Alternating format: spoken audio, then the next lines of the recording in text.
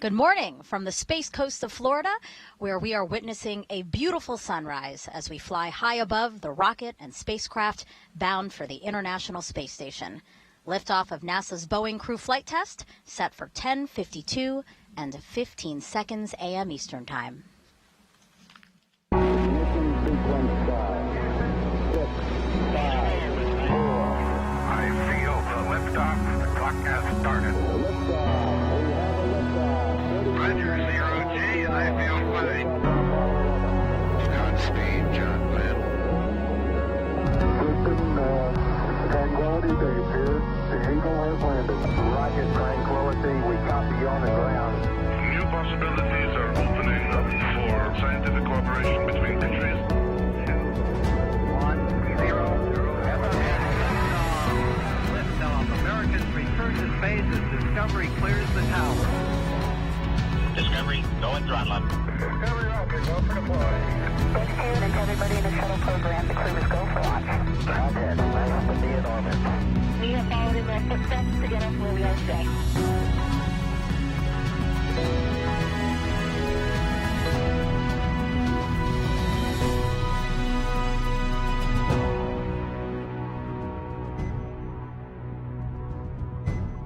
And here are the astronauts who will fly for the first time ever in Boeing's Starliner spacecraft. Commander Butch Wilmore and pilot Sunita Williams, as you can see, suiting up for their mission into the history books.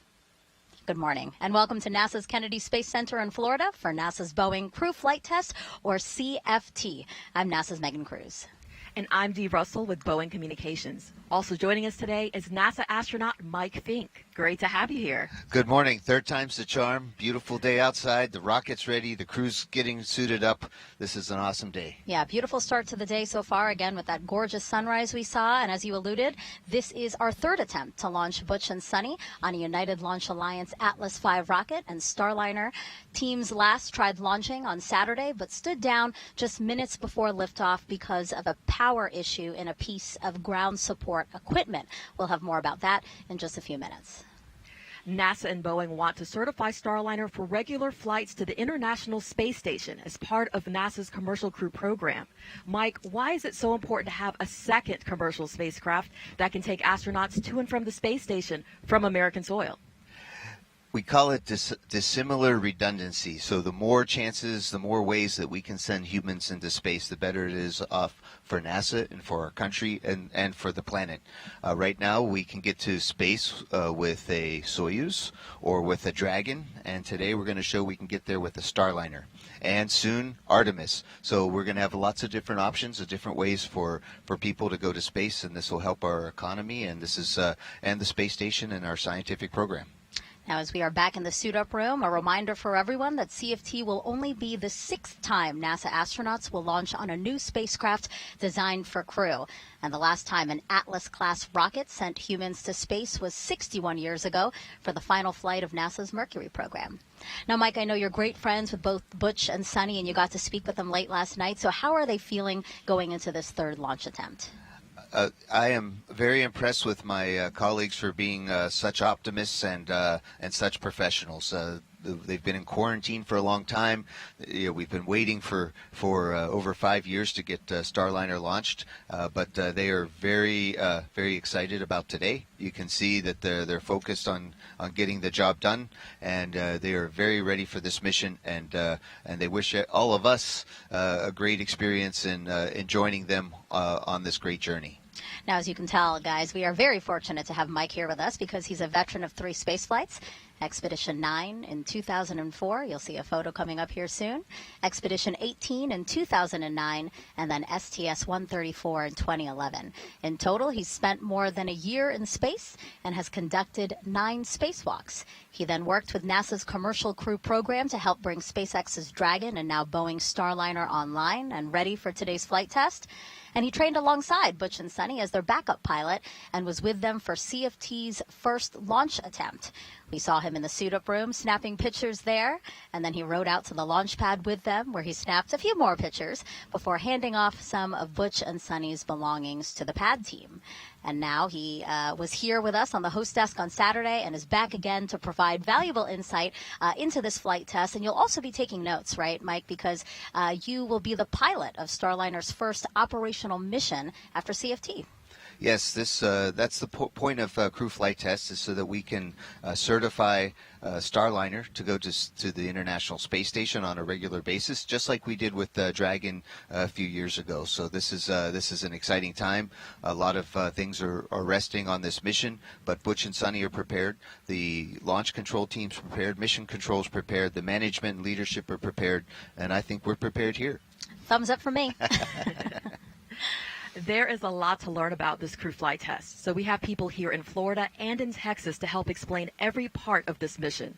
Let's start first with ULA's Dylan Rice and Boeing's Lauren Brennicke, who are monitoring the spacecraft and rocket from the United Launch Alliance's Advanced Spaceflight Operations Center, or ASOC. Yeah, Dee, welcome to the ASOC. We are at ULA's rocket headquarters, really over here on the Cape side. Dylan and I have a great spot for today's launch operations here in the ASOC. We have special viewing and monitoring opportunities here in what I like to consider the press box that's, above the big game going on downstairs. We've got this great view of the launch control team down here, and then we have the mission directors on one side of us and engineering support on the other side. So it is really the best spot to be following along with all the procedures today. And we did just hear that we have a go to proceed with the pad team moving back over to the pad. And Dylan, that's because fueling is wrapped up. Well, that's right, Lauren. Atlas V and Centaur are fueled and ready to go. But looking back at our experience over the weekend here during our second CFT launch attempt on Saturday, we held our terminal count at T-minus 3 minutes 50 seconds because of an issue detected by our ground launch sequencer. After the scrub, our technicians and engineers worked overnight to assess all of our ground support equipment at the launch pad. The assessment identified an issue with a single ground power supply within a redundant computer chassis that supplies power to a set of cards which control various system functions. That power supply fault caused several cards to go offline, and shortly after we entered terminal count, the ground launch sequencer attempted to verify the appropriate level of redundancy during terminal count, and when it received the feedback that those cards were offline, the ground launch sequencer terminated the countdown. On Sunday, that chassis that contained the faulty ground power unit was removed, visually inspected, and replaced with a spare chassis. We didn't find any physical indications of significant failure with it, so we'll be doing a full failure analysis on that power unit. Meanwhile, with the new equipment in place, we have performed a full functional checkout of the chassis and all the cards. All the hardware is performing nominally.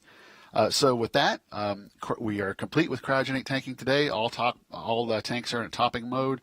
Tanking and all of our operations today have gone very smoothly so far. All of our pre-launch checks are basically complete.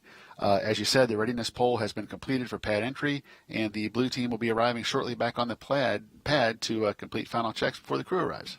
So a lot of work going on over the last couple of days. Starliner has been powered on since that last attempt, with our teams monitoring the health of the vehicle and its systems really around the clock. So now let's check in with NASA's Daryl Nail over at nearby Hangar AE. He's keeping an eye on the weather for us and NASA's oversight of today's flight test. Daryl. Well, good morning, Lauren and Dylan, and welcome to Hangar AE inside the broadcast booth where the commercial crew program, the management and engineers behind me are monitoring the ULA and Boeing's preparations for launch. You mentioned the weather, and of course that's a really good one today, as it has been for the previous two attempts. We are back at just 10% probability of violation, which is 90% go, and you can see why outside. It's a beautiful view outside. You see the graphic there, 90% go. The only concern is the cumulus cloud rule. And that's because there is a little bit of some convection that they expect to happen right there offshore, closer to T0. We could have some puffy clouds around increasing as a result of the sea breeze coming right off the ocean there. You see the Atlantic Ocean overlooking the launch pad there. That could possibly trigger some cumulus clouds that could pose a risk. That's what they're going to be keeping their eyes on as we go back into the suit-up room. But the threat is low, as I mentioned, only just 10% chance that it could pop up during the T0. We got an update from the launch weather officer, Melody Lovin, and she gave basically what I just told you, that everything is looking good. We're also monitoring the abort corridor, which is up the eastern seaboard. I'll talk more about that in another hit later on in the launch broadcast. But overall, that chance for it being an issue is also low. So we're looking good here from Hangar AE. We'll send it back to Megan, Mike, and Dee. Thank you so much to Lauren, Dylan, and Daryl. And here we are again in the suit-up room. We actually just witnessed Butch finish his suit leak check, and we know that because now his visor is unzipped. He's moved over to the right chair. And that suit leak check, Mike, let's explain it for some people who might not know what that is and why it's so important. So as I'm sure our viewing audience knows, that we don't just wear our suits because they look good, and not just because we have to, but they serve a great purpose. So if you fly in an airplane, they talk about if the cabin were to depressurize, you should put the little mask in front of your face. Well, if our spacecraft for some reason would have a big leak, this is a second layer of protection. The suits will keep us from suffering any problems from being in a vacuum or low pressure. So our suits need to be able to hold their own pressure, and we've been working with these suits in the David Clark Company for a while. We know these suits are great, but we still check them right before launch. And then we even do another leak check inside the space capsule. This is the extended leak check, or a slightly longer one with some more sophisticated equipment. But once Butch and Suni get into the spacecraft, they'll do another abbreviated leak check to make sure that everything is good. So you see Suni's is getting her gloves on. She'll put on her visor, and then she'll inflate a little bit like the Michelin Man or the Stay Puft Marshmallow Person or something like that. You'll and that shows that the suits are inflated. And then we have also practiced to be able to fly the spacecraft even with the suits inflated, that we can still do the things we need to do to keep safe and keep the mission flying. Oh, yeah, that makes sense. As you were saying, they really do puff up. It's very visually apparent that the suit leak check is happening. So, again, Butch has completed his, and he's waiting for his pilot, Suni, to have that same check on her suit. And the room where they're in, this is a historic room within astronaut crew quarters, which takes up the west wing of the third floor of the Neil A. Armstrong Operations and Checkout Building at Kennedy. And actually, NASA has used this very suit-up room since Apollo 7 in 1968. That was the first manned mission of the Apollo program, so a lot of history here.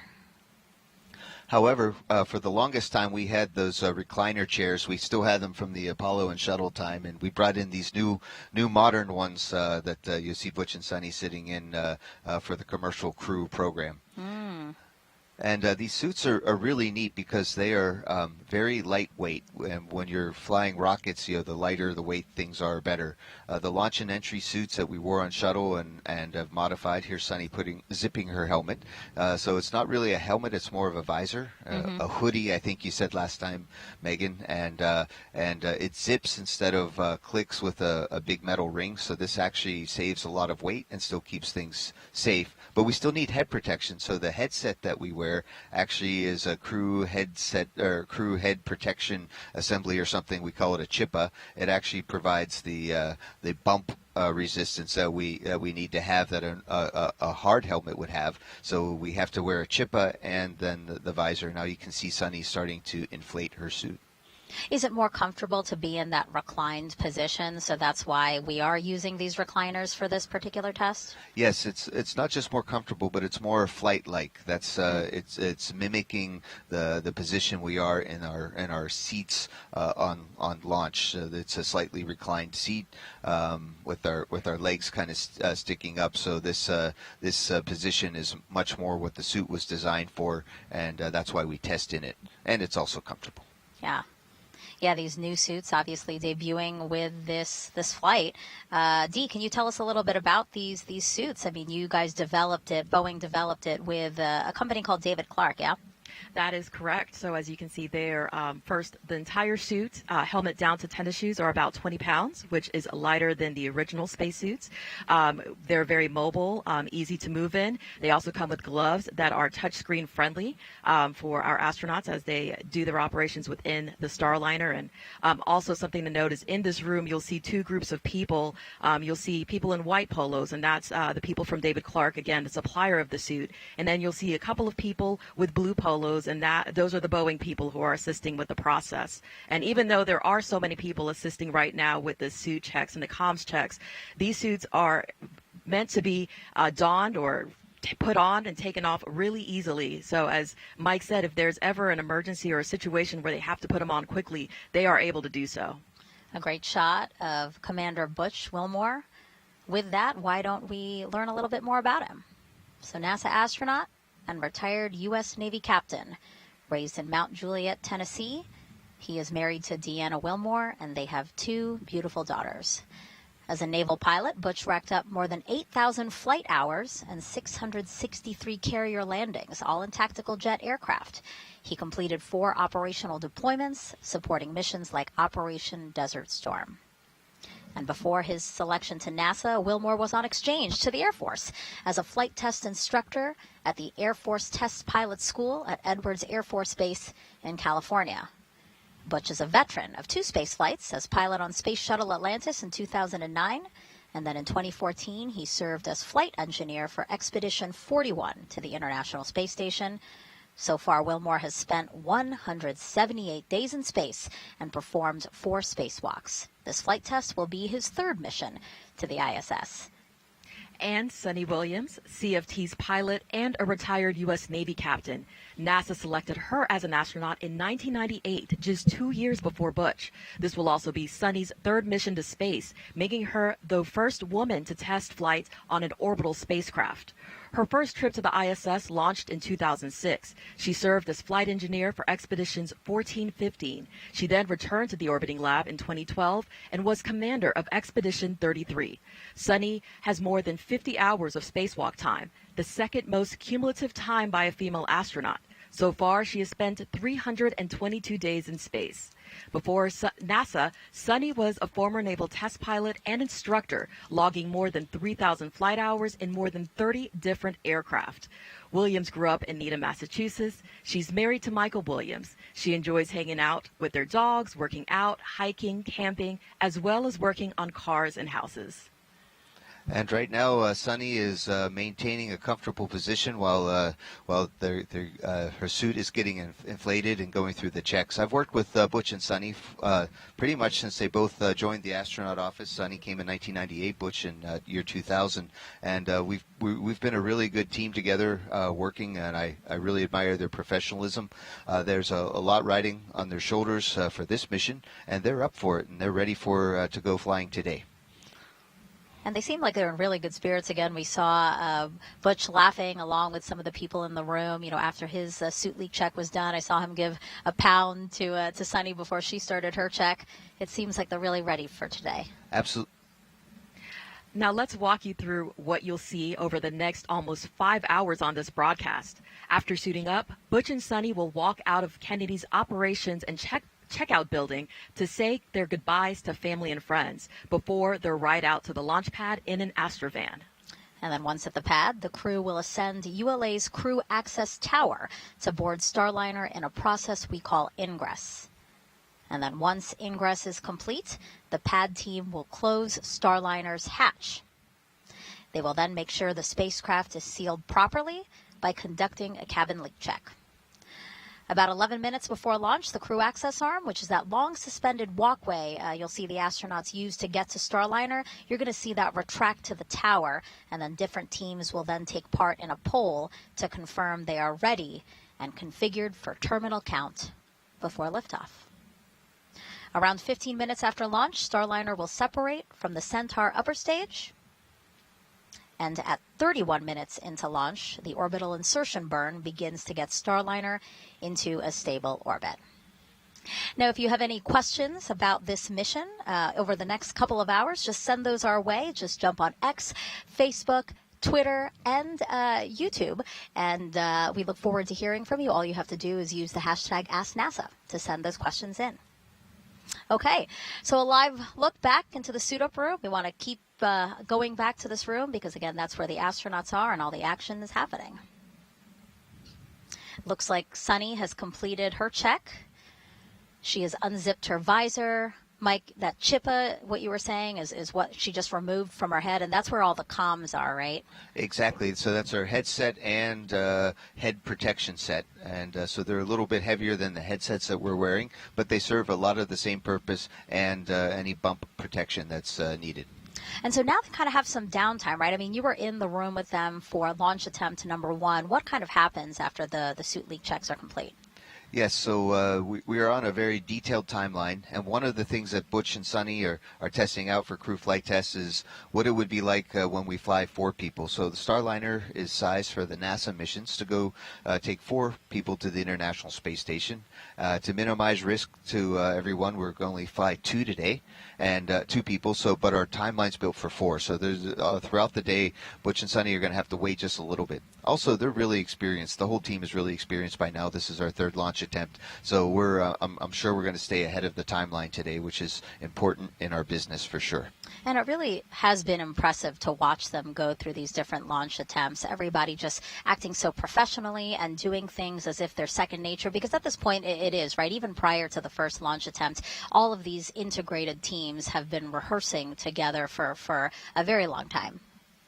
Indeed, and today is a great day to put on a spacesuit and climb into a spacecraft and go launch. And so, speaking of today, Butch and Suni, they woke up just after 3:30 this morning, and then they went in for some medical checks, followed by a weather briefing, and then they started to suit up. And they've been in quarantine now, Mike, since April 22nd. We know what they did between launch attempts 1 and 2. You know, they were able to return to Houston to help troubleshoot some of the issues that we had between those 2 launch attempts, spend some more time with family, still in quarantine, of course. And then the time between our attempt on Saturday and now, do they have some time to enjoy some of the beautiful sights here we have in Florida? Oh, absolutely. I talked with Butch and Suni yesterday, and with their 2 flight doctors and the flight surgeons. And Butch was able to go fishing yesterday. He saw the sunrise. He saw manatees. The alligator was chasing after his bait, apparently. And Suni was able to take a nice run along the beach. And she didn't run into. She saw some sea turtles, and you know, those are very beautiful things here in Florida.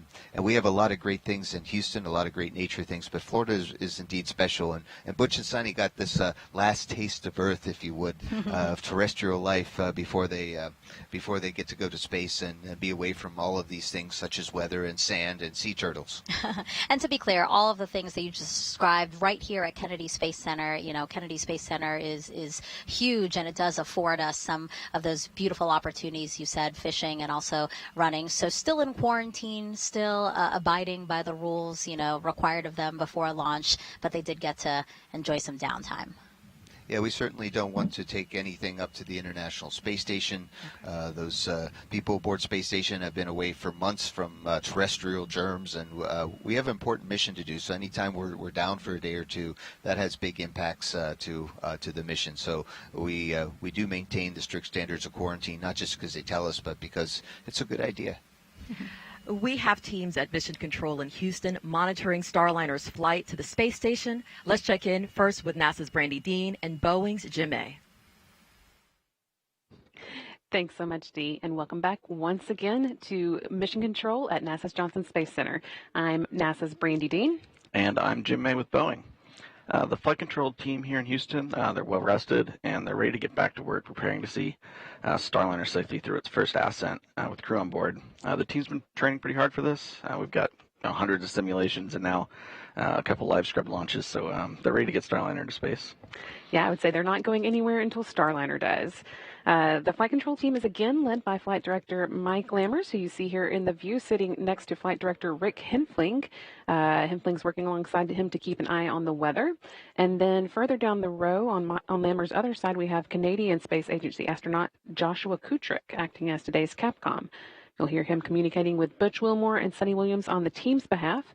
He'll be filing all of his experience away as he prepares for the next Starliner flight. He's assigned as a mission specialist on Starliner 1. So the team here today returned to their consoles around 4 a.m. Central this morning, and they've been working closely with the teams in Florida just under 4 hours before launch. Once everything was activated and ready for them, the Boeing Mission Control Center team in Florida handed control of Starliner over to the folks here in Houston, and they'll be the ones sending any commands to Starliner from now on. But if all goes well, you won't hear too much from them today as they move through the countdown with their colleagues in Florida.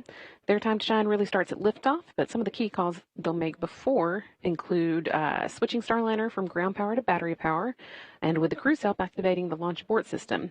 And of course, Lammers will also be speaking on behalf of his team when he gives a go or no-go to the launch conductor during the final poll 7 minutes before launch. At liftoff, they'll work hand-in-hand with the ULA team, who's controlling the Atlas rocket, lifting Starliner into orbit. For the first minute and a half of flight, we'll have Atlas and its solid rocket boosters providing the initial lift to get Starliner going. And then in the final stretch of launch, we'll see the second stage Centaur engines finish the job of getting Starliner to orbit.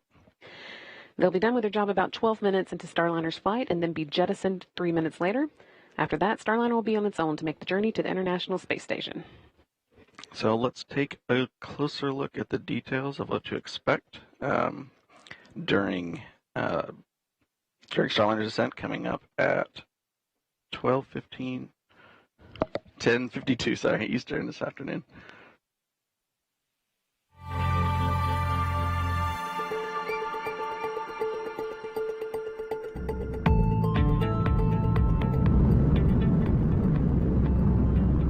Ascent begins at T-0, liftoff, the end of the countdown and the beginning of the mission. Shortly afterwards, at T+12 seconds, the rocket rolls, lining up Starliner with its target orbit and putting the astronauts in a heads-up position.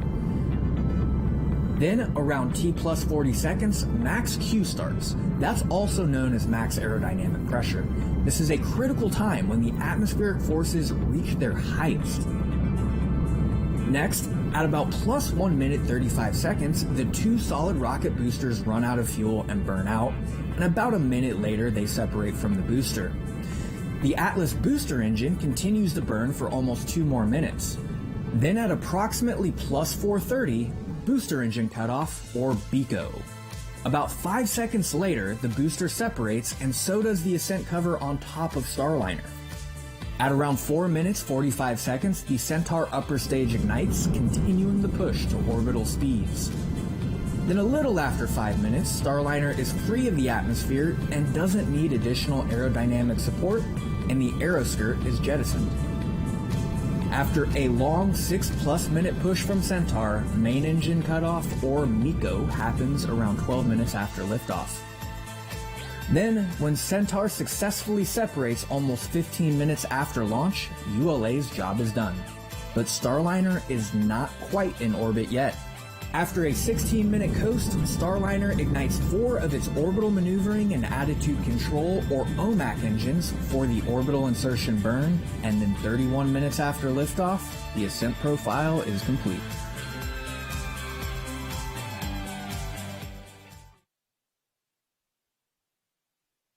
That is what you can expect for the first 30 minutes of Starliner's mission. After that, they'll make an orbital beeline to the International Space Station. And if we launch on time today, Starliner is set to dock with the station at 12:15 p.m. Eastern on Thursday. So next, we're going to check in with NASA's Rob Navius, who is waiting on launch just down the hall with the Space Station Flight Control Team. Rob? Well, thank you, Brandy, and good morning from the International Space Station Flight Control Room here at the Johnson Space Center in Houston, where the Orbit 1 team of flight controllers is on console at this hour, monitoring the countdown and keeping tabs on the Expedition 71 crew aboard the Orbital Outpost. While everyone's attention is on the countdown for the launch of Starliner to the station, NASA astronauts Matt Dominic, Tracy Dyson, Jeanette Epps, and Mike Barrett are conducting checks on the U.S. spacesuits in the Quest airlock, preparing for the first of 3 spacewalks outside Quest, scheduled to begin on June 13th. The first spacewalk by Dyson and Dominic is designed to retrieve a faulty radio frequency antenna assembly on the truss and collect samples of residue from the exterior surfaces of the U.S. segment elements of the station. Now, early Thursday morning, there'll be a pair of mission management meetings, first by Boeing management to assess Starliner systems following launch, and the initial series of vehicle tests that the Starliner crew will perform to ensure that the vehicle is ready for docking. Following that meeting, the International Space Station partners will gather to give final approval for Starliner to press ahead with the critical phase of the rendezvous that will begin Thursday morning with the terminal phase initiation burn. By the way, at the time of launch today at 10:52 and 15 seconds a.m. Eastern Time, the International Space Station will be flying 260 miles over south-central Turkey. So a busy 24 hours lies ahead. We'll be here every minute to keep you posted. With that, and with the countdown for the launch of the Atlas V well underway, we'll send you back to our folks at the Cape. Thank you to our commentators over at Johnson. As we were telling you, we have teams in Florida and in Houston monitoring every aspect of the launch. So why don't we head back over to the ASOC now with ULA's Dylan Rice and Boeing's Lauren Brennicky. Thanks, Megan. We want to let all the viewers at home know that we are going to be bringing up those public operational communications now. You might hear us refer to them as loops or nets. And if you've been following along, you've heard a lot of that in the last two attempts. So we are going to bring those up, the audio of it on the broadcast, and you may hear us stop commentary for a moment so that that can play across for you to hear it. It's our job to wear these headsets, listen to some of those side channels as well, and then be able to translate what's happening in real time for you. We'll also just be following along with the nominal procedures of the day. So right now, what we're hearing on those nets is that the pad team has made its way back to the pad, and the white room is configured for being ready to get the crew back in there. You can see they're working to open the hatch at this moment. So once the crew gets back over there, they'll be ready to start doing all of the procedures there in the white room. The Starliner Control Center has shifted control of the spacecraft over to Mission Control in Houston. And then also our team has been managing a small helium leak in Starliner's propulsion system since that first launch attempt. It does remain acceptable for flight today. After testing all 8 of Starliner's helium manifolds, we found the leak was isolated to just one flange in one of the spacecraft's 28 reaction control system, or like we call it, RCS thrusters, which makes small adjustments on orbit, and even more specifically to a tiny seal about the size of a button on a men's dress shirt. Helium is not combustible or toxic. Thorough data analysis showed Starliner could handle 4 more leaks, or this leak growing by 100 times its current size before needing to be managed in space. In fact, other spacecraft like the shuttle have launched with similar helium leaks in the past. The leak rate was checked about half an hour ago, and not much has changed since the last launch attempt, which is a good thing. We do have confirmation that it remains acceptable. Our teams have also been cycling the thruster valves, and those are now in the open position. This is the third time for Starliner to launch, but first time with the crew, so some of the procedures are a little different. That's why we're coming to you so early before launch today. It is important to remember this is a test flight, and we are going to learn a lot to be more efficient in the future. So Dylan, how are things progressing with the rocket? Well, Lauren, things are going very, very well with the rocket this morning. This is the 100th launch of the safe and reliable Atlas V rocket and the third flight of the 172-foot tall N-22 configuration. This rocket is equipped with a dual-engine Centaur upper stage, a configuration that is uniquely capable to deliver the performance needed to shape the trajectory for crew safety. All right, and now we will check in with NASA's Daryl Nell over at Hangar AE. Daryl. All right, thank you, Dylan and Lauren. And back here at Hangar AE and out at the pad, you can see beautiful skies above. We talked about the weather at the top of the show. Only 90%, I say only 90% go, which is a fantastic weather forecast here at the pad. But we also have weather that we're tracking along the Ascent corridor, and let's talk about that a little bit. We have a graphic to show you how once that rocket lifts off from the pad, this is the track that it will take along the eastern seaboard, and you can see it there all the way up just past Newfoundland on this particular view here. And what it shows you is along that path there are areas in which, if needed, the Starliner could abort off the top of the rocket and go into the ocean. And there's a number of them. And now we have an arm wrestling contest between Joe Acaba and Butch Wilmore. Oh, no, not right hand, lefty. Oh, here we go. Let's take this in.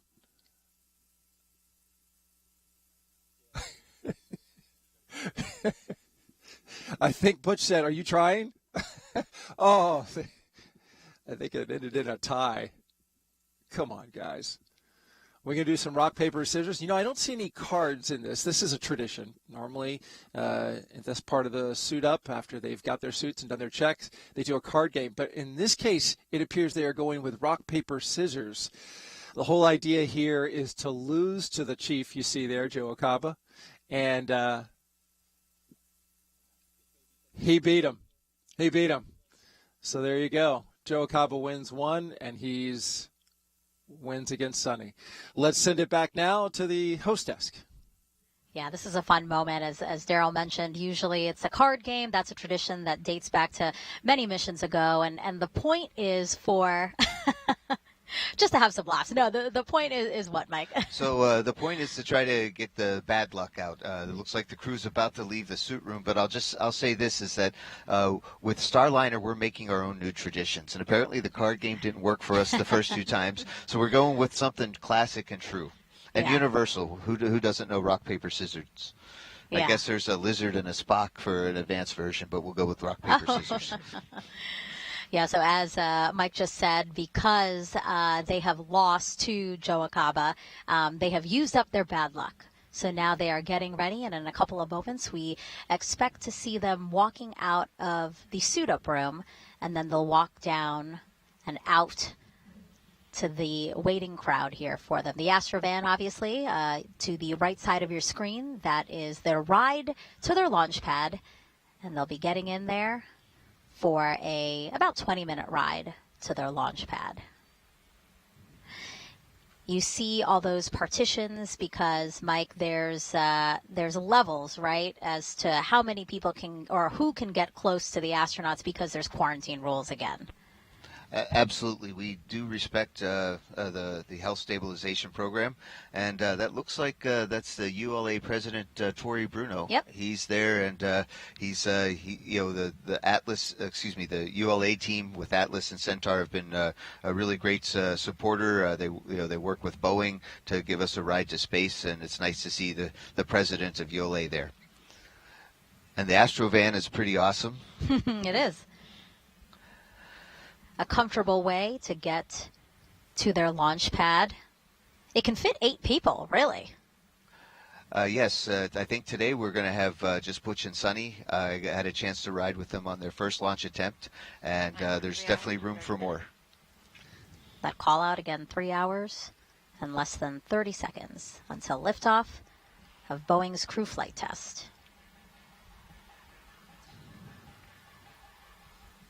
And I think the crew's supposed to come out in just a minute, and they'll be waving and have a chance to talk to their families. And this is an important moment. We have stand by. The families are here, and not as much as they were at the very beginning because lots of things have changed. But Butch and Suni are well supported, and we have a great team that helps support our families, including Kelly Curtis. LC Slick on Channel 1. Go ahead. The NASA astronaut. Hatch open, ops are complete, confined space checks are nominal. Roger. And there's a call-outs among the pad team. So as we said, there's a lot of coordination that needs to happen to make this launch possible. So right now we do have pad team members at the launch pad, and they're readying Starliner for Butch and Suni's arrival. It's a well choreographed orchestra today, especially everything seems is going on time, and our family support team has made sure that the crew families are there for their and Butch and Suni are given the best send off that they can. And we have some leadership here at Kennedy, also here for crew walkout. This is a really cool moment. The final opportunity for the astronauts to say, see you later until their launch. Again, targeting 10:52 and 15 seconds a.m. Eastern Time. The administrator has arrived just in time. Crew's going to step out in just a few moments, and they're going to be. It's really emotionally amazing for us to see, all the support that we have from above and below. And here we go. Out of the suit-up room, Commander Butch Wilmore and pilot Sunita Williams walking to an elevator at the end of the hallway to depart astronaut crew quarters.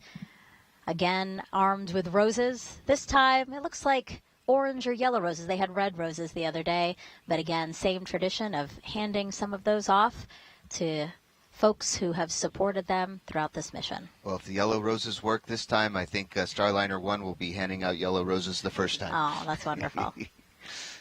But we have a great team at crew quarters, and they're saying a quick prayer of blessing to get all the best for Butch and Sunny. And now they're getting into that elevator. With life-size posters of Butch and Sunny. A wave from Butch before the doors close. That elevator will then take them down 3 flights. I think I see their patch. The Butch and Sunny patch is on right above the ONC building there, where has been zapped before, including Demo 2, which is the equivalent flight for Dragon. The Starliner, CFT patch is right next to Demo 2. Yeah. This, of course, are the doors that they're going to walk out of to greet family and friends. And NASA astronauts launching from Florida have walked out of these same doors again since Apollo 7 in 1968. These mission stickers were added around the frame starting in the shuttle era. And as you said, Butch and Sunny's mission sticker is already there. And I'll tell you, it is a real thrill and an honor. I can't express it of how cool it is for those doors to open and you walk out to your ride to the Launchpad, and your family, your friends, everybody's there to support you. And it's like, all right, we're going to go do this. And Butch and Sunny are amazed today. And Butch and Sunny designed their mission patch, and every detail has meaning. The 7 stars in the background represents the astronauts who travel to space as part of the Mercury program. The astronaut symbol at the bottom between Butch and Sunny's names represent all who will follow in their footsteps after this flight. The orange border is a nod to this being a flight test. Earth's blue marbling represents Sunny's love of the ocean. Wait. And of course, you have Starliner and the Atlas V rocket there in the middle, with the ISS above it, signifying Starliner's first destination in space. Now, earlier in the show, we asked you to submit your Ask NASA questions on social media, so let's take a look and answer some of those now. This is from Bailey Schwartz. How do the astronauts mentally prepare for leaving?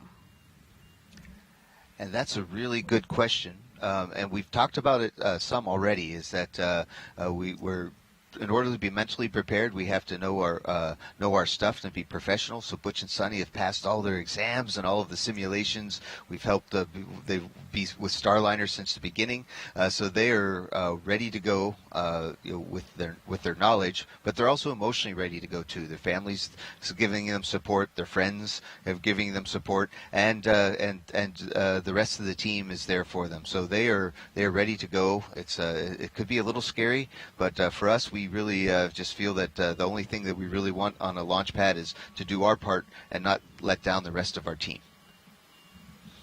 There's absolutely no way I think that you guys can let down your team. Absolutely not.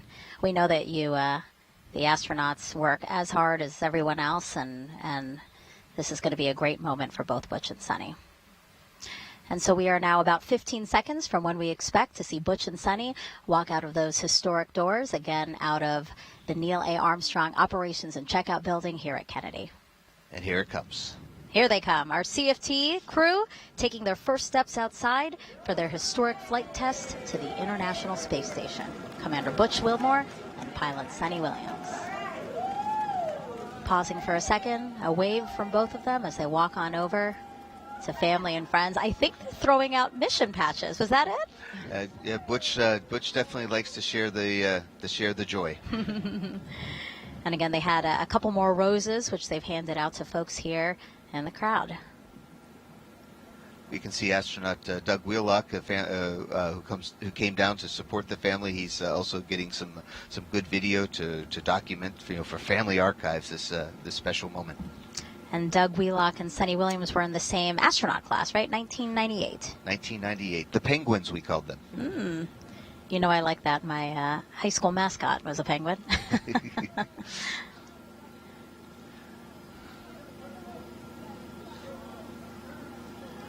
Playing to the crowd as they always are. They have great personalities. They're really keeping up all the energy, getting everybody pumped for this historic mission.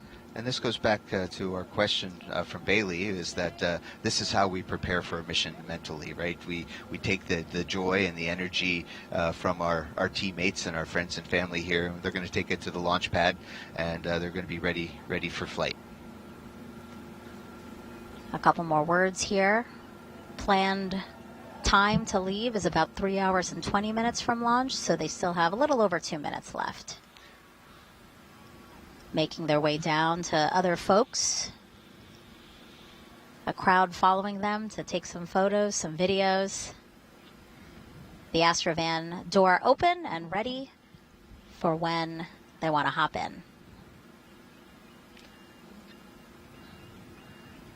And this is all carefully choreographed. The spacecraft hatch is open, and the convoy to go to the launch pad, which will drive by here, will have to arrive just in time. So everything is down to the minute.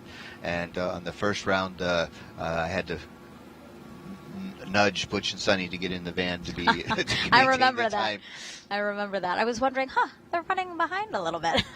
Well, that's that was all on me. But now that I'm not there to slow them down. NASA Administrator Bill Nelson there. On the right, and Deputy Administrator Pam Melroy, accompanied by ULA's CEO and President Tori Bruno. Again, taking the opportunity to say their well wishes to Butch and Sunny. Sunny saying, "Come on over here, Butch, let's take a photo."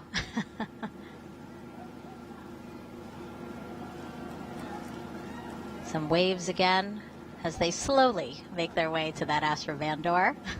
We can see Boeing's astronaut liaison, Megan Donaldson, getting a hug there. She has been such a great help to keep the crew and Boeing management and Boeing team in sync, as well as to make sure they stay on time. And that's why they're on time today. Thanks, Megan. Good job. Oh, not me. Got it. Well. And thank you to you, Megan Cruz. All right, the door now closing. Also riding along with them will be the driver and a backup driver. The driver for all three attempts has been Rodney Perry. Again, thinks his job is so cool. You know, what an amazing, unique opportunity. And then we also have the backup driver. That's right. The backup driver is Blake Poston.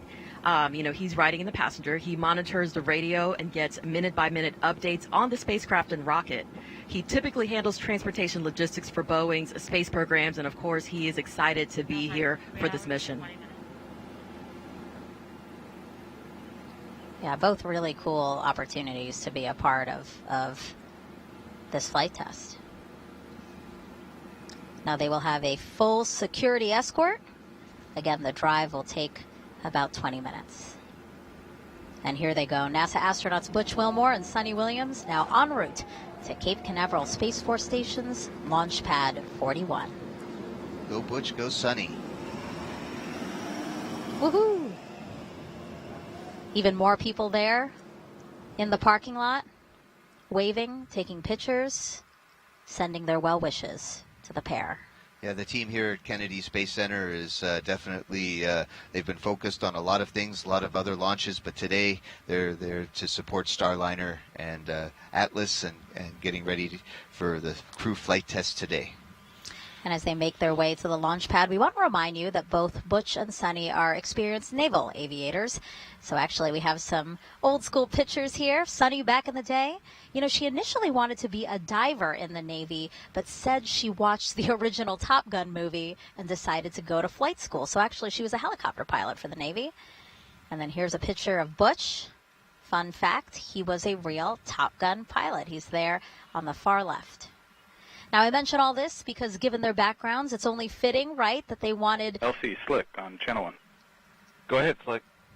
Crew transport convoy is en route to LC-41. Estimated arrival at the roadblock is at L-307. Roger. that they wanted clips from the Top Gun Maverick movie playing in the Astrovan to get them all hyped up for their test flight to space. But my question for you, Mike, because you rode with them the first time, is are they actually watching that? Because my impression is they're making a lot of phone calls while they drive in the Astrovan to people they want to thank, right? Oh, yes. Butch. OSM, LC. OSM. Crew transport convoy is en route to pad. Permit entry into FHA. Roger. So that was launch conductor Doug Lebo giving permission for the crew to go into the hazard area, flight hazard area, so that when the van gets there, they don't have to wait and go through security, because we know that's always fun. So they're gonna get the speed pass to go through. So Butch and Suni really have appreciated the team that we're all part of, and astronauts get a lot of credit because we're at the tip of the rocket, tip of the spear, if you would. But we really do appreciate everybody who's worked hard for Starliner mission. It's been a long time coming, and so Butch and Suni took some time in the previous flights for them to call their different teammates and along the way and show appreciation. And I know if even though they're my friends, if they were ever call me, I know how excited I would be. And this is a pretty neat thing. Yeah. Now let's check back in with NASA's Brandy Dean and Boeing's Jim May, who are monitoring things at Mission Control at Johnson Space Center. Thanks, Megan. There are no issues being worked so far today at Mission Control in Houston. Things are going smoothly as the team works through their timeline. One of the first things they did after coming on console was a weather briefing with the crew in crew quarters. Starliner's luck with weather continues as they again had few concerns to discuss. Weather's looking good for today's launch. And then a little less than an hour ago, the team here in Houston took control of Starliner. And at the moment, they're working in a little bit more of a monitor mode, keeping the spacecraft stable while Butch and Suni head to the pad, and while the teams at Kennedy Space Center prepare Starliner for their arrival. Once the crew gets strapped into their seats and the hatches closed, things here will start to pick back up as we perform cabin leak checks and monitor Starliner's life support systems, which are hosting crew for the first time into space.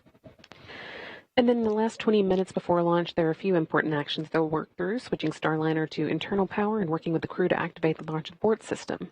They'll also stay ready to respond to any issues that arise between now and launch, such as the suit fan problem they had to troubleshoot on Saturday about 13 minutes before launch. We saw an increase in voltage on those fans, so they turned off, and the team here in Mission Control was able to quickly work to get them turned back on and ready for launch. And this carefully choreographed pre-launch process has been practiced many times as a fully integrated team, with all of us sitting here in these same seats. It's our final set of training to prepare for Butch and Suni's mission today. And of course, all of this is aiming to get the crewed Starliner to the International Space Station for its crewed flight test. So let's check in again with the destination, the International Space Station. Rob Navius is with the Space Station Flight Control Team, standing by to give us an update. Thanks, Brandy. With the white flight control room down the hall, poised to take over Starliner mission operations at liftoff of the Atlas V rocket, the flight controllers in this room, the International Space Station Flight Control Room, are ready to collaborate with their colleagues once Starliner moves into integrated operations just after 9 a.m. Eastern Time tomorrow. That'll be about 3 hours prior to Starliner's scheduled docking. Now, once the new spacecraft is docked to the station's Harmony module, there'll be a period of about 2 hours to conduct leak checks on both sides of the Starliner Harmony docking interface before the hatches will swing open, allowing Butch Wilmore and Sunita Williams to enter the station, the place they have both called home on previous missions. Wilmore and Williams will configure Starliner systems for docked operations, then will join the 7 Expedition's 71 crew members for a typical safety briefing. That will be conducted by Station Commander Oleg Kononenko of Roscosmos, who yesterday marked 1,000 days in space on this, his 5th mission. The Starliner crew will then begin to transfer equipment to the station from their spacecraft and settle in for their visit. Countdown clocks are ticking backward as we close in on the launch of this test flight, and we are ready here in Houston. So let's turn it back to you guys at the Cape and our continuing coverage. Thank you, Rob. We are now 3 hours, 13 minutes and counting away from only the 6th time NASA astronauts will launch on a new spacecraft designed for crew. And if you're wondering about the first 5 crewed test flights, here they are. Mercury Redstone 3, Alan Shepard, May 5th, 1961. Apollo 7, Gemini 3 with Gus Grissom and John Young, launched March 23rd, 1965. And then Apollo 7, Wally Schirra, Don Isley, Walt Cunningham, and that was October 11th, 1968. We have STS-1 with astronauts John Young and Robert Crippen, which launched April 12th, 1981. And NASA SpaceX Demo 2, Doug Hurley, Bob Behnken, May 30th, 2020. And then, of course, today's NASA's Boeing crew flight test with Butch Wilmore and Sunita Williams. And if you can see there, you can see the C-3PF where Starliner is built and refurbished after every flight. And as Butch and Sunny's convoy passes the historic vehicle assembly building there at Kennedy Space Center, we should mention what will be the 7th time NASA will fly crew on a new spacecraft off our planet. And that will be the Artemis II mission next year. NASA astronauts Reed Weissman, Victor Glover, Christina Cook, and Canadian Space Agency astronaut Jeremy Hansen will orbit the moon. And their Space Launch System rocket and Orion spacecraft will be assembled in that very vehicle assembly building. Check out what's already in work for NASA's return to the moon.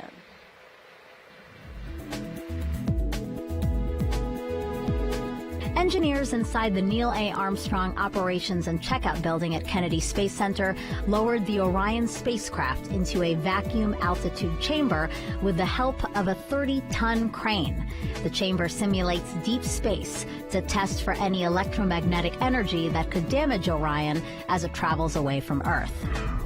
Meanwhile, the Artemis II crew completed an underway recovery test at sea. This exercise mimics Orion landing and recovery procedures when the crew splashes down in the Pacific Ocean off the coast of California. Navy divers and boats approached a mock-up Orion capsule and helped the astronauts into helicopters, which then flew them to a nearby naval ship, just like they'll do during the mission. Back at Kennedy and high above Launchpad 39B, this 360-degree video takes you for a ride inside one of the Artemis emergency egress baskets. In the event of an emergency at the launch pad, astronauts and workers use this quick exit to get to safety. That's a look at your Artemis Moon Minute. And it's important to mention that, working with commercial partners like Boeing through the commercial crew program really allows NASA to focus on these other goals like returning to the moon. I think we're in the golden age of space exploration, and we're going to keep working on getting more people into space and building a low Earth orbit economy and exploration to Moon and Mars. This is an exciting time. Yeah, what I think is so cool is that there's so much to do with space exploration that we couldn't do it alone. We realized that we should bring in private companies, commercial companies to really help us meet this fantastic goal of getting off our planet and seeing what else is out there. Well, there's a lot of opportunities for young scientists and engineers, STEM fields out there. So any of you kids out there, study hard. We could use you in the space program. We are now 3 hours and 9 minutes until launch. Let's check back in with Daryl Nail over at Hangar AE. All right, thank you, and good morning as we track the crew on their way to the pad, and they do so with some beautiful sunshine in their faces. That Florida sunshine is cooking up some heat, though. We're going to get into the 80s by the time we hit T0. But the good news is not expecting any significant issue from the weather. That doesn't mean they're not tracking a few things as we look off to the east. Outdoors, the temperatures, again, comfortable. Winds are light. That's not an issue. But we are tracking the possibility for cumulus clouds around the pad closer to T0, and that would be triggered by the sea breeze that we get here in Florida this time of year. Sea breeze, the cool air off the ocean meeting the warm air over the land.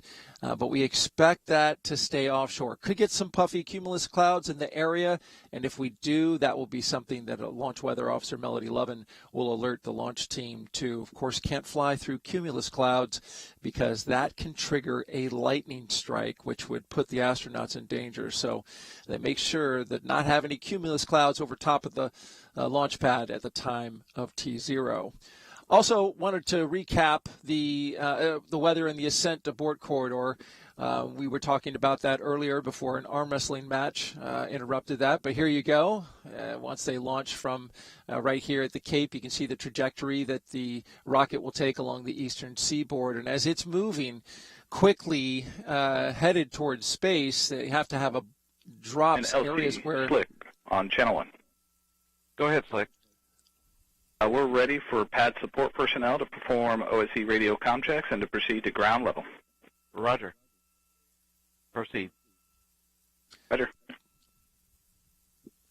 And again, you can see that track there. Basically, there's areas along that track where the Starliner could abort should something go wrong with the rocket. Right now, that risk is low of anything happening, so that is a good thing. Again, the risk is low for the Ascent abort corridor. They are tracking a few storms off the coast of North Carolina, as well as some cold temperatures for the water off of Newfoundland. But overall, they don't expect this to be an issue for the rescue team should they need to be deployed in the case of an abort. And that's it from the hangar. We'll send it back to Megan, Mike, and Dee. It's always great to see you here when weather is cooperating for liftoff. Now, Butch and Sunny are almost at the launch pad, so let's check back in with Lauren and Dylan as they monitor the Atlas V and Starliner. Megan, great to see the crew headed back over to the pad again. It was another special... Yes, sir. Crew transport convoys cleared roadblock, 20 personnel, 20, entering FHA at this time. Roger. Another special send-off from so many loved ones, friends, family. We also did see Boeing's Kay Sears out there sending the crew off. She is the Vice President and General Manager of Space Intelligence and Weapons Systems for Boeing Defense and Space and Security. So a lot of special people out there today hoping for a smooth countdown, which is what we are monitoring at this moment. The Starliner pad team has been inside the White Room preparing for the crew to get over there. The full pad team is actually made up of 5 people from Boeing and 3 people from ULA. We also hear them referred to as the Blue Team, and one of those pad team members is headed down here soon to meet the crew down at the bottom of the pad. They typically do a bit of a tradition where the crew would get out and view the rocket first, but I'm not sure if they're going to do that today. They chose not to do it during the last launch attempt. They, of course, did it during the first launch attempt, so we'll see if they decide to do that today. They may just go straight over to the elevators and head up. Of course, this is the 3rd time for both Butch and Sunny to go through these motions with 3 different spacecraft and 3 different rockets. They both have ridden on the shuttle and the Soyuz in the past, but they really love Starliner. They have talked about just the agility, the nimbleness of the spacecraft, and they really can't wait to get up there and put their hands on it and do some manual piloting, as well as, of course, the automated piloting that it is made to do. We've even heard Butch joke a little bit about some of the things he can do in Starliner. He said that... Yes, sir. I'm sure you're aware, but if not, the level 12 visual cameras are out of configuration. Repeat that, please. The level 12 visual cameras are out of configuration for proper monitoring.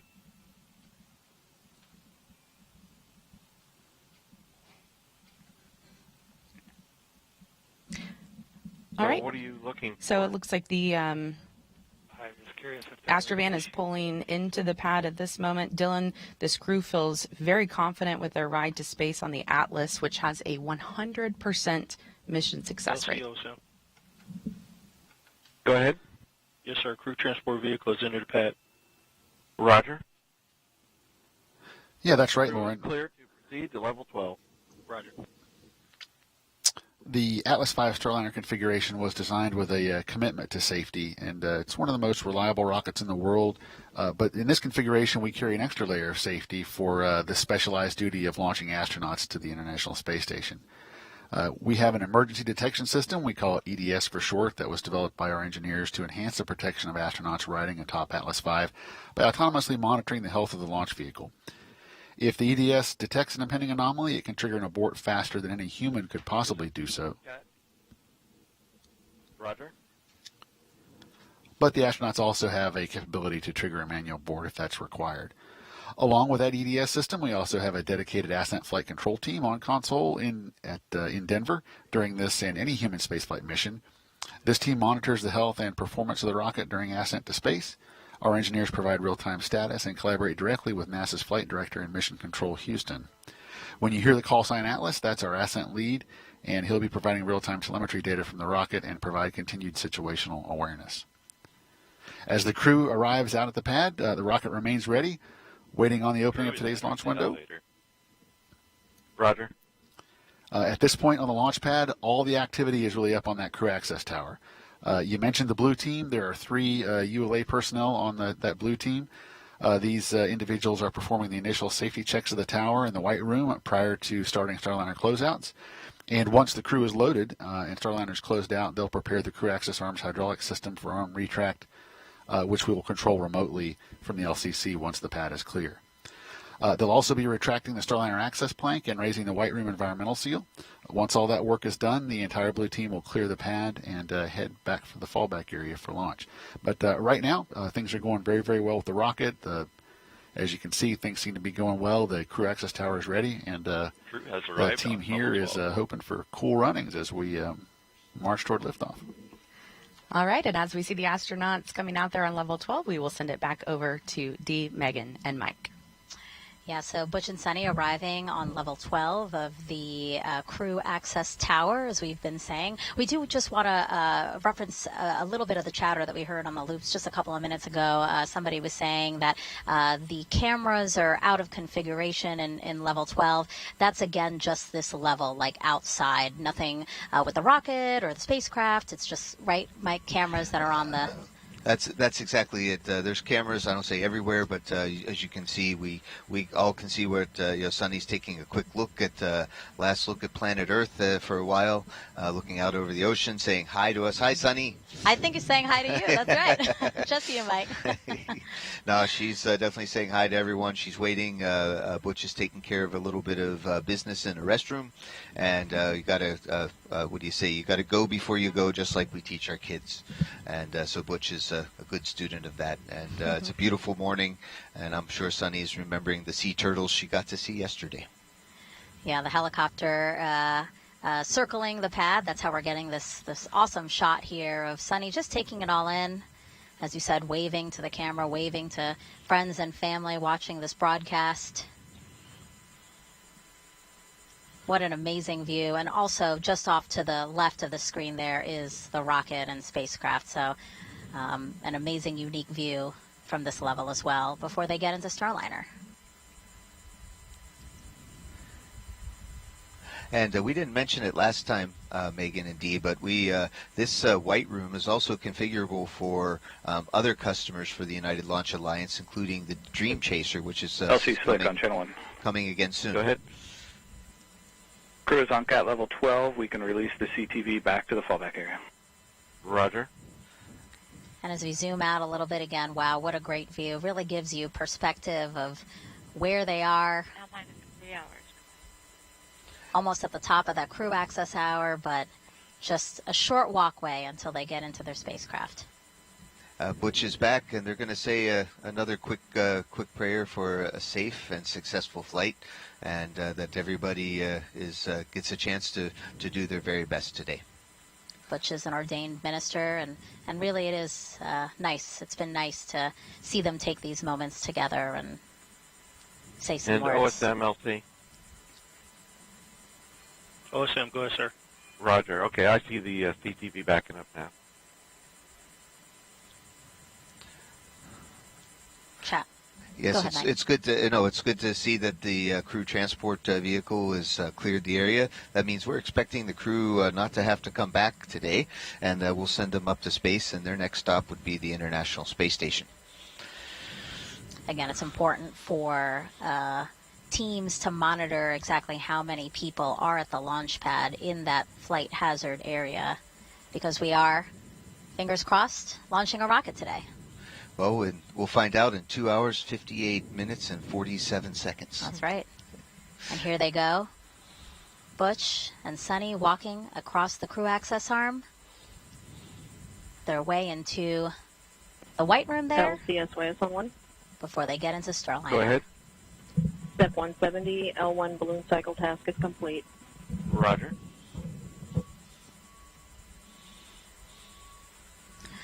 Now, here in the White Room, we have some other pad team members here. Obviously, they're all good friends, having a good time, and now a prayer before they get down to business. Yeah, we've had a chance to get to know our pad team very well. Has departed the pad. And the CTV is out of the area. And what's really neat is that the Boeing pad team, this is not their day job. They have other jobs in the company, and then today they all get together and help the launch, get the crew inside the Starliner and get ready for launch. Now, in the first launch attempt, after this moment, we saw Butch and Suni sign a mission patch that is off camera right now, but it is to the left of that hatch. You know, again, traditions are so important to us here at NASA. OSM, go ahead, sir. Roger. Please advise the CTV they are clear to proceed to the south fallback. Roger. At NASA and with our partners, so taking that opportunity to leave their mark, literally, in the White Room there. Yeah. And it looks like Sunny's on the phone, Mike. Yes. I wonder who she's calling, but I'm sure she's wishing somebody, thanking them for their hard work on Starliner program for sure. Yeah, so as the pad team readies Butch to start ingressing into Starliner, Suni is making a phone call. This is also something that astronauts get the chance to do, and Suni has made phone calls for the two of them in these last two launch attempts. And now for this time around, we know she's calling Steve Govain, NASA Commercial Crew Operations Lead. He was with Boeing previously, and before that he trained astronauts on the shuttle program, so like Chris Ferguson, who commanded the last shuttle flight. And Steve worked closely with the crew on hardware, software, and everything in between for a very long time, and he's poured so much into this flight, both with NASA and Boeing, so obviously very deserving of this call from Suni today. Oh, I know Steve super well, and he is one of the superstars of the human spaceflight program. I hope he answered the call. I hope he answers. I think so. She's definitely on the phone with someone. Imagine it's not him. It's like his wife. He's busy right now, Suni. Can you call him back? So you can see Butch has donned his chippa, and he checked out his wrist lights. It's sometimes a little dark in the cabin, and if we need to see something, we don't have our cell phones, can't use a little flashlight from the cell phone. So we're getting ready. Butch goes in first, of course. And Butch is almost ready to get inside Starliner. They took his the little protective covers off of his Reeboks tennis shoe boots, and he's getting ready to step inside. And there you can see Suni is taking the patches, the name tags, off of the pad team. That's right. It is a tradition that I think dates back, but for Starliner missions, they're going to take the name tags off of all of the pad teammates and attach them, put them inside of the Starliner and fly them with them during their missions. And, of course, hopefully bring them back. I'm sure that's a very nice token and treat that this team will appreciate. And so as we see Butch getting in there, tight squeeze, it looks like a little bit. Mike? Oh yes, but it's definitely there's definitely a lot more leg room than we had in the Soyuz. Maybe a little less than the shuttle, but it's I call it cozy. It's quite comfortable, and it's once Butch gets strapped in all the way and has finished his checks, he might have a few extra moments for another micro nap. I know I would if I were there. Micro naps are important. Power naps, yeah. Take it when you can, right? They have a long journey ahead of them for this flight test. But also goes to show that they're calm, cool, and collected and ready for the flight. LCOs.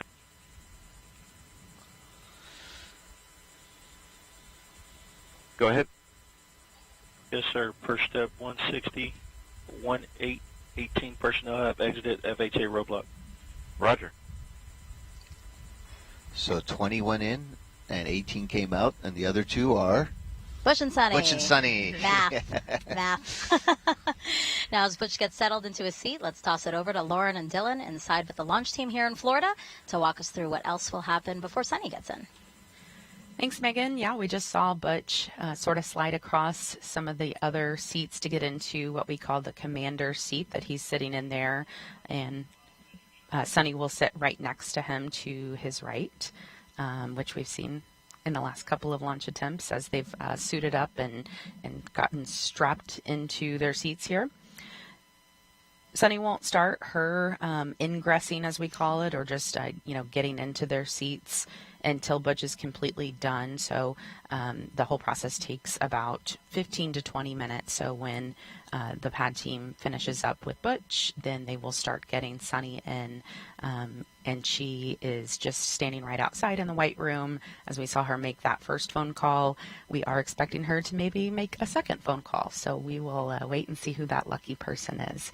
But you see there the two pad team members, Armando and Garrett, who are helping get Butch in there. He's got a couple of leg straps that they're working on right now. One of those straps goes over his feet, one goes over his leg area, and then he also has like a 5-point harness strap that goes across his body. These seats are built custom to fit height ranges from 4'11" all the way up to 6'4". So they are made for all sizes, and they are also made of aluminum. And then there in front of Butch, his console is a unique mix of lots of screens, switches, and knobs. And then he also has 2 hand controllers there, which I mentioned earlier. He'll be able to use those hand controllers to actually manually fly Starliner, doing some demonstrations about an hour after they get into orbit. And so as our continuing coverage goes on, you'll be able to follow along as he and Suni do that and really put the spacecraft through the ringer. It is built to be autonomous, but Starliner has 2 special modes that can be used in certain circumstances. And those are things that these test pilots are going to test out on this mission. It is what this is all about. So the first part of it, they will actually take those hand controllers and be able to kind of point and aim the spacecraft into different ways. And then on the way back, after they've spent some time at the ISS, then they will actually put it in a backup mode. And that is a very unique mode where we could lose all the computer systems on Starliner and they could still fly the spacecraft back home safely to Earth, land it in the desert, and actually, as Butch will say, they could land on the bullseye. So they feel very great about having those capabilities. We do have a camera system inside of Starliner. That's a part of what you're seeing here. We have 4 cameras, so we've got a lot of different angles inside. And it's pretty spacious in there. We like to compare it to about a mid-size SUV. It's about 15 feet across. We actually painted it white inside to appear even larger, and that's actually a good thing for being in space. There's a little bit of psychology behind it, the impacts of feeling like you have... CDR, Tech 5 on air to ground 1. How you read me?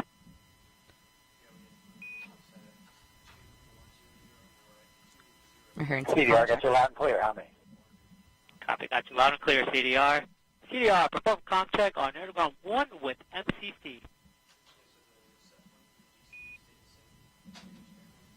Houston Starliner, a CDR. How do you read? Starliner, it's Houston. We have you loud and clear on air to ground 1. Butch, good morning. Good morning. Good morning, team. CDR, report on air to ground 1 that we are ready to power Sloop Fan Bravo. Houston Starliner, we're ready to power Sloop Fan Bravo. Roger that. Houston is also ready for Suit Fan Bravo, so you'll go on the Eclipse control panel, Suit Fan Bravo to on. All right, here we go. All right. Butch powering his suit fan on. You've heard a couple of comm checks there, actually, between the pad team member you see working at the top with Butch and Butch himself, and then as well as Butch back and forth between Josh Kutrick, who will be on Starliner 1. Butch was a former flight test instructor at Edwards Air Force Base. Good airflow. All right. Good airflow. As I was saying, Butch was a former flight test instructor at Edwards Air Force Base with a Master of Science in Aviation Systems. So let's hear more about the retired U.S. Navy captain and CFT commander. A large part of the desire within us is to do things that are of benefit to others. In this job, we get to do things that are of benefit truly for all mankind as we explore the heavens that not many people get to experience, true, but we don't go just to get the experience. It's about the team and it's about the benefit that it brings. My name is Butch Wilmore, and I am the commander for NASA's Boeing Crew Flight Test Mission to the International Space Station. Life in Tennessee, God's country, that's where I grew up. Very fortunate, had loving parents, took us to church. When I was young, 7 years old, I believe, they bought a little land out in the country, 6 acres or so. We had horses and cows, and I raised chickens and ducks, and just enjoyed life in the country. I went to Tennessee Tech, started working on an electrical engineering degree, and played football, which was a very difficult combination, I learned, because they're both full-time jobs. So it was a lot of effort over those years, but it molded me and it helped instill the work ethic my parents had instilled in me when I was younger. I entered the Navy and was fortunate to fly the A-7E. It's a single-seat attack aircraft, and I flew that for a couple of deployments. And then I transitioned to the F-18 Hornet, and through that process, I was selected in the test pilot program. You learn a lot about yourself as you go through test pilot school, where you're lacking in certain capabilities that are necessary to do a test pilot type of job. When it comes to flight test, the minute details matter. When we're doing our runs, hey, well, let's run it this way. Let's do it that way. Let's add this in. Let's take that out. And let's look at it in that regime so we can see how the spacecraft responds. And that's what you do with aircraft, that's what you do with spacecraft, and that's what this test is all about. This crew flight test is a series of these various tests to ensure that the operational requirements and the design meets those requirements. And I think everybody that does flight tests would agree. Focus, understanding, and also the team coming together to give you the overall understanding of the test and the capabilities of the spacecraft or aircraft that you're testing is vital. Sitting in this seat over here in the Starliner sim and doing the things we've done and learning about the spacecraft, developing a lot of the capabilities of the spacecraft, it's very humbling when you see and you interact with some of these professionals, and our human spaceflight and our nation has a debt of gratitude to them. Every single training evolution we have is brand new. We're the first to do it. Whether it is checking the survival equipment in the pool with a mock-up of the spacecraft and how you egress, get out of the spacecraft, whether it's the side hatch or the upper hatch, while the seas are rough and all those type of things. There's a thought of how things should be, but then there's the reality of how things need to be. And that's what this test is all. Everything we do is test. It's been a process over years that is such a benefit in all aspects of the capabilities of this spacecraft. And we're excited to be a part of it.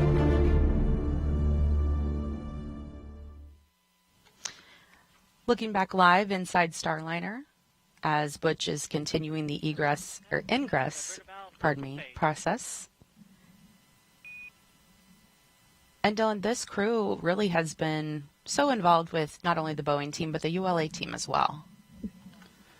Yeah, that's right, Lauren. I think one of the coolest things about this team is that Butch, Suni, and Mike as well have come over and spent time with us here at the launch site. A checklist. Good. All right, CDR, report on air to ground 1 that we are ready to perform suit growth leak check. And Houston, Starliner, ready to perform CDR suit growth leak check. Houston copies, and we're ready for CDR gross suit leak check. All right, here we go. So, Lauren, as I was saying, I think it's so cool that they've taken the time out to get to know our team as well. They, like I said, Butch, Suni, and Mike have come over specifically to meet with our team. Report good airflow. I have good airflow. All right, CDR, perform ghost leak check. Push and hold DSC. Push and hold. Here we go. And they've been very gracious in giving our team the opportunity to ask questions, get to know them better. They wanted to come get to know our team, which I think is so cool, and they've done that with our team members in Denver as well. And it made an impact. It's cool to know that when you come to work on any given day, you could be passing an astronaut in the hallway or come sit down in a conference room for a meeting and then have them sitting across from us at the table. Just as 100% teammates, and so All right, I really appreciate that. On air to ground 1, that Sucrose leak check for CDR has been completed successfully. Houston Starliner, we had a successful CDR Sucrose leak check. Houston copies. Good gross leak check on the CDR. Thanks. All right, CDR, you can open your visor now. Oh, it sounds like that leak check went very, very well. Yeah, and I want to explain, sometimes you hear the word gross, and it's kind of a funny word to hear, but basically, in this sense, it's just used to mean any significant or easily detectable leaks. Go Tech 6. Hey, getting ready to hand out switch covers. Copy. Stand by. And they'd be able to tell pretty quickly if there was any kind of leak. So, again, everything's going real smoothly. You see Suni there getting ready. She'll be headed in next as soon as Butch finishes up with his ingress process. And we also know that Suni did make a second phone call there in the White Room. She called Brian Gartner with the Boeing team. Anything else you need help with before I move to seat 2? All good, thank you. And Brian is a voice that you will likely hear on the nets as we go through this countdown. He's the spacecraft launch conductor, and he's also the landing and recovery manager. So right after his role here today, he jumps on a plane and heads over to the landing zone. So he's got a big job, and obviously the crew takes that very seriously, and they know what he means to them. He's been on the Starliner program since before 2014 when the NASA Commercial Crew contract was awarded. And he got his leadership chops as a test engineer in the U.S. Air Force. So a military background, just like Butch and Suni. And, Megan has mentioned it many times, but really just such a thoughtful crew. And as you were just saying, Dylan, they've spent so much time with all of these folks working for Boeing, ULA, and NASA. They feel like family to all of us. And it is so important when it comes to their own safety, because these men and women who work on the spacecraft, work on the rocket, and really have their hands in every aspect of this launch today, they keep Butch and Suni at the front of their mind. Safety is their top priority, and they are sending their friends to space. Absolutely. It's Tech 5. Go Tech 5. LCL-1, fully check confirmed. Copy. LCL-1 fully checked.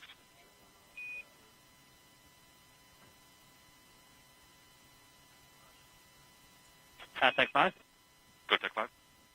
We are ready for PLT at this time. Copy that. We will send her in.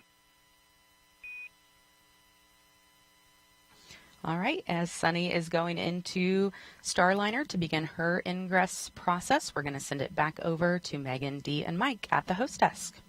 Thank you, guys. And I do want to talk a little bit more again about this crew and how thoughtful they've been. We saw them hand out flowers for every attempt.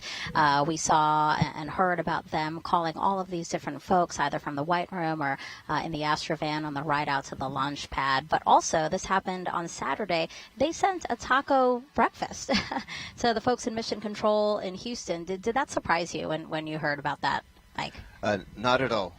Of course, I didn't know about this one, but the fact that they did it was right. It's just very indicative of my crewmates. What we've how we've really tried to focus on the rest of the team, and the rest of the team focuses on us, and it's a big happy team working together. So least we can do is buy them breakfast. Yeah, and I'm sure they really appreciated it.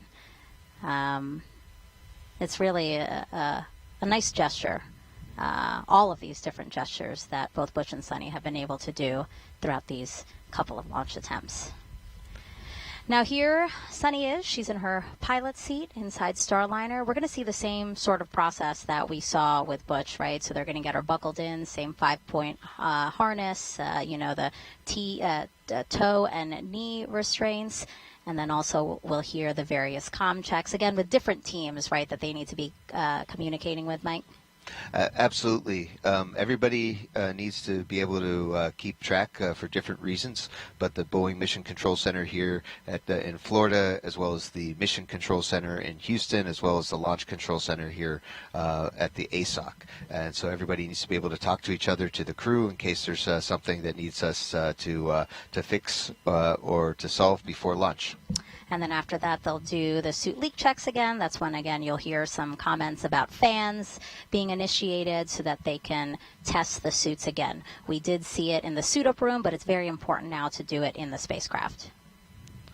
Absolutely. We need to make sure the suits are working, and we had a great explanation of what a gross suit leak check was. These suits are not gross, they're awesome, but the leak check was also awesome, and we just, we do all the detailed checks in the suit room, and then we just do a quick double check here.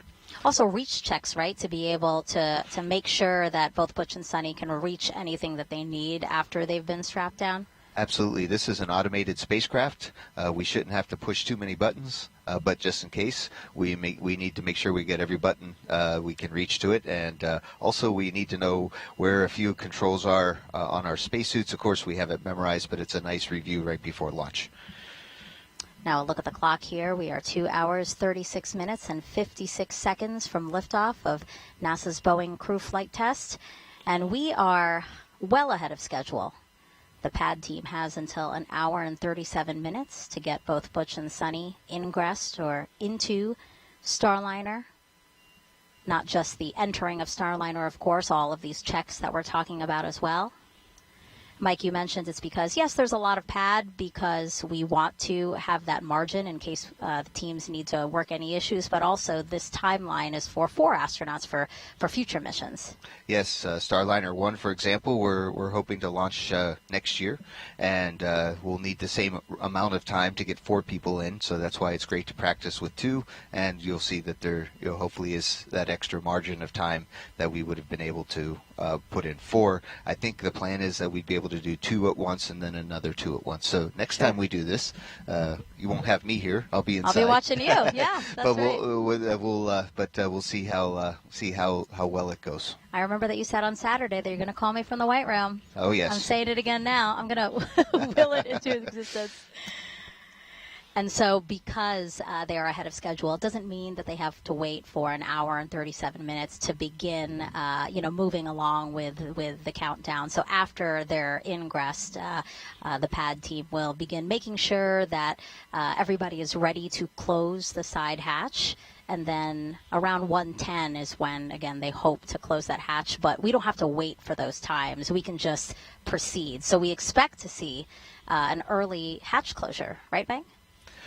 Certainly, if there's nothing else going on, the whole ground team will try to get ahead of the timeline, and so that we can use that margin later on if needed.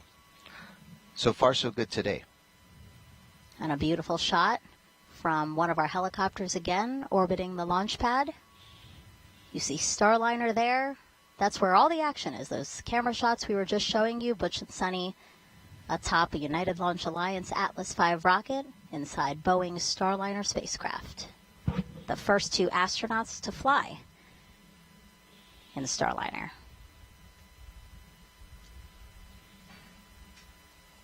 I'm excited. This is the first Starliner launch that I'll be able to see. The other 2 launches without people.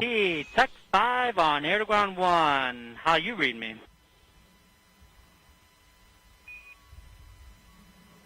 Loud and clear, honey. I got you loud and clear as well. PLT, perform comm check on air to ground 1 with MCC.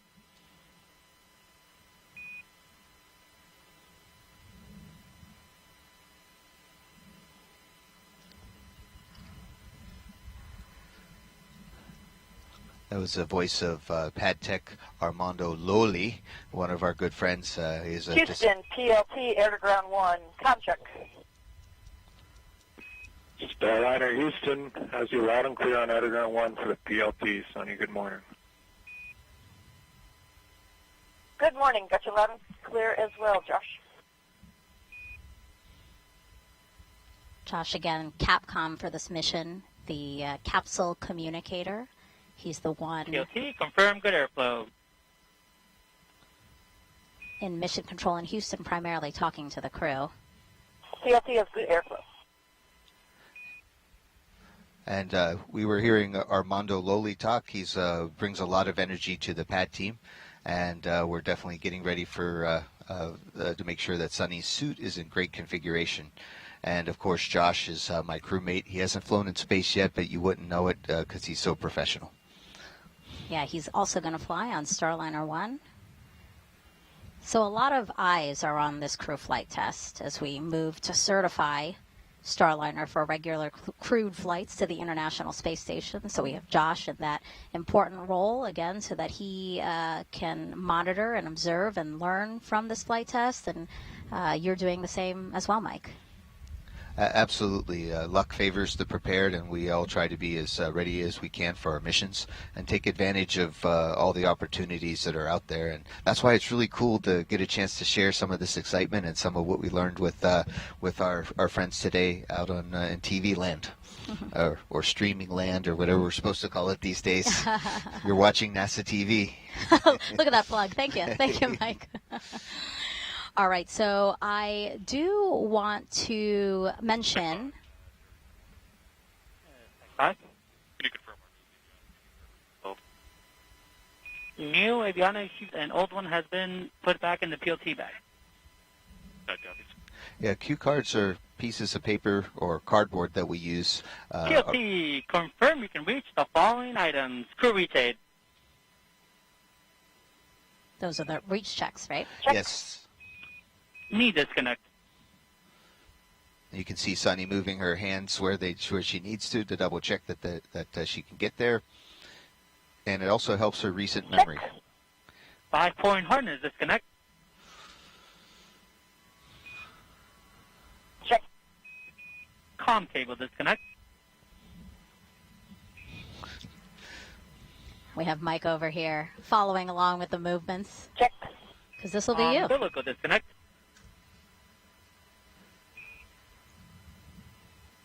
Check. Divert valve, flow to phase. We have the ability to divert the flow ESC, into the full suit, counterclockwise. and that's a dual suit controller. It pressurizes and depressurizes the suit in case of emergency. Check. Your A checklist. Ascent and entry checklist. It's a piece of paper that we use to make sure all the procedures are accomplished on the way up All right, and down. PLT, report on Aeroground 1 that we are ready to perform sucrose leak check. Yeah, back to the gross leak check. Houston, PLT is ready to form the suit gross leak check. Houston copies. We're ready. Suit gross leak check on the PLT. And so what I want to mention, after all of this, look out like in the bottom left corner of your screen, because that's generally where... Good airflow? Good airflow. All right, let's perform sucrose leak check. Push and hold DSC. The dual suit controller, you can push it in and the suit will inflate, and we're just determining if the suit inflates fast enough so that there's no leaks. And it's holding the correct pressure needed. Absolutely. So as I was saying, that pad team member that we're seeing on the left-hand side of your screen, after these checks are done, you're going to see him remove this, from one of Sunny's bags.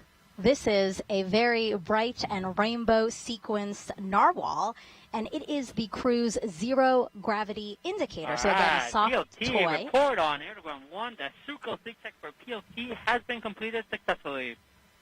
Great call out there. A soft toy that the crew picks to bring with them on their flight. The PLT has been completed successfully. And you're going to see that pad team member tether this. A good suit gross leak check on the PLT. Thanks.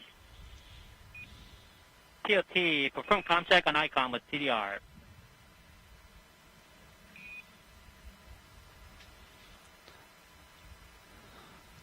All right, you can open your visor now. Yep, so we would not have heard that call. That's the inter capsule communications, or intercom, or ICOM, and that is not broadcast down to the ground, but that allows Butch and Suni to talk with one another. Talk with one another without interrupting anyone else. Right. So again, good checks for Suni. Butch perhaps waking up from his micro nap, as you said.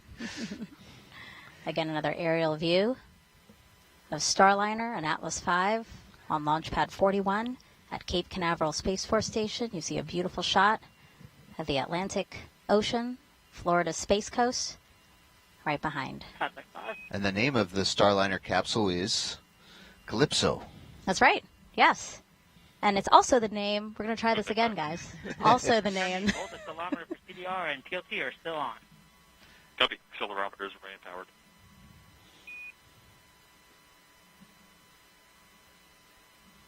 Is third time a charm for this narwhal? Let's see. Okay, guys.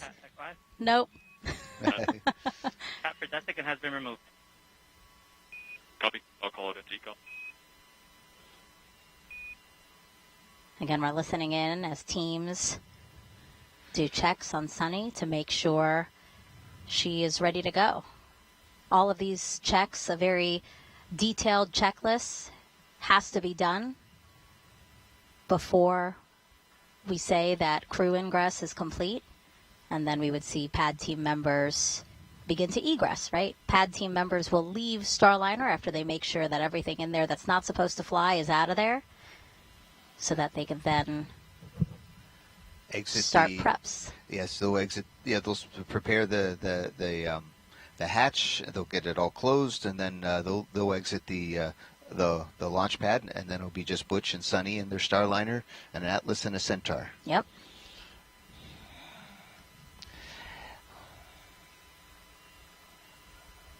Dare I try now?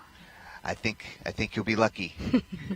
All right, guys, let's bring this up again, because this does have special meaning to Suni. Again, this is Suni and Butch's zero gravity indicator. You can see that it is a rainbow sequence narwhal, which is a male toothed whale. And male narwhals are the ones that you see with the signature. Look at Look at Fink taking a picture of me, showing this to you like Vanna White over here. But so the male narwhals are the ones with that single straight tooth, and Suni really wanted to pick an indicator that raised awareness for how space and ocean research go together. And space, of course, really gives us that unique vantage point of our oceans. So this particular narwhal toy was coincidentally also named Calypso, as Mike just mentioned, which happens to be the name of today's Starliner spacecraft, which Suni named in 2019.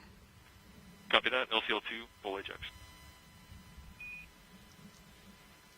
And she named it Calypso, the Starliner capsule, as a nod to the explorer Jacques Cousteau. His ship was named Calypso, and he sailed it all over the world to teach people about the ocean. And Suni believes Starliner will do the same for space. So again, this is their zero gravity indicator. Suni's niece and nephew helped her pick it out. And you will see the pad team members tether the zero gravity indicator to somewhere within Starliner, so that when the crew reaches the weightlessness of microgravity, this toy is going to be a visual indicator that they have reached that weightlessness, because it will begin to float. TLT, we're going to show off the gravity indicator. There we go. Perfect timing. Perfect. Again. It was meant to be. It was meant to be. There it is. You see them taking it out of one of the bags. Look at Suni's hand. She's holding it right now. So Starliner crew, always an honor to strap in, my friends. Anything else you need help with before we leave and close the hatch?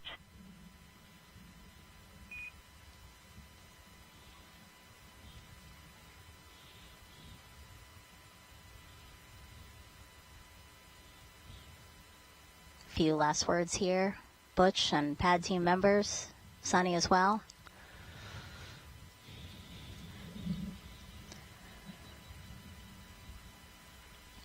So yesterday when I arrived, we had a chance in our T-38 to do a pad flyby, and Scott Tingle, the commander for Starliner 1, and I were able to fly past the rocket, and it looked like this, and it's just a really beautiful sight. And I'm really glad we have a chance to see it today. You can see the creative engineering that went to make the Atlas and the Centaur upper stage, and Starliner sitting on top. It has an aero skirt around it to prevent any trouble with the avionics, aviation electronics, all the control boxes on board the Centaur, and it's a beautiful sight to behold. And I haven't seen a launch yet. I've been in mission control. I haven't had a chance to go outside and see it, and here it is right behind us today.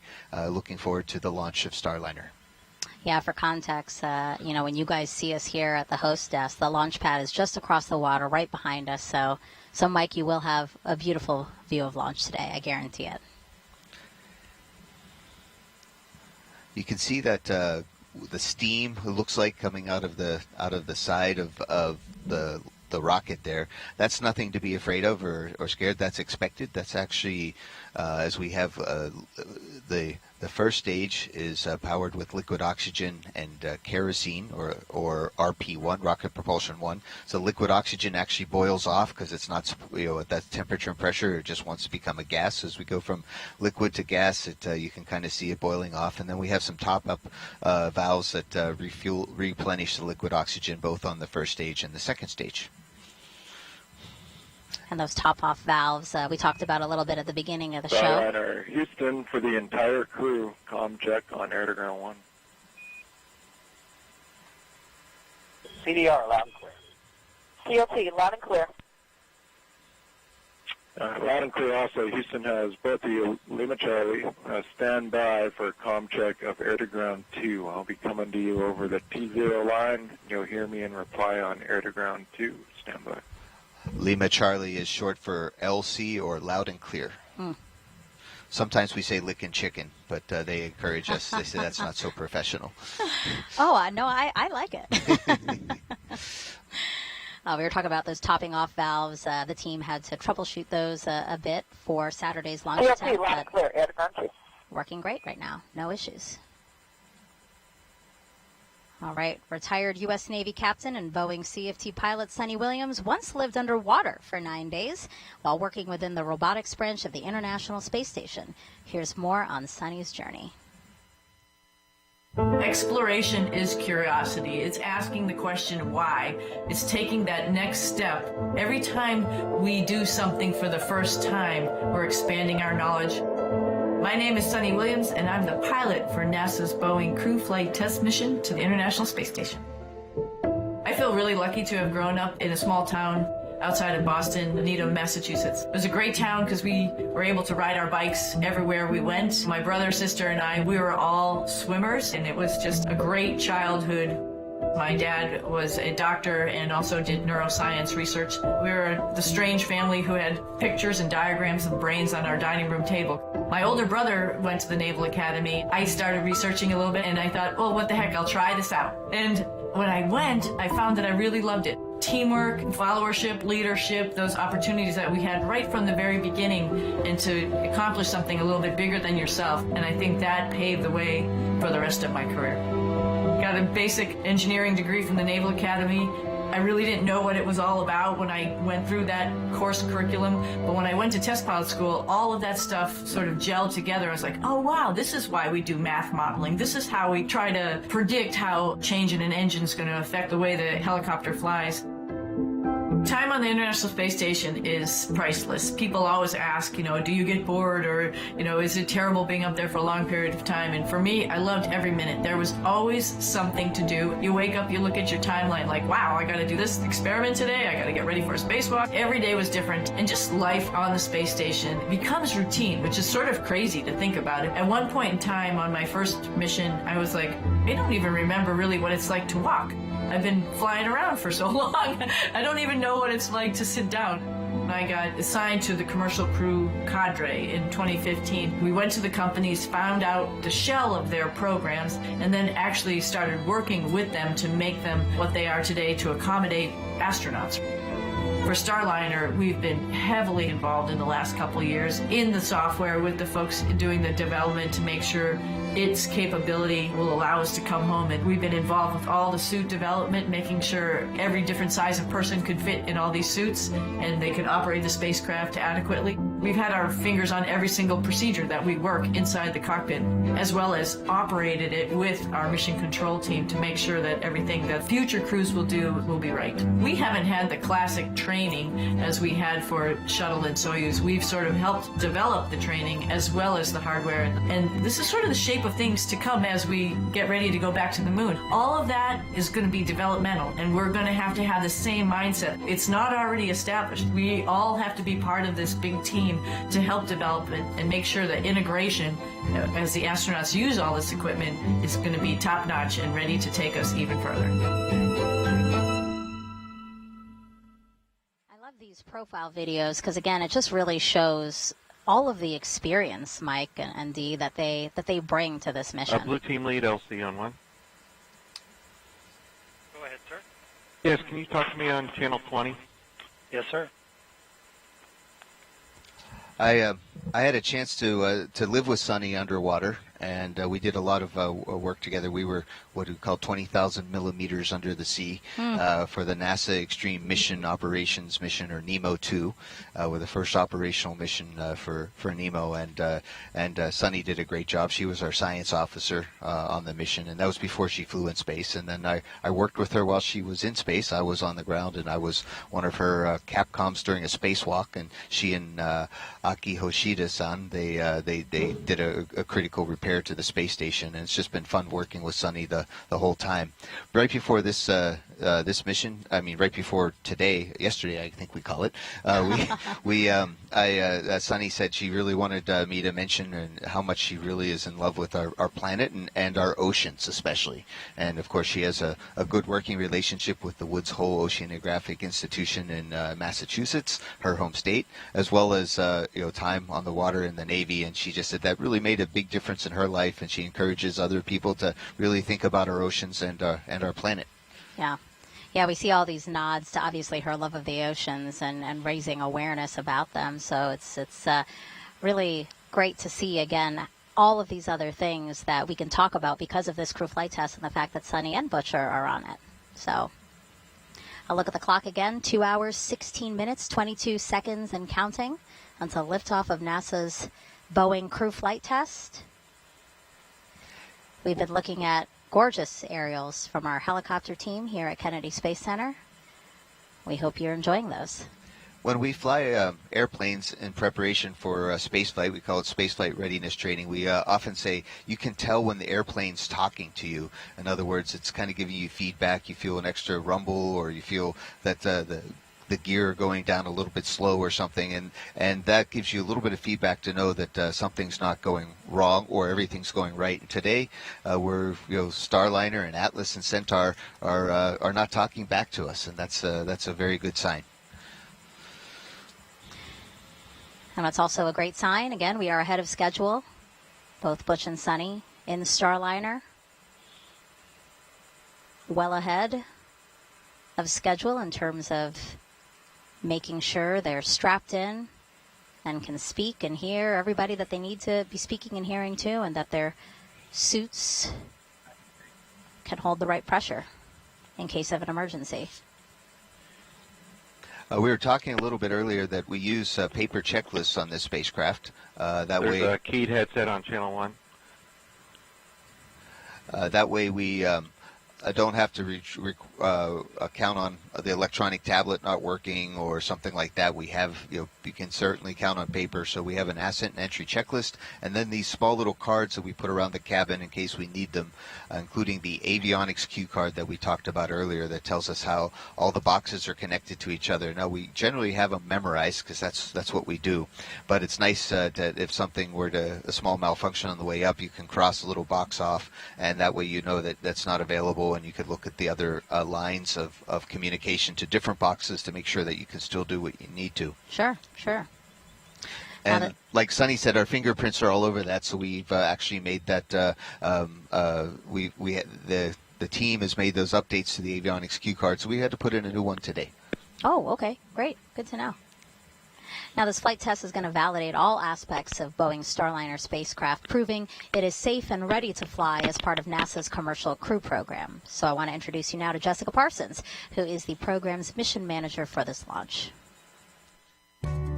I'm a mission manager in the Commercial Crew Program, which means I'm responsible for all the mission preparations to the different crew missions that go into ISS. NASA works jointly with the commercial providers to making sure we have a safe and reliable vehicle that's going to be able to launch to the International Space Station. We work hand in hand with them through the certification process of the vehicle to make sure that we address any issues. Launching humans to space is challenging. I don't think it will ever be a routine. I feel like every mission, we're going to learn something from them that is going to apply for the next mission. When I think about the dates that stand out to me from the Commercial Crew Program, is really those final days leading up to launch. The final countdown and preparation to launch, to me, is the most exciting moment in the program.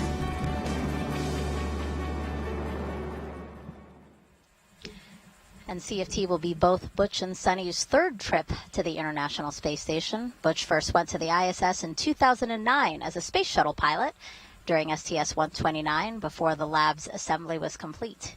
He then returned as a crew member of Expedition 41, 42, and 2014-15 and served as commander of a fully assembled ISS. And then Suni went to the ISS in 2007 as part of the 14-15 expedition and became the first person to run a marathon in space. You saw that there. That was the Boston Marathon. She went back in 2012 as part of the Expedition 32-33 and completed her third and fourth spacewalks. Both are going to return to an ISS that now uses iPads instead of paper, sports several new modules on both the American and Russian segments, and is capable of hosting a permanent crew of 7 people. And then after Starliner returns to Earth, future crews will see even more modules, including commercial segments and more advanced solar arrays. Yeah, I think we're talking to Butch and Suni. They said, yeah, they're going to be surprised how crowded or how full the space station is. And all of our friends are on board, including Tracy Dyson, who is a really good friend with Suni. They were extra close during their ASCAN time, so it's going to be nice to see them working together. Both together, yeah. Yes. Along with the rest of the crew and Matt Dominic and Mike Barrett and Jeanette Epps, it's going to be a nice crew, and I know they're going to enjoy their time there.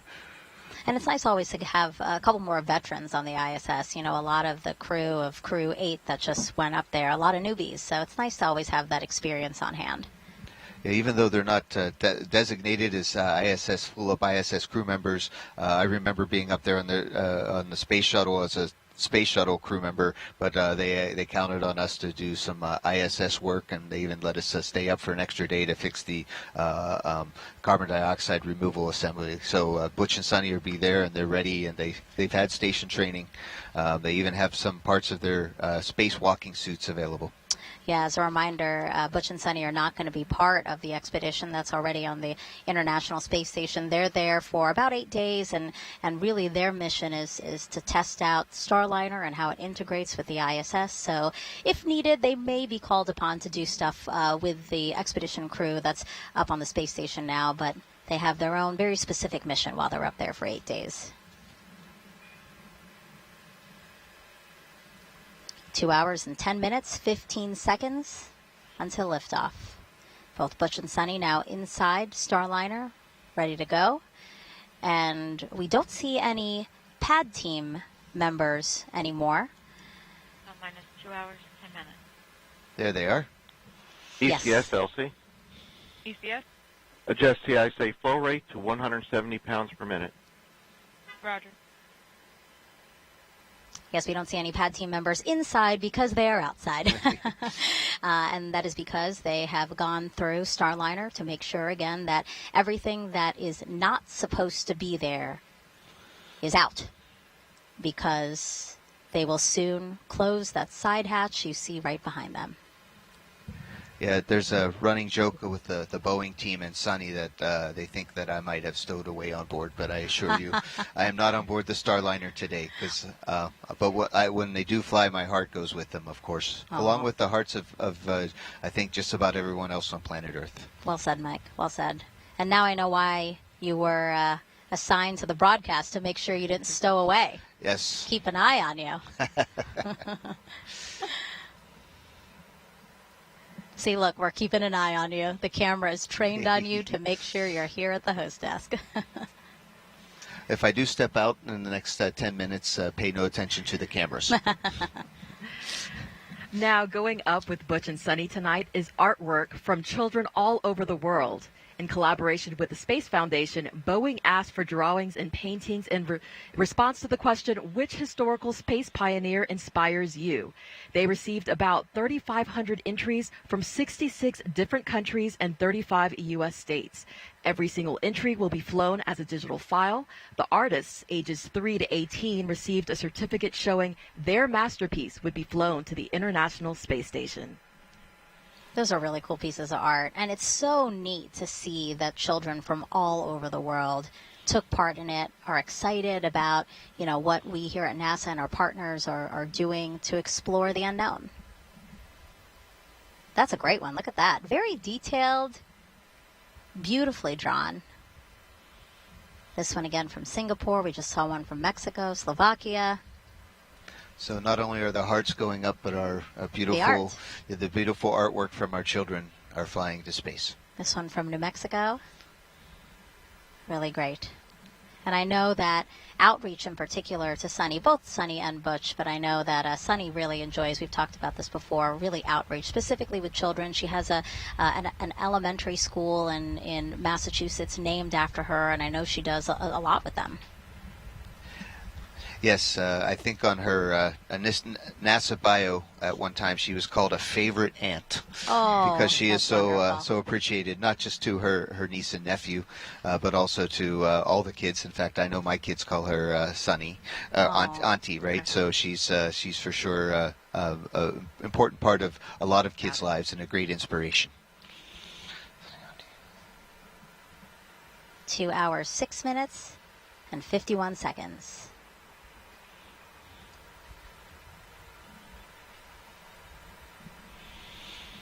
So the pad team members, again, readying to close that side hatch. Mike, that side hatch, once closed, won't open until the crew returns to Earth after their mission, yeah? Absolutely. So that's why we got to make sure that it has a great seal on it so there's no leaks. And when it closes, it closes. And next time it should open, the ground team, including Brian Gartner, who was we talked about earlier, are going to be there. And they'll open it up and they'll see Suni's smiling face somewhere in the United States Southwest. And what are they doing here, Mike? They seem to be cleaning off their shoes. I'm assuming making sure there's no FOD, things like that. Yes, the White Room has to stay nice and clean. They're waiting for a go right now for a hatch closure, since it is an important step, and they're a few minutes ahead of timeline. Around the mission control rooms around the country, they're double checking that everybody's okay to close the hatch, and then proceed on with the rest of the launch. And FOD is foreign object debris, so a fancy way of saying things, again, that are not supposed to be there need to stay off of anyone that's in the White Room. Obviously, Butch and Suni, actually before Butch and Suni both ingressed or got into Starliner, they were each checked by pad team members to make sure they didn't have any foreign object debris on them. Yeah, Boeing's manufacturing here at the KSC has been really extra careful to keep Starliner extra clean in its development, and and putting it all together. We count all the tools that go in, we count all the tools that come out, and there's vacuum cleaners everywhere to get any little metal shavings or any little pieces of extra tape. And I've been very impressed how clean Starliner has been for. I mean, this is the second flight of Calypso, for example, and our capsule that's being right here manufactured and getting ready to go fly next year. They're a really clean spacecraft. A testament to the teams, for sure. All right, 2 hours, 4 minutes, 35 seconds and counting until liftoff of NASA's Boeing crew flight test. 2 NASA astronauts flying in the Starliner spacecraft for the first time, headed to the International Space Station. On the way up, there's one particular person we've heard throughout the day, mostly communicating with the crew. So let's head over to Brandy Dean and Jim May to learn more about the Capcom role inside Mission Control in Houston. Thanks, Megan. The Capcom role has been around as long as NASA has been sending people to space. It's shorthand for capsule communicator, but it's used even when there's not a capsule to communicate with. For instance, there's a Capcom today in the International Space Station Flight Control Room working with the space station crew. For the Starliner's case, though, the name is entirely accurate as Starliner is a capsule. Letting you know crew insertion is complete, and we are starting hatch closure prep and standing by for weather brief. Roger.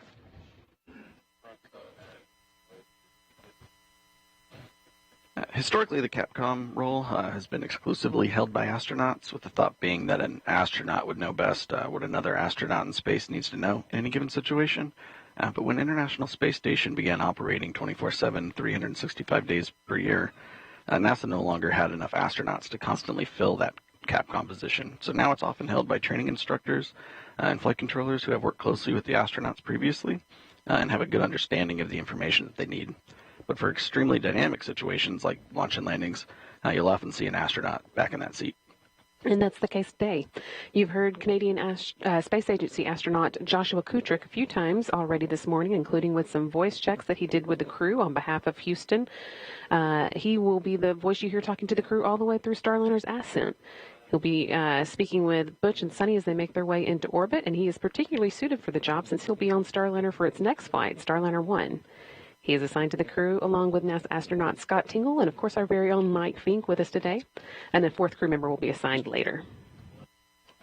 So we heard some comm checks with the crew after they got into the capsule. They're a little bit ahead of schedule, so those comm checks have already happened. But we are expecting a hatch closure to come soon, and then another set of audio checks over the air-to-ground loop a little later as they get closer to launch. So now let's head back to Florida with Megan, Dee, and Mike. All right. So, Mike, I want to take a look at the clock again. We are well ahead of schedule. Hatch closure preps underway. We had till an hour and 37 minutes for those to have started. So, great margin there. Really, the countdown's looking very smooth right now. So far, so good. And I think it's because we have a lot of practice, and practice does make better. Not perfect, but better. Yeah. And actually, while we're taking a look inside the White Room and our pad team members there, why don't we talk a little bit about each one? So we see number 4 there. That's Nate Keek-Franson, and he is the pad team lead. Manages the fluids team, who performs a variety of tests from leak checks to acceptance testing of integrated vehicle subsystems. He thinks he has, quote, the coolest job in the whole company, and feels honored to make this contribution to our company. We see number 6 there on the left. That's Garrett Pinder, mechanical technician. He helped build the rig that opens and closes the hatch, and he will close the hatch today. Folks describe him as the guy who can troubleshoot just about anything, and he has been on Starliner since day 1 and said he would be the first to fly it if he could. He has that much faith and pride in the spacecraft. Again, Garrett Pinder, number 6, left hand of your screen there. Number 8, we have Kaysen Chernault, quality engineer and inspector, assisting crew with external tools and gear, suiting up prior to entry. Grew up on the Space Coast watching every launch and says being on the pad team is an honor and feels like the culmination of a lifetime of admiring and working in human spaceflight. And we saw Kaysen and Michael DiCarlo, and Michael's number was 7. Those were the 2 that went to meet Butch and Suni down at the base of the pad. RC, conduct weather briefing on Channel 8 weather conference net. Roger. Yeah, Michael is the systems engineering technician, performs final cabin leak check that we'll see later on in the countdown. This is his 110th launch to work. He said as a child of the 70s, he'll tell Butch and Suni it's time to rock and roll before a hatch close. And Michael's also a great welder, and he helps put some of our pressure control systems or some of our tubing together. It's really tricky. So he's definitely world class at his job. And then finally, we have number 5, Armando Loli, Mike, you were talking a little bit about him. You were hearing him do the comm checks within Starliner during ingress. Now, he's the senior project engineer covering Boeing's Florida Space Coast, has been part of the build and development of Starliner since the beginning.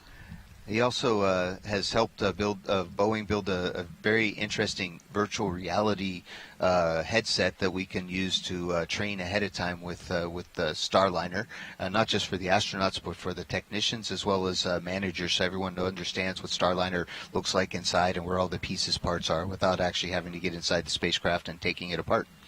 Yeah, just a really accomplished crew.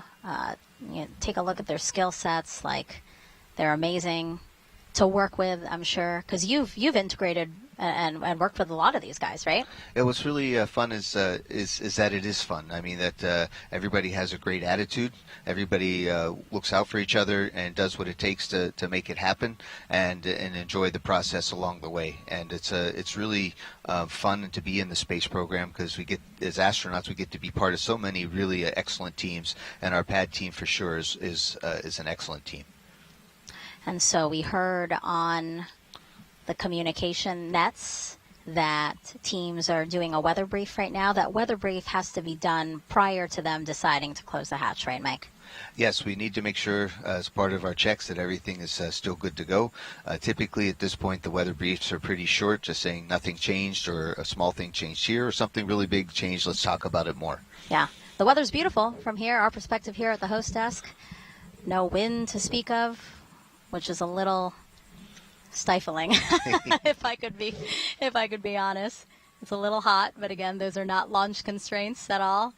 Just maybe Megan D and Mike constraints as the day goes on, but we'll be waiting on the official word from that weather brief here shortly. Again, the team in the White Room, when they do get the go-ahead to close the hatch, kind of what are some of the things we'll be seeing, Mike? So obviously we said they cleared out Starliner, but here we're going to see them like removing some equipment and inspecting the seal, right?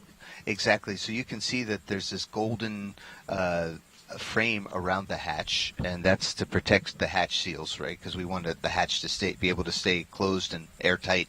So they're going to take that hatch protection unit out of the way, and that takes a few moments, and then they're going to actually get ultraviolet lights and take very good look at the seals to make sure that they look good, and then they're going to close the hatch and then do a leak check. They'll put extra pressure inside the Starliner and see if any of it leaks out. It shouldn't, and then they'll depress depressurize the Starliner to have a regular normal atmospheric pressure of 14.7 pounds per square inch. Yeah, and there they are removing the piece you were just talking about. Some of the ways that they'll inspect the seal, as you were talking about, yeah, they're going to use white light. They're going to clean with foam wipes to remove any debris, and then they use black light. Again, foam wipes to remove any debris. As I'm sure is not a surprise to anyone, again, another very detailed process to make sure that everything is done as is supposed to be done. Well, speaking of a child of the 70s, a lot of us watched Mr. Rogers' Neighborhood, and Mr. Rogers would tell us to take our time to do it right. And that's what we're doing here. You always perfectly have like the one-liners that sum up the situation. So, again, guys, very lucky to have this guy here. Yeah, Butch says the same thing about me. In fact, I think that's the only reason he kept me around, is that I made him laugh now and then. Aw. Now, we've been asking for questions on social media, and you guys have been sending them in, so why don't we take some now? This one is Nikki Colby on X asking, can you describe the suits in depth to me as a blind person? Also, what does it look like inside the Starliner? Well, 1 hour and 55 minutes. Well, Nick, ECS, LC. ECS? Adjust the eyesight temperature to 145 degrees Fahrenheit. Roger. Well, Nikki, that's a great question. How do you describe a spacesuit? Well, it's made out of cloth and some puncture-resistant material. I think a lot of it's Nomex, And on the inside of this suit, and it's really it's all like almost one piece. There's a reason for that. Because it has to hold pressure, right? So it's kind of like a hoodie on top that the visor can float go over your head like a hood, and then you can zip it. And it's a one piece overall that has long sleeves and long legs. And of course, it doesn't matter what color it is. Boeing chose the Boeing blue color for it. It has a few pockets on it, and at the bottom, it actually where the legs come out is actually a rubber bladder that goes throughout the entire part of the spacesuit, and so our feet go inside there, and then our feet also, they put boots on top of our feet, but we don't need the boots to remain pressurized.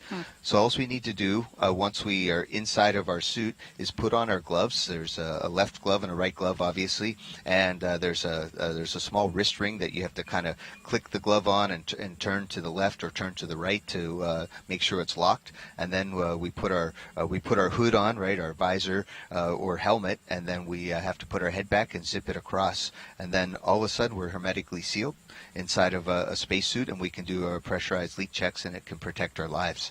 It's comfortable. It's very lightweight. I think Megan and Dee have the specs. Go ahead. Step 200 L2 balloon cycle task is complete. Roger. I think we have the specs on the suits, but it's a very lightweight suit, especially compared to the suits that we've worn before. And when I moved from the shuttle program to go fly on the Soyuz, I was very impressed with the Soyuz suit. And these suits built by David Clark are even lighter than the Soyuz suit because the Soyuz uses a helmet. And then Nikki also asked about describing what it looks like in the Starliner. Can you talk a little bit about that? Oh yes, Starliner. It's interesting. It is. I don't say full of cargo, but it's there's a lot of there's two seats near. If you look inside the hatch on the left-hand side, there's two seats. Butch sits the one on the farthest away, and then Sunny sits on the next one. There's two other seats that we're going to use for future flights. This time we have cargo on them. The cargo come in these soft bags. We learned from Space Shuttle program that you can put more stuff into flexible bags than to metal containers. So we have these flexible bags called cargo transfer bags, or CTBs. And Boeing cargo bags are all blue, and the NASA cargo bags are all white, so we can easily tell the difference. And on the outside of the bags are labels. So we have bags strapped around the cabin. Butch and Sunny right now are sitting on their backs with their legs a little bit above their heads in a 90-degree position, and this provides crew safety for launches and landings. Those were both very detailed. That was a great answer to that question. And again, Nikki, thank you for asking that.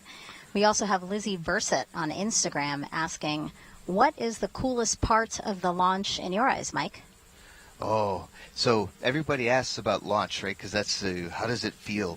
And sometimes I think people are asking, how does it feel for launch, like all the G-forces? Sure. We only get up to 3 Gs in these things. And, only. Yeah, well, only, guys. if you've flown high-performance jets like Butch and Sunny and the rest of us, 6 or 7 or 9 Gs are a lot. So 3 is quite manageable, especially with these comfortable seats that are built for that.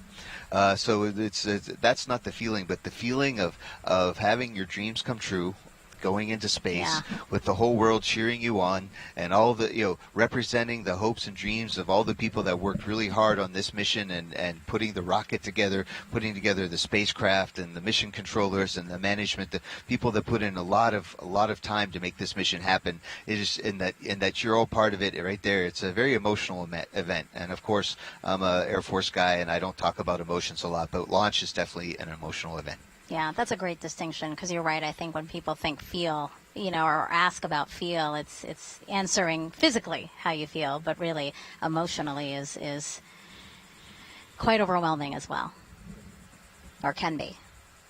Emmett Reese on X asks, what will the crew be doing during their stay on the ISS? Well, Megan, you mentioned that we're looking at somewhere around an 8 to 10-day mission for Butch and Sunny, and most of the time on the ISS they're going to be working for Starliner, doing some testing with Starliner and certification. Right, we're going to see what it's like to take out the cargo, put in down mass cargo, things that need to come down. We're looking at on seeing how to set up the the inside of Starliner for in case there's emergency aboard the International Space Station. Now, for Butch and Suni's mission, chances are really small, but for a long-duration mission, we do have to set up things like an ammonia sensing kit and a few other things that are standard for all the other spacecraft that visit the space station, and we just want to see how it works with Starliner. They're going to pretend that Starliner is a safe haven, which is a 24-hour lifeboat that they can hang out on the space station in case there is emergency aboard space station, and that helps certify saying Starliner's ready for long-duration missions. And so Butch and Suni and along with the rest of the team are going to get this flight test data. Yeah, and you detailed some of them, but there's a total of 87 flight test objectives and many more operational capability checkouts that Boeing is looking to complete. There's Starliner's crew flight test. Dee, I know that the team will be watching each one very carefully, collecting data, analyzing that, again, on the road to certifying LT, Slick on Starliner. channel 1. Go ahead. Ready for hatch closure and pre-launch leak checks. Roger. Proceed with hatch closure. Fantastic call out there. That's right, Megan. You mentioned what the teams are looking forward to. You know, this is the great thing about having such a veteran crew. They've been to space before. They know what it takes to complete missions there. And so they'll be able to tell us, you know, what works, what doesn't. If there's anything we can improve, you know, how can we make the capsule or systems more efficient so that, you know, as we continue on to Starliner 1 with Mike or, you know, future missions, that, you know, we have the most efficient system that'll work for, you know, everything we're trying to accomplish on the International Space Station.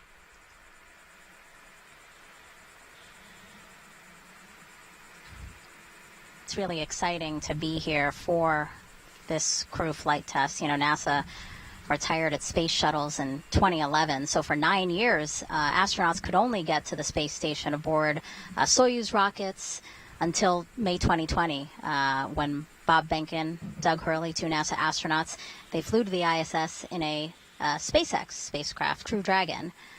And right now that capsule is the one that we see ferrying astronauts to and from the U.S. to the International Space Station. So this second dissimilar system, Starliner, it's really important, right, Mike, that we get this online and in use and part of the commercial crew program.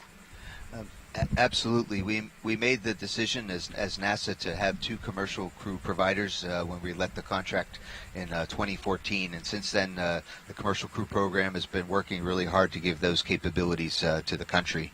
I talked with Doug Hurley just the other day, right after our launch broadcast on Saturday, and he wishes everybody the best, all the best for this launch, and he can definitely associate with what Butch and Suni were feeling and how they were getting ready. And I work very closely with Doug and Bob for their mission, and now with Butch and Suni for this mission. And it's really neat to be able to put together new spacecraft, and we're getting better at it. And we're going to need all that experience and test mentality and building fast, like we've learned from SpaceX company, to be able to go to the moon in the time frames that we want. So this is all great experience for us, and we couldn't do it without without Boeing, for example, for today. Erdogan 1.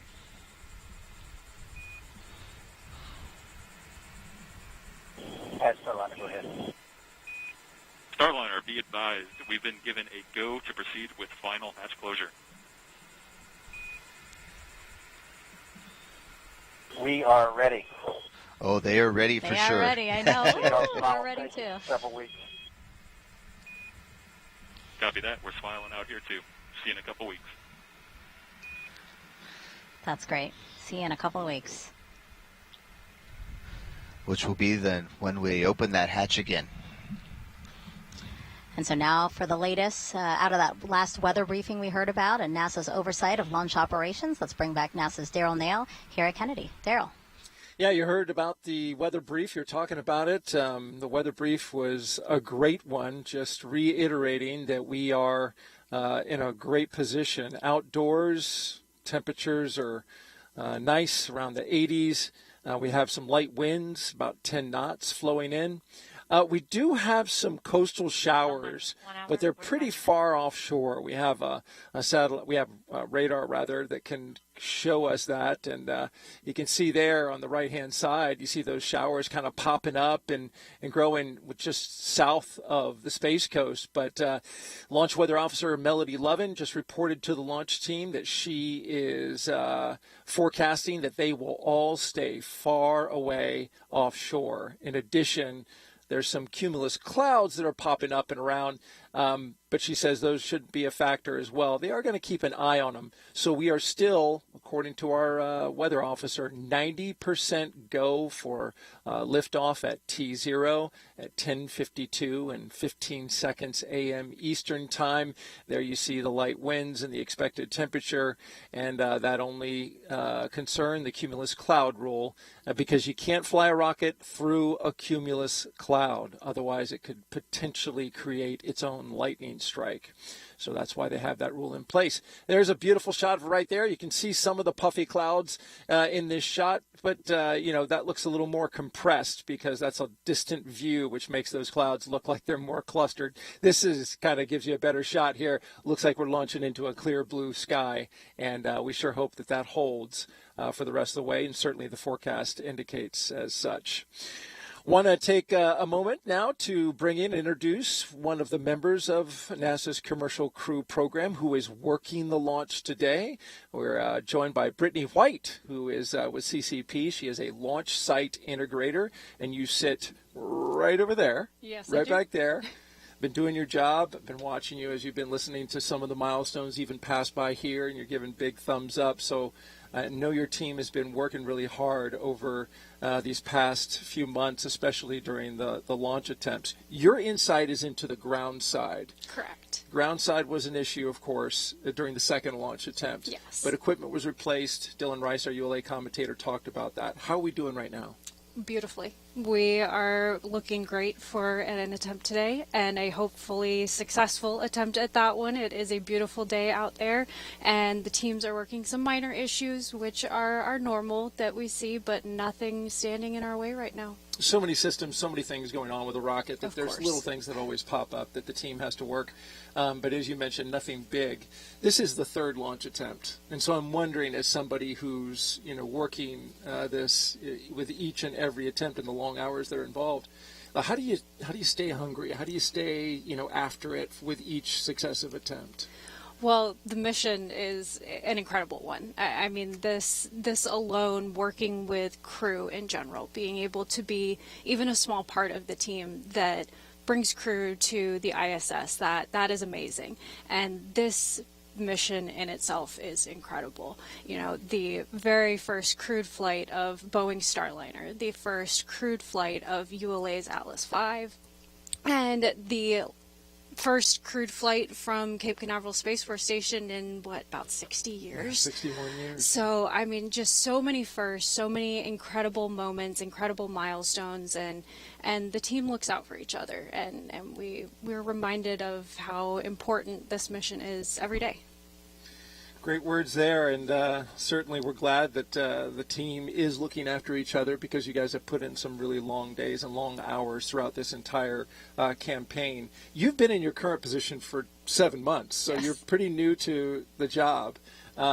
What's been one of the neatest things that you've experienced since coming on CCP?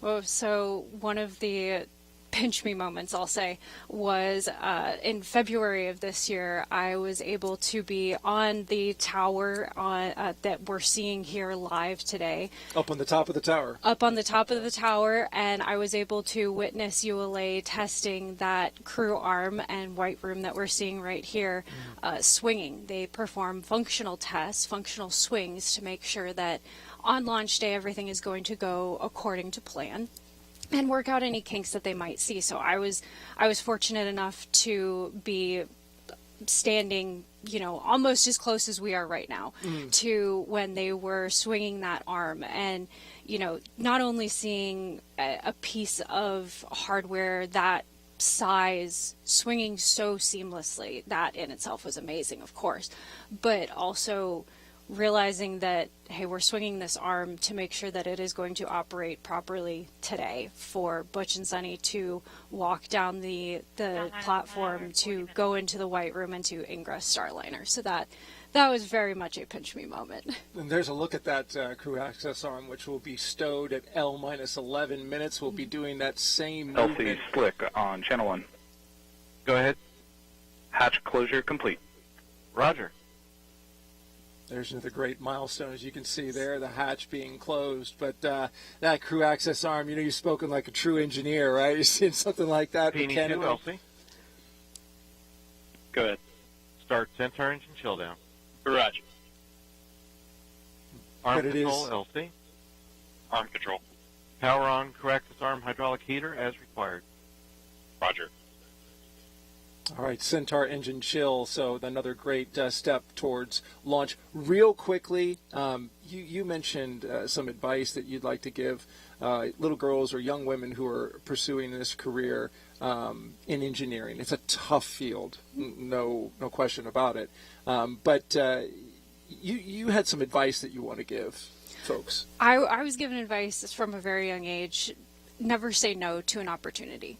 And sometimes you're presented with an opportunity that, at first glance it might not seem like it's going to be a lot, but in the long run it really does make a difference, and you might be surprised. So my advice that I always give when I'm doing outreach or anything like that, when I'm just talking to somebody, is never say no when an opportunity is presented to you. You got an opportunity in college to put together a project that ended up going out to Houston and was tested in the neutral buoyancy lab where they do practice for the EVAs and spacewalks. I mean, that's pretty cool. Yep. I was asked to, help write this proposal, and, we're trying to put together an idea for astronauts to be able to collect samples. Houston, Erdogan 1. We're ready for pre-launch cabin leak check. Asteroid, you can prepare for cabin pressurization per your checklist and configure to continue and get that proposal submitted. So that was incredible, first of all. But when you're asked to participate in something like that in college, a lot of times it doesn't result in anything.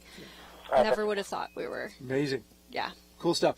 Brittany White, launch site integrator with Commercial Crew Program. Really appreciate your time here, and we're really moving well through the milestones. In fact, way ahead of time, which is, I guess, a function of when you've done something for the third time. You get really quick at it. Yeah. Right? Yes. All right, thank you so much for joining us, Brittany, and we'll send it back to Megan, Mike, and Dee.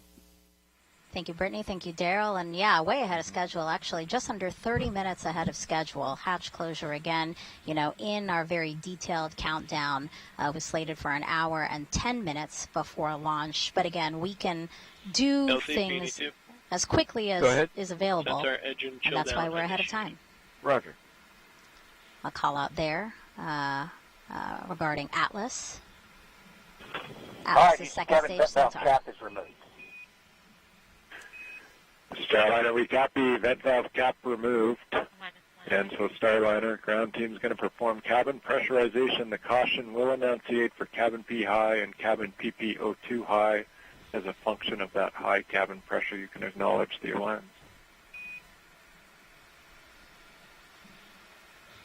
Still out of cover. All right, so Capcom telling Butch and Suni that teams will soon begin pressurizing the entire capsule for a leak check. So we did just see hatch closed a few minutes ago, and you might have seen them locking the hatch with something that kind of looks like a tire iron. And actually, a similar mechanism was used on Apollo and shuttle spacecraft. So now that the hatch is closed, again, pressurizing the entire capsule for a leak check, Mike. Yes, so we practiced this a few years ago for the first time, and when we did it, it actually made some loud noises inside the cabin as the pressure was increasing and then decreasing. So that now we made a call to the crew saying, "Hey, you're going to hear some things, and we're ready to do it." We have a voice-activated intercom system. We call it a Vox, right? So we turn up our Vox dials so that loud noises don't get transmitted and amplified in our microphones.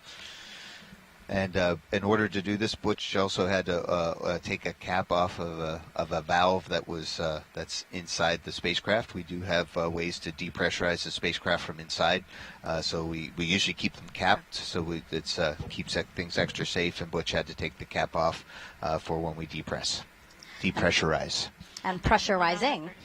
is going to take about 3 to 4 minutes. Again, you heard Capcom telling them to just be aware of maybe some audible noises.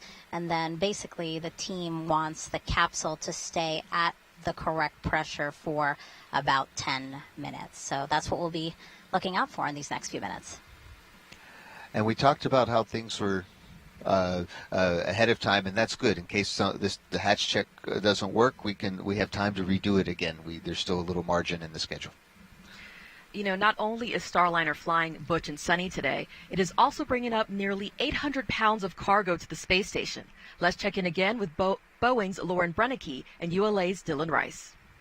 Yeah, Dee, along with our most precious cargo, of course, Butch and Suni, we are taking around 800 pounds of cargo up today, and we are taking something that was added just a few days ago, actually, but more than half of what's going up is Boeing cargo, like CFT patches, mission coins, silver Snoopy pens, American flags, and a hard drive, which we mentioned earlier. It has about 3,500 pieces of artwork from children across the world. We're also taking tools, emergency life support equipment, and then that late add at NASA's request just a few days ago, our teams packed a new pump for the space station's urine processing assembly. That is a part of the water recovery system there on the ISS. It is about 150 pounds. It's a pump, and it is replacing 2 non-essential cargo bags inside Starliner. It is all methodically packed weeks in advance, besides that one late cargo. And about 25 bags are for Boeing, 10 bags now for NASA. And those NASA bags are carrying things like food, clothes, exercise gear, medical supplies, and anything the crew wanted to bring with them. On the way back, Starliner will bring about 750 pounds of cargo, so just a little bit less, and that includes 1 empty NORS tank. That's a nitrogen oxygen recharge system, and that will be refilled for future missions. So, Don, we are focused on the crew, on the pad team, on what's been going on with the hatch closure and the pressurization testing, but there's been a lot going on in the background as well on the rocket side. Yeah, that's right, Lauren. So as we've wrapped up the crew ingress process, we're starting to hear a little bit more traffic now back from the launch vehicle team. A few moments ago, we heard about the Centaur engine chill down. So the Centaur engines are fueled by cryogenic propellants, which are very, very cold. So this process takes about an hour, and it brings those engine temperatures down so that we don't cold shock them when they're introduced to those cold propellants. So that process has been started. The vehicle itself remains in propellant topping mode as the blue team is continuing their work up on the tower. We heard about the beginning to warm up the hydraulic system for the crew access arm. One of the big differences in today's countdown as compared to our countdown for our traditional uncrewed missions, our payloads that don't talk back, as I say, is the length of the built-in hold. So we've spent the duration of this broadcast in our 4-hour built-in hold. Typically, our built-in holds are 15 or 30 minutes, depending on the length of the launch window. But for today, it's been lengthened to 4 hours to allow loading of the crew and closing out Starliner for flight. With today's instantaneous launch window for the International Space Station, launch vehicle and Starliner operations have to be precisely choreographed to occur on time. So far, things are looking great. The team's working no issues. All right, Dylan, we are about 1 hour and 31 minutes away from launch. We'll send it back over to Megan at the host desk. Let's talk a little bit more about that urine processor because, Mike, you actually helped install one. Not just one, but the first one. When Chris Ferguson and his team came up on STS-126, I was commander of the space station, and Don Pettit and I got to install the urine processor. It's a really neat kind of, I know it has a funny name, a UPA, right? UPA, right? So, but the urine processor is in essence a pump, and it takes our waste products, our number one, our P, and helps take all the water out of it. Our water processing assembly aboard the International Space Station, we've gotten to be really good at it. We can get over 97% of our water recycled, and each time we send a liter of water aboard up to space station is like $5,000. So being able to recycle water is not just good for space station, but for when we go to Moon and Mars. So this urine processor, when it's not working, and a space station program manager said so at the most recent press conference, we've got to get it up there. Other than that, we have these large bags full of urine that need to be processed, and it'll start stacking up on us because we don't want to throw it away. We need to definitely process it. So having Starliner, an hour and a half to go. Having Starliner there to be able to take up the UPA really helps the space station program a lot, and this is that dual redundancy of having rockets go up to the space station on a regular basis. And the recycling of the urine into water is really impressive. Like the rate is 90-something% that they can... Over 97%. Yes, it's impressive. That's a great technology for Earth, Moon, and Mars. Now, both Butch and Suni are bringing some special items of their own with them for this very important flight test. For example, Butch is flying 2 gold rings he had made for his brother and father that resemble the U.S. Navy astronaut pilot wing pin. He's also flying shirts from Tennessee Tech and the University of Tennessee, his alma maters. Suni is flying T-shirts from the U.S. Naval Academy and the Sunita Williams Elementary School in Massachusetts, plus a diver pin and dog tags that her mom had made for her 2 Labrador retrievers, a Gunner and Rotor. Suni also loves to wear fun socks and packed many multicolor socks she plans to wear in space. Other items will remain a surprise until the astronauts have a chance to reveal them publicly during the flight test. I imagine, Mike, that having these personal effects is so important. And yes, for long duration missions, but it's nice to also have, even though if they're only there for 8 days. As you can see, Butch and Suni brought up things to help inspire others. Starliner Houston, the pad is proceeding with cabin pressurization now. Copy. And a thumbs up from the crew. Let the pressure increase.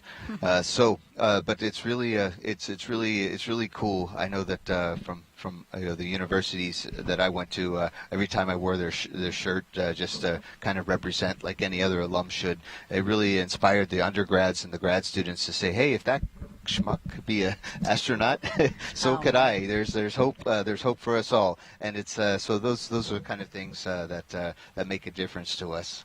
And hopefully make difference to other people too. It's inspiring to see your school represented in space. Yeah, so personal effects and also those opportunities that inspire, because that's really a big part of being an astronaut. You've said that before, that a big part of your job is also to inspire that next generation. Right, we stand on the shoulders of giants, of those who inspired us. I can't remember. I remember I couldn't believe it when I met John Young for the first time. He walked on the moon and he flew the first space shuttle, and he interviewed me for the astronaut program, and he ended up coming to my wedding. So it's really it's my wife's wedding too, and we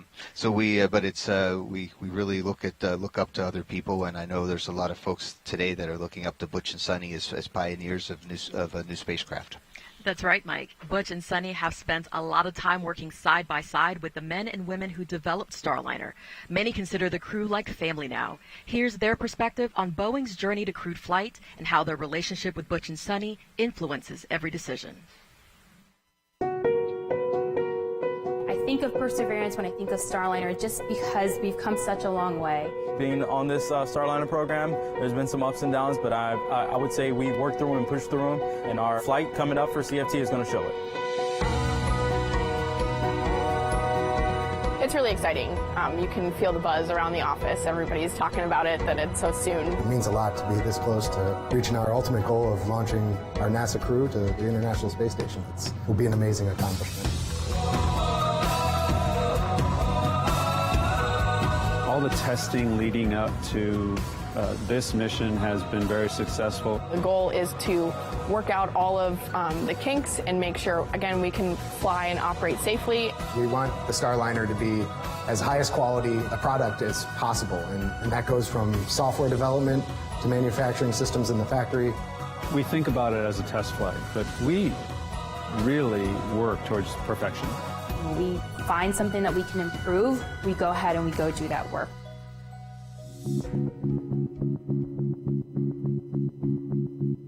The safety of our crew members is at the absolute forefront of my mind. We're not strapping an astronaut, we're strapping our friends in. You know, the crew is our precious cargo, and everybody understands that. It's great that they have a relationship. I think it really makes the work that we do become more personal.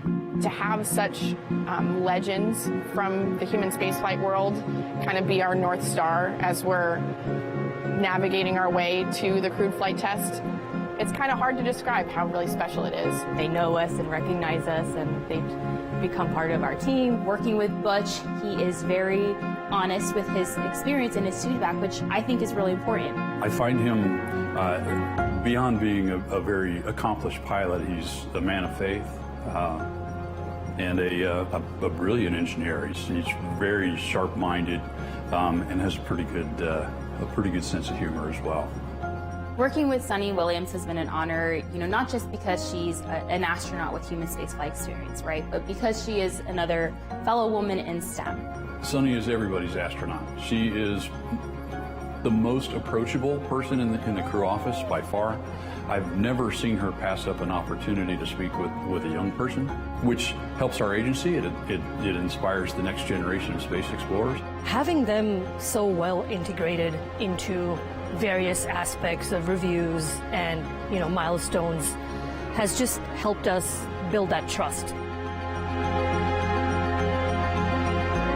There are challenges in what we do. It's not easy, but when everybody rolls up their sleeves, puts their head down, that's the rewarding part to be part of it.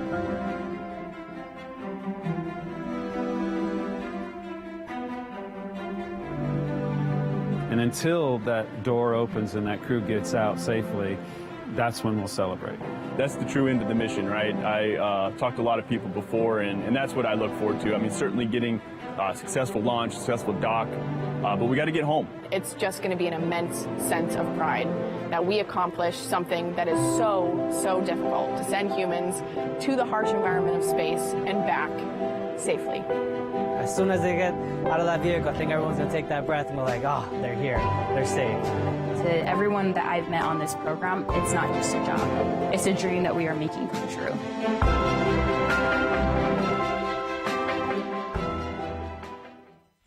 But you were saying when you were watching that, you really began to tear up. Yes, you can call me Mike today. And oh, what did I? Oh my gosh, I'm so Butch sorry, is on Mike. the start. No, I just wanted to say that montage was really meaningful, and it really shows how integrated the crew and is with our Boeing teammates, and how much that their spirits and their hard work are helping us soar to the stars today. And so that was a really nice montage. And Dee, your team, obviously. Yeah. Absolutely. I mean, this is great. We've been waiting for this moment, and here we are. So, let's check back in with NASA's Brandy Dean and Boeing's Jim May, who are monitoring things at Mission Control in Houston. Jim? Thanks, Dee. Flight Director Mike Lammers and his team here in Houston are still working steadily through their pre-launch actions, and everything's been going pretty smoothly. Been clear across the board most of the day as we count down toward today's 10:52 a.m. Eastern, 14:52 UTC liftoff. Once they have lifted off, they'll have a 25-hour ride to get to the International Space Station. And with this being the crewed flight test, they'll have a number of test or flight test objectives to work through, putting the Starliner systems through its paces to prove them out before operational flights begin. The first of those will come after Butch Wilmore and Sunita Williams reach orbit today, when they'll be doing some manual piloting checkouts while they're still well away from the space station. They'll be flying some attitude maneuvers, changing Starliner's orientation using only visual cues to start with, and then using Starliner's attitude direction indicator, which will be used for all the other planned attitude maneuvers. They'll also point the spacecraft's tail to the sun to demonstrate that it can use solar arrays to recharge its batteries. And once they arrive near station, they'll take over with manual control again to demonstrate their ability to station keep for 5 minutes at the opening of the approach corridor. And this corridor reaches out to a little under 250 meters away from the forward docking port on the ISS Harmony node, or as you may hear as we listen into the flight loop Slater, node 2 forward. Now, this maneuver should be pretty familiar to both Butch and Sunny. It's very similar to flight ops they performed while in the Navy, things like lining up an aircraft with a refueling tanker, doing a landing approach of the carrier, and for Sunny, hovering a helicopter over a landing pad. And this demonstration will be a checkout of manual 6 degree of freedom control. So that will use both joysticks and Starliner. The translational hand controller, pretty similar to like a throttle stick in an aircraft. And the rotational hand controller, which looks and operates almost identically to a joystick in an aircraft. But we've got to get into orbit before we can do any of that. We've got another 1 hour Starliner and Houston, 20 the minutes. side hatch is being configured. Audible noise may be heard. Starliner coming. As I was saying, another now 1 hour and 19 minutes until today's 10:52 a.m. Eastern launch.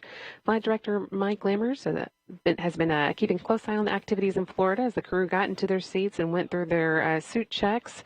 Also, as they closed the hatch and started pressurizing Starliner. In about an hour, Lammers is going to be polling the team here in Houston for goes or no-goes, hoping to get thumbs up across the board for today's launch. He'll be speaking for his team when he gives his final go, no-go to the launch conductor about 7 minutes before launch. The International Space Station also has to be go to welcome Starliner tomorrow. So let's go back to the Space Station Flight Control Room and NASA's Rob Navius for an update. Rob?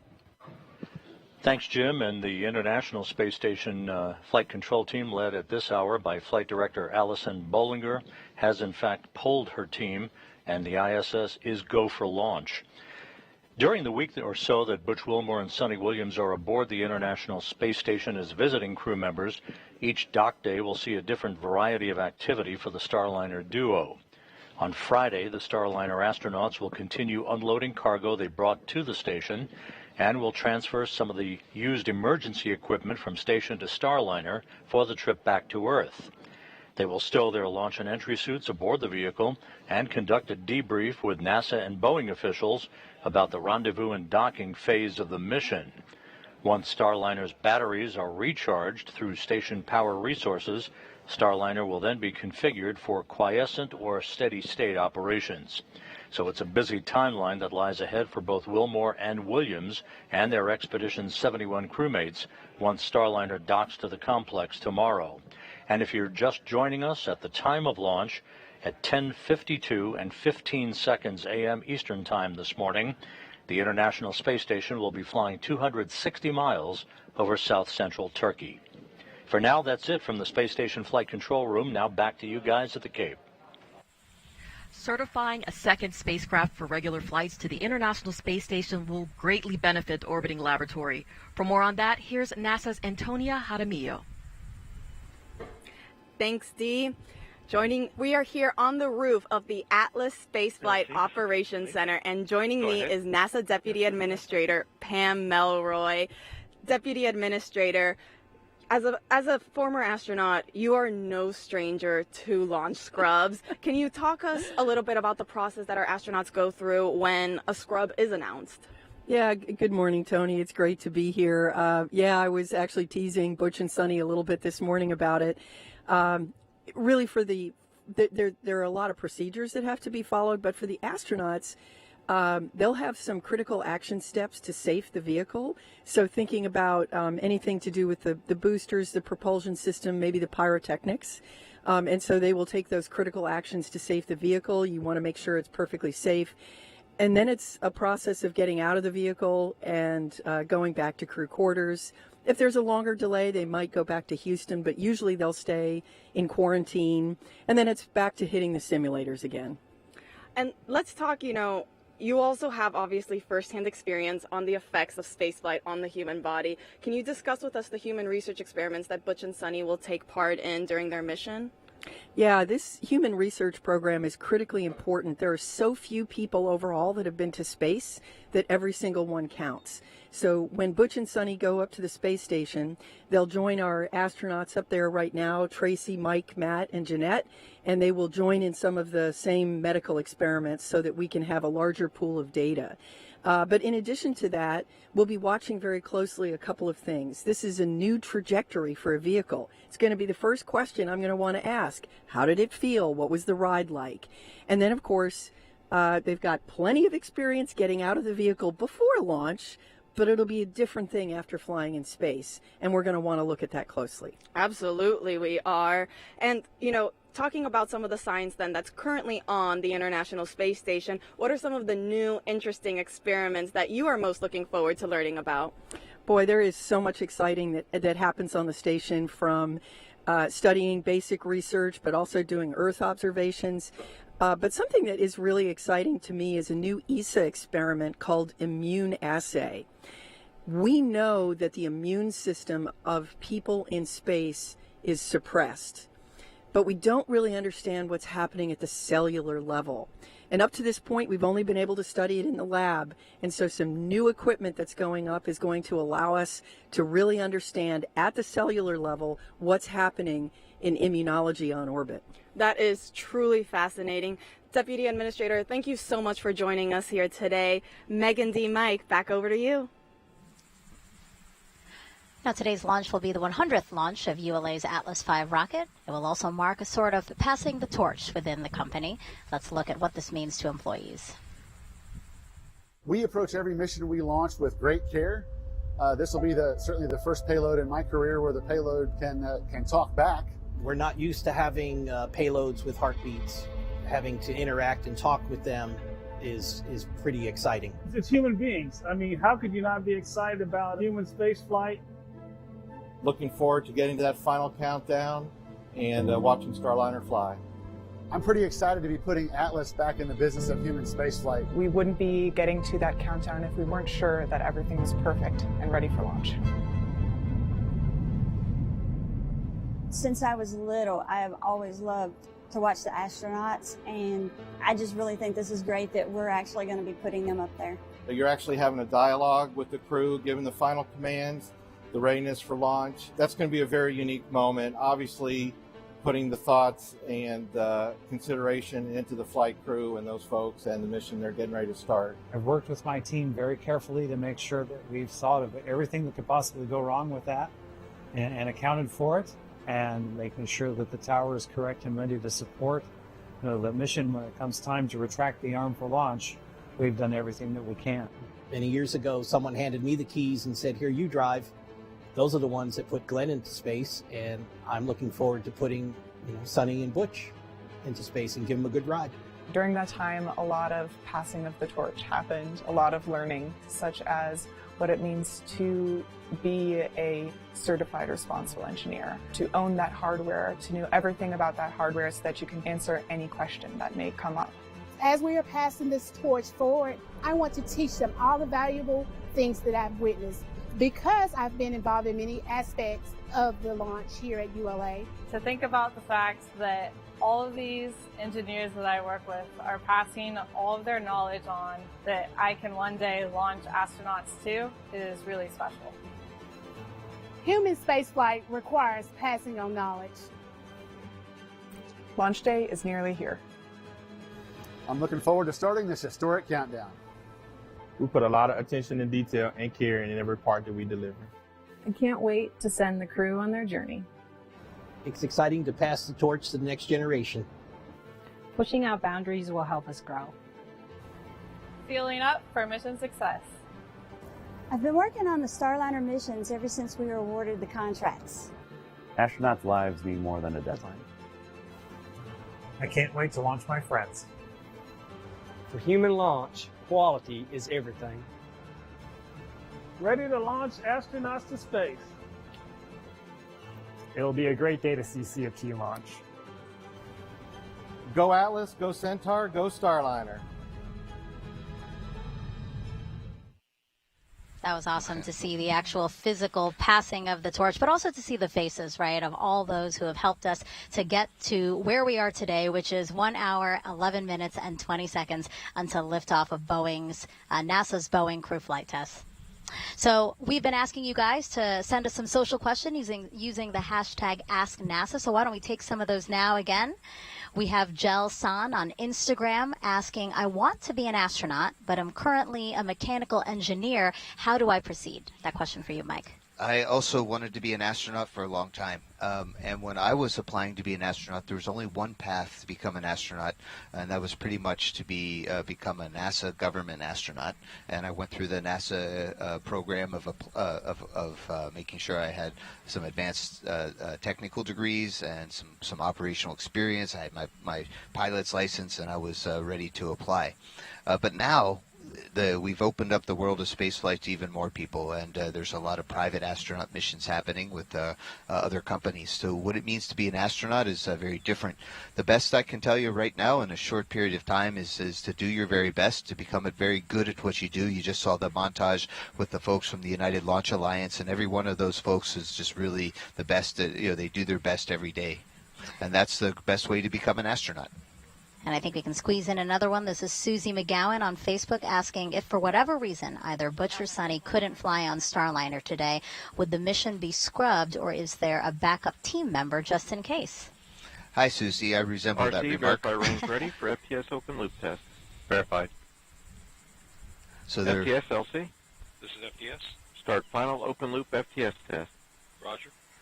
They're doing a kind of a safe version of the flight termination system test to make sure they're ready for launch. So Susie, yes, I as a backup to Butch and Suni, was able. We could have turned the around us if they got sick, but not on the day of launch. Certainly not today. We have an instantaneous launch window. We don't have very much margin for someone else to get into their spacesuit and go. But if unfortunately somebody were to not do well and we need to switch out crew members, we have preserved that capability so that the mission can go on. It's not about an individual, but it's about the mission that's important to NASA. All right. Remember, it's super easy to submit questions for this broadcast. Just go to NASA's YouTube, Facebook, X, or Twitch pages and add your question with hashtag AskNASA. We want to introduce you to the man with the final go or no-go here today. He's a familiar face to those who have been following human spaceflight over the years. That's Leroy Kane, live inside of the ASOC. He's Boeing's Commercial Crew Deputy Program Manager, and he serves as Starliner's Mission Director today. Previously, Leroy served as NASA's Space Shuttle Flight Director and then as Space Shuttle Deputy Program Manager. He's been involved with more than 100 shuttle missions. Our team asked him how today's flight compares and how his experience supporting so many astronauts from the ground influences every decision he makes. Starliner Houston, we got a good leak. The first crewed flight of Starliner ranks pretty high, I would say, in terms of not only importance, but I think significance relative to my career anyway.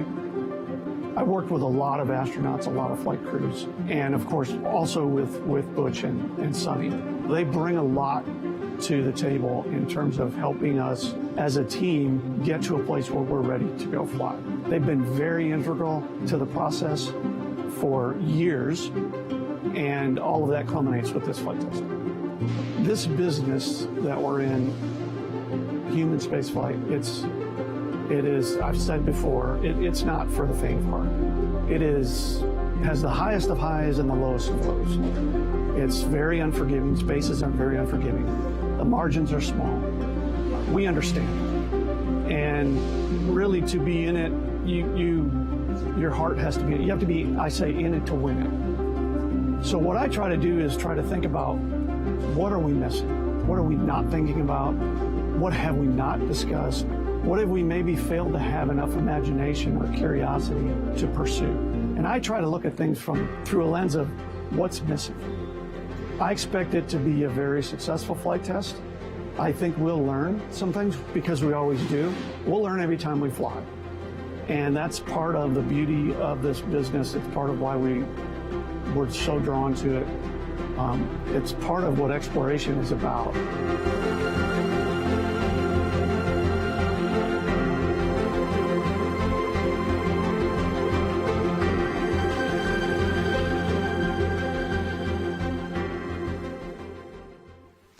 If you're just joining us, welcome to the official broadcast of NASA's Boeing Crew Flight Test. We have a beautiful aerial view of the rocket and spacecraft on Launchpad 41 at Cape Canaveral Space Force Station. I'm NASA's Megan Cruz. This is NASA astronaut Mike Fink, and that's Boeing's Dee Russell. Good morning. Now we are here to watch NASA astronauts Butch Wilmore and Sunita Williams make history as the first people to fly aboard Boeing's Starliner capsule. And Mike, liftoff of the United Launch Alliance Atlas V rocket is slated for 10:52 and 15 seconds a.m. Eastern Time. Where are we in the countdown? We're looking really great in this countdown. Yes, so far so good. The rocket is in great shape, and the capsule on top, the spacecraft, the Starliner Calypso, they closed the hatch about 10 or 15 minutes ago and are just finishing up on the leak checks, saying that the hatch is definitely holding air, and we're ready for the pad team to say goodbye and head off the launch tower. 1 hour and 5 minutes to go. Now, CFT is the last test before NASA can certify Starliner for regular missions to the International Space Station for its commercial crew program. It's also only the 6th time that NASA astronauts will launch on a new spacecraft designed for crew.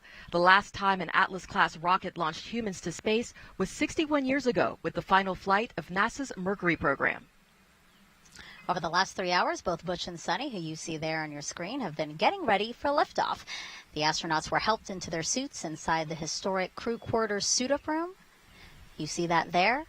And then they walked out to family and friends. A wave there from Butch and Sunny before the 20-minute ride to Launch Complex 41 in an Astrovan. After arriving at the pad, the crew ascended the crew access tower to get into the Starliner spacecraft. They ingressed or got into Starliner and are now strapped in, awaiting liftoff. Mike, why is it so important for NASA's commercial crew program to certify a second, again, dissimilar crew transportation system to the International Space Station? Megan, it's really important because right now we only have two ways to get into humans into space. One is with the Soyuz and our Russian partners, and we all know that that's our relationship with the Russian Federation's a little bit tricky. We still maintain a good connection in space. And then we have Dragon, which is a fantastic a spacecraft launching on the Falcon 9. But those are only two ways. Having a third way to get to the International Space Station, or from the U.S. perspective, a redundant way to go, is that if something goes wrong with anybody, we still can get people up and down to the International Space Station. And we found that out with the Columbia disaster, how important it was to have another way to get to space. We stopped flying astronauts up and down the space station solely on the space shuttle, and we started flying on Soyuz, and that really taught us some good lessons then. Mike, you spoke with Butch and Sunny recently. How are they feeling about the road to this moment with only an hour and 3 minutes to launch? I think Butch and Sunny right now are probably taking small cat naps, or I guess Sunny, she doesn't like cats as much as puppy naps, I don't know, but they are very excited. They've had it's been a long road in quarantine, away from friends, and they've been able to see their family from a distance, but they're ready. They're very much mentally prepared and physically prepared for a great launch today. As you can see, guys, Mike is a great resource for us today. He actually trained alongside Butch and Sunny to fly on this mission and is actually the backup pilot if needed. So we're encouraging you to send him any questions you might have about what you see today. Just go to social media and use the hashtag AskNASA, and we will continue to take as many questions as we can live. Again, a check of the clock, 1 hour, 2 minutes, 26 seconds and counting until NASA's Boeing crew flight test. What's significant, again, is that we are ahead of schedule. Again, we were going through the paces as things were done so that we can build that margin. Starliner, we copied. Cabin vent valve closed and cap. Good config. Talk to you again in a few minutes. And again, those call-outs there have to do with the cabin leak check that is in progress right now. Yeah, one of the last steps is Butch puts a cap on a valve that can open up the outside of, or open up Starliner to the outside. So we want to make sure that the valve is closed and capped, so it won't be a leak path if unintentionally. And there are more than 60 seals, right, in the crew module, 6 valves to check if they're in the closed position. And bottom line, this check is to make sure that everything is sealed so that the Starliner is properly pressurized on the ride up. Yes, we don't need the atmosphere to leak out. If it does, we have spacesuits, but it's very good to double check everything, and we expected the hatch leak check to proceed just fine, and it did. And there was a particular PSI, right? 1 hour and 1 minute. A particular PSI that the team wanted to see being held within the cabin. Yes, so we start out at atmospheric pressure, and we use Go ahead.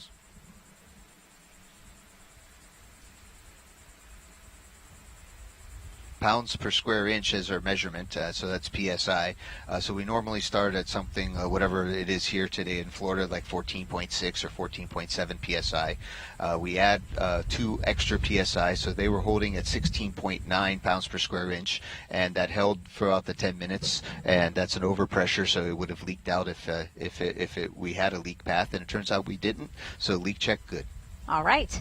And we have teams in both Florida and Houston watching every aspect of this mission. Let's head over to ULA's Dylan Rice and Boeing's Lauren Brennicke, who are monitoring the spacecraft and rocket from United Launch Alliance's Advanced Spaceflight Operations Center, or ASOC. Go ahead.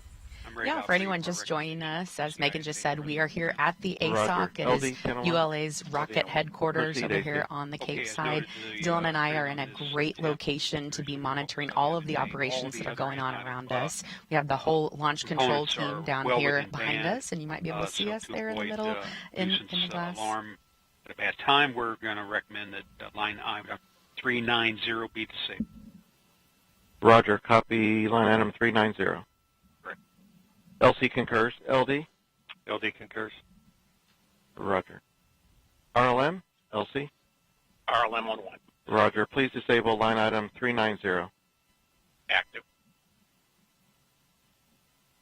All right, another part of our job is to wear headsets and listen to the loops that you're hearing there on the broadcast, as well as some of the other side channels, just to keep track of everything going on today. We did just get an update that the helium leak on Starliner remains good. We have confirmation it is still acceptable for flight, looking about like it did on Saturday, so that's great news.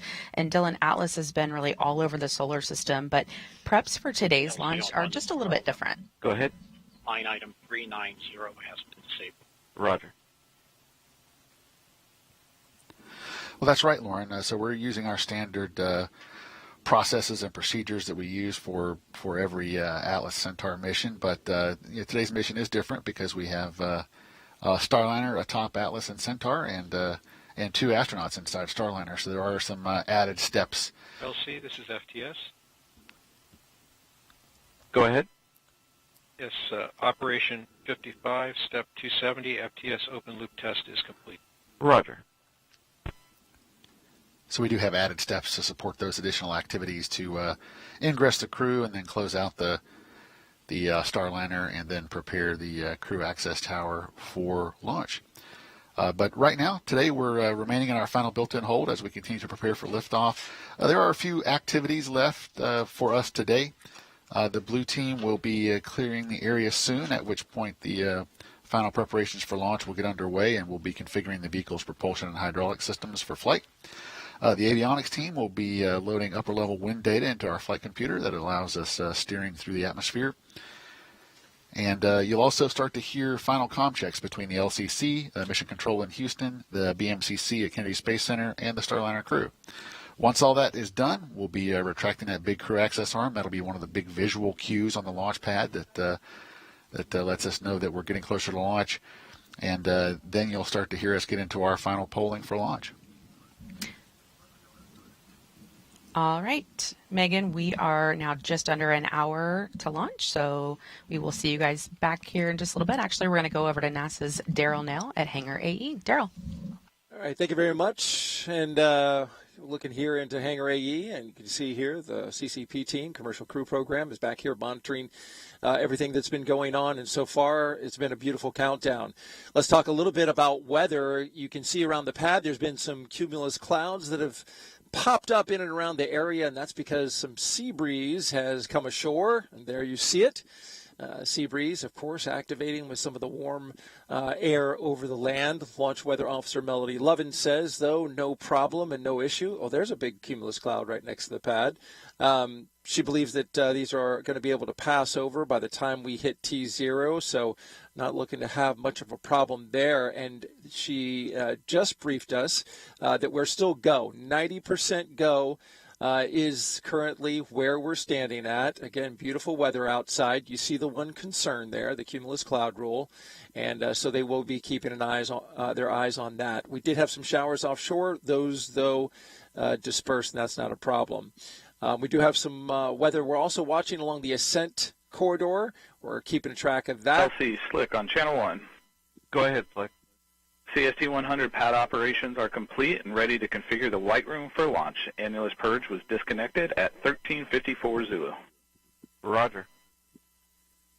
Blue team lead, LC. Go ahead. Perform toxic vapor and O2 checks when raising the environmental seal and configure white room for launch. Roger. Getting that room right there ready to launch. You'll see that environmental seal around the Starliner and get ready to go up as they get that room ready for launch and eventually at L-11 minutes retract the arm away.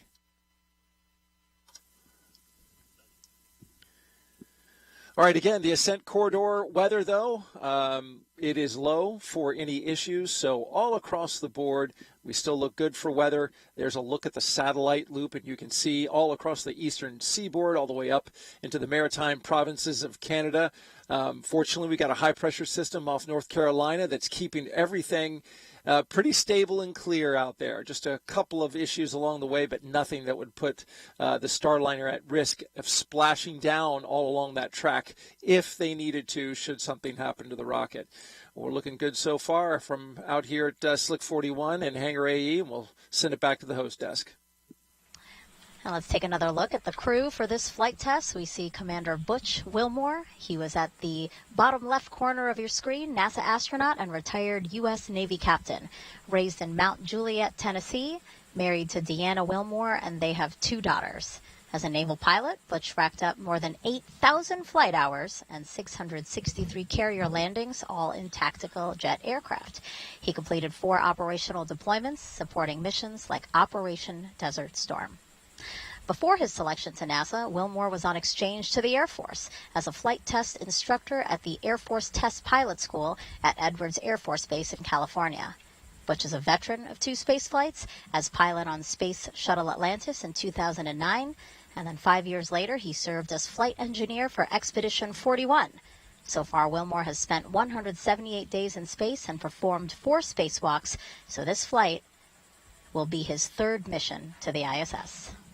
And Sunita Williams, CFT's pilot and a retired U.S. Navy captain. NASA selected her as an astronaut in 1998, just 2 years before Butch. This will also be Sunny's 3rd mission to space, making her the first woman on a test flight of an orbital spacecraft. Her first trip to the ISS launched in 2006. She served as flight engineer for Expeditions 14-15. She then returned to the orbiting lab in 2012 and was commander of Expedition 33. Sunny has more than 50 hours of spacewalk time, the 2nd most cumulative time by a female astronaut. So far, she has spent 322 days in space. Before NASA, Sunny was a former naval test pilot and instructor, logging more than 3,000 flight hours in more than 30 different aircraft. Williams grew up in Needham, Massachusetts, and is married to Michael Williams. She enjoys hanging out with their dogs, working out, hiking, and camping, as well as working on cars and houses. As the crew aboard Starliner prepares to launch to the space station, let's take a look at what's in store for Sunny and Butch while on this mission. The mission of the Commercial Crew Program is to provide transportation for astronauts to the International Space Station. Multiple providers provide you redundancy. Redundancy is important, as we know. In our systems, we have redundant systems. But actually, more importantly, it's providing the aerospace workforce the opportunity to test out new ideas, new technologies, and work them into spacecraft. Butch and I are the first 2 to fly the Starliner, so this flight will be a crew flight test, so there'll only be 2 on board. We're going to fly it up to the space station, dock it, and test it all out, and then come back home. Everything's new. The procedures are new. We have procedures now that we didn't have a year ago because we've learned as the process has gone forward. We've had 2 test flights uncrewed previously, but this will be the first time we're putting people on it. We're test pilots, and so we're going to be testing the spacecraft in all aspects of the flight, from launch, on orbit, all the way to entry and landing. We're testing out the environmental control system. We're testing out the manual flying of the spacecraft. Then while we're docked to the space station, we have a bunch of tasks to make sure that the spacecraft can act as a lifeboat. And just in case anything bad goes on the International Space Station, the crew on board can come to the Starliner and make sure that they're okay. This has a mode where we call it backup mode, which is your get home mode, if you will. We can, without any communication at all, we can still effect a return to Earth, do a deorbit burn, and hit the point where we're trying to land, even without our computers. You know, that old mantra, failure is not an option, because it's a very dynamic thing we do flying in space, and it's not very forgiving, and we know that. And that's why we have these multiple systems and multiple redundant capabilities, because human life is special, and we want to preserve it at all costs. I think exploration is just in the human heart. Butch, he describes himself as the first thing he said as a kid was why. And I think that's in all of us. Maybe we don't verbalize it, but we all ask why. And that's what exploration is. It's that next step of why. So why not go back to the moon? Why not try to live on the moon? It seems like a natural stepping stone to the next thing, Mars, which just calls us. Like, why is that planet there? What is the future of that planet? What is the future of our planet? And to be able to take these next steps in exploration, we're going to start answering those questions. We stand on the pinnacle. This is kind of where everything, integration, everything comes together, which is where Sunny and I sit. And this is just a part of the ongoing process of growing and expounding our knowledge and our understanding of all things for the benefit of mankind. I am Sunita Williams, and I am ready to fly NASA's Boeing Crew Flight Test. I'm Butch Wilmore, and I am ready to fly NASA's Boeing Crew Flight Test.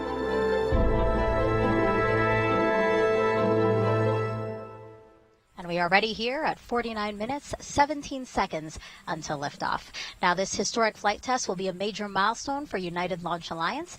NASA's Antonio Jaramillo joins us now with ULA's CEO and president, who has more about this company's road to this moment. Thank you, Megan. Joining me is Tori Bruno, CEO and President of United Launch Alliance. Tori, it's so great to have you back on here. Can you give us a quick recap, first on the issue that occurred during the last launch attempt and how teams resolved it and got us to where we are today? Absolutely. So we have a ground system at the pad that controls the things that occur in the last few moments before we go to ignition. This particular system is the one that releases the rocket from the pad and controls what happens to getting the umbilicals loose. And we have a triple redundant system that is also able to vote, and we lost one card within one of those 3 chassis that do this.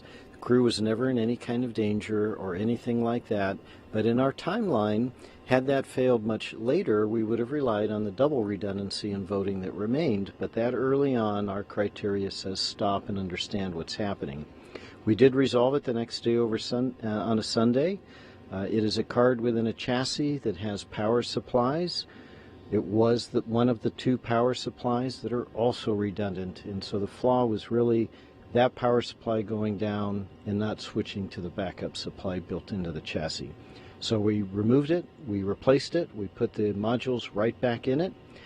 The chassis we're using we know works because it's the same chassis we used to launch Vulcan on Cert 1. Everything has checked out and been retested, and now we're good to go. That's great to hear, and it is a beautiful day right now. It looks like it's going to be a beautiful launch. What's the trajectory like for this launch? I mean, who along the U.S. will be able to see it? Yeah, this is a very unique trajectory because it's flat and long for crew safety. And so it'll head out from here, it'll go north and a little bit to the east, and so all along the southern coast of the United States you have a pretty good chance of seeing it. And what that trajectory allows us to do is to have no blackout areas where the crew would be unable to abort the flight, God forbid, in the event of an anomaly. And it delivers them just short of being orbital, so if there were any issues with the capsule's propulsion system, they get a free return safely to the surface of the Earth. So very, very unique for us. We've never flown apart from the test flights of this capsule a trajectory that is suborbital before.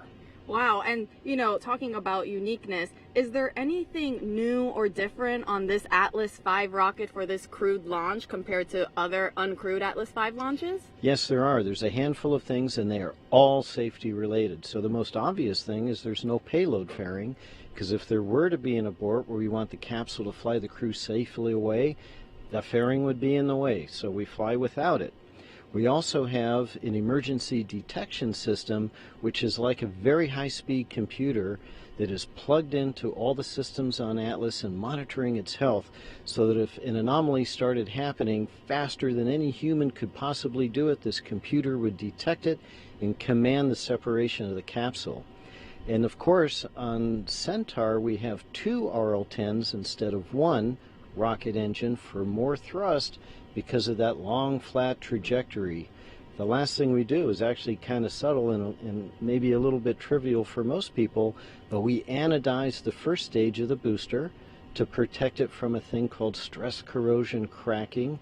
And just to be extra careful for the crew, we actually double the thickness of that anodization. Wow, that is fascinating. Tori, thank you so much for joining us here today. Megan, D, Mike, back over to you.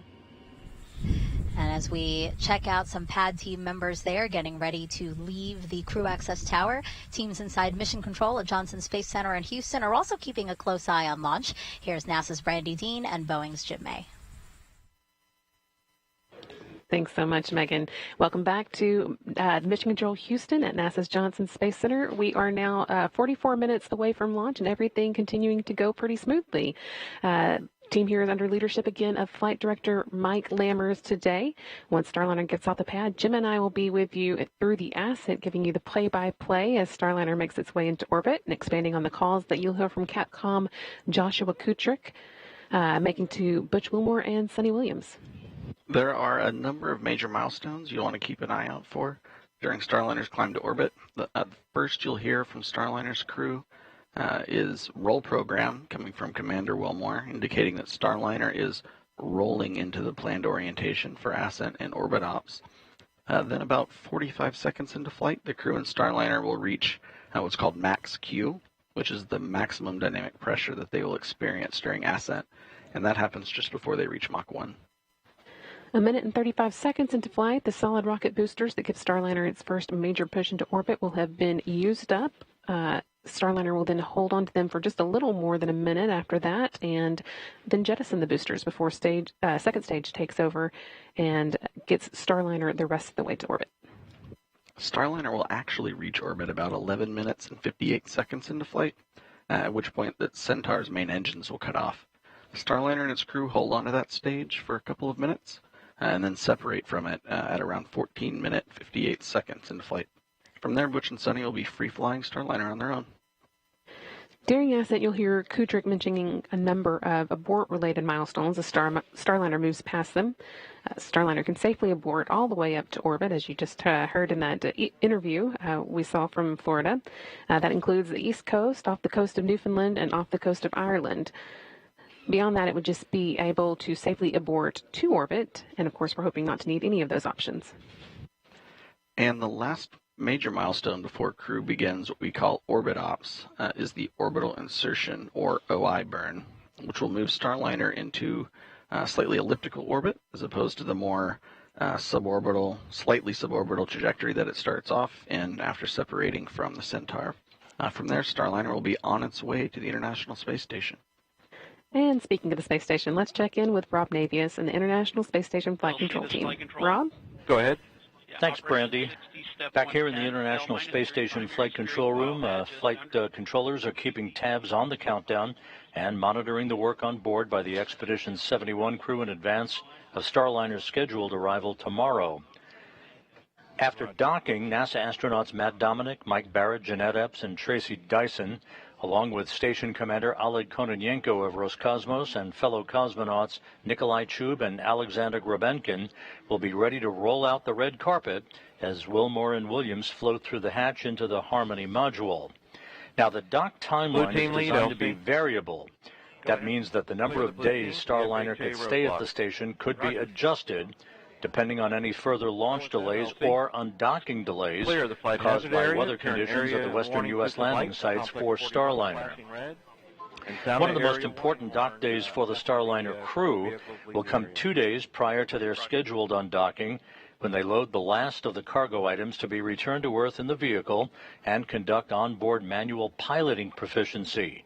That will enable them to stay sharp for their departure from the station and the deorbit and entry events that will follow. We're now 41 minutes, 9 seconds away from liftoff. Today, the operational loops are so far thankfully quiet.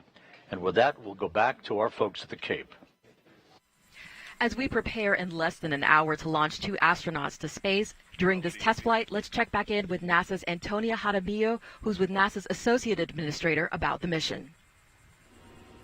Thank you, Dee. Joining me is Jim Free, NASA's Associate Administrator. Jim, thank you so much for joining us. Can you discuss a little bit why it's important for the space agency that we have another American spacecraft launching to space from American soil? Well, I mean, it is truly historic day that we have today. It is the 6th time we've launched a new vehicle to space, and this time with the first female on one of those missions in Suni, and from the Cape Canaveral Space Force Station, not the Air Force Station any longer. And we're also, now it gives us that chance to get back to ISS with another crew. And the learning that we're doing there about the human body, about technology, about science, of course science is key to all we do. And then to prepare ourselves for those missions to the moon and then onto Mars.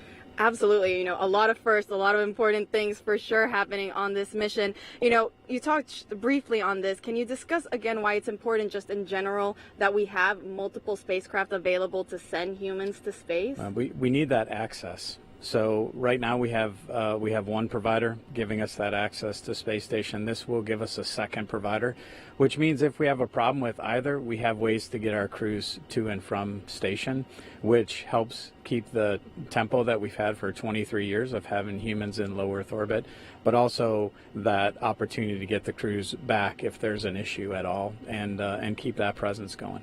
Absolutely. This has already been a very exciting year for the agency with many, many fascinating missions already taking place. Now with this historic launch about to take off, what else can the public look forward to?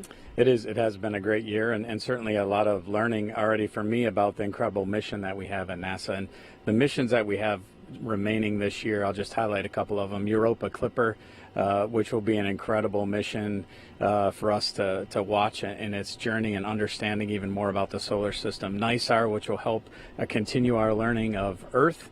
And then we have X-59, that first A in NASA, right, the aeronautics, which will go through its first flight this year. We're about to do an engine run-up on that aircraft. And of course, heading towards Artemis 2 next year. The crews in Washington this week planted a moon tree just yesterday with our deputy administrator, and that gets us on our path back to the moon. Absolutely, and we cannot wait for all of those missions. Jim, thank you so much for joining us here today. Megan, D, Mike, back over to you. Thank you both. And we are now 38 minutes until liftoff of NASA's Boeing crew flight test with Butch Wilmore and Sunita Williams. You can see there inside the Starliner spacecraft, patiently, maybe, awaiting liftoff, right, Mike? They're very patient at this point, and so far so good today. It's been a very smooth count, as Rob Navius mentioned earlier. And so the plan is for Butch and Sunny to be docked. That was a call out saying that the pad team has cleared the pad. Now, the plan is for Butch and Sunny to be docked to the ISS for at least 8 days, and then after, they will return to Earth with a soft touchdown in the American Southwest.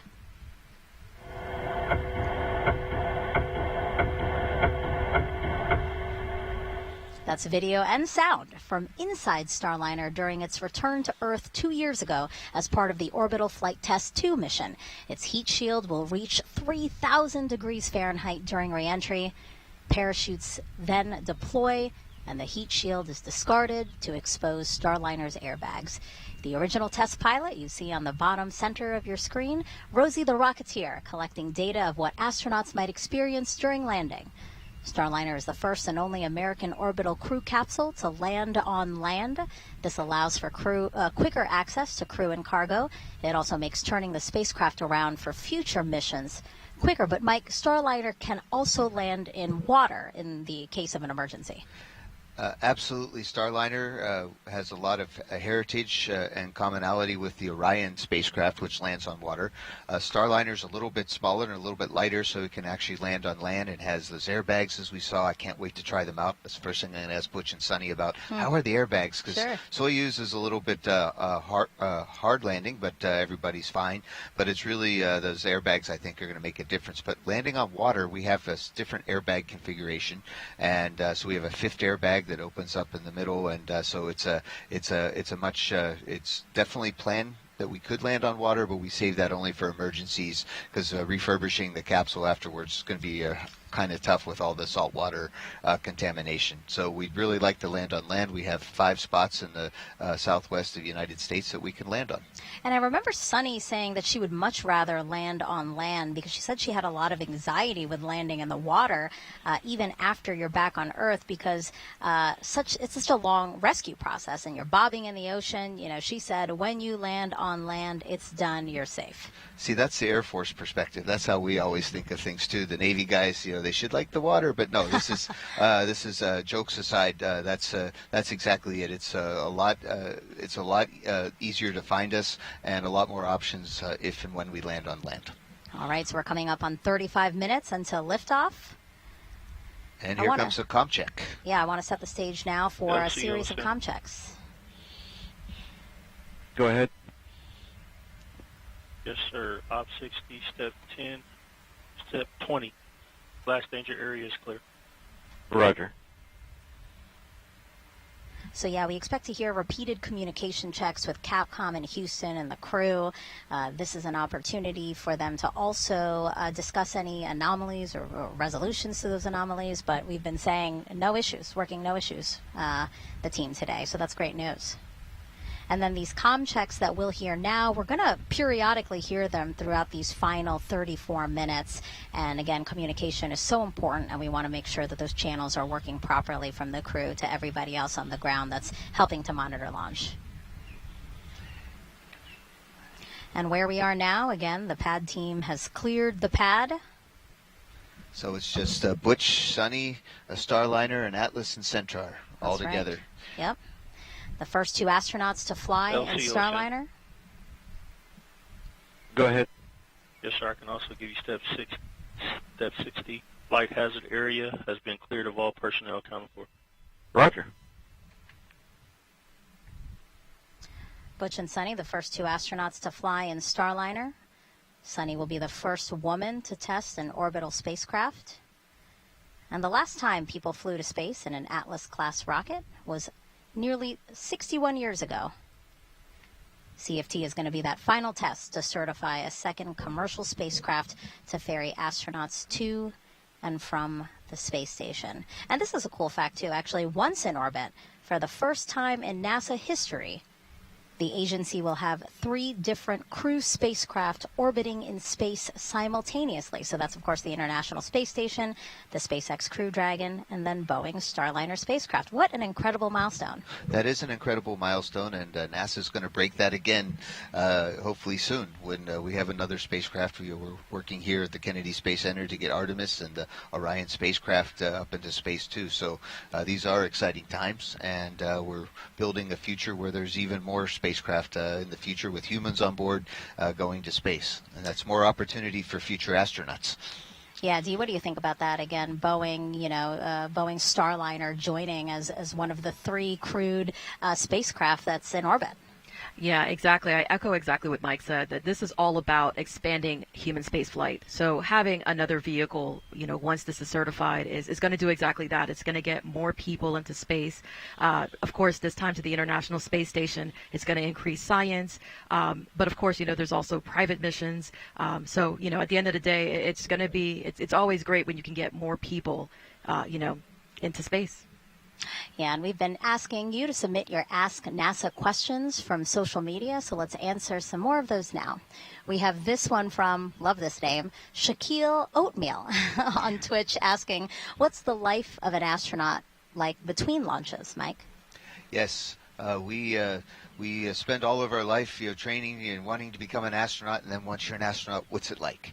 And so we do a lot more training. But I'll say that the last time I flew in space, we just had our landing anniversary on June 1st on STS-134, and that was in 2011. That would have been a great day to launch, but we chose not to. That's 13 years ago. So in the last 13 years, what have I been up to? And that's been helping get Dragon and Starliner up into space, helping my friends aboard the International Space Station as Capcom. I helped Suni when she was doing spacewalks, and we help each other. It's all part of a big team. And so today it's great to see Butch and Suni. They've both been waiting a long time to go fly again. Trying to get a third mission or a fourth mission is really, you have to wait and be patient. And Butch and Suni are going to have they've been working hard on Starliner too. And that's what we do between missions. We help get ready for the next missions and help our friends be ready and support them while they're in space. Yeah, and the commercial crew program is so important because in working with our commercial partners, it really allows NASA to pursue other things, like, again, returning to the moon. Our eyes are set on Mars with the Artemis program. Indeed, and I'll just say I've enjoyed working both with SpaceX and really with Boeing. I mean, when we saw our teammates on the montage earlier, it just it made me tear up a little bit, and I'm not afraid to say that because there's a lot of respect with the team. And let's take another question now. This one is from World Citizen on YouTube asking, does the crew on the space station watch the launch? So right now it's the middle of L minus 30 minutes.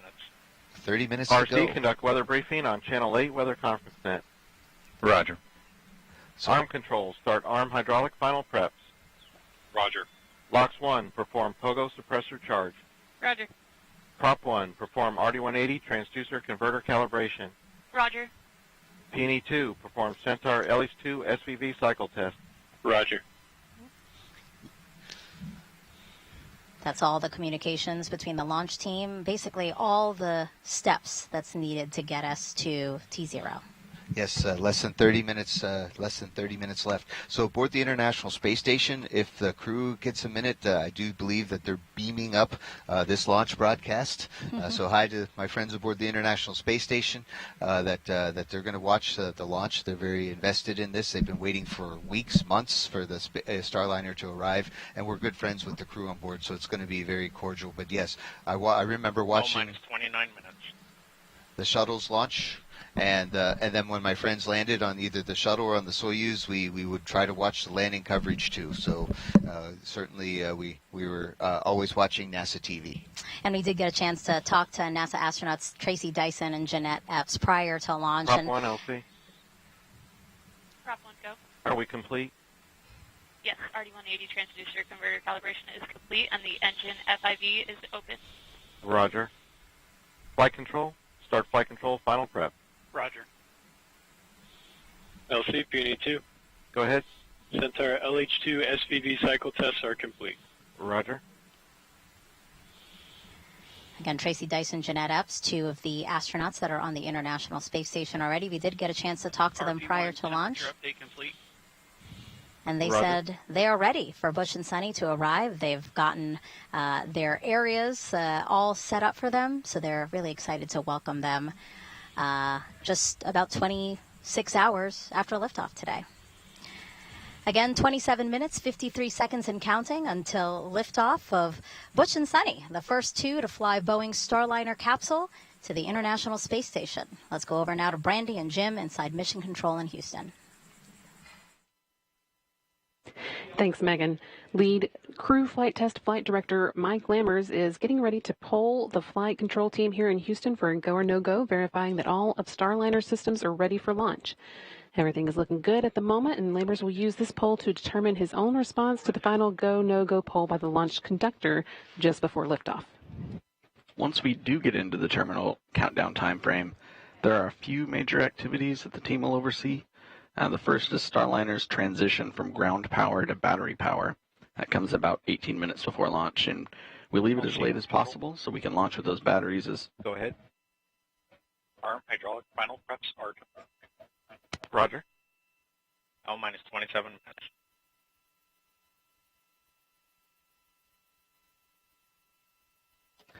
We leave that power transition as late as possible so we can launch the batteries as close to full charge as possible.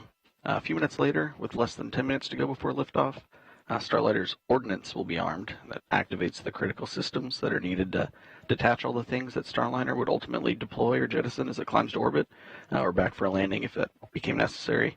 And then finally, just 1 minute and 15 seconds before launch, they'll work with the crew to activate the launch abort system, which would rocket the crew to safety in the case of an abort or on the pad early in the ascent.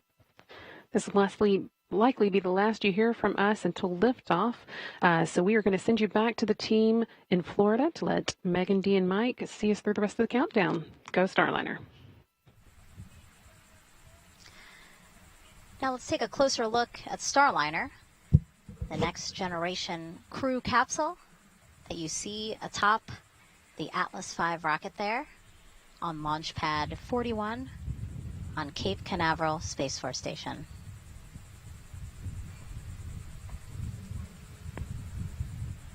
Mike, Starliner is something, like you said, and Butch and Suni, you guys really have your fingerprints all over that to make it the ride to space that you guys wanted. Indeed, Starliner is definitely Ferguson even called it a astronaut's or a pilot's spacecraft. And so that next generation crew capsule, it measures 16.5 feet tall with a diameter of 15 feet. That's about the size of a mid-size SUV. It was designed to carry up to 7 astronauts or a mix of crew and cargo for missions to the International Space Station. After today's test flight, NASA will fly crews of 4 or 5 with cargo. Starliner is also reusable up to 10 times. I'm sure you're excited for your opportunity to fly in Starliner, Mike. Oh, indeed. We're hopefully Butch and Suni, along with Calypso, are going to pave the way. We'll be in the other spacecraft that Boeing has. We have 2 capsules, and so again, it's always good to have an extra one and a backup one, and we're looking forward to flying next year. Let's head back over to Johnson now, where we have Rob Navius with an update for us. Rob.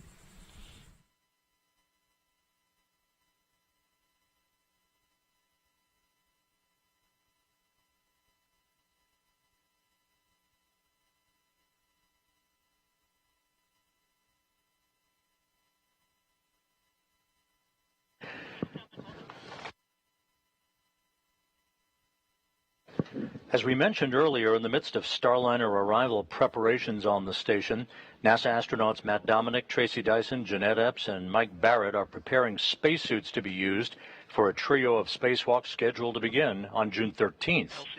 Other maintenance work is also planned for today by the expedition crew as they gear up for the docking of Starliner tomorrow to the forward port of the Harmony module. Once Starliner docks, it will be the 6th visiting vehicle at the International Space Station, a crowded house 260 miles above the Earth. We're standing by here in Mission Control for the Atlas V to take flight and for a new chapter in human spaceflight history to begin just 23 minutes from now. With that, we'll head back now to the Kennedy Space Center. 23 minutes, 9 seconds and counting until liftoff. So let's check back in with ULA's Dylan Rice and Boeing's Lauren Brennicky with the latest. Guys. 23 minutes.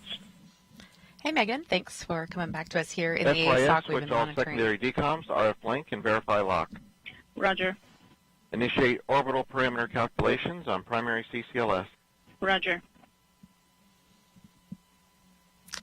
Monitoring those procedures here, and we're coming up on about L minus 22 minutes to launch. And around this time during the last launch attempt, our team worked through what you may have seen, a suit pressurization issue.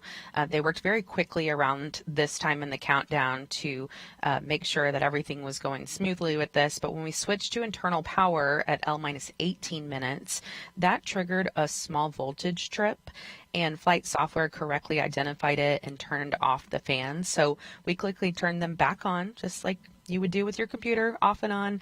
And today we're going to turn the fan off when we move over to internal power so it doesn't trip again. Then we will turn it back on after.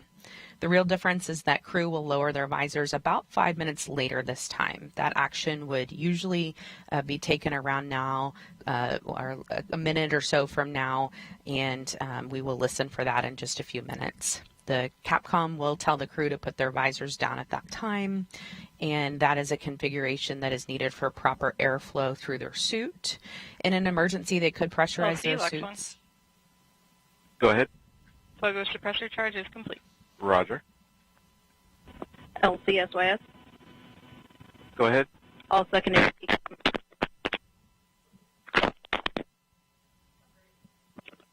Secondary. Yeah, you're breaking up, SYS. All secondary decoupled slide on RF link. I did copy that. Please check your headset.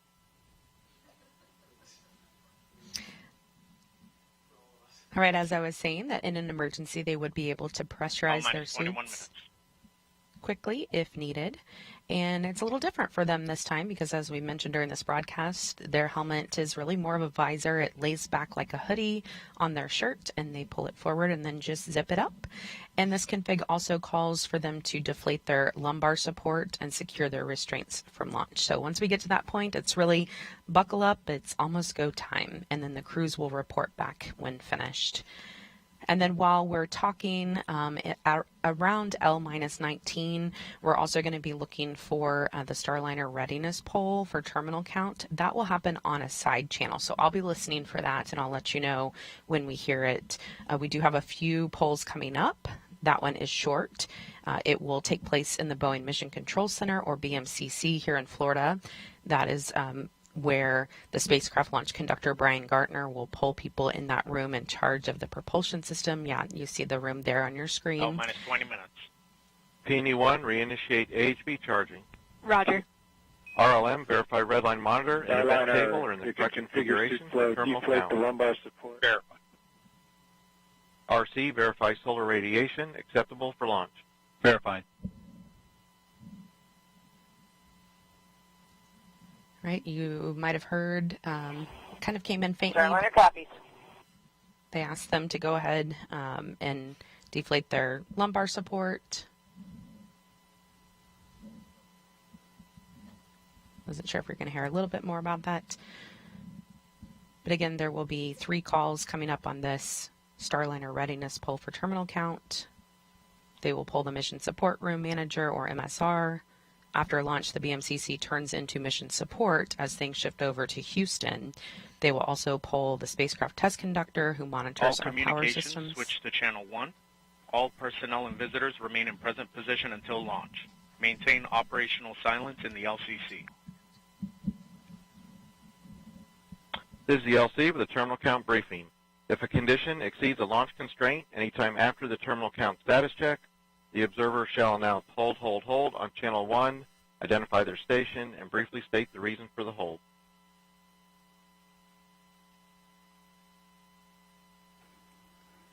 So, Lauren, as we were mentioning earlier, there's been traffic on multiple side nets, and that announcement that you just heard is Chief Launch Conductor Doug Lebo now bringing the team out from the individual subsystem nets, bringing everybody to the command channel, channel 1, for the final minutes of the countdown here. So we're gonna start to hear more traffic on the command channel as we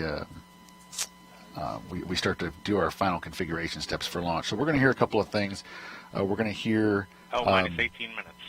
Flight control, perform launch on time verification. Roger. We're going to hear some final avionics checks like that last call. We're going to hear hold fire switch verification. The range hold fire system allows representatives from Space Launch Delta 45 a hold button in the up the road at the Morrell Operations Center. So if there's an issue or range safety issue that comes up, they can press a button and automatically stop our sequencer. So that's called a hold fire check. Those hold fire switches will be configured shortly, and we'll also start to hear calls about wrapping up our helium bottle charging on both the first and second stage. And Dylan, as you mentioned, with the traffic on the loops increasing a little bit, you at home may notice that we are speaking less, and so we are going to be listening to some of these things on time verified. As they happen live with Roger. you. And we feel it's important for you to be able to... Go ahead. AHB charging reestablished and at flight mass. Roger. Minus 17 minutes. OSM, place SRB ignition SNA switch in the enable position. SRB ignition enabled. Verify FCO, RCO, and OSM hold fire switches are in the proceed position. Ready to proceed. All right, we're going to send it over to NASA's Daryl now at Hangar AE. Daryl. All right, thank you very much. And getting a final look at the weather, I could tell you this, it's a beautiful day to fly. Outside, our launch weather officer told us that there's no change in the forecast. We are 90% go, and what a beautiful shot of our beaches here from the courtesy of our chopper team here at the Kennedy Space Center. Folks coming out to enjoy the launch and an amazing day.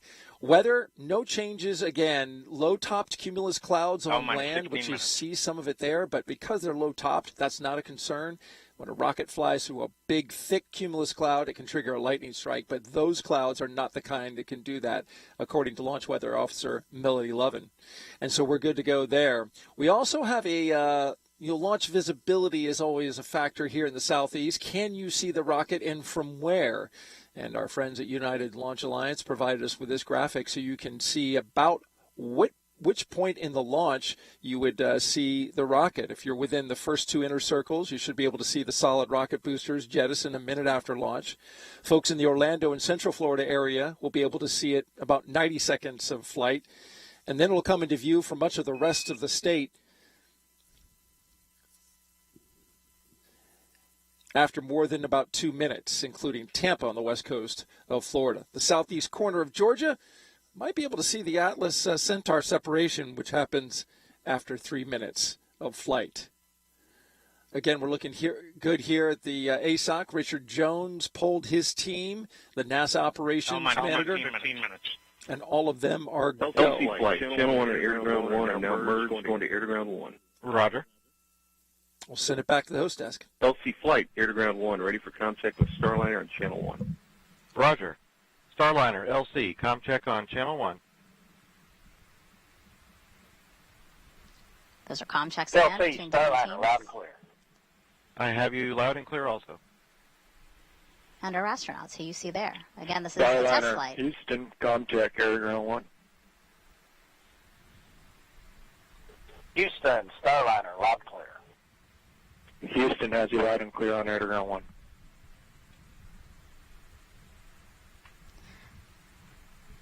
Test flight, and Boeing is working towards certification. To do that, there are a total of 87 flight test objectives and many more operational capability checkouts. So take a look at some of the main objectives with the crew on board. I'll go through a couple of them here.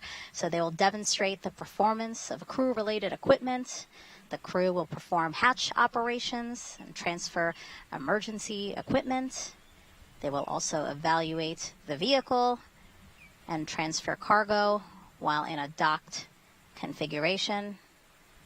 They'll conform functionality of manual piloting and deorbit with a successful separation of the crew module from the service module.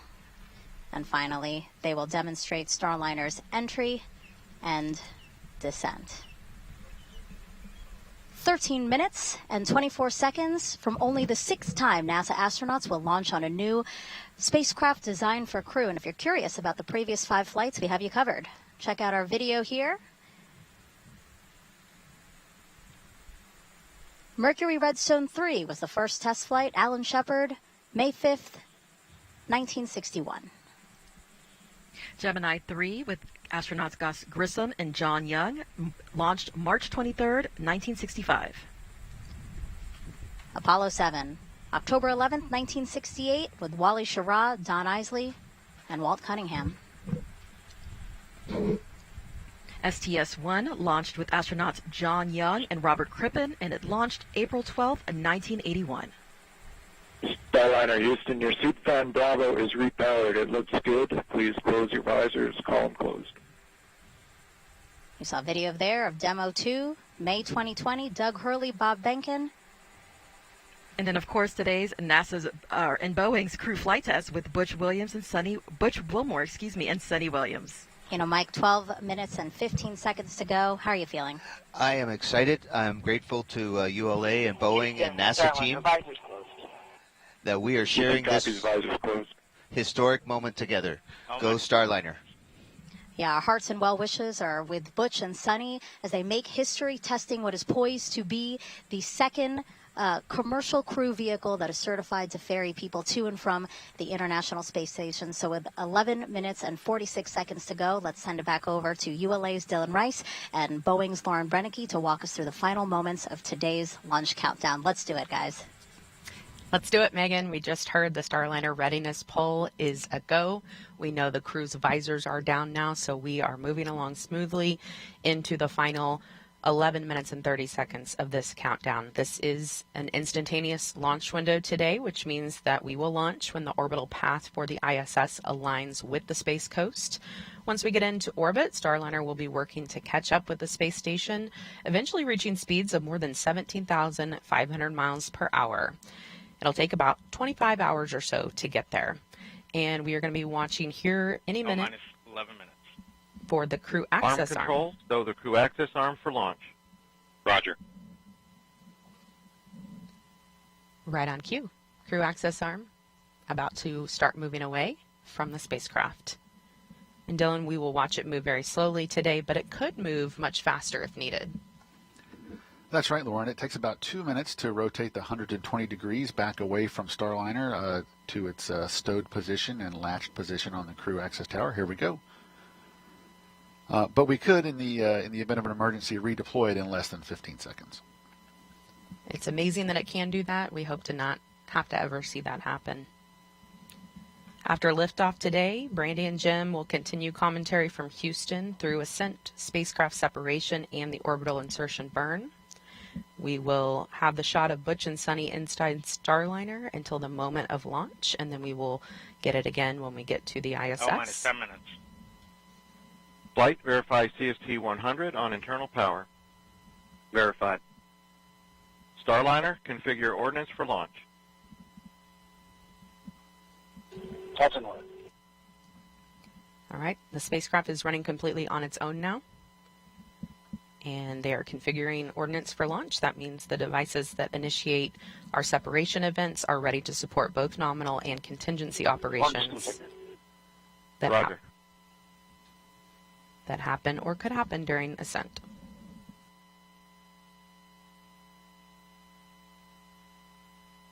So, Lauren, we're just about 2.5 minutes now away from our terminal count status check. The terminal count status check is the final report from each operator indicating that their system, whether it be a ground control system or a launch vehicle system, is ready to execute the final 4 minutes of the countdown to launching the rocket. At this point, if there were an issue, the anomaly team would be discussing it, but nothing like that has happened right now. All's quiet. I am expecting to hear all members of the team report go when pulled by Chief Launch Conductor Doug Lebo. And we're actually hearing on a side channel that they are preparing for the launch vehicle systems poll. This is the long one. A lot of people view this as their favorite poll. It's kind of fun to listen to them list off each system, and then that team will give a final go or no go for launch.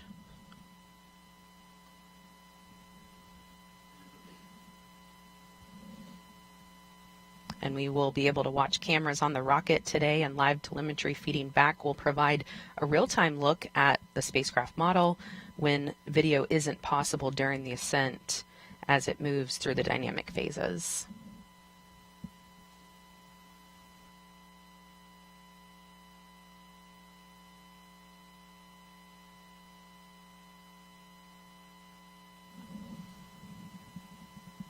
Minus 8 minutes.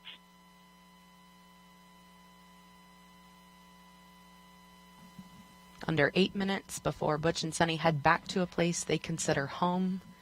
Both of them have spent 2 different stints of about 6 months on the International Space Station, and they are thrilled to be going back for a 3rd time. Suni told me she even cried the last time she left the space station because she didn't know if she would ever go back. So this flight is a dream for her. LC arm control. Go ahead. Crew access arms stowed for launch. Roger. LC switch to ready position. All steps are complete prior to status check.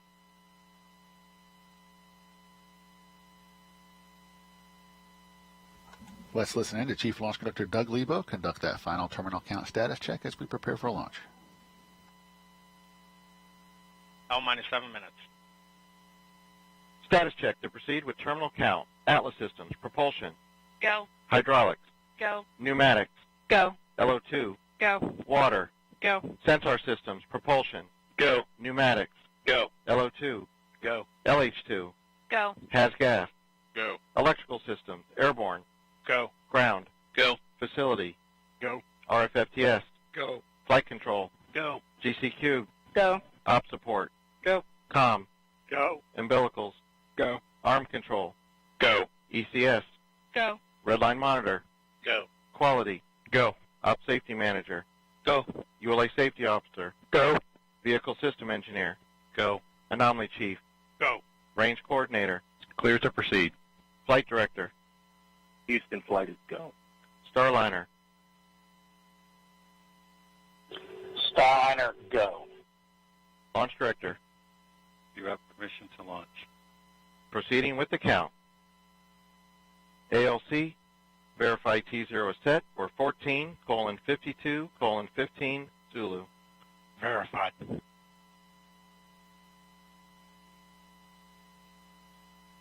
Starliner, net is clear.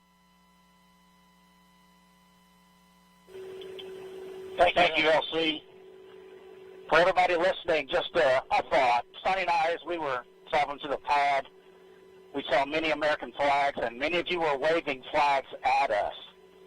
And then as we reached the pad, we look up, and of course there's that American flag on the side of the White Room, also one on the side of the rocket itself. And we know that that represents unity and resilience and unified efforts for the common good. And that's what Sonny and I have witnessed this last month. Each of you displaying what this nation's forefathers envisioned, a people committed to God, family, and country, a people who use their gifts and talents for the common good, and are passionate and tough. And we all know that when the going gets tough, and it often does, the tough get going. And you have. And Sonny and I are honored to share this dream of spaceflight with each and every one of you. So with that, LC, let's get going. Now let's put some fire in this rocket, and let's push it to the heavens where all these tough Americans have prepared it to be. Let's go, Calypso. Take us to space and back. LC flight, Starliner configured for terminal count. On my marker, the time will be T-minus 4 minutes and counting. 3, 2, 1, mark. 3:55. Resumed for on-time liftoff. Just beautiful words from Butch there. No better example of unity on this planet than what happens at the International Space Station, where Butch and Sunny are headed in just 3 minutes and 30 seconds. 3:30. Atlas hydraulics at flight fresh. Atlas boosters hydraulic steering systems now pressurized for launch.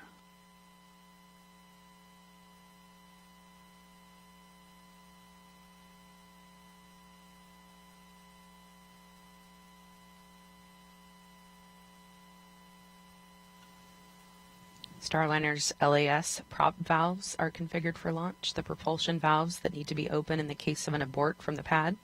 3 minutes. Pressurizing Atlas tanks. Securing LO2 topping. 250. FTS internal.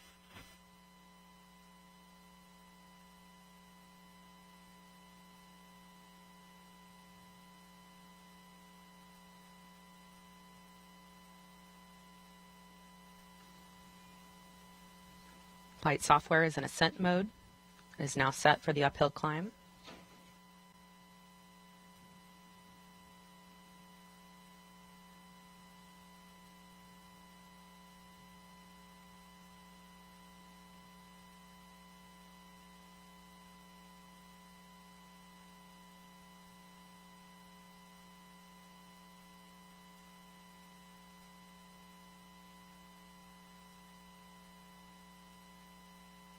159. Vehicle internal. 155. Launch sequencer start. 150. Securing Centaur LH2. Securing Centaur LO2. Vehicle is now transferred to its onboard batteries, and topping is 140. completed. Launch enabled. 137. FTS armed.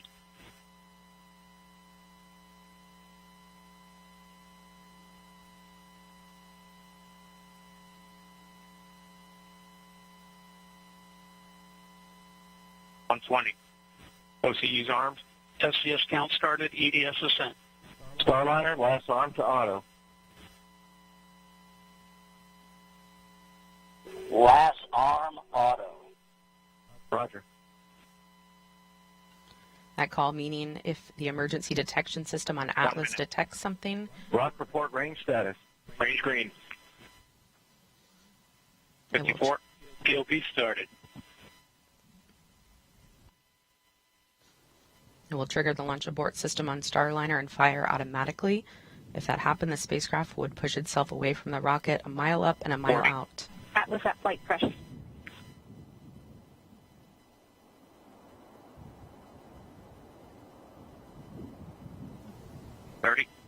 Centaur at flight press.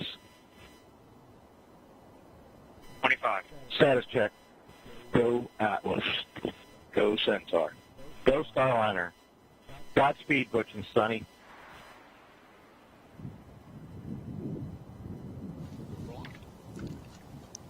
Ten, 9, 8, 7, 6, 5, 4, 3, 2, 1.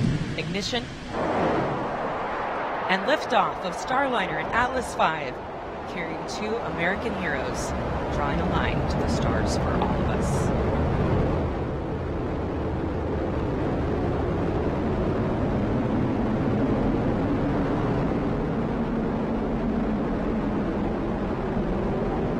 Commander Butch Wilmore there, calling down to Mission Control here in Houston that the spacecraft has begun rolling into the right attitude for its ascent, and the Guidance, Navigation, and Control Officer here in the room seeing good data on that.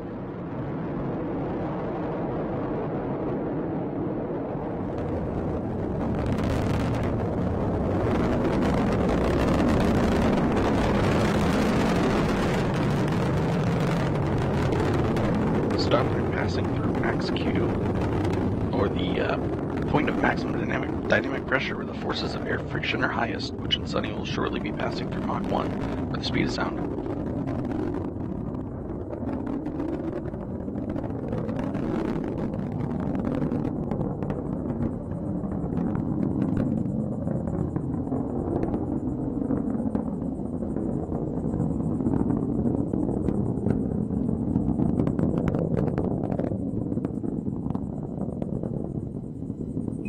Got a good throttle up.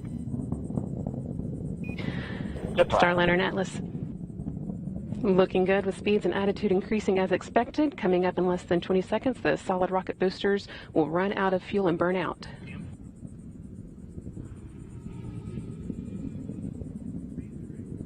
Good SRB burnout. Good SRB. Now that the fuel in the solid rocket boosters has been depleted, the Atlas main booster stage will be continuing its burn for about the next 3 minutes.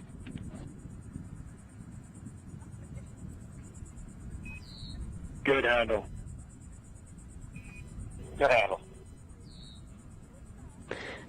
That call, good handle, from Capcom Joshua Putrick, indicating that the crew now has the ability to initiate an abort manually if needed. All looking good so far. Now 2 minutes into Starliner's flight and coming up on the solid rocket booster jettison at the 2 minute and 40-second mark.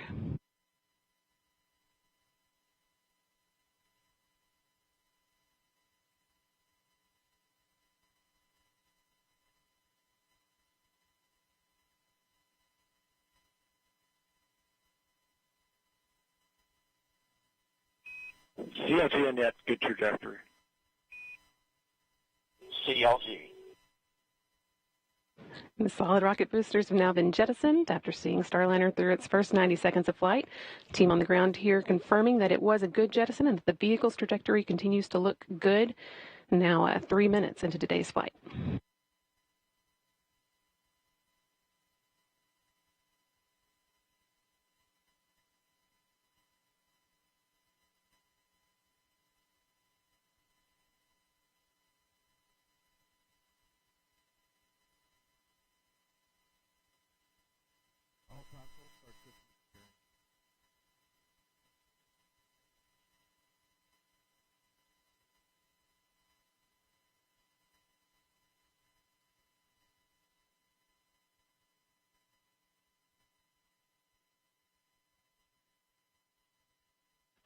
Atlas booster now throttling back to limit the G-forces on Butch and Suni, trying to limit that to around 3.5 times the force of gravity you would feel while on the ground.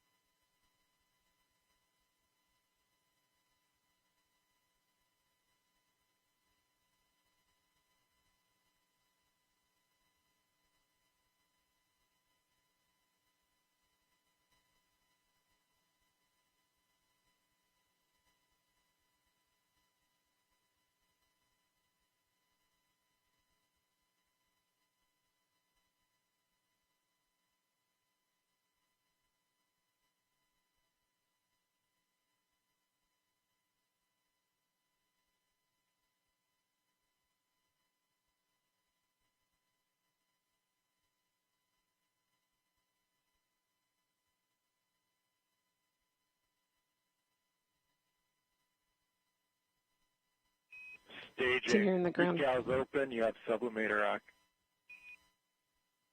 Decal subac. Great act. Team on the ground reporting that they saw the Ascent cover on top of Starliner that's been protecting the spacecraft's docking system through its climb into orbit. They saw that jettison as planned. Staging was good. You have good control. And now the second stage's 2 Centaur engines have ignited to continue pushing Starliner into space, fueled by liquid hydrogen and liquid oxygen. The next milestone that we'll be watching for is the aeroskirt jettison.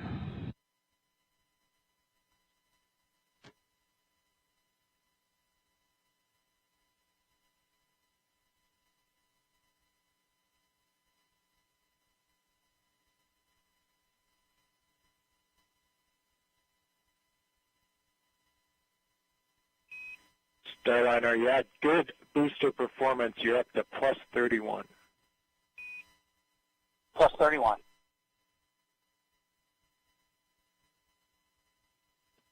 Atlas Control reporting booster performance offset of 31 seconds of ISP, or specific impulse, relative to its design baseline of around 450.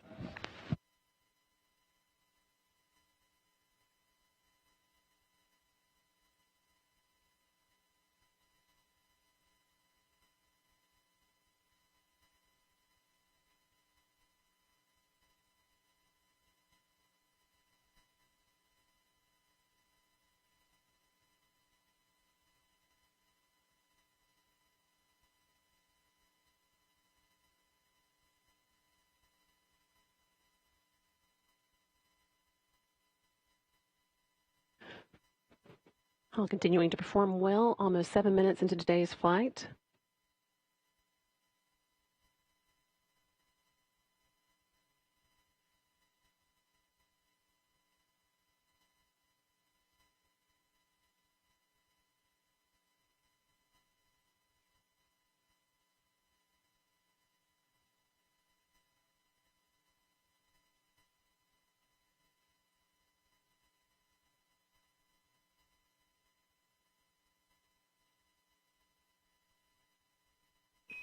Good Centaur. Good Centaur. Capcom Joshua Kutrick continuing to pass good news up to Starliner's crew. At last one reporting that the Centaur upper stage remains in good condition and is performing well, pushing them into orbit.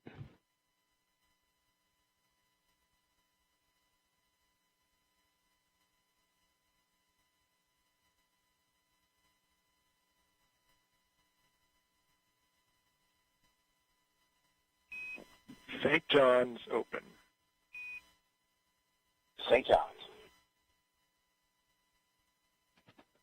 Starliner is now entering its first guided abort range, where Starliner would direct itself towards a specific location in the event of abort.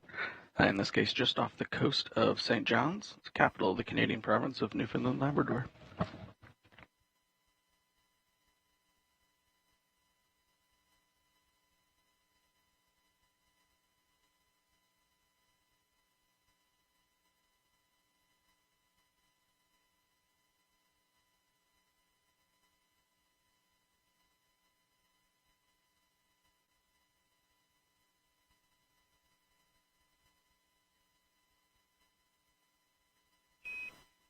Starliner MECO converged 11:52, 11:52. Good perf, you're at 34 to 36 seconds. 11:52, 34 seconds.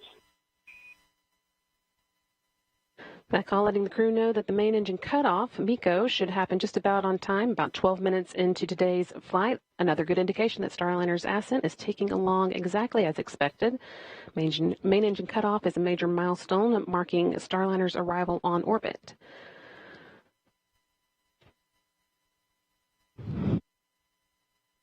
Still got about 2.5 minutes until we get to that, with the spacecraft continuing to perform well, make its way towards orbit.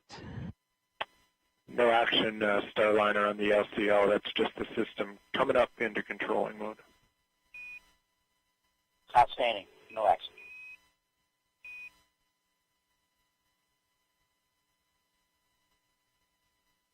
Once the main engine is cut off, the next step will be the launch vehicle separation. That's set to occur just short of 15 minutes after launch, when Starliner will separate from the rocket and fly free in space for the first time.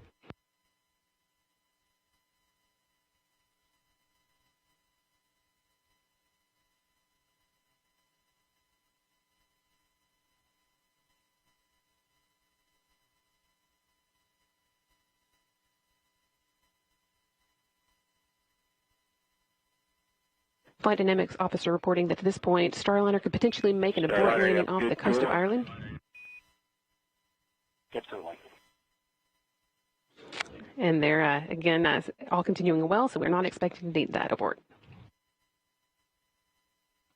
As Starliner is rapidly approaching orbital velocity, this abort region is only available for just over 1 minute, where Starliner would just continue up to orbit after that.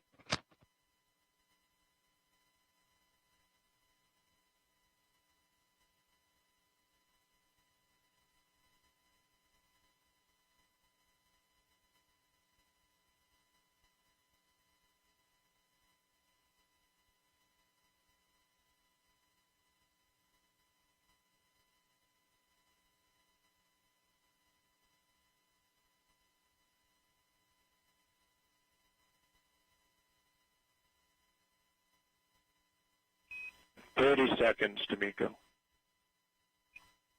Just 30 seconds to go. Now until main engine cutoff, marking Starliner's arrival on orbit.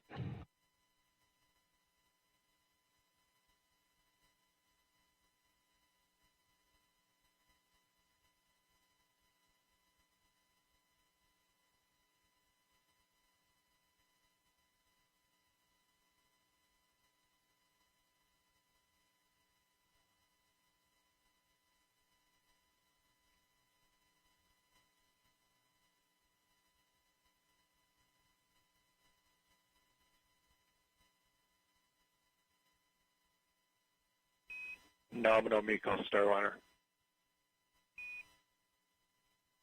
Nominal MECO. And with that nominal MECO call, that's main engine cutoff.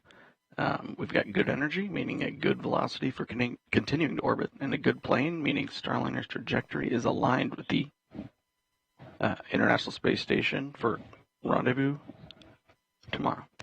And with that, Butch Wilmore and Sunita Williams return to orbit. Individually, they are both extremely experienced astronauts. 14:52, 14:52. 14:52. They're both very experienced astronauts with a combined total of 489 days in space between them. Starliner is also the third spacecraft that they've launched in. Both have traveled to the International Space Station via space shuttles and Soyuz and are now well on their way to repeating the journey via Starliner. It's also worth noting that Williams' role as pilot marks the first time that a woman has crewed a flight test of an orbital spacecraft. Just a few seconds ago, you heard Capcom Joshua Kutter calling up to Butch and Suni. With the expected time, Starliner will separate from Centaur at about 14 minutes, 52 seconds into flight. Just under 2 minutes from now, or 1 minute from now.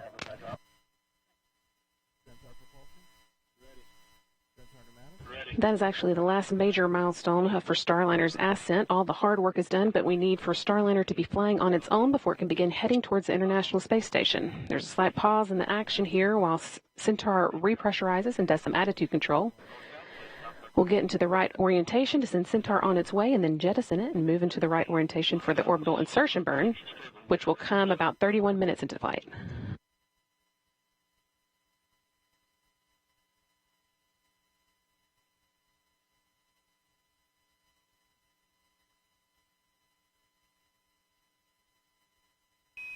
No action on the cabin temp Starliner. No action.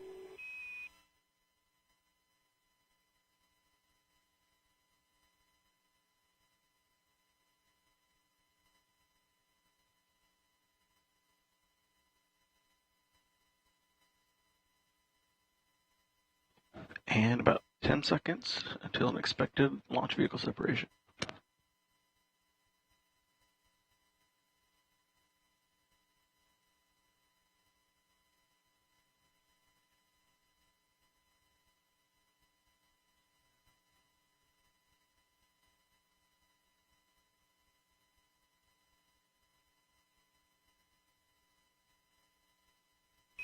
LV-SEP confirmed. Good LV-SEP.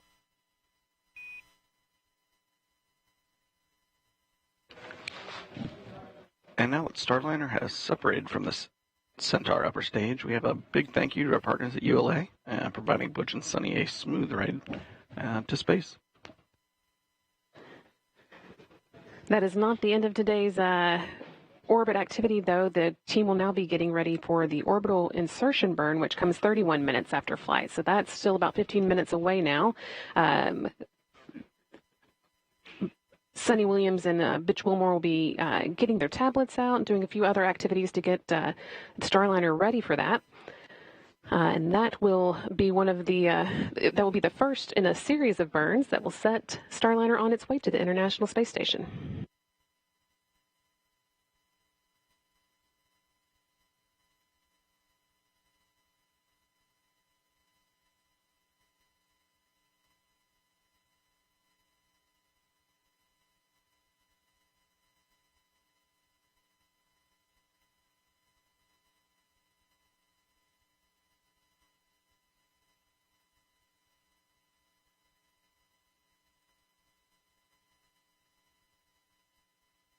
Once again, Starliner with astronauts Butch Wilmore and Sunita Williams on board launched from Florida, the Cape Canaveral Space Force Station, Launchpad 41 at 9:52 a.m. Central, 10:52 a.m. Eastern today, and they have now made it into orbit. Your nominal TDRS show MDL is active. You have good targeting for OI. Good targeting.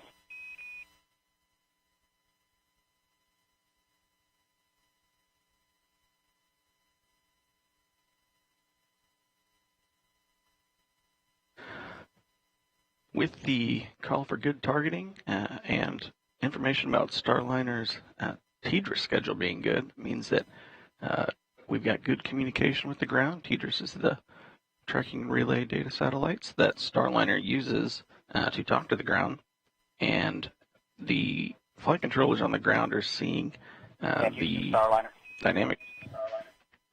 Go ahead. Yeah, if you could relay a message to our brethren at ULA. We're all listening. Go ahead. Yeah, they've been a member of the family for a long time, but now it's official, and we want to welcome them to human spaceflight. We have copy all, and really appreciate the words.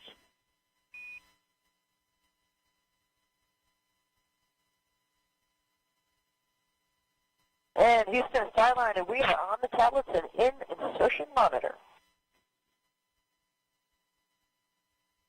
Copy tablets, we're with you, insertion monitor.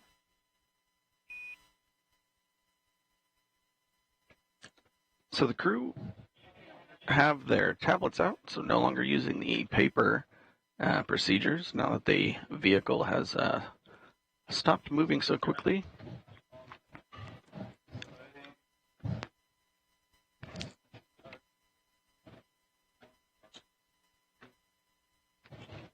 So there's a handful of things that the crew's going to do now, mostly just prepare the inside of the cockpit so they are looking at the right data to prepare for the upcoming orbital insertion burn. The vehicle itself has done a few things recently. Started to power on the solar arrays on the back of Starliner and turning off several of the thrusters that are no longer needed at this phase of flight.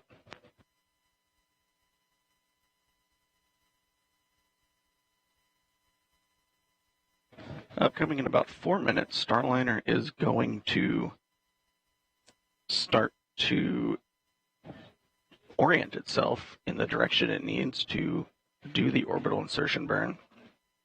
And the crew inside the vehicle will be turning the wireless access point on and allow them to stream some of the data from the spacecraft onto their procedure tablets.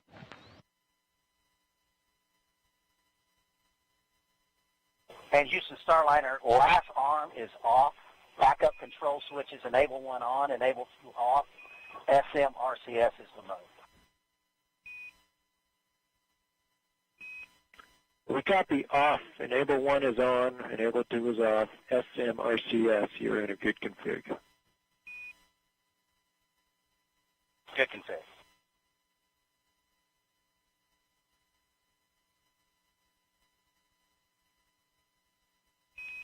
Your EXDV targets are on board and good. Good EXDV.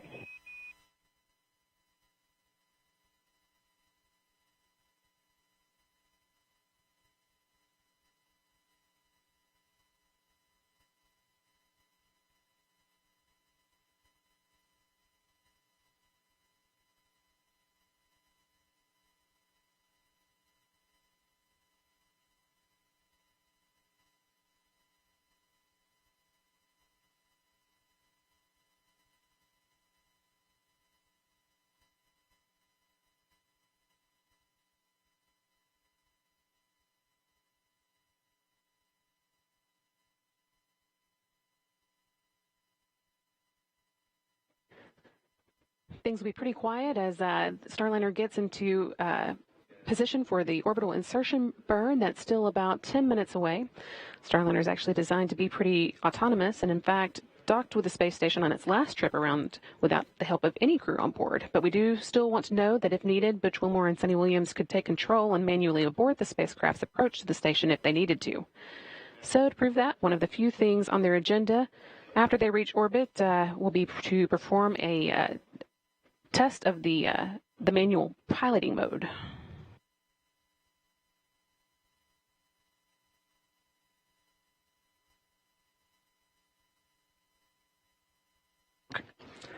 This test will involve first pointing Starliner's nose towards the Earth so that its communication antenna on the back of the service module is pointed at the satellites, the teeter satellites that allow it to communicate with the team on the ground. They'll then move Starliner so that its solar arrays are pointed at the sun, showing they could charge Starliner's internal batteries as needed. And they'll follow that up with a demonstration of the star trackers, one of the ways that Starliner determines where it is in space, pointing Starliner away from Earth so that the system, the Vesta system, can get a good look at the stars. The next step will be for the crew to manually speed Starliner up and then slow back down, which will slightly raise and then lower their orbit and prove that they can manually break away from the orbit that the space station is in if they needed to. At that point, they can move on to the last Starliner, items of the still no test. action on your cabin temp. You're in a good config. It's 74 degrees in there. Yeah, and that's just due to that T2 sensor sitting beside the lights. So we're actually going to inhibit that particular sensor. We'll let you know when we bring it back online. Okay, great. Looks like we're on our way to thrust align. Denver. Josh Gutrick calling up that the crew can ignore some alarms they're seeing on the temperatures inside Starliner. That's just a result of one of the sensors being next to a light that's causing it to show higher than it actually is. But it sounds like the crew are pretty comfortable and are getting into place for that orbital insertion. As I was saying, after they have manually broken away from the orbit of, or proven that they can manually break away from the orbit of the space station, they are going to move on to the last items of their test for tonight. That's manually moving Starliner into the right orientation for re-entering the atmosphere, and then moving back into the attitude that will let them soak up some sun with the solar arrays and try a different method of manually charging the spacecraft's batteries. But again, once that all has to wait until after the orbital insertion burn. This is, again, the first of several burns that will put Starliner on its way to the International Space Station. We've still got about 6.5 minutes until we fire up the engines for that burn.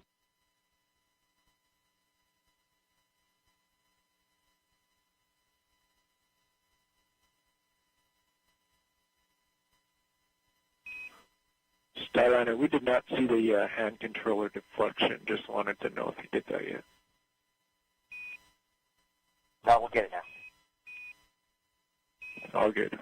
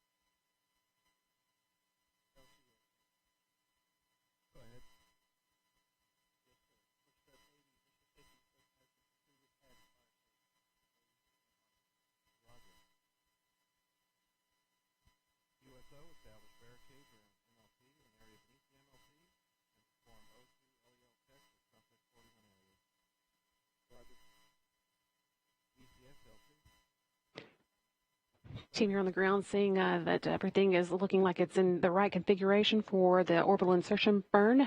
Now less than 5 minutes away. Starliner is currently about 102 miles above the Mediterranean Sea, heading southeast over India in the next few minutes.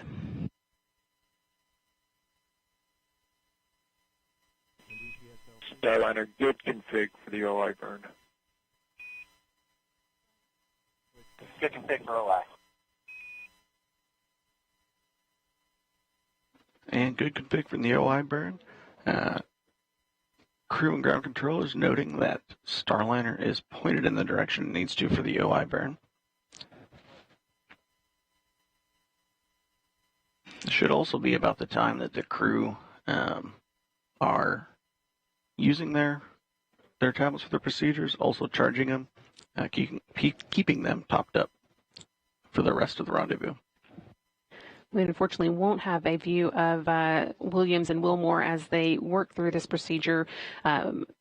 Although we had a view of them from inside the cabin on the ground, Starliner isn't able to send that view to us again until it gets to the International Space Station. So you'll be seeing this screen quite a bit as Starliner was getting into the right position for the burn. And actually just now you can see some of the engines firing that help it steer and move around in space. And you can also see what attitude it's in at any given time.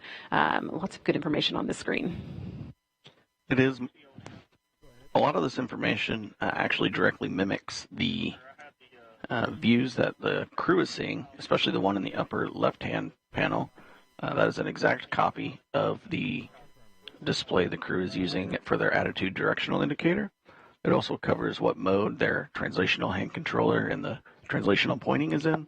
On the left side, on the right side, the pointing guidance, which tells the Starliner in automated mode which direction to point, or when in manual mode, which direction the crew needs to move the vehicle, like we're going to do in some of the manual piloting maneuvers. And following back up a little bit on the camera conversation, there is a planned upgrade of the Mustang system that we should see on our PCM-1 mission, and that will include live feeds from inside the cockpit. And the Mustang system is the cameras that we were seeing views from earlier. That's correct. There's a handful of cameras around the inside of Starliner. We often see the one from kind of beneath Butch and Suni. That's given one of the better views without being directly right in their face while they're inside the cockpit during pre-launch. But once they're in orbit, they've gotten out of their seats a little bit, and we should be able to see a little bit more around the cabin.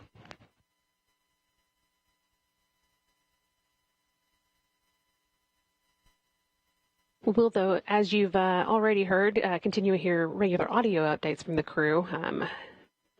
Everything going well now that Starliner is just under 30 minutes into today's flight. We've got about a minute and a half left to go into that orbital insertion burn that will be kind of the final end cap, really, to today's ascent,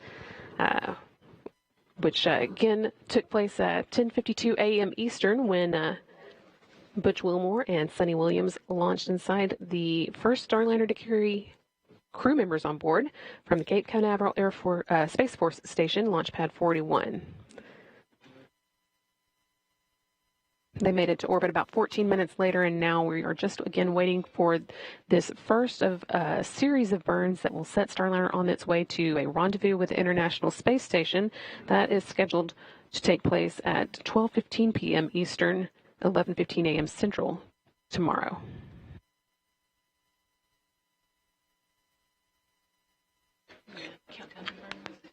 And we're coming up at about 40 seconds till the orbital insertion burn. This burn is going to take Starliner out of its slightly suborbital trajectory and push it up to an altitude that will allow us to catch up with ISS for a rendezvous later tomorrow.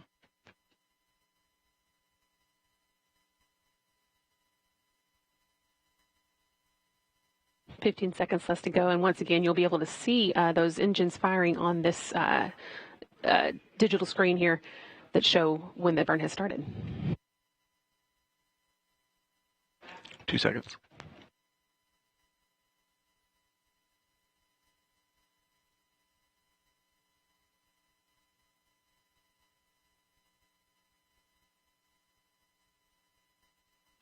And flight controllers here in Houston, seeing 4 good OMACs, good burn.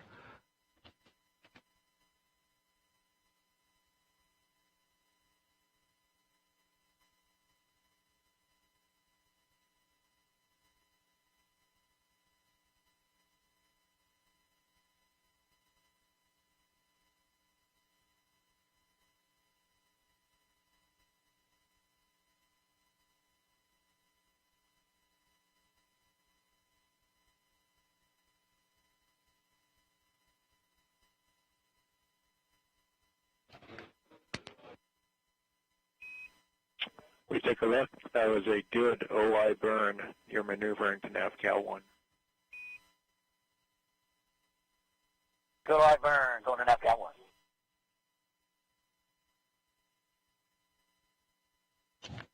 And with that call up, both crew and flight controllers agreeing that that was a good OI burn. I'm looking at the trajectory plot here in Mission Control. I see our trajectory pointing us directly up to the altitude we need to go to for the next burn. Right now, Starliner is moving into NavCal mode, or NavCal attitude. That's going to be the first of several positions that Starliner, directions that Starliner points itself to track some of the stars from the Starliner and update the position inside of the position orientation of Starliner inside of its guidance, navigation, and control algorithms. And of course, you're seeing lots of happy faces and cheers here there in Florida. Everybody glad to see Starliner safely in orbit with Butch Wilmore and Sunita Williams in tow, sending it on its way to the International Space Station for docking tomorrow at 12:15 p.m. Eastern Time. Once again, Starliner safely on orbit, has conducted a good orbital insertion burn, and is on its way.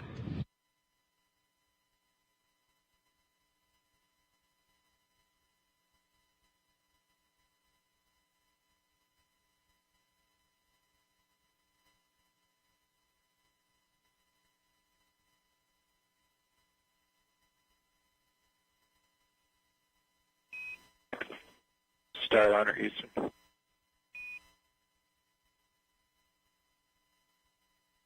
Go ahead, Starliner Houston. Yeah, you do have good cooling. The Sublimator is working. We are watching it, though, because the water usage is just a little more than we thought we were going to see. You probably noticed that. It's a reason for the advisory there. From the ground, we'd like to swap you over to the other leg. So we're going to close Sublimator leg 1, wait for about 60 seconds, and then open up leg 2. You'll see us do that. No impact or action. Okay, we copy. We'll be watching. Thank you.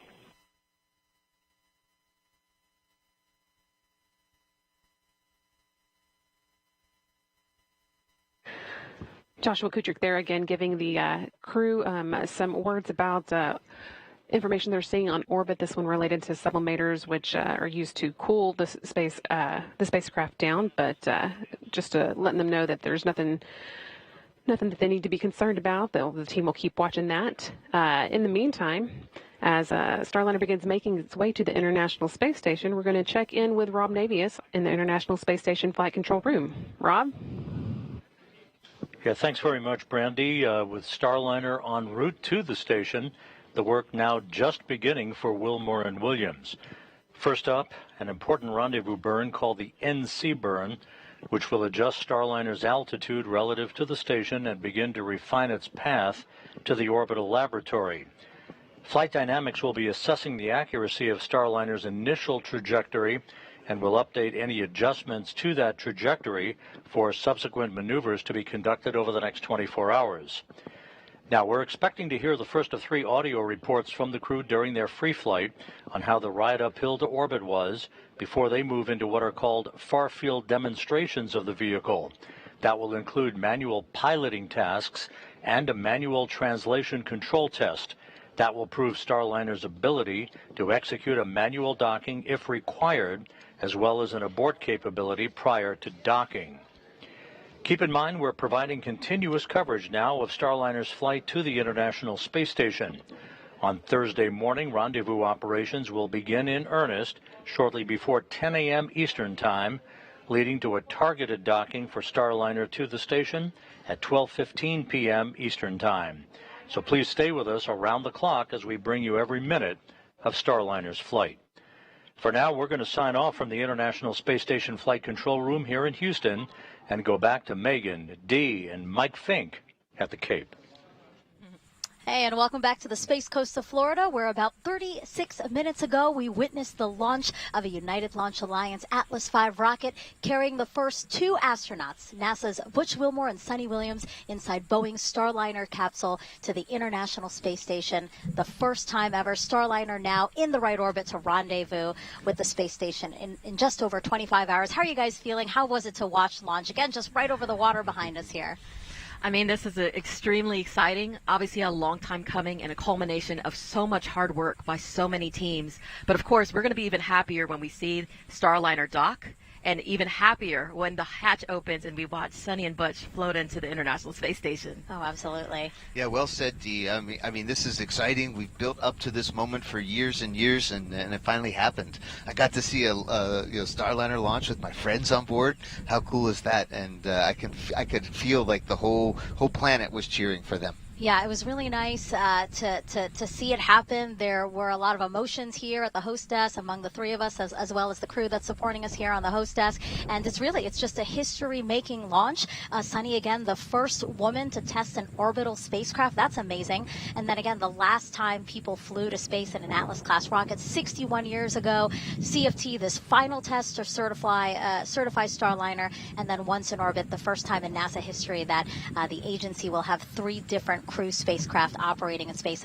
simultaneously. So that's the International Space Station, SpaceX's Crew Dragon, and again, once Boeing Starliner spacecraft gets there, Boeing Starliner spacecraft. So really just like a lot to celebrate. It's amazing. You know, Mike, I know you've been part of Starliner's journey from the very beginning, working alongside Butch and Suni and all the teams across Boeing, NASA, ULA. So talk to us. How does it feel to see this rocket from your perspective? I was so impressed all the way through the launch countdown and all the way through orbital insertion burn. Everything was just like the final simulation exercise they give us back at Johnson Space Center, where they just give us everything nominal. And there we are. Everything was fine. No hiccups, no drama, nothing to worry about. And so I was really happy with Butch and Suni, and for Butch and Suni, and happy with the whole team. As Butch said, thank you to the United Launch Alliance for a great ride up, and welcome them to the club of rocket companies that can send humans into space. Now we just got to get to space station in 24-ish hours. That want to discuss, let me know if you're there. And we've been asking for some questions on social media, so we still want to get to those because there have been a lot. So why don't we pull up one question here right now? This one's from Ramon. What is your favorite part of being an astronaut, Mike? Is it days like this? Definitely days like this, Ramon. Very much glad to be an astronaut on this day. I think Butch and Suni might be a little bit happier than me to be an astronaut today, but this is definitely a great day. And if you're not on the rocket yourself, helping your friends is a really great way to be an astronaut. And so, Mike, talk to us about, this is, again, a crewed flight test. Certification is what's next for Starliner. So what's the process to get us to your flight next year? Well, first we have to, Butch and Suni, they've gotten to orbit. That's kind of step one. Now they got to get to the space station and complete their flight test objectives. Once they land safely in a desert somewhere with the airbags, and we'll analyze. The Boeing team will analyze the flight test data, see if any improvements, any changes, any things that can be improved and made, and then we'll get ready for us at the post-certification mission number 1 that we call Starliner 1. I think Dragon had a similar one. They called themselves Crew 1. Well, we're Starliner 1, and we'll be ready to fly when the spacecraft is. Right. And so obviously there's still a lot on this road for Starliner, but when you do fly next year on Starliner 1, Mike, I know that there's a bunch of people here who are very excited for you, so much so that they created this shirt. Oh, no. I love it. Mike Fink Fan Club. That's right. Oh, he's hiding, guys. He's hiding behind his computer right now. I am deeply humbled. Thank you. No, yes. It just goes to show that so many people are invested in Boeing and NASA and ULA working together on the Starliner program. So we celebrated together with the crewed flight test today and launch. And again, we still have so much more of the mission to go, and we can't wait for your flight for Starliner 1. All righty. Thank you very much. Thank you again to everyone who submitted questions throughout the broadcast. You really helped to contribute to the broadcast. And, Mike, really great to have you here marking this historic launch with us. It's great to be on the team, and you guys are both are extreme professionals, as well as our production team and the PAO team that's right up the hill from us. Great job, everyone. Absolutely. And today's liftoff could not have happened without the many teams across the country supporting this launch, which, of course, is just the first of many critical milestones for this flight test. Yeah, that's right, Dee. So our coverage tonight or today won't end here. First up, we have a post-launch news conference starting at 12:30 p.m. Eastern Time right here on NASA TV, followed by continuous coverage of Butch and Suni's transit to the International Space Station. Starliner is on course to dock at the station in just over 25 hours from now, and then the ISS crew will welcome them on board. Again, we will take all of that live on NASA TV, NASA Plus. Sort of having the continuous privilege of carrying astronauts to and from the space station. Hey, and that's the perfect opportunity, right, to pull up this QR code we have ready for you. If you scan it, it'll take you to go.nasa.gov/CFT, where you will find everything you'd want to know about this crew flight test and also NASA's commercial crew program, which is why we're flying today. Mike, it's been great to have you with us. Your insight today was important and invaluable. Thank you very much, and the Boeing company should get a big pat on the back today for a job well done so far. Yes, again, congratulations to all the team. Thank you, Dee. Thank you, Mike. We really appreciate your time here on the official launch broadcast of NASA's Boeing crew flight tests. And that's going to do it for us here on the Space Coast of Florida. For Boeing, ULA, and NASA, thank you so much for watching our official broadcast of this historic crew flight test. We leave you now with a replay of launch. Have a spectacular day. Here are the astronauts, Commander Butch Wilmore and pilot Sunita Williams, as you can see, suiting up for their mission into the history books. This is a tradition. The whole idea here is to lose to the chief. Out of the suit-up room, Commander Butch Wilmore and pilot Sunita Williams walking to an elevator at the end of the hallway. Our CFT crew taking their first steps outside, now en route to Launchpad 41. Crew transport vehicle is into the pad.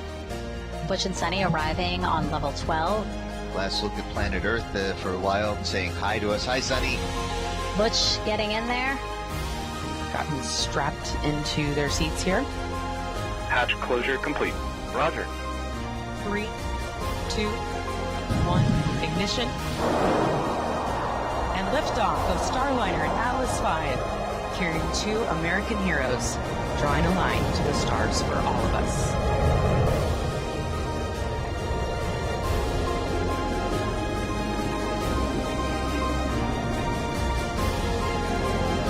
Commander Butch Wilmore, they're calling down to mission control here in Houston that the spacecraft has begun rolling into the right attitude for its ascent, and guidance navigation and control officer here in the room seeing good data on that.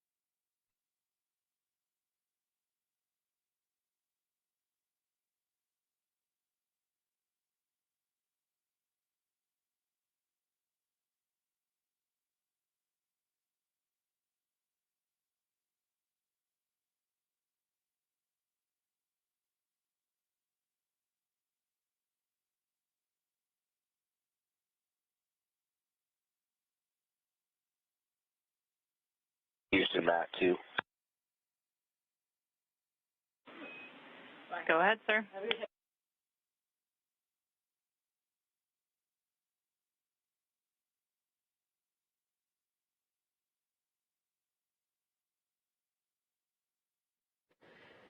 You're back with Mission Control Houston, coming to you from Johnson Space Center. Team here in Mission Control continuing to watch over the Starliner systems. They have been continuing to watch the Sublimator issue that we mentioned just before we went back to Kennedy Space Center there for an update. Those sublimators are used to cool the vehicle down before the vehicle uses its radiators for cooling. It is running out of water a little more quickly than it was expected to, but the radiators will be able to take over the cooling of Starliner just in the next few minutes. So we'll keep an eye on that, but it should not be a problem for today's flight.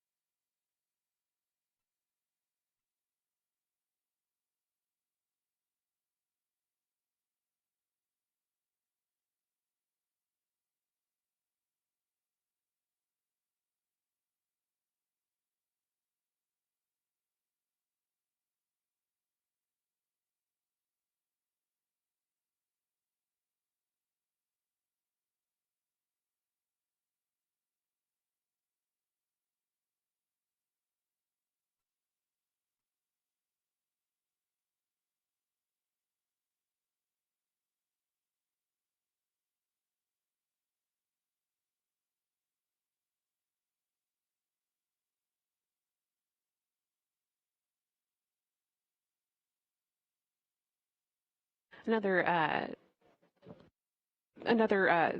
update that we got while we were getting those final words from Kennedy Space Center was that the team here on the ground is getting good data from the Vesta system. That is a key system on board Starliner. It stands for Vision-Based Electro-Optical Sensory Tracking Assembly, which is a long name because it's very important.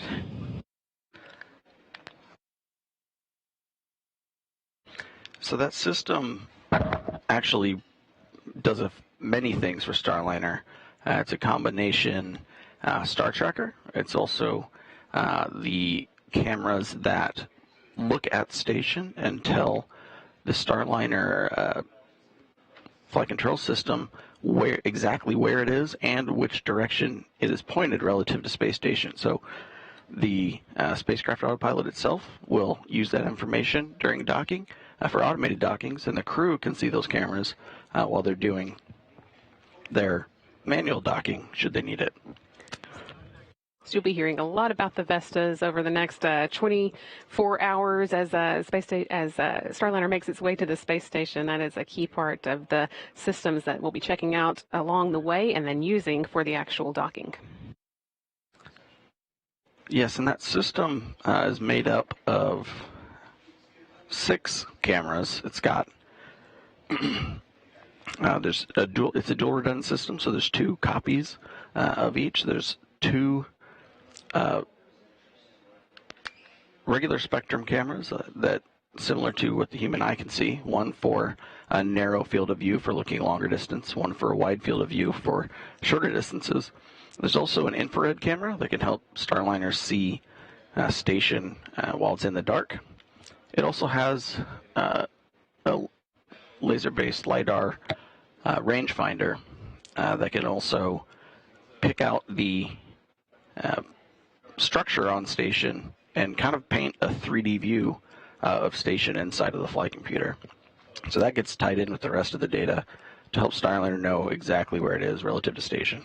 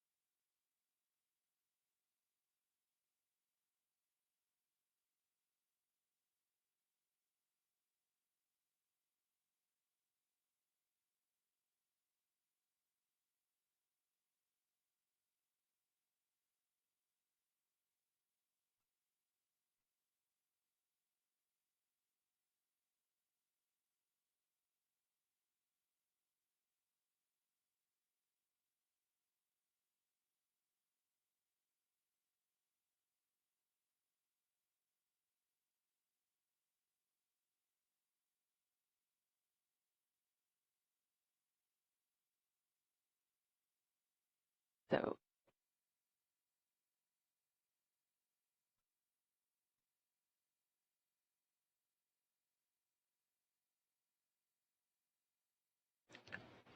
Starliner's finishing up its third of 3 navigation calibration maneuvers.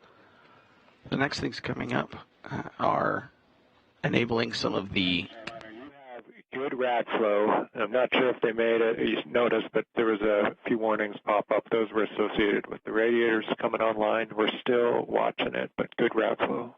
No action. Yep, good rad flow. We did see him in no action. We figured that. Thanks. And those radiators, that was one of the items I was going to say is coming up soon. Starliner turns on the radiator system based on what the current temperature is, based a little bit on solar activity and the heating it got during Ascent. So now that system's on, cooling Starliner,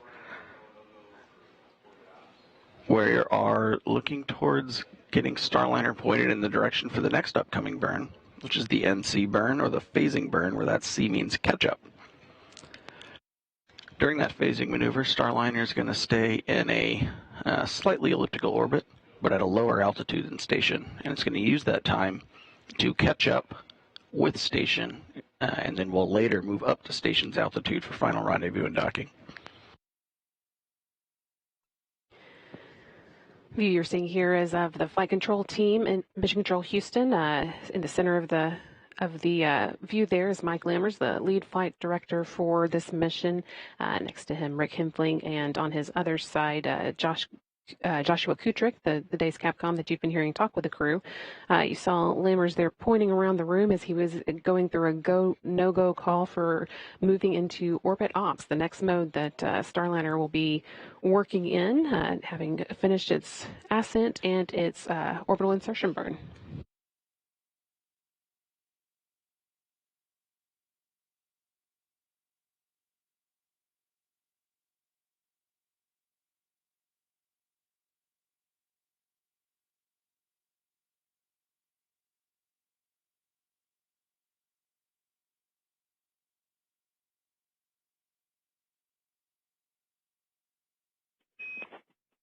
Starliner, you have good cooling and your go for orbit ops.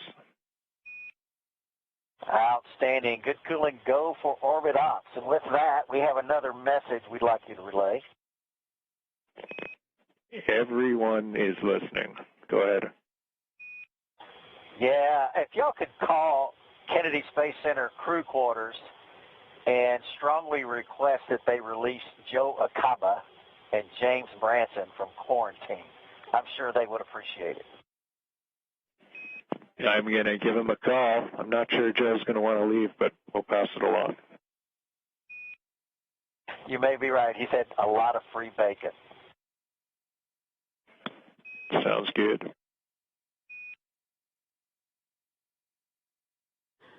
We heard there that go for orbit ops that was communicated up to the crew that we were talking about just a moment ago. And also, of course, Butch Wilmore calling down that the chief astronaut, Joe Acaba, can be released from quarantine.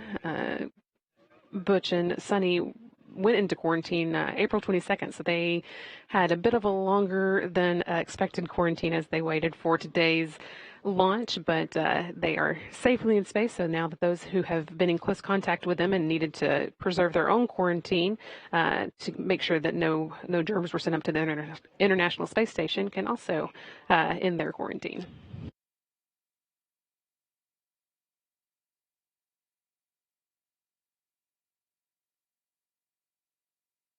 And Houston, are you ready for PCS activation?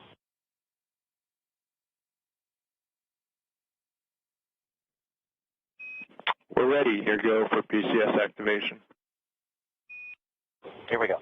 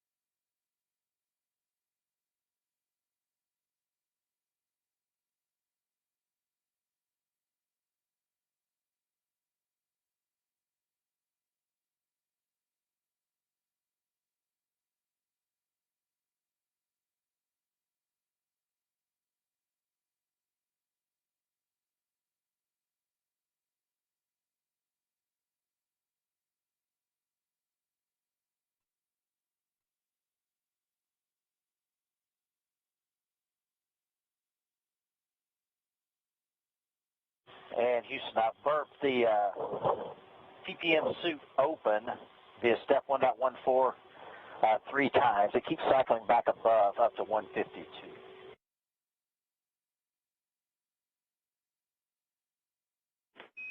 Okay, we copy all, and the word is that you can just hold there and move on. It's a good value. Okay, we'll go with that.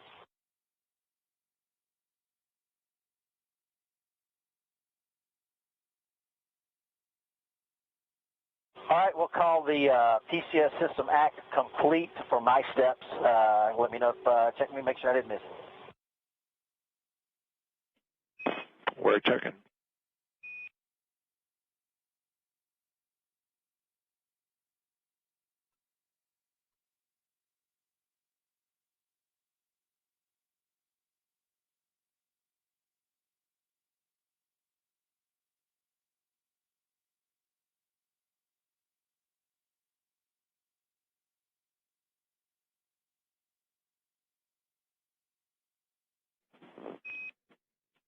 Starliner, your PCS activation looks good. Outstanding.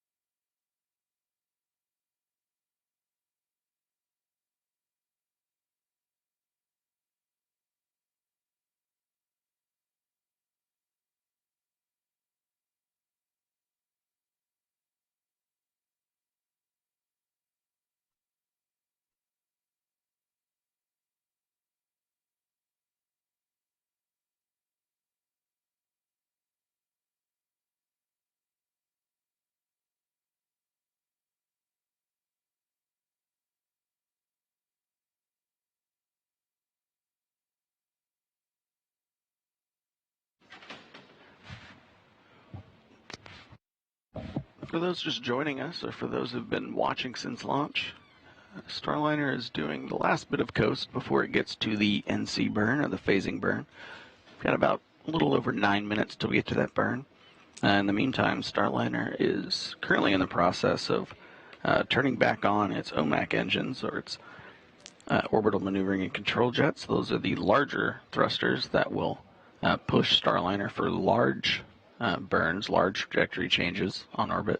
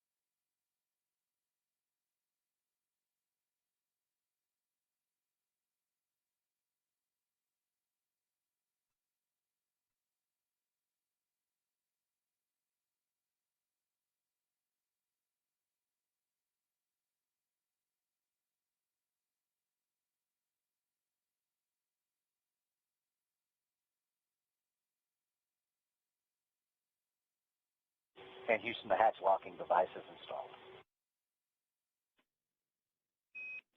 We copy, hatch locking device installed, thanks.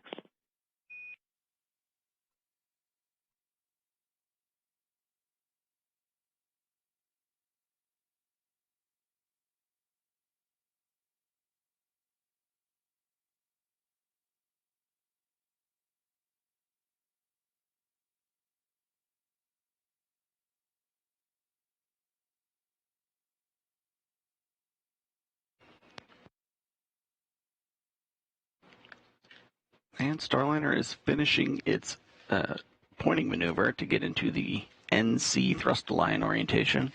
That is getting Starliner pointed in the correct orientation to perform the NC burn. Step 9, com check, air to ground. Step 9, com check. Houston has you loud and clear. I read you the same. We're set up via the table. Roger.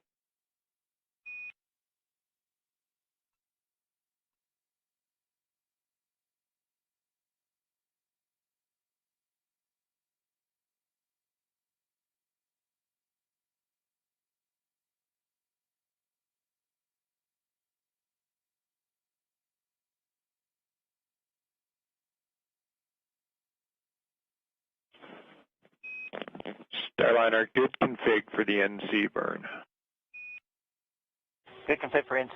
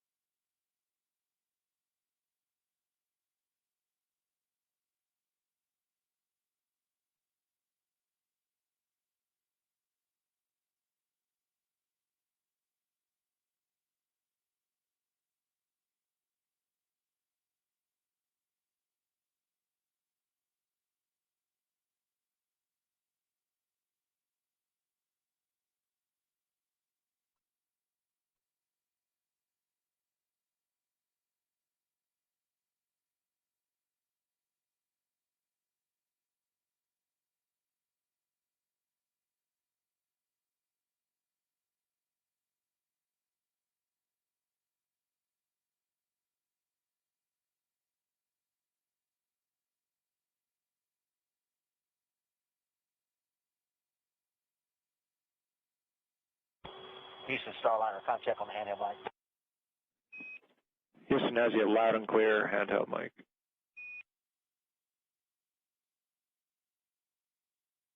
Give me another 5 count there, Houston. This is Houston, 5, 4, 3, 2, 1, and we have you loud and clear, handheld. Yeah, we're just checking the volume on the speaker. Thanks. Copy.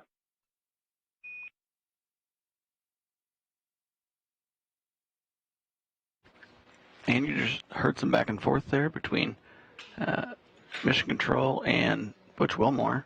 The crew's switched off of using their headsets. That way they don't have to stay wired into the console the whole time and wear those headsets. They've switched over to the speaker and handheld mic inside Starliner for any communication they need to do down to the ground. We're now coming up on about 3 minutes till the NC phasing burn.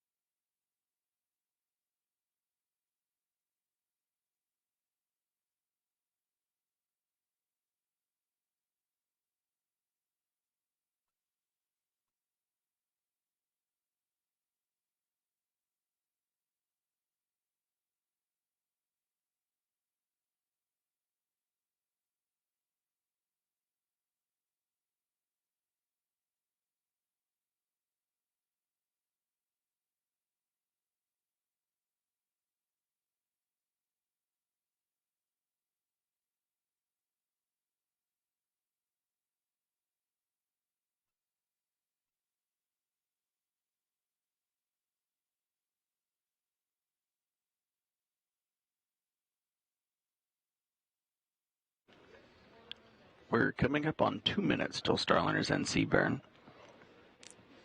Starliner is currently pointed forwards in the direction that it's traveling. It's going to fire its thrusters,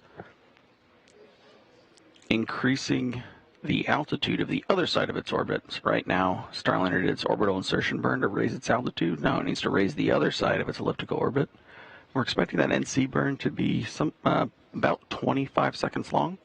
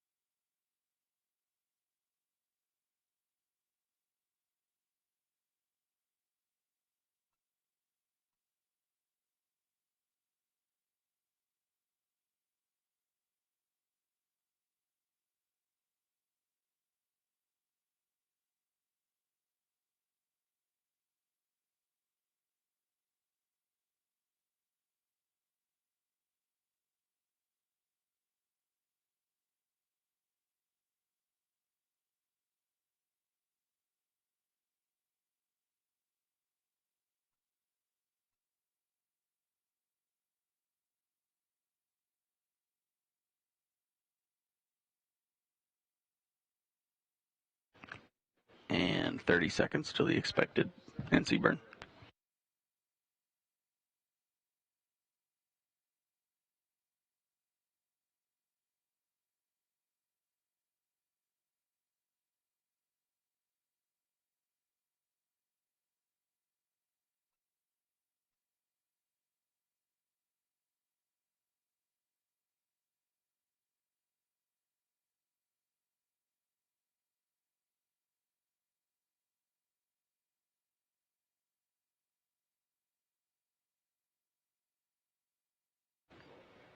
And NC burn is starting for good OMAC burn.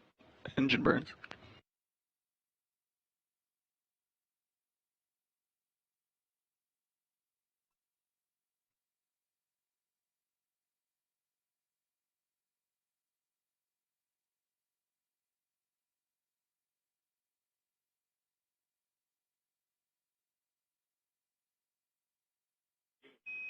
Good NC burn. Good NC.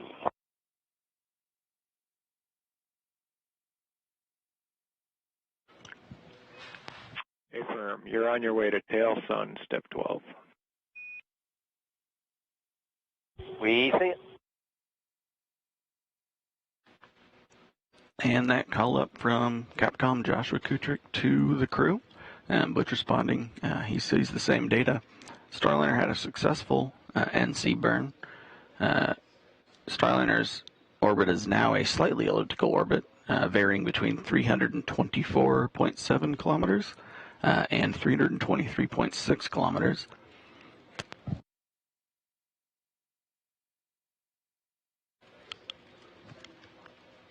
In the meantime, while Starliner waits for its next burn, coming up, the NHPC-1 burn, which is 20 hours and 42 minutes away. Starliner is moving itself into a tail-to-sun mode, so it's going to point its solar rays back at the sun and just use it to kind of top up the batteries while Starliner continues its phasing catch-up maneuver with ISS.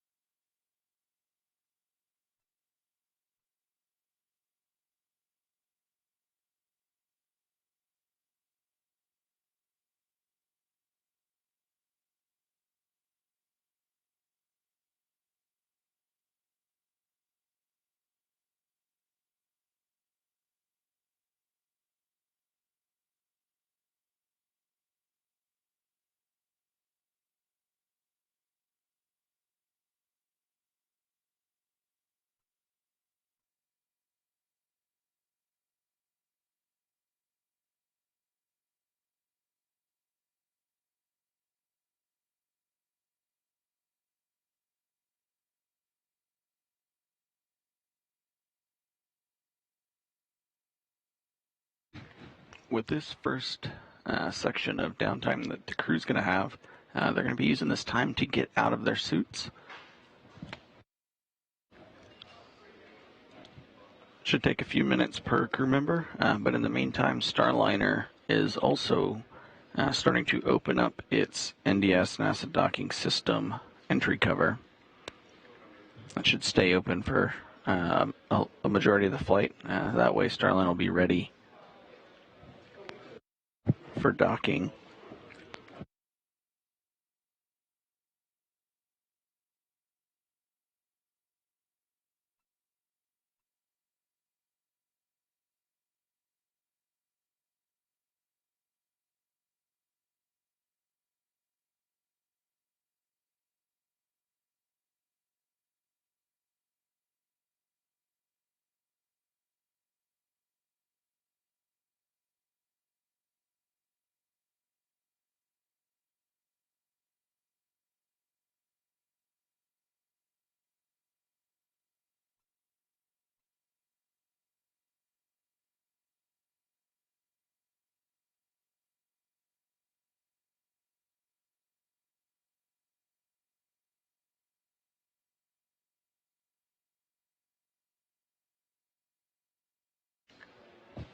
And flight control is here in Houston.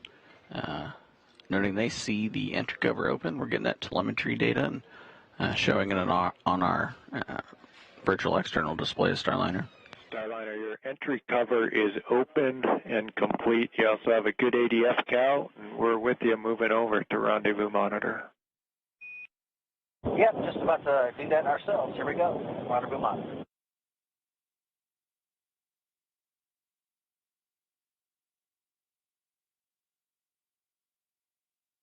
And crew acknowledging, they also see NDS cover open. Also noted getting called up is good ADS cal for attitude determination system.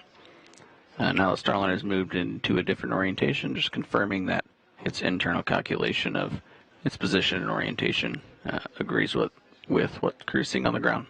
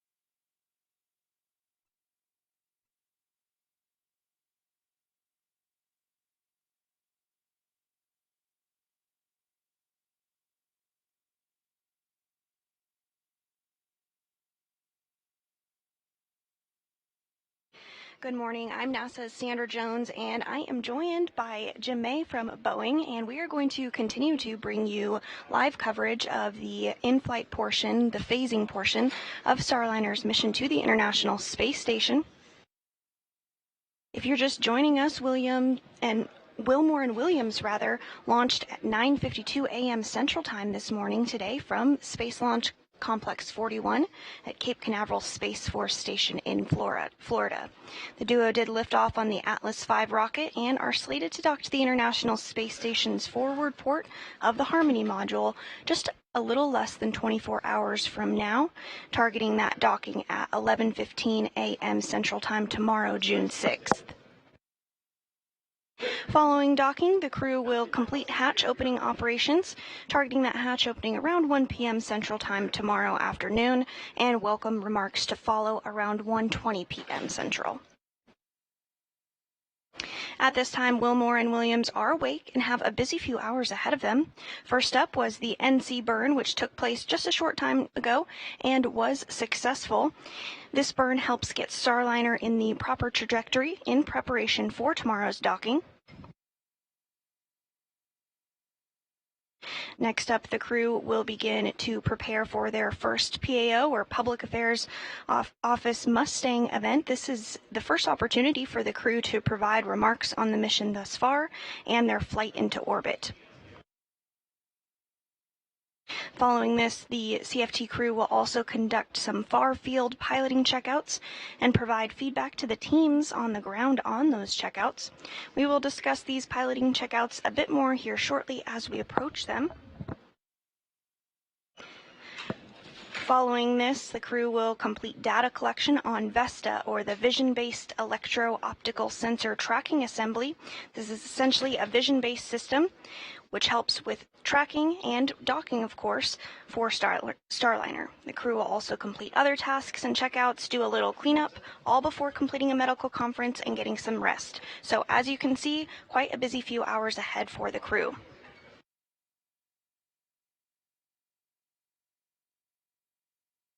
Because this is a test flight, there are multiple checkouts and tests that occur as part of the eventual certification process of Starliner.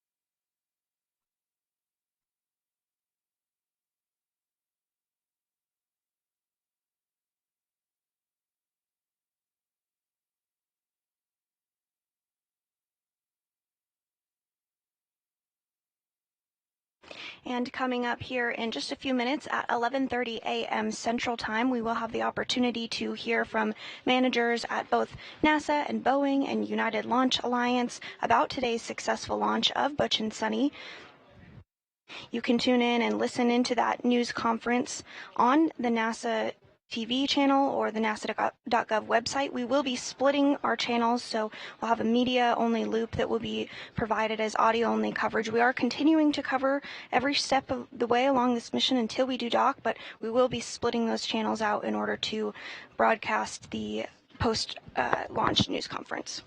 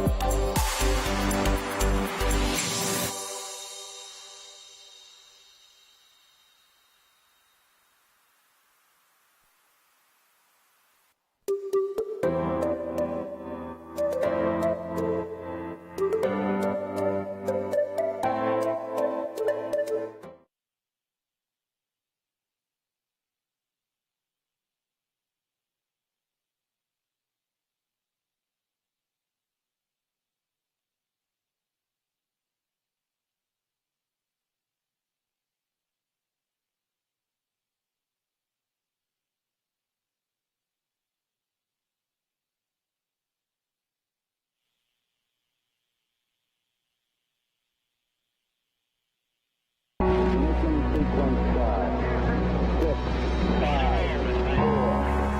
feel the liftoff. The clock has started. Roger, 0G. I feel fine. Godspeed, John Glenn. Tranquility Base here. The Eagle has landed. Roger, Tranquility. We copy you on the ground. New possibilities are opening up for scientific cooperation between countries. 1-0. Liftoff. Americans return to space as Discovery clears the tower. Discovery, go and throttle up. Discovery, Roger. Go for deploy. Stay tuned and to everybody in the shuttle program. The crew is go for launch. Roger. Nice to be in orbit. We have followed in their footsteps to get us where we are today.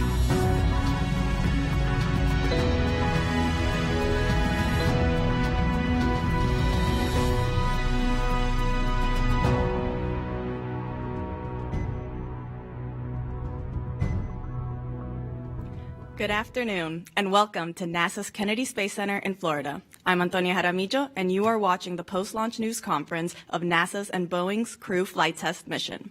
At 10:52 a.m. Eastern Time today, NASA astronauts Butch Wilmore and Sunita Williams launched aboard Boeing's Starliner spacecraft and United Launch Alliance's Atlas V rocket from Cape Canaveral Space Force Station, Launch Complex 41. Butch and Sunny are now on their way to the International Space Station, and joining us in the room today to speak more about this mission and next steps are NASA Administrator Bill Nelson, Ken Bowersox, Associate Administrator for NASA Space Operations Mission Directorate, Steve Stitch, Manager for NASA's Commercial Crew Program, Joel Montalbano, Deputy Associate Administrator for NASA's Space Operations Mission Directorate, Mark Nappy, Vice President and Program Manager for Commercial Crew Program at Boeing, and Tori Bruno, President and CEO of United Launch Alliance. This group of experts will be taking questions here in the room and also over the phone, but before we jump to the question and answer portion, each of our panelists will say a few opening remarks. We'll begin with Administrator Nelson. Thanks so much. The first time that a human was launched into orbit on an American rocket was an Atlas V. And the Atlas continued throughout the Mercury program. And now, here, all these years later, we've got a crew going to the station on an Atlas V. It's also interesting that this is the 6th human-rated spacecraft, American. And you think back, there was first Mercury, then Gemini, then Apollo, then the Space Shuttle, then Dragon. Now we have the Boeing Starliner. And next year, we should have our 7th human-rated spacecraft when the crew of Artemis II will launch and circle the moon. So this is another milestone in this extraordinary history of NASA. And I want to give my personal congratulations to the whole team that went through a lot of trial and tribulation, but they had perseverance. And that's what we do at NASA. We don't launch until it's right. And so for Boeing and the ULA teams, the NASA teams, congratulations to all of you. Now, Butch and Sunny do what they do best. They're test pilots. And they're going to test this thing from izzard to gizzard. And they're going to certify it for a rotational basis to send crew to the International Space Station. So now with Dragon and Starliner, the U.S. is going to have 2 unique human space transportation systems. And that, of course, we always like to have a backup. That makes it safer for our astronauts. And that's why we started the commercial crew program in the first place, partnering with U.S. companies to deliver safe and reliable spaceflight at the same time of cutting the cost. So it's different from the old days, but we go with our commercial partners now. And when we expand our fleet of spacecraft, what we're doing is expanding our reach to the stars.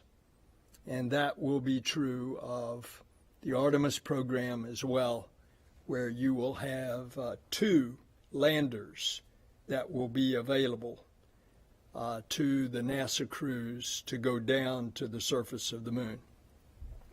So this is a special moment. It's another one of those great markers in history. And it is a program that what NASA does is hard. Space flight is hard, but it's worth doing.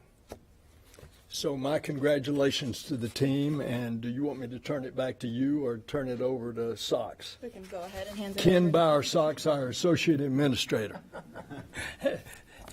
Thank you, sir. Great words. It's great to be here with you today. Thanks to all of you for being here with us. Thanks for hanging in there with us as we've worked a few issues over the past few weeks. I know it's really easy to lose patience as you're waiting for launches to happen. But as I said before, good things are worth waiting for, and I hope you agree with me that today's launch was definitely worth waiting for.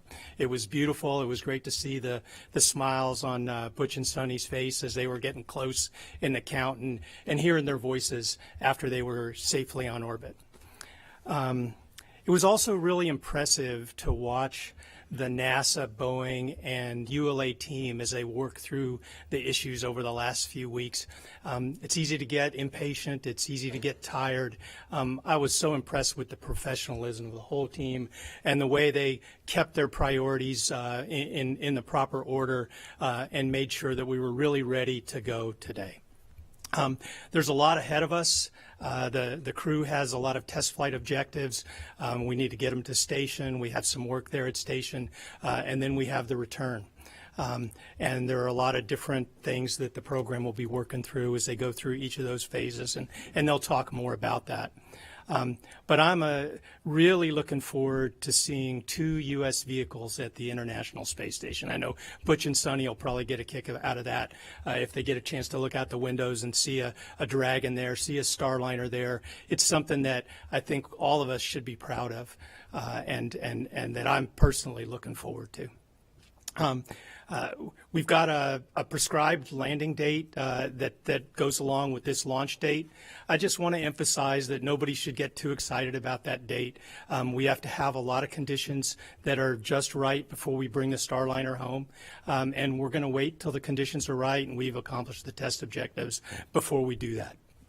So we may see, some additional time elapse before we actually bring them home.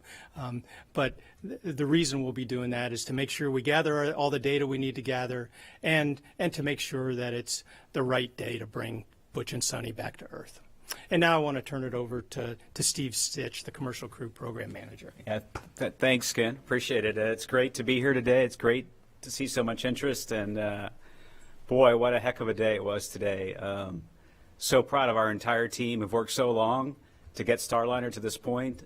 Congrats to the ULA team, United Launch Alliance, Tori and his team. You know, the Atlas did a great job today getting Starliner, Butch and Suni on orbit. Very smooth ride.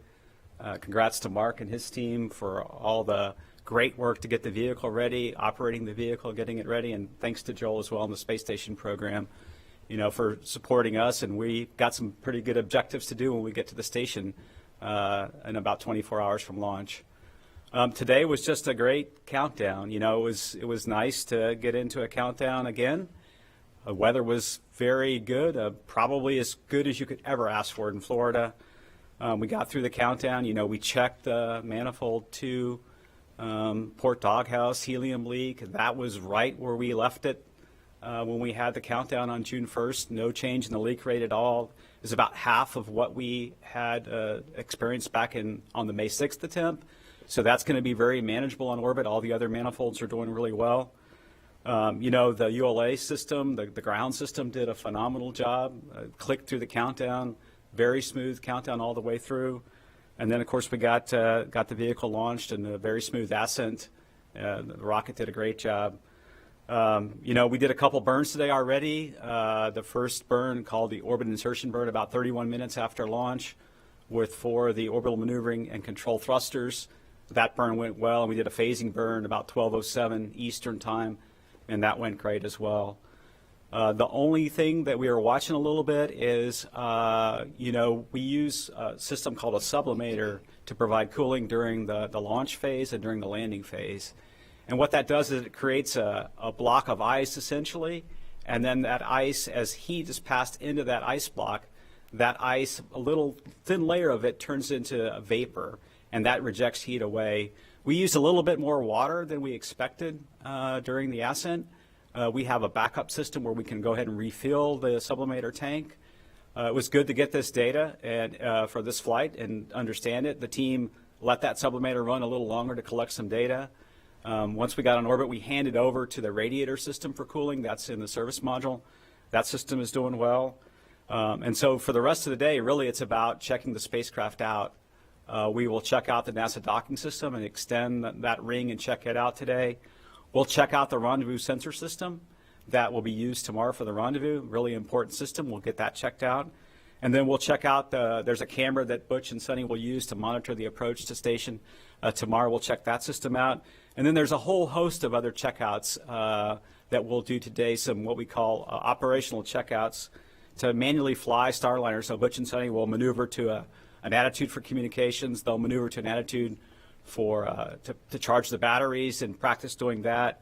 They'll check out some of the hand controllers and the rotational hand controller and the translational hand controllers that we have.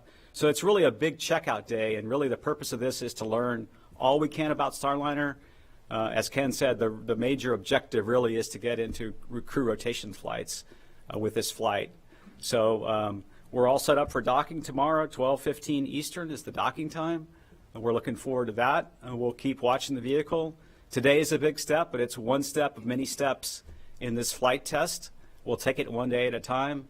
Thanks for your interest, and I'll turn it over to my good colleague, Joel Montalbano. Thank you, Steve, and thank you for joining us today. A historic day, an awesome launch.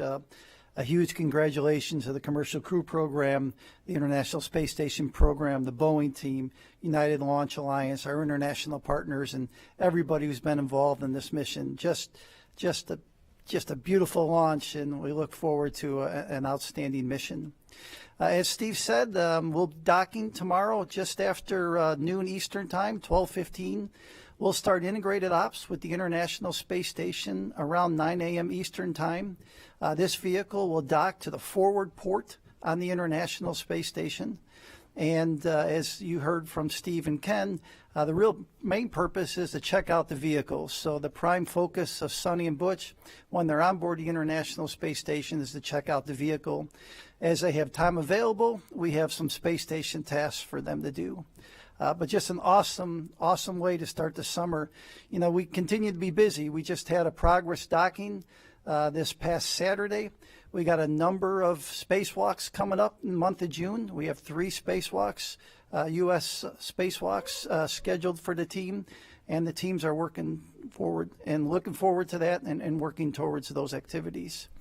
Right before I left here, I sent a note to the International Space Station team and I said, hey, turn the porch light on, print out the Wi-Fi password, and set the table for 2 more for dinner. So we got a couple people coming to visit, and that's just an awesome mission. So thank you for your interest in human spaceflight. Our goal is to get 2 crewed vehicles delivering to the International Space Station, and this puts us one step closer. With that, I'll hand it over to Mark. All right. Thanks, Joe. Phenomenal fly out. And I'm not allowed to release our orbital insertion accuracy bullseye yet because it's preliminary, but That might be the best one we've ever done. After we separated, Administrator Nelson and Pam Milroy turned to me and said, does this feel any different, Tori? Yesterday I knew that I have come, I'm coming up on 450 personal launches. Pretty sure I'd seen everything. But I have to tell you, there is absolutely nothing like this. And we are very, very proud to join this human spaceflight community. And I also have to acknowledge the very important contribution of Tony, because she showed me this morning that today, for the first time in this sequence, she had worn her lucky astronaut earrings, and then look at the result. So thank you very much. Proud to be with you all. Thank you all for those opening remarks. We're now going to open up the floor to questions to media here in the room and over the phone. As a reminder for those joining over the phone, you may press *1 to ask a question. Let's start here in the room with Joey Roulette right there. Thanks, Joey Roulette with Reuters. For Steve, you said you guys aren't tracking anything right now. Was the launch and deployment up until right now completely perfect? Did everything look fine besides the single thing you mentioned, or did anything happen that was off nominal? And for Mark Nappy, this obviously is a crucial moment for Boeing, and the mission's not over yet. But if you can speak a little bit to the broader kind of goals that the Starliner program plays for the company, if everything goes as planned, what does that mean for the company, and how do you guys move forward from that? Thanks. Yeah, so far we're really not tracking hardly anything. There was one temperature sensor that was a little bit showing a little warmer than the other sensor in the cabin, so it's near a light. So the team basically disabled that sensor from providing feedback. That was about the only thing that the team worked. And then again, the sublimator usage, the water usage. Water in space. If anybody followed the space shuttle program years ago, we used something called a flash evaporator system, where we flashed water into space to take heat away from the coolant loops, and that was a problematic system that would freeze up and have funny. So anytime you use a system with water in space and you've got ice and liquid and then the vapor of steam, it's very tricky. So I think we're going to learn a little bit about that system. We have this refill capability we'll use to fill the system back up before we come home and land. But other than that, so far, the vehicle's been doing well. And really, the purpose of these checkouts is to understand the vehicle better. And then, we'll look at the data in real time. We'll have a review every day of the spacecraft. We'll have one tomorrow when we get back to Houston. But so far, the vehicle's doing great. Means a lot to us. And the program means a lot to Boeing. My boss was here today, my boss's boss was here today, and my boss's boss's boss was here today. So obviously it means a ton to us. This is the first step, of the mission. I said we got to go through these phases, and then when we get back, it's about certification. It's finishing up the certification so that we can be certified for the Starliner 1 mission, and it's getting that hardware ready for the Starliner 1 mission, and then getting a spot in the manifest with Joel and Dana and Steve on ISS for that Starliner mission. So that's really our focus for the next year is to get those things behind us. Thank you. We'll go ahead and take this lady right here in the second row, right up front. Hi there. Kristen Fisher with CNN. Big congratulations to everyone on a successful launch. Mark, a question for you and one for Joel, I believe.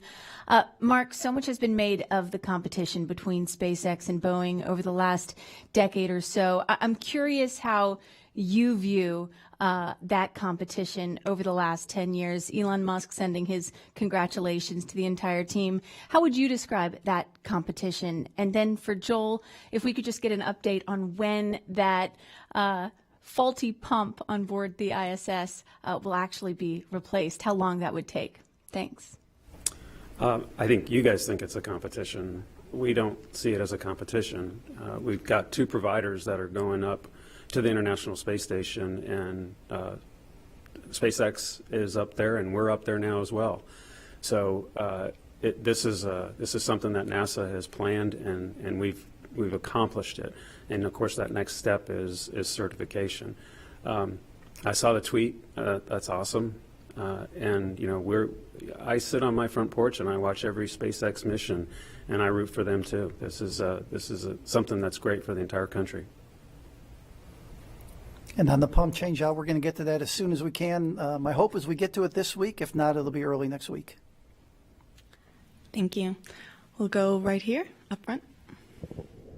Thanks, Tony.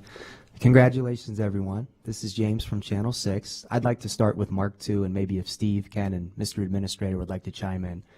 As excited as you are, Mark, good to see you smile. I know that you might have a message in the back of your mind, perhaps, for the harshest critics of Starliner's program. Is there anything, I know you're focused on the mission at hand, but what would you like to say to those who may have even called for the cancellation of the program after all the delays? There are those who thought Butch and Suni would never fly. Thank you. Yeah, we talked to our team a lot about just ignoring a lot of the stuff that you read. We focus on the positive, we focus on the accomplishments, and we learn from the setbacks that we've had. It's been this way in human spaceflight my entire career. Steve talked in the last press conference where he's got 37 or 38 years, I think. I started thinking I've got 39. It's not a competition, but I got 39 years. I'll try to beat you. And I think about, over the years, how many bad headlines I've read about the shuttle program, International Space Station. And then I look back at those programs and look at how successful they were. We had an incredible run with the space shuttle, and arguably we put the most incredible, fantastic engineering feat ever with assembling the International Space Station in space. And someday we're going to be looking back at this program the same way. And I'll add a little bit to that question. I got a lot of texts today too from a lot of people that I work with who were former shuttle employees. I got texts from the SpaceX community. I got texts from a broad range of people, all working in human spaceflight. I think the text to me meant a heck of a lot because they know how hard it is, right? I think we sometimes don't talk about the challenges of getting to flight. I look back 4 years ago at Demo 2 and the challenges of getting to that flight. We had to redesign the parachute system on Dragon before that flight in the year before. We redesigned the propulsion system before. Starliner has had, every development program has challenges on getting there. Space Shuttle had challenges. It was behind schedule on launching. Every single program, I think, it's just so hard to put all the pieces together. As Mark said, they all have to work as planned. You qualify them, you test them, and then you learn about them and you fly them in space. And so we've stood side by side with Boeing working hard. We need 2 providers. We need 2 space transportation systems. It's hugely important to us. I think the whole community knows that. And it's just a tough endeavor to get to flight. And huge kudos to the entire team for getting there today. The administrator talked about perseverance, hard work, dedication. That's what I see from our team every single day.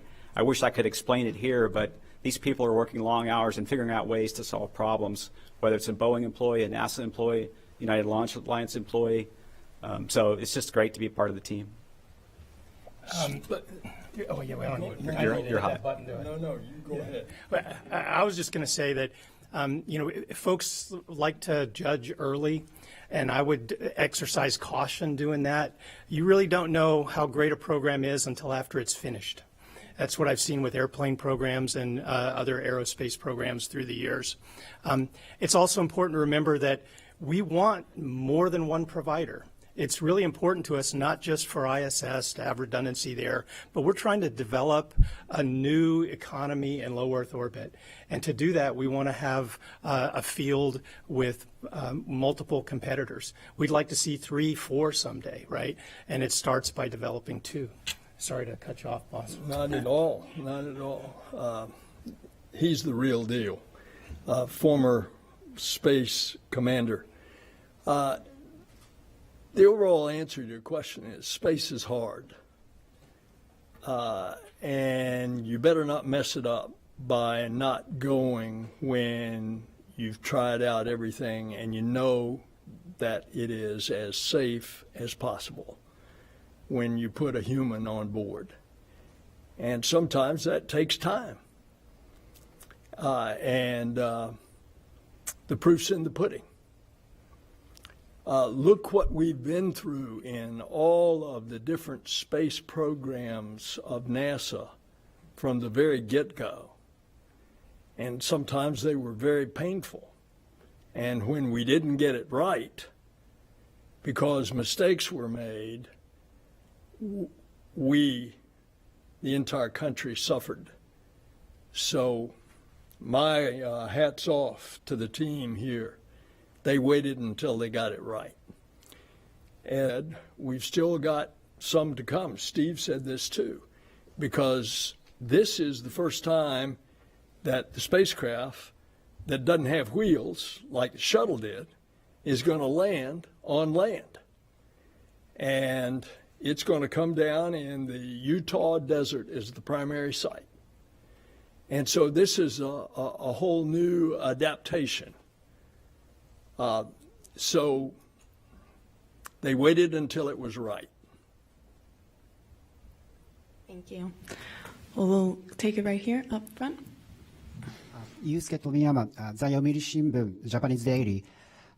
My question is for Senator Nelson. You mentioned further lunar exploration in your first remarks, so I'd like to ask you, apart from Starliner, China's lunar probe successfully collected samples from far-side moon surface for the first time. So what do you think on this achievement, and do you have any plan to collaborate with China for science research of these samples? Thank you.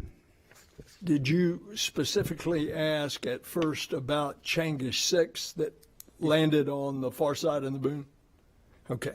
Well, my congratulations to the Chinese space program. I have said over and over that they have a very good program. They have made lots of progress in the last 10 years. I would like very much, and have said this publicly many times, for them to be more transparent, more open, less secretive. And yes, we need to cooperate on things. The one thing that we did cooperate on was deconfliction in Mars orbit. But there are plenty of other opportunities for deconfliction and cooperation. And I would welcome that. But of course, today, and I respect your question, today is about the Boeing Starliner. All right, we're going to take some questions over the phone. First up, we have Michael Sheets with CNBC. Hi, everybody. I believe my question is best answered by either Steve or Mark, but for the 25 hours after launch, we're not going to have onboard live views or even delayed views of the crew like we've seen with Dragon, even going back to using teeters before. So curious as to why that is, if there are onboard cameras. Is this a matter of cost that we can't bring this feed back down until the International Space Station is reached by Starliner? Appreciate any clarification here. Yeah, we do have a camera on board, a system called Mustang. It is not active for live feed during flight, but once we do get to station, we'll get feed, and of course when we get back down, we'll be able to get all the video. We are looking at being able to provide live feed in flight, but that won't be for a couple of flights. All right. Next up, we have Micah Maidenberg with the Wall Street Journal. Hi, thank you so much. Mark and Steve, is it possible to say how many out of the, I believe it's 87 test flight objectives are already kind of crossed off, given where the mission is just right now? And could you describe just what are one or two of the more higher risk moments from here on out? Thanks so much. So, yeah, it certainly is possible to cross off all the flight test objectives, but I don't have those numbers in front of me. But I can kind of give you a little bit of a summary of what they look like. There's a little bit of manual flying that would like Butch and Suni to do with the hand controllers. That'll happen here in the next day. And then there's a lot of I'll call them ergonomic types of flight test objectives. How do the seats fit? How do the suits work? How do the displays look? And, and there's numbers that are associated with all those things that I just rattled off that add up into the 87. And of course, when we get close to docking, we'll do some more. And when we get docked, there's additional ones as simple as how does the cargo come out and how does the cargo go back in? Those are the types of flight test objectives that will be satisfying. Steve? Yeah, I think Mark said it well. We don't have the exact number today because they're happening as we speak here. Maybe we could talk a little bit about what we've accomplished after we dock. The big things coming up. Obviously, docking is a high interest event when you're bringing two vehicles close to each other, like Starliner as it approaches the forward port of station. That's a huge, big event for us. A very integrated event between the Starliner flight control team and the International Space Station flight control team.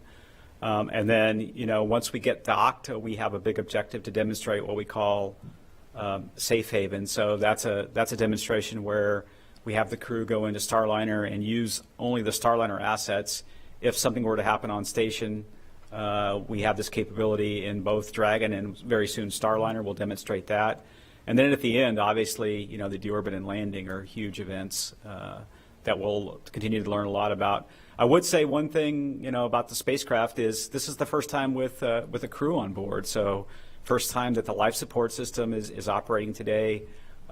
We've tested it on the ground. It worked great, but we're learning a little bit about that as well. Huge important objective for the flight as well. Thanks. We're going to take one more question over the phone before we come back to the room. We have Andrea Leinfelder with the Houston Chronicle. Hi, congrats on the launch today. Understanding that these could change, can you give me the dates you expect Starliner will undock from the station, and then the date and location you're targeting for landing? Thank you. Yeah, we have a number of landing opportunities. The first one would be the earliest would be June 14th. We would undock around 3:17 in the morning. That would be Central Time. With a landing around 8:38 Central Time. That would be at White Sands Space Harbor.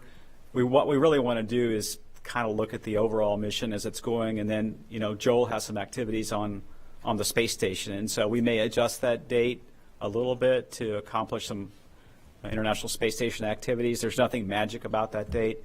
A few days later, we have another set of opportunities as well. So we'll take a little time once we get docked. Work with Joel and his team. He talks about some spacewalks that they would like to do as well, and so we'll work out the choreography of all those different events. But right now we're really focused on Starliner and docking tomorrow. All right, we'll take some questions here in the room. We'll go to Ken Kramer.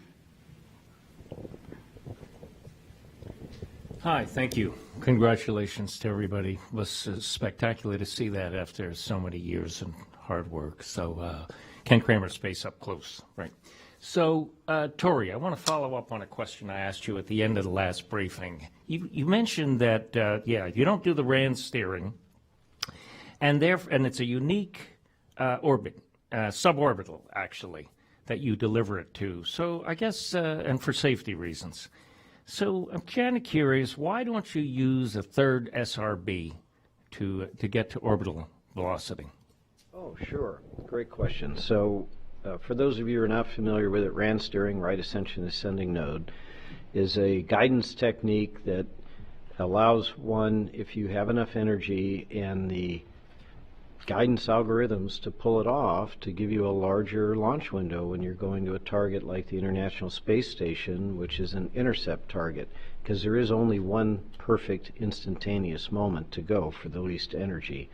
That technique allows you to go early or go late, and then without wasting very much energy, re-intersect onto that ideal path. We don't do that here because it would not benefit safety, and we don't energy for it. We certainly could put a third booster on, third solid, and go orbital, but the whole idea behind this trajectory is that there are no blackout periods all along its path where the G-forces would be too great in an emergency abort separation of the capsule for the astronauts to be uninjured, and at the end of that journey we're just short of orbital velocity, so that if God forbid, the propulsion system on the wonderful Starliner did not function properly, they would still get a free return safely to the Earth. So it's all about crew safety. It's really not about performance. And that gives us every possible chance to make sure the crew is safe throughout that trajectory. That causes us to fly low and flat for us, which is why we have an extra RL-10, because you need more thrust to do that. Does that make sense? Well, I still don't understand why the third SRB doesn't change the situation. We could put a third SRB and we could go orbital, but then at that point, if we didn't have propulsion on the capsule, they could not free return. They'd be stuck in orbit until they naturally decayed, which might take a while. I think you'd have to look at what does that do to your acceleration profile in first stage. If you had a third solid rocket motor on the side, that's going to get you going a little faster in that first stage. And then we'd have to go look at, as Tori said, you know, what we want to have is if anything happens to the rocket, essentially the starting point for the capsule trajectory is where the rocket is. And so you have to look at the Gs and the heating and the heat shield on the way on the other side. So it's all optimized for the two solid rocket motors, for crew safety for aborts, and then you essentially have almost a free return back to even Edwards Air Force Base should we not be able to do any of the burns. There's a small burn you could do to get to Edwards, and then on the second orbit also you could go to Edwards Air Force Base as a safe landing, as a contingency site. So. Thank you. We'll bring it over here to this gentleman. Hi, thank you. Sawyer Rosenstein, NSF. I guess for Joel or Mark, kind of continuing off the other question there, what would be some of the test objectives that might influence whether or not you go beyond the week docked to the ISS? Is there anything in particular that would benefit from that extended time, or that would require extended time that you could do if you stay docked? You know, to me, you got to check out the system and see what the system gives you, right? And so if we see something that wasn't as expected, and we're like, hey, you know, another day would allow some extra time to go look at that system, then we'd stay. I mean, there's not a specific list of, hey, these 10 things are going to require more time. It's more watch the system, see how it operates, and if it requires more time, we have more time. Thank you. We'll toss it to Lauren Grush. Lauren Grush with Bloomberg. I think my question is for Steve or for Mark. You mentioned that you weren't really working any issues, but I am curious how this flight is comparing to the experience of the uncrewed test flight that you had and the issues that were experienced during that mission. Do you feel confident that those problems have been resolved based on what you're seeing with this flight? I could start off, you know, obviously on orbit flight test 2, the uncrewed flight. You know, we saw some OMAC thrusters that failed off during the orbit insertion burn. Today, you know, that first burn, I was really excited to watch it. I think it was like about 72 meters per second. I'm an old trajectory guy, so I kind of like burns. But all 4 OMACs fired in each doghouse. The control was just perfect. Those did really well. I didn't get to see the second maneuver, which was the phasing burn, but that went really well. So we had a couple things, you know, happen early on that we've seemed to gotten past with.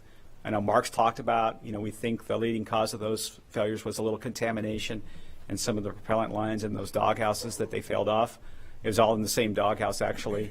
So far, the OMAC burns, these are pretty good-sized thrusters, 1,500 pounds of thrust. Those have gone really well, and I'll see if Mark has anything to add.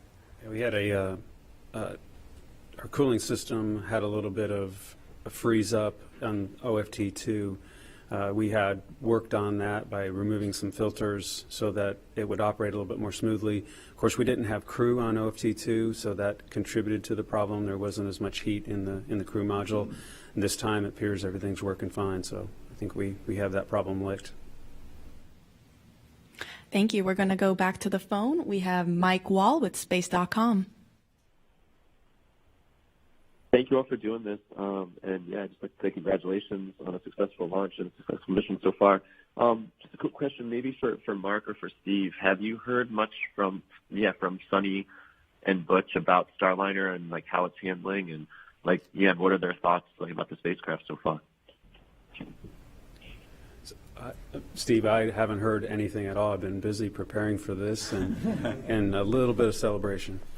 Yeah, I have not either. I know they were going to call down, I talked about some of the things they were going to do, some of the manual maneuvers in the hand controller checkout, rotational hand controller and the translation hand controller, and they were going to call down to the ground, I think probably about right now during this event, and so we haven't really heard too much from them. They've been really focused on clicking through a bunch of objectives, getting the spacecraft set up for orbit, doing the maneuvers we talked about, and doing the checkout. So I don't know, but we'll get some information from them later today.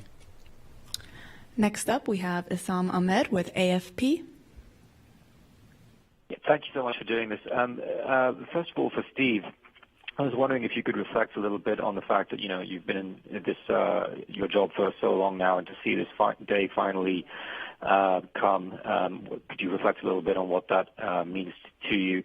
And for Ken, specifically, I think you mentioned earlier in the call that you might like to expand these commercial providers to 3 or 4. Could you sort of go into further details about what you meant by that? Because I hadn't heard about that before. Oh, and finally for Steve, if I could sneak in one more. Regarding the Sublimator, you're pretty confident that you'll have enough water backup for the landing? Thank you so much. Yeah, I'll take the first question. I just felt really proud today of the team. Having been with the team for 8.5 years now as the deputy program manager, I see the hard work of the team and just felt, a sense of accomplishment from watching the team work so hard, of getting this first step done, of getting Butch and Suni on orbit, getting a couple burns executed. It was a bit of an emotional time for me because you just see how hard people work, and they put their blood, sweat, and tears into it every day of their life.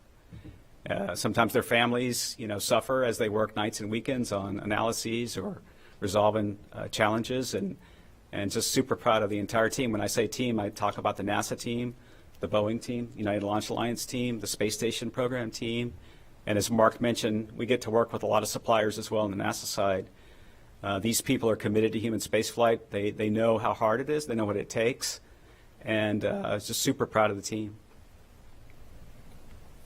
Yeah, when it comes to the additional providers, we work with other providers in addition to Boeing and SpaceX and the Dragon and Starliner teams to help them as they're thinking about someday building crew vehicles or converting their vehicles to crew.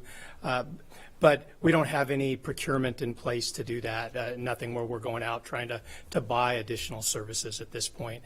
But I would love to see the low Earth orbit economy grow so much that we need all those vehicles, right? So that was behind my statement is I would like to see that growth in low Earth orbit so that we see this vibrant activity with lots of different launches with lots of different vehicles someday.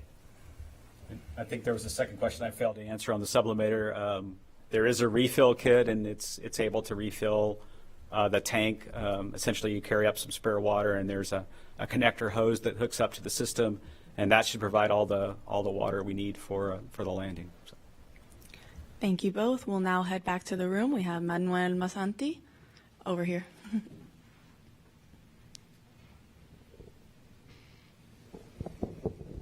Thank you, Tony. Manuel Masanti, Exploración Espacial. Question for Mark. I understand that Boeing has 2 operative capsules right now, Calypso in orbit and another one preparing for Starliner 1. Do you have the intention of having more of them? Like a third one is being in production, or with 2 is fine for the operational missions? Thank you. For the flight rate that we have right now, flying once a year, 1 is plenty. But to fly twice a year, which is a request from NASA on our contract, we need 2 capsules, so to turn them every 6 months. So 2 is sufficient for what is in the plan. If, like Ken talked, if there becomes a low Earth orbit market where there's additional international space stations, additional flights, then that would drive additional vehicles. Thank you. We'll now go to this gentleman up front here. Yes, hi, Bert Dicht from the National Space Society. I'd like to ask a question to Tori. You mentioned this is your first crewed launch of a spacecraft, and obviously you'll be going through your processes and procedures as you prepare for the next one, but any initial impressions about everything in terms of this flight? Yes. Well, I'll just say that, we had, as you know, 2 scrubs that preceded this, and they were routine issues that we'll be able to take corrective actions for and be less exposed to that kind of issue going forward. So it gives us a little bit more focus on launching on time as well as mission success. I was proud of my team that they took no shortcuts, and throughout this process we kept focused on Suni and Butch, because that is a more precious payload than we have ever flown before. So yes, like the Starliner team, like the NASA team, every mission is followed by a hot wash and lessons learned and improvements going forward. Thank you, Tori. Next up, we have this lady right here up front. Gina Sinceri, ABC News. I'm not sure who would know the answer to this. Did Butch and Suni say anything on the ride up to you, or any response? Sorry, who was the question for? Did Butch and Suni say anything? Is that what your question? Right. Did you get any feedback from them on the experience going up? I didn't copy anything on the comm loops. I mean, they were professional test pilots on the way up, looking at the various abort boundaries and looking at the systems. And, you could tell they were excited and ready to go. We heard their remarks before they lifted off. And so, no, I don't think they said much. I can imagine their faces when they got in orbit and, in zero-G, and just imagine how excited they were congratulating each other to be in space. And after participation in this whole development of Starliner. So. My guess is they never lost their smile. Yeah. They did congratulate Tori for becoming part of the Human Spaceflight Club, which I think we need to cut his tie or something. Yeah, that's true. Yeah. Thank you. We'll now go back to the phone. We have David Denault with About Space Today. Good afternoon. And I guess it's not maybe a coincidence that both the administrator and the associate administrator are sitting next to each other. But gentlemen, each of you had a unique experience. STS-61C and STS-73, long delays. How do you put yourself in like Butch and Suni and all of their delays? What was that like? Okay, well, first I'll say that the administrator and he actually has the record because he did it first, but they scrubbed 6 times on his launch, and on one of my launches we scrubbed 6 times. So Butch and Suni, they didn't come anywhere close to that, right? They were in quarantine probably longer than I was because of the distance between their scrubs. But what I found with each one of my scrubs was we were a little more relaxed, a little more prepared, and we got a little more rested, and we were really good at strapping in by the time we got a few under our belt. I don't know. What about you, sir? Same thing. At least the weather was not a concern for the 3 times on Starliner. The weather certainly played a big part with regard to some of our scrubs.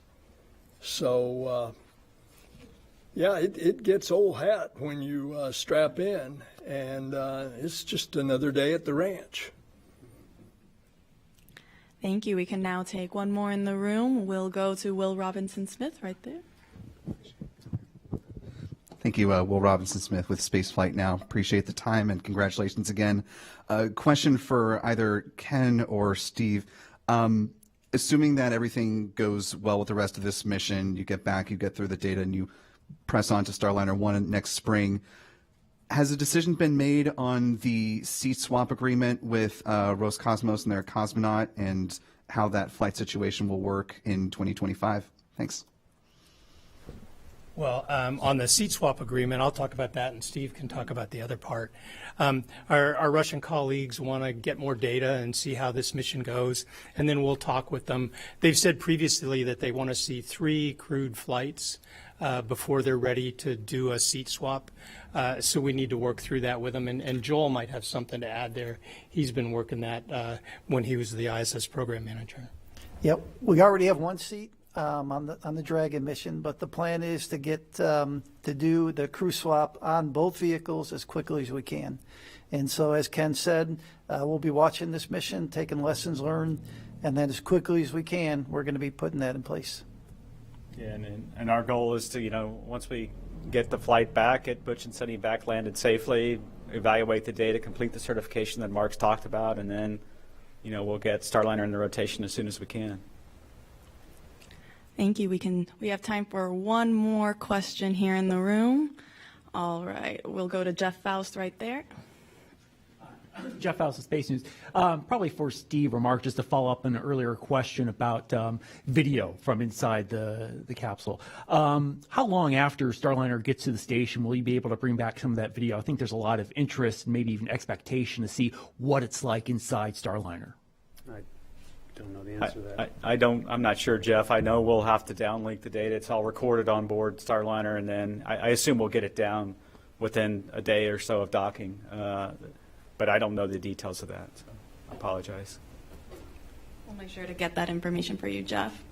Thank you all to our panelists, and thank you to all the media. That's all the time we have for today, but we want to thank everyone for taking the time to ask their questions and for our panelists for answering them. Starliner is scheduled to dock to the forward-facing port of the station's Harmony module tomorrow, June 6th at approximately 12:15 p.m. Eastern Time. You can follow along starting at 9:30 a.m. on NASA Plus, the NASA app, and YouTube. And here's a look at the highlights of this historic day. Thank you, and go NASA, go Boeing, and go CFT. Here are the astronauts, Commander Butch Wilmore and pilot Sunita Williams, as you can see, suiting up for their mission into the history books. This is a tradition. The whole idea here is to lose to the chief. Out of the suit-up room, Commander Butch Wilmore and pilot Sunita Williams walking to an elevator at the end of the hallway. Our CFT crew taking their first steps outside, now en route to Launchpad 41. Crew transport vehicle is entered the pad. Butch and Sunny arriving on level 12. Last look at planet Earth for a while, saying hi to us. Hi, Sunny. Butch getting in there. Gotten strapped into their seats here. Hatch closure complete. Roger. 3, 2, 1, ignition. And liftoff of Starliner Atlas V. Carrying 2 American heroes, drawing a line to the stars for all of us.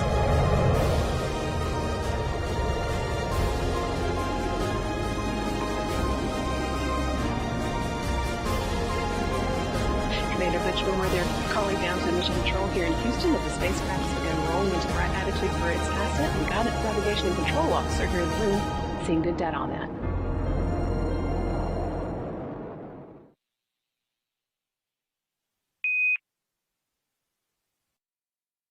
Everything continuing to go smoothly now, over 2.5 hours into today's mission of the Starliner flight. Next major milestone that we are looking ahead towards are the far field piloting checkouts that we've been discussing.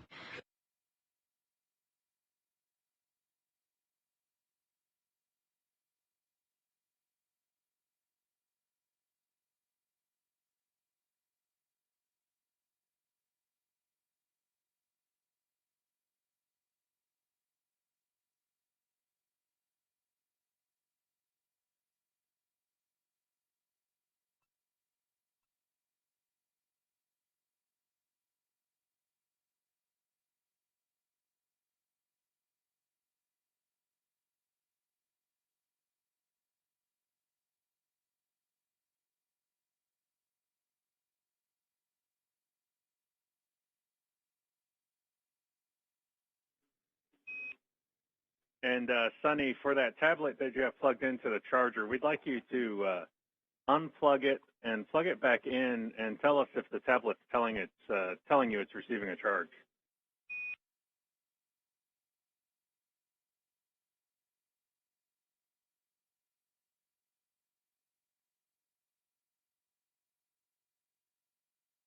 All right, she unplugged it and she's plugged it back in. And we've got the little plug symbol that says it's receiving charge. All right, good news.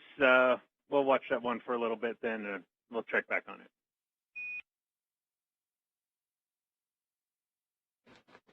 Outstanding. And Butch and Sunny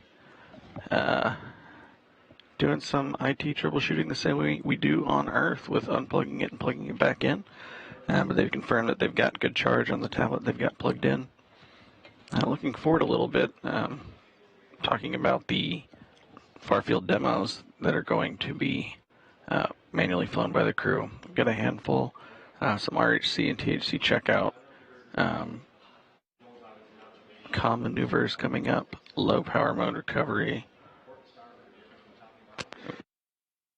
and some manual thrust align and tail to sun maneuver back and forth. Last thing on the timeline, Starliner, we are ready to accept the bold demo, ready for the first block of PAO words, and then the PMCs, we talked about at a handover, those are optional. You guys just let us know if you want them.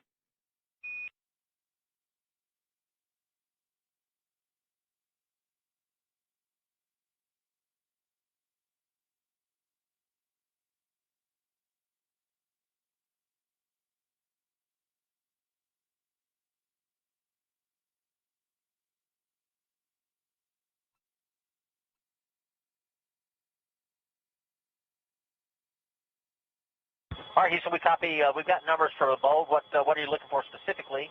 And yeah, we'll take a PMC. Why not? All right, Roger. We'll plan on keeping it. And stand by for bold.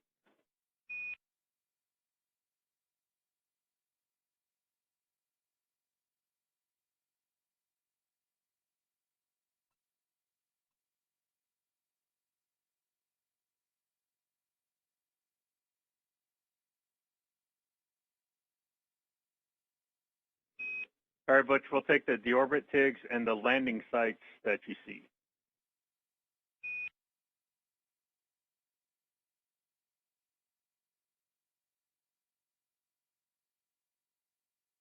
Okay, copy. Stand by.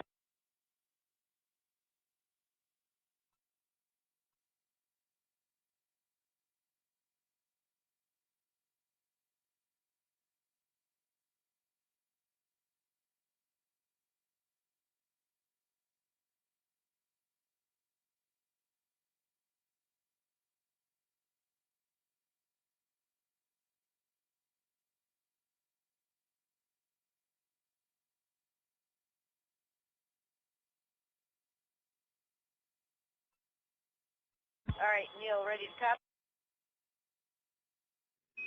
We're ready. Okay, orbit 160606 158 161200 Wilcox ascending left. Checking.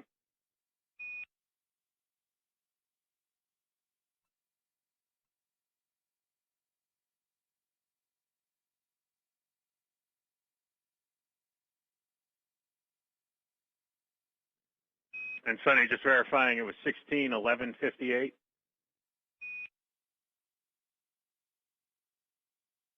Well, we have 161200. Pretty close.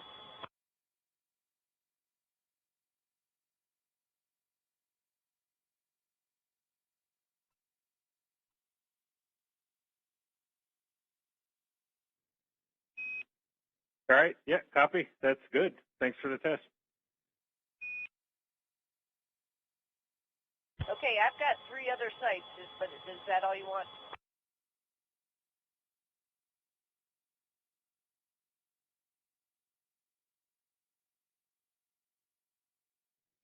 Yeah, just that one for the OCC there.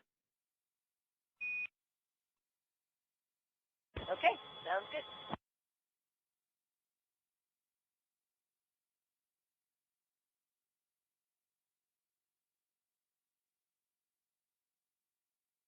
And those calls from NASA astronaut Sunita Williams to the ground, discussing a variety of coordinates should a landing need to take place. We're not tracking anything like that, but this is all part of that certification process.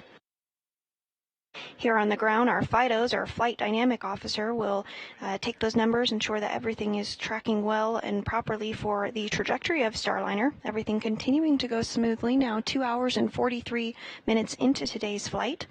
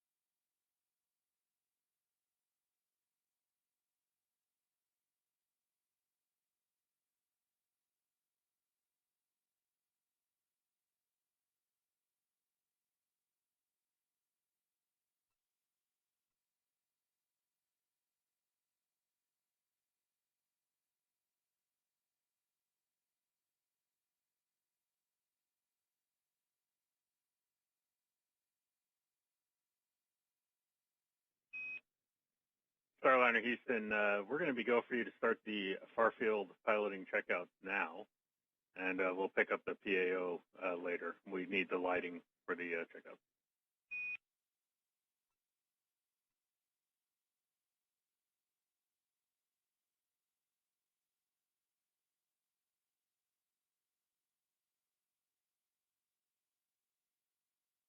Okay, we like it.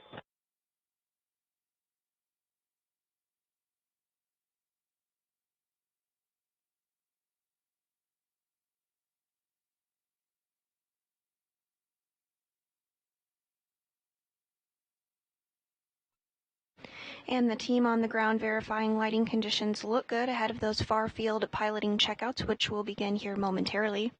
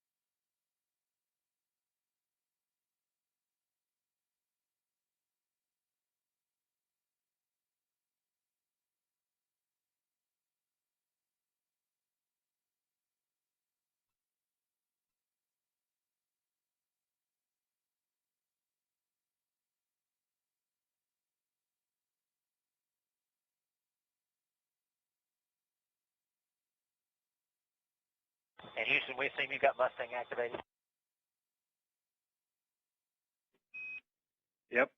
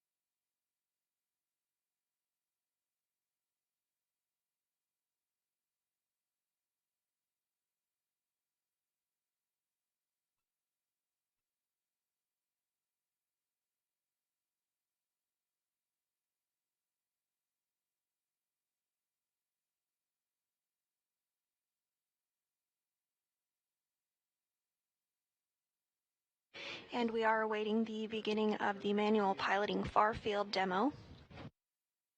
This demo ensures that the crew could provide attitude maneuvering and translational control capability manually. While we do not expect this, it is part of the certification process for Starliner. One of the requirements for this checkout is that it occurs in daylight, which the crew currently is in a daylight orbit at the moment.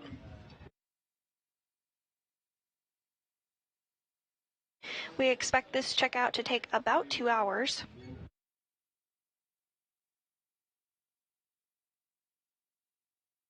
And there's a variety of different manual piloting techniques that they will utilize as part of that certification. Part of it will also include using a stopwatch to take measure of where Starliner is at and ensure it is tracking as expected.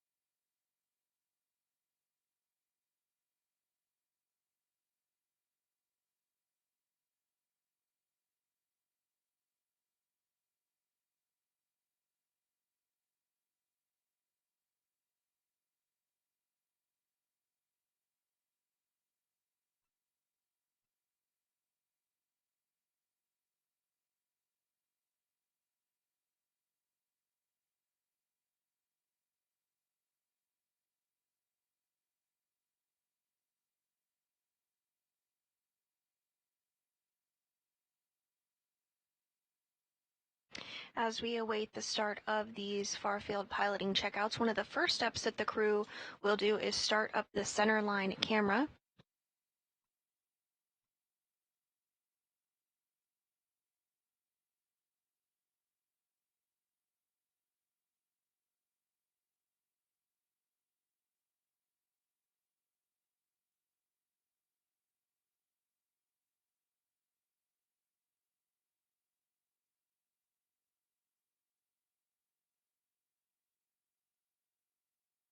If you've been following along, you may be aware that both NASA astronauts Butch Wilmore and Sunita Williams are test pilots, so this is a great opportunity for them to utilize those skills as they really put Starliner through its paces as part of these far-field piloting checkouts.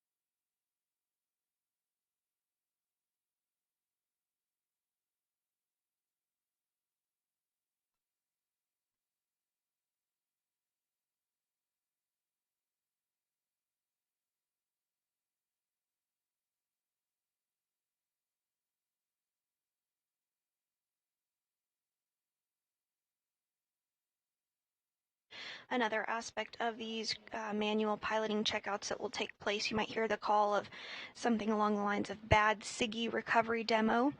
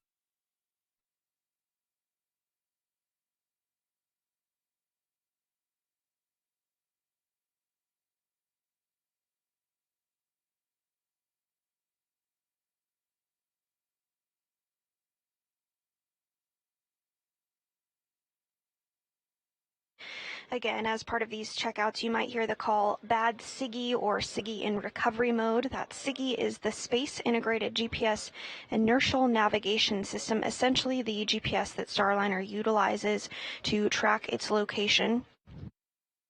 So as part of these manual piloting checkouts, NASA astronauts Butch Wilmore and Suni Williams will put Starliner through its paces to ensure that they could recover should something have gone wrong with that SIGI system. Again, this is all part of the certification process of the Boeing Starliner spacecraft.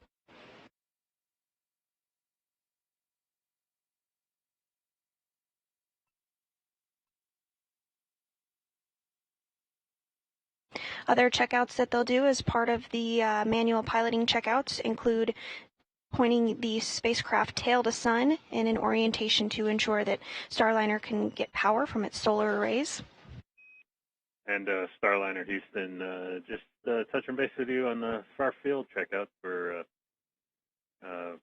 making sure that the cameras are set up and we're ready to go.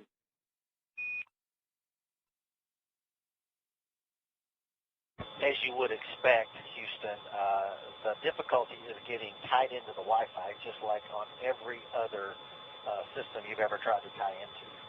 But we have finally got it. So that part is a success. And we're ready to for 1.2 is moding to sequence 31. Okay, yeah, and just for my own sake, Wi-Fi to the camera, I'm assuming?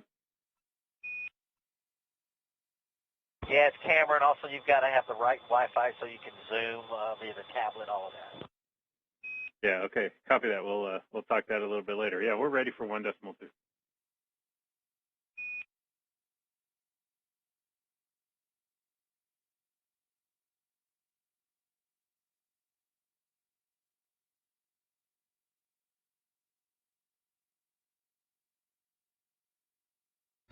And NASA astronaut Butch Wilmore confirming that the camera is set up and in the right configuration ahead of those crew manual piloting checkouts that should be underway here momentarily.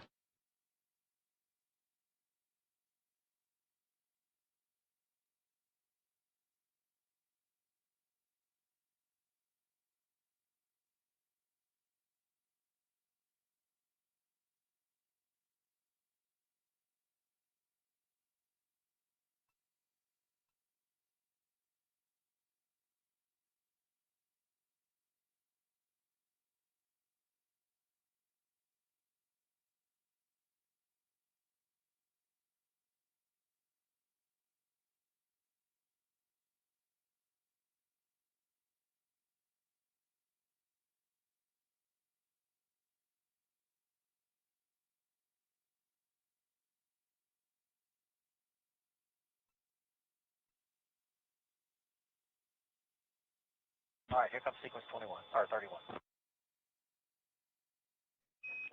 Roger.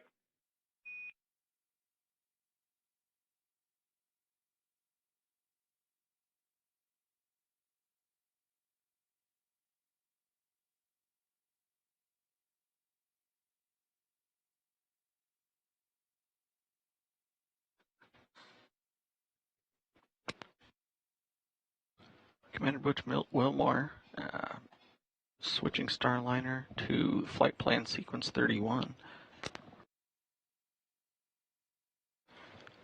This flight sequence is a contingency coast tail to sun. It's going to be the start of their manual flying parameters, proving their ability to manually pilot the vehicle from a contingency state.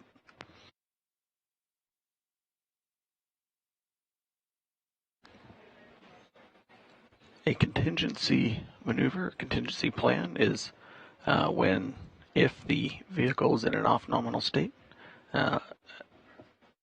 For example, after an emergency or during a time where they need to identify a problem on the vehicle, they'd go to that sequence, and the crew's going to work their way flying from that sequence to a handful of other attitudes and positions per the flight test specifications.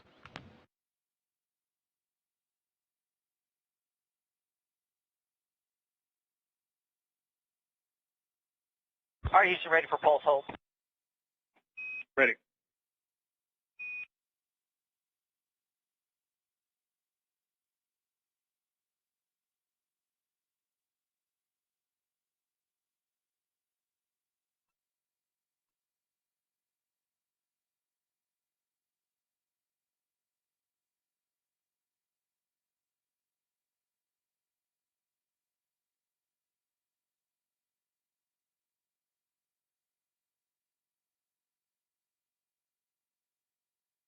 And Commander Butch Wilmore does now have control of the spacecraft and is conducting those manual piloting checkouts. The first maneuver that Butch Wilmore will be making is flying nose to Earth to get a good communication with the satellites should they be moving from an out of nominal orientation to one that they can use to help diagnose the problem with the ground.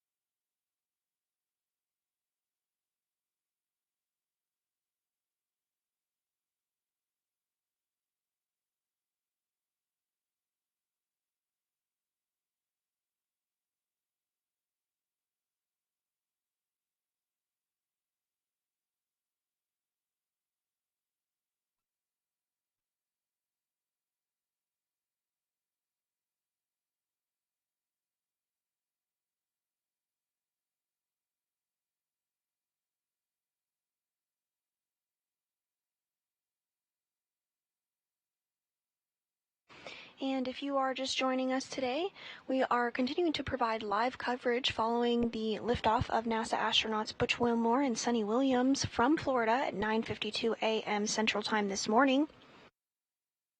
At this time, the crew, namely the commander, Butch Wilmore, has command of this spacecraft as he works through far-field piloting checkouts. These checkouts are in anticipation of Starliner certification, and he is working to point the spacecraft nadir and select the aft antenna, essentially just pointing the spacecraft in the proper configuration so that they would have the best possible communications if required for manual piloting. Again, this is not something that we expect. However, it is part of the certification process as Starliner is a fully autonomous vehicle. The Starliner saw the RHC caution go into and out of alarm. Look, transient looks like you're still flying. No action, obviously. Just continue to fly. We're taking a look at it. Okay, yeah, we're in our first attitude now. Roger.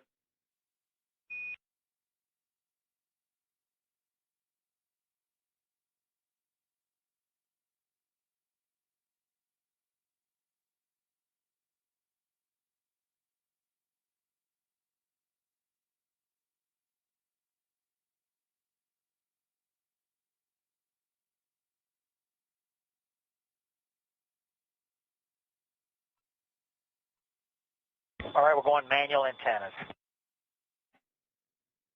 Roger.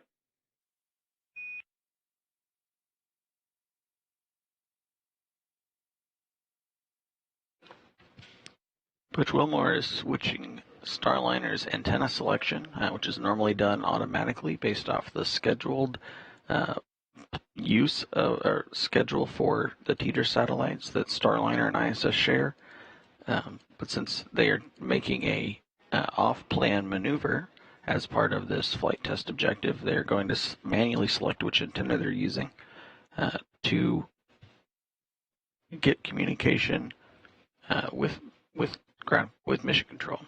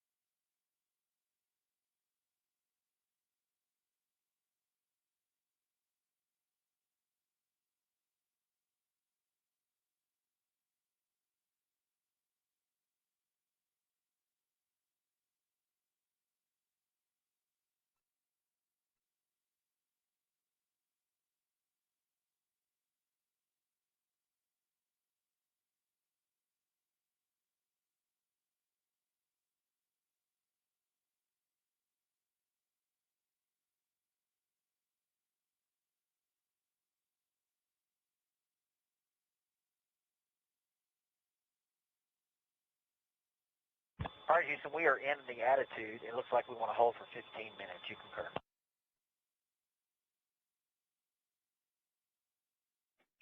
Yeah, concur. All right, we started time.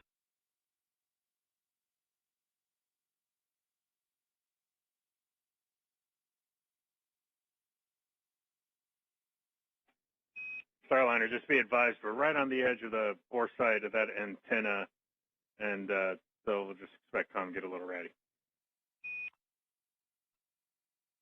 Appreciate the heads up.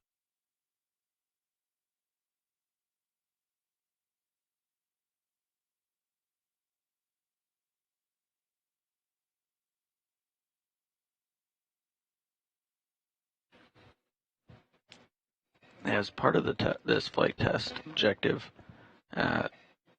with an off-nominal pointing of Starliner and trying to get communication with the teeter satellites, Capcom calling up to Butch, letting him know that the direction the antenna is pointed is a high bore site, which means the satellite it is pointing at is just at the edge of the cone that the antenna uses to connect to the satellite.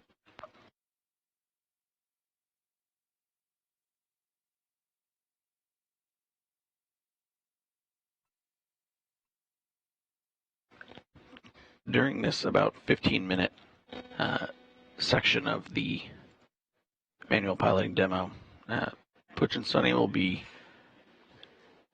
maneuvering Starliner to point it incrementally in different directions to help improve power generation, which means the crew is going to be trying to tilt the solar array as close to the sun as it can get while still maintaining connection with that antenna to the satellite. This will help charge the batteries while they're in this off nominal orientation.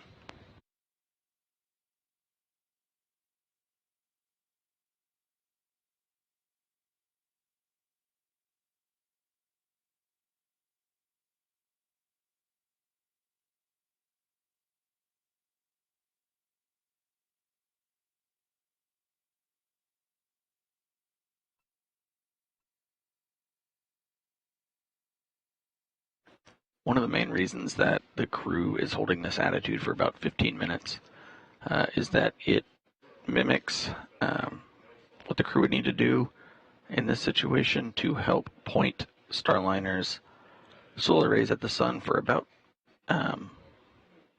15 minutes, which equals the amount of time that they will be within a nominal solar day, which is when the sun is visible to the crew from when they started the maneuver.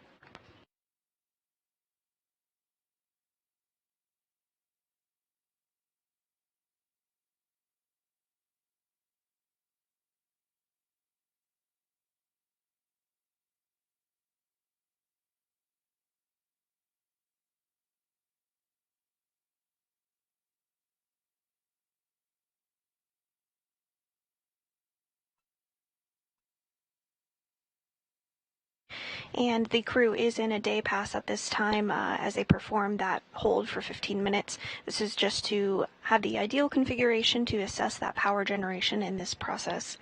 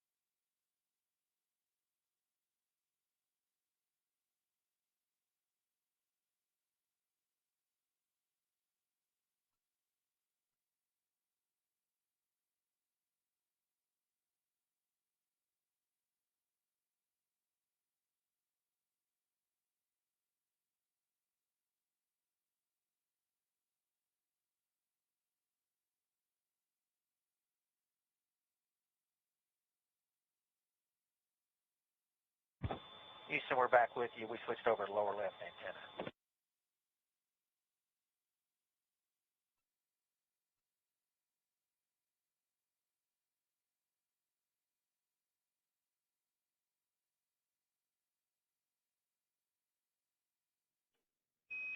Roger. Hey, did you hear my other question? Do we really need to keep the centerline camera powered up? We might want to save the battery, we're thinking. Your thoughts?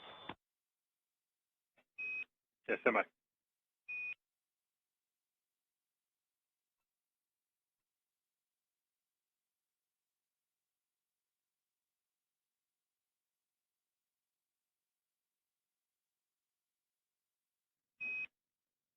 Hey, Butch. Yeah, we talked about it a little bit down here. We're going to want the data from the manual Earth pointing demo.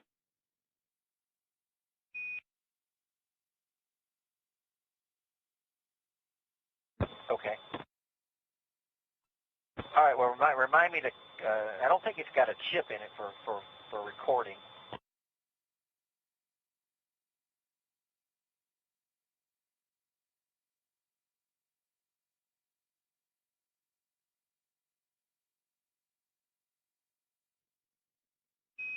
Okay. Yeah. Copy that, and just be advised it's going to be step 2 when you're doing the attitude recovery demo. Okay.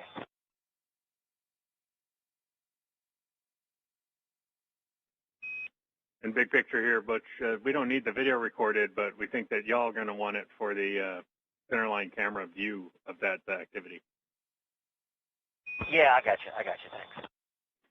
And hey, be advised, we deactivated the LWIRs here from the ground as a conservative step to make sure that we don't get any stray light into those sensors. Copy. Thank you.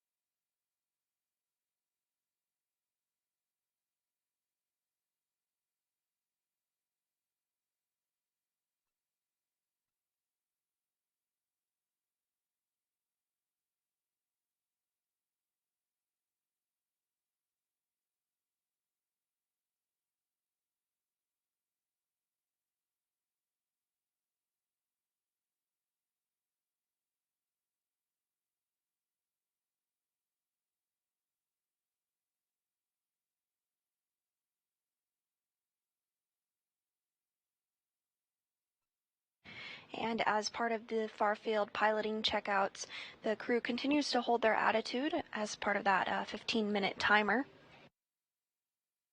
This is taking place during a day pass to assess power generation for Starliner.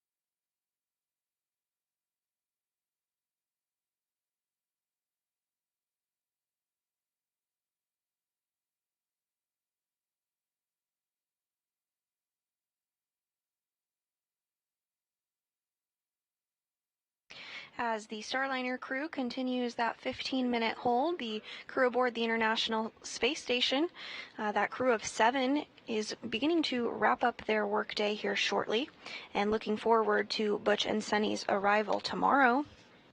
We are targeting docking of Starliner to the forward port of Harmony at 11:15 a.m. Central Time tomorrow morning, with a hatch opening to follow around 1 p.m.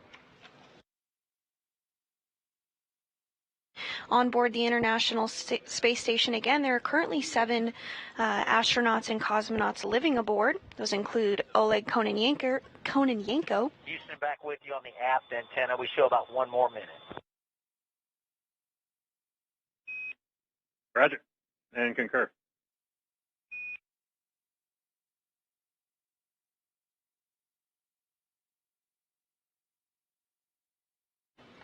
Again, the crew on board Space Station includes Oleg Kononenko, who is the current Space Station commander, who just yesterday surpassed 1,000 days of cumulative time in space.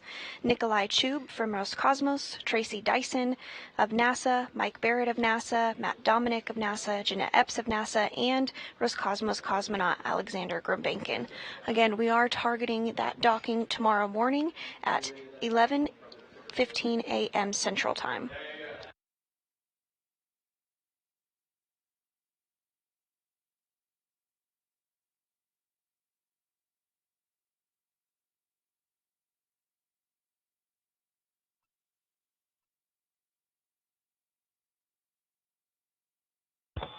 All right, Houston, we are ready for point mode auto on the antenna. We'll take it.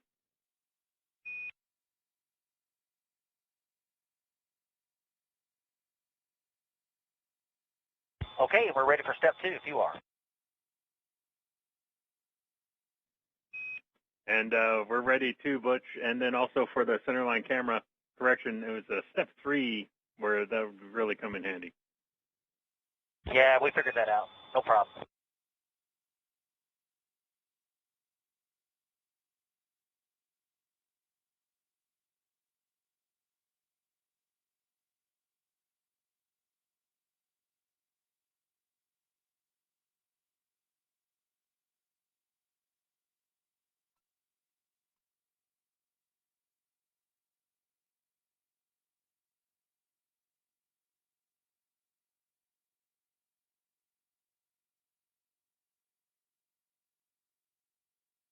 Okay, inhibiting SIGI 1.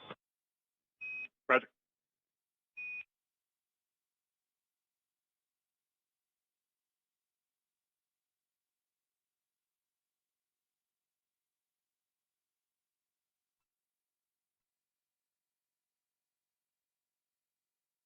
All right, we got no white dot on SIGI 1, and over to you, Houston. Stand by. All right, stand by.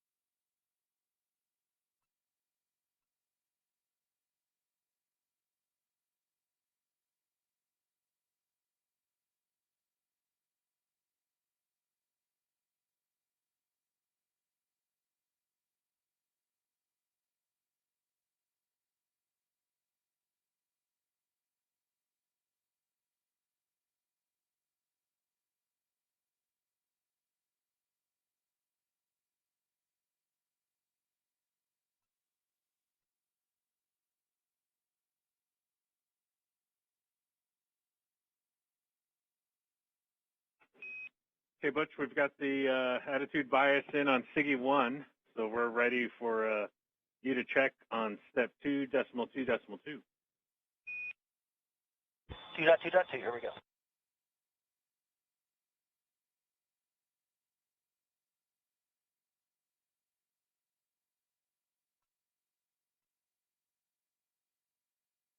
Okay, we're up to 2.3. Roger.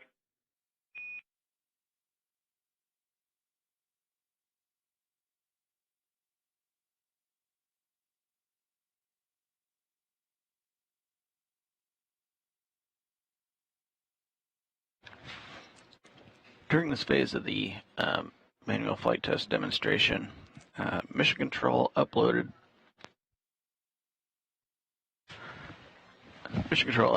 a update to the internal estimate on one of the SIGIs,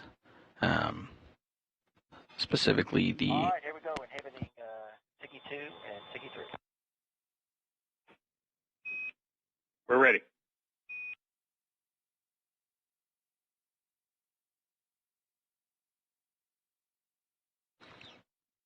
The inertial navigation system. The Mission Control sent an update to the inertial navigation system 1 on SIGI 1 to change its estimate to be something worse than normal. What Butch is going to do is only use that single SIGI. And it's expected. Affirmative. Okay, we got you up. Roger.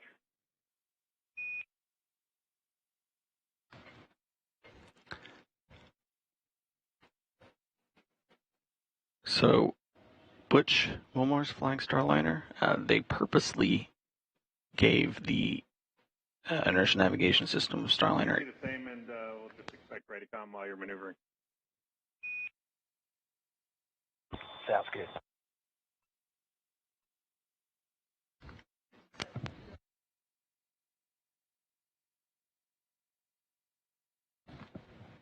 With Mission Control sending a bad estimate of Starliner's attitude on purpose to the inertial navigation system, Butch is going to take over manual control and orient Starliner to point at the stars to then update that value to go back into normal range.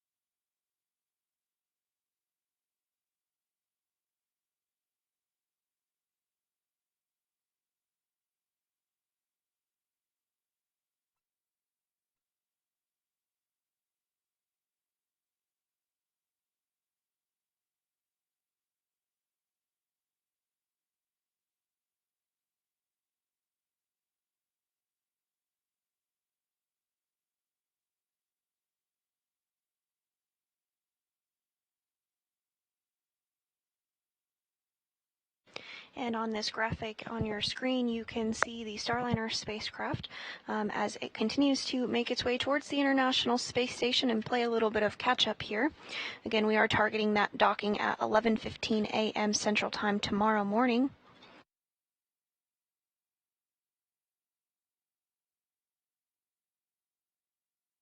The crew is continuing a series of far-field piloting checkouts to certify Starliner.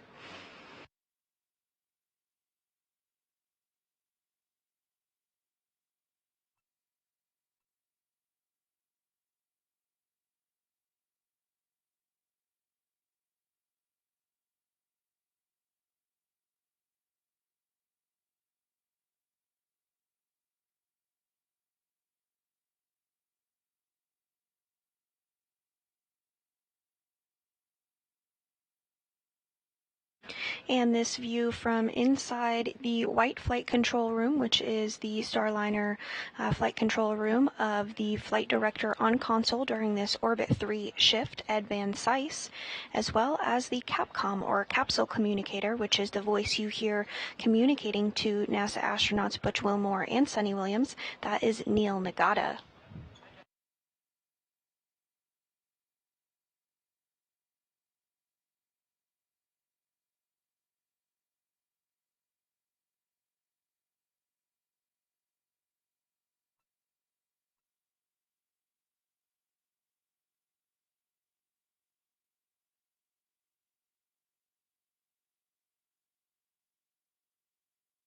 All right, Houston, we think we got a pretty decent attitude away from the sun, away from the Earth.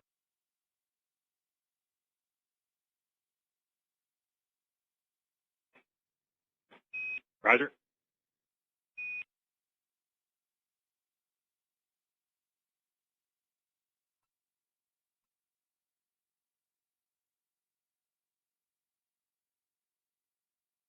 Here comes tab 23, align course law. Roger.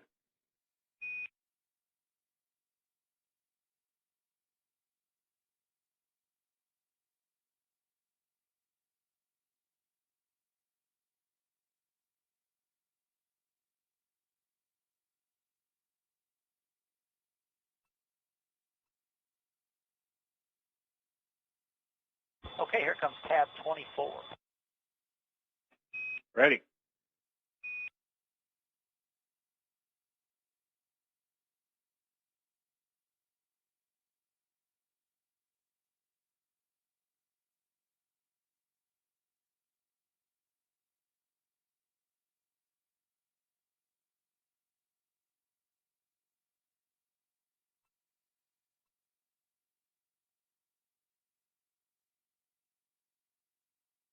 And to just break down a little bit more of what is taking place at this time, Butch Wilmore and Sunny Williams are completing those far-field piloting checkouts, particularly when it comes to the bad SIGI recovery mode.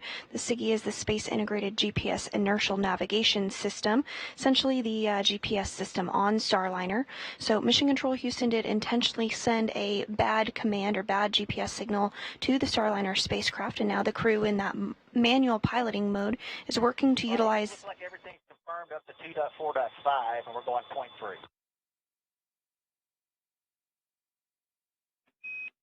We concur. They'll utilize the stars around them in order to maintain that proper navigation. All right, forcing the attitude update in the SIGI 1. Roger.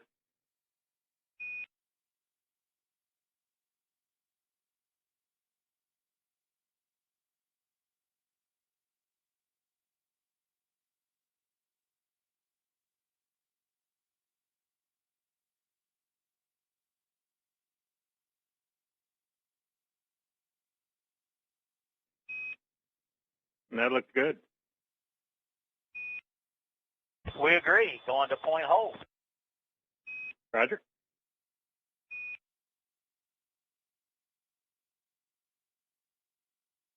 And we'll go tab 23 back to final line.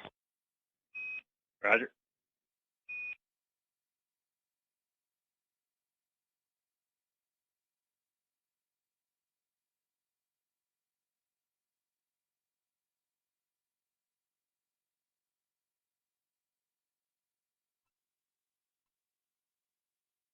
And if you're ready, we'll do the load cal from SMC 2.4.7. We're ready.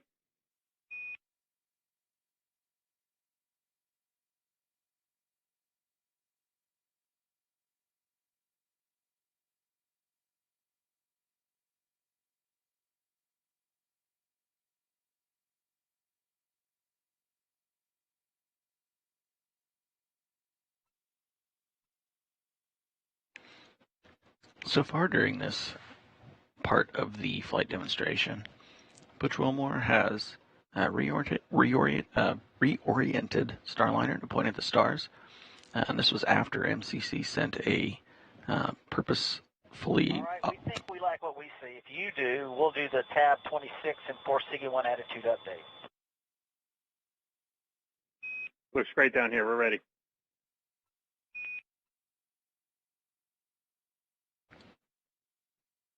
Butch Wilmore following up after MCC sent a purposefully bad attitude estimation update to the inertial navigation system, pointing at the stars to get a new estimate, clearing the previous estimate, and now they're having Starliner calculate its new estimated attitude.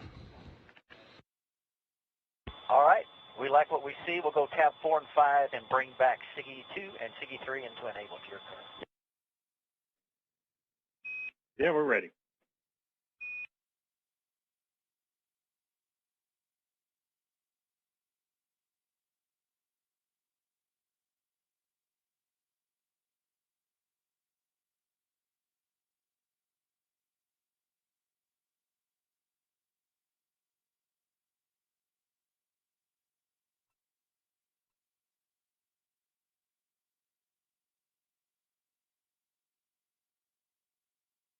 Okay, Houston. Looks like we're up to step 3, and you've got some steps. All right, Moose, putting those in work now. I'll let you know when she's done. Outstanding.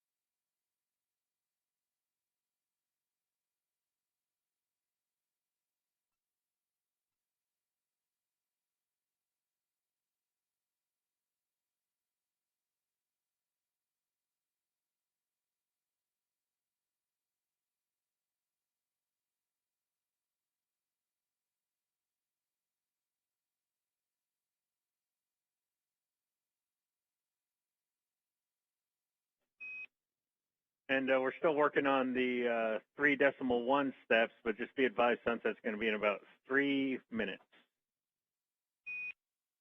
Copy.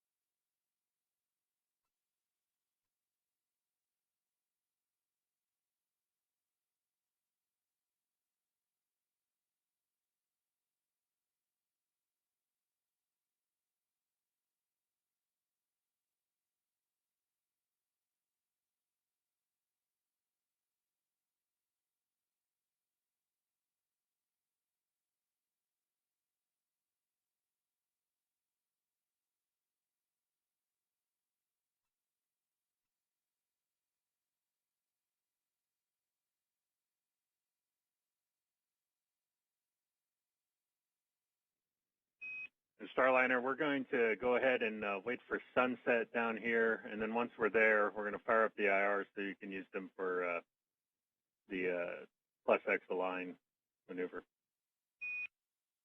Okay, standing by.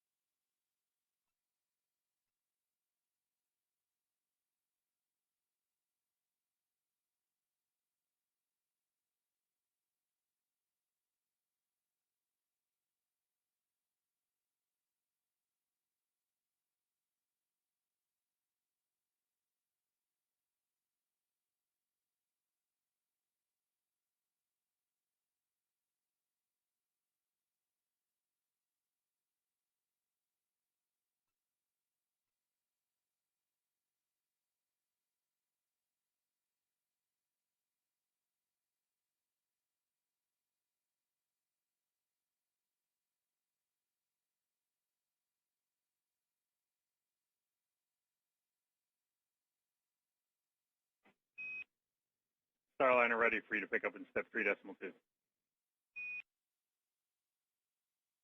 Okay, 3.2, here we go.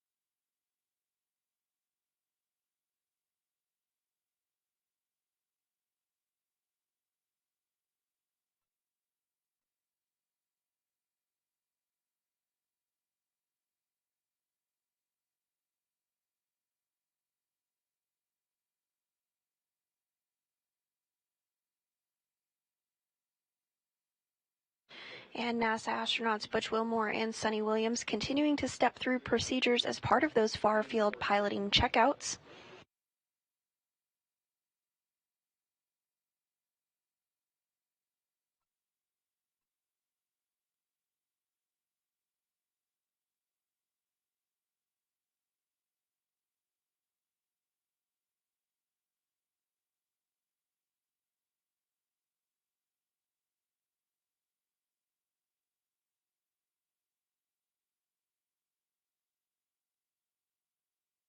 At this time, the commander, Butch Wilmore, is working to fly the Starliner spacecraft to the proper attitude. He's utilizing out-of-the-window cues to fly Starliner, given the prior checkouts that took place with the SIGI system.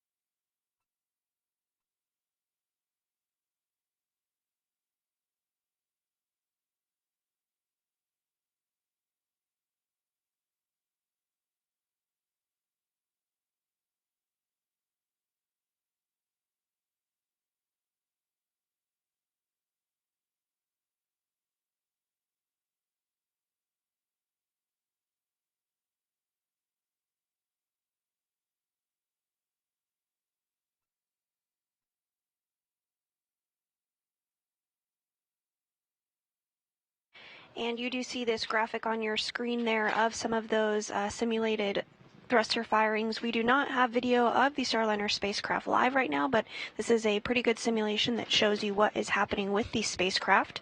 Those are the RCS thrusters, or the reaction and control thrusters. There are 28 of those on Starliner in all. Each creates about 100 pounds of thrust and really do fine adjustments of the spacecraft as part of this manual far-field piloting checkout.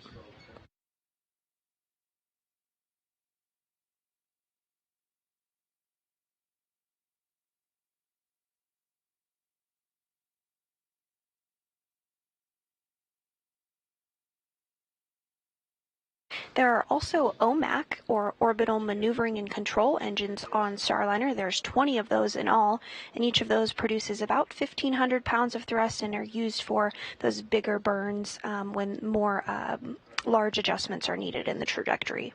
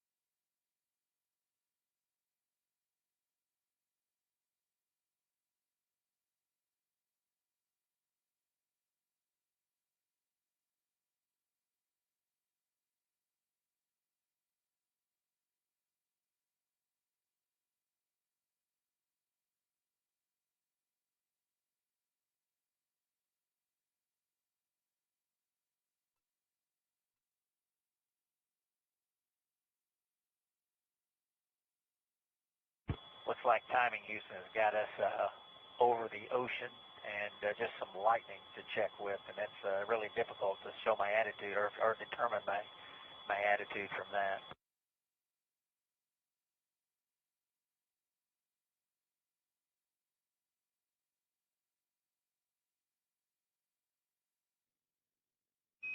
Yeah, I was just looking at that on the world map.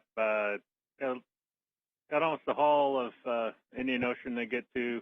Looks like we'll get to Tasmania and New Zealand here in about, I don't know, what is that, about 15 minutes?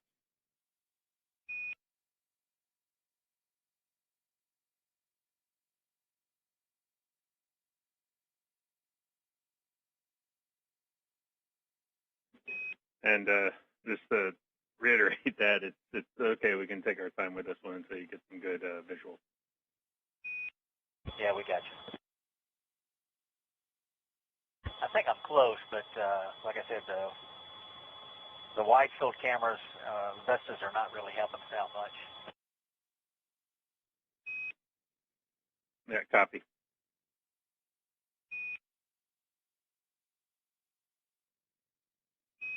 Hey, Butch, have you tried the IRs?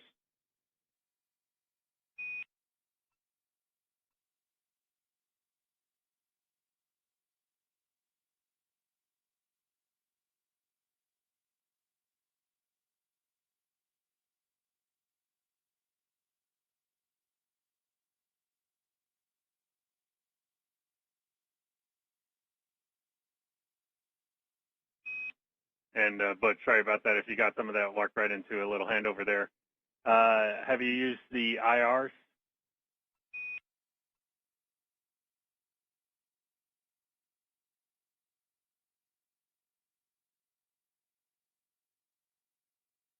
Stand by.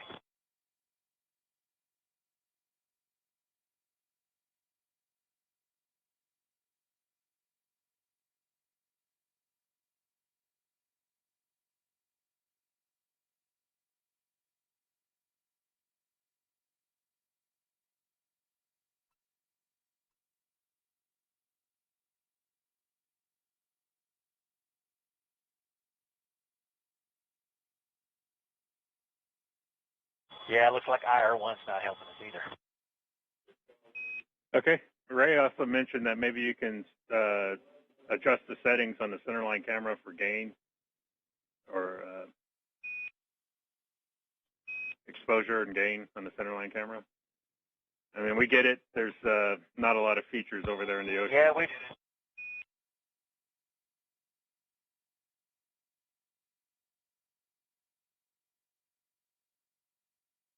Okay, we're giving it a shot. Roger.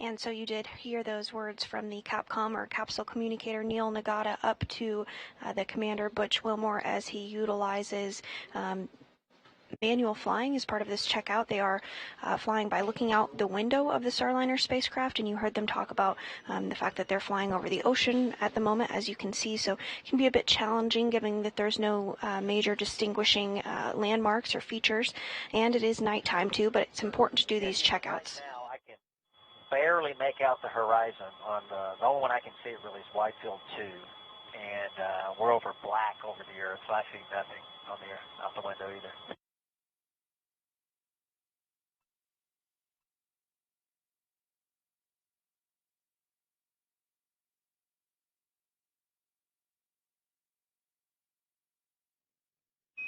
Okay. Yeah, copy. That's sort of what we're expecting, but we've also got the gain control on the wide field 2 camera. Did you try that?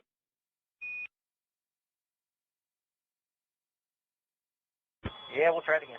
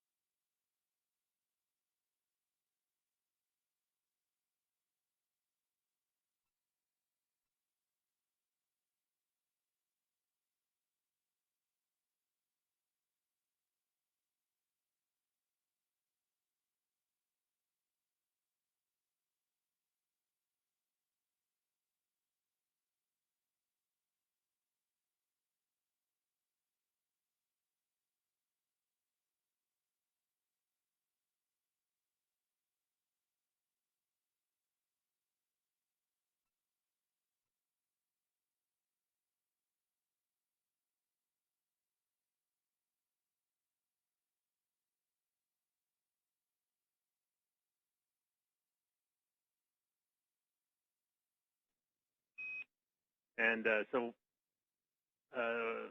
understanding there's no features to track, we'll just sit tight until you get some features to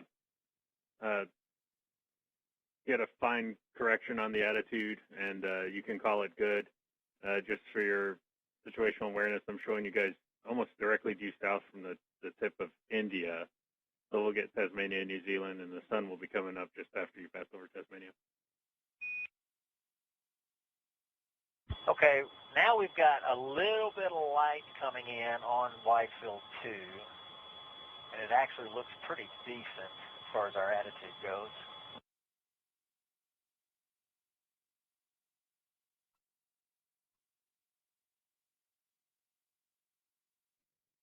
Okay.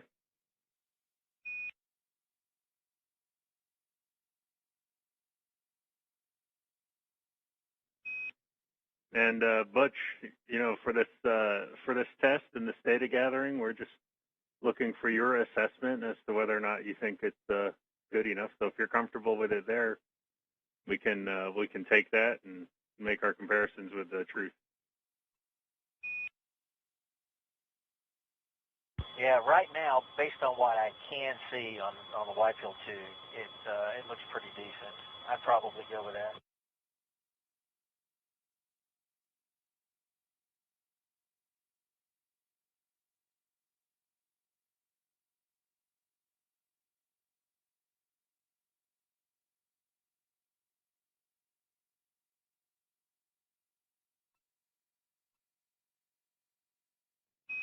Okay, stand by handing over.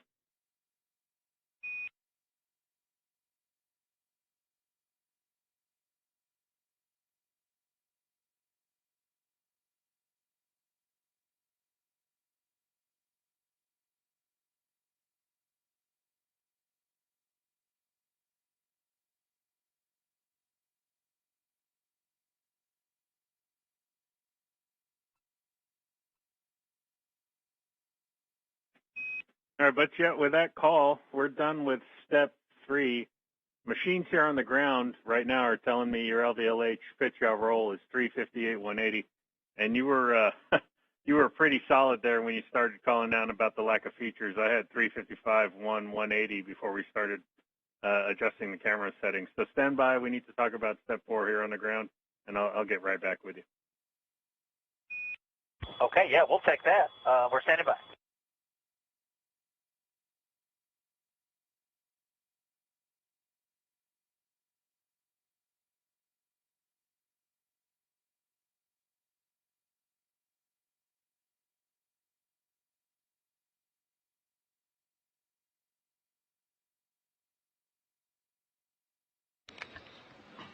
Butch Wilmore and Mission Control have been working their way through the end of section 3.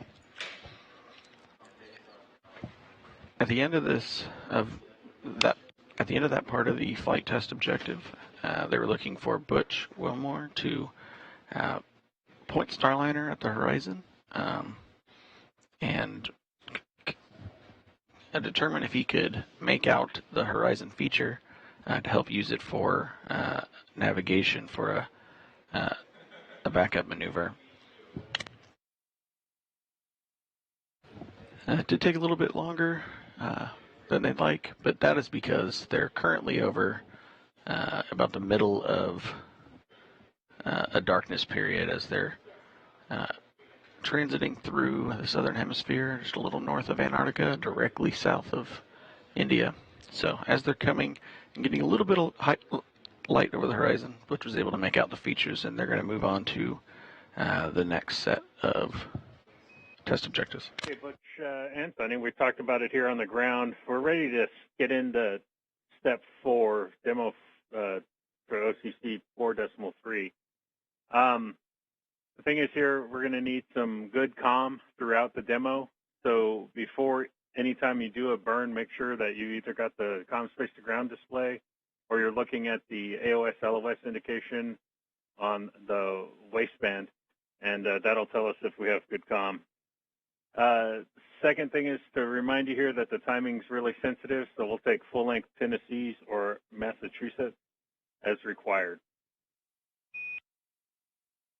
That sounds good. And are you ready for 211 and then override on the guidance ID? Yeah, we're ready for that.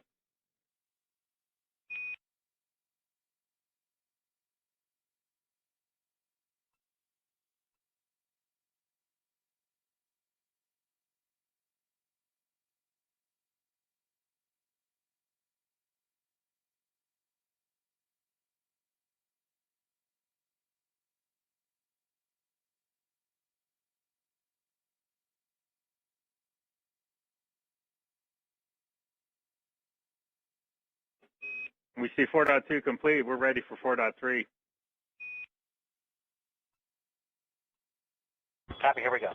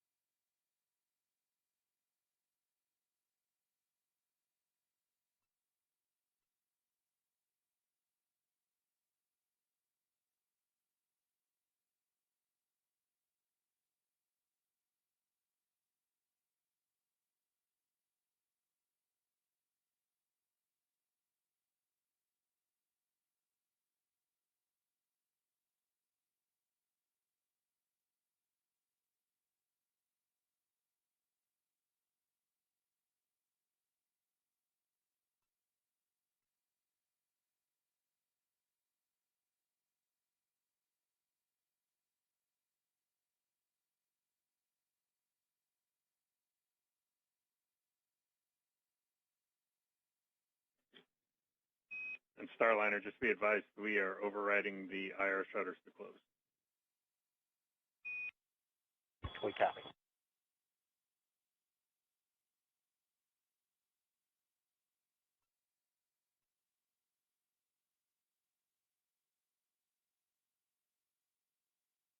Houston, we're ready for sequence 34.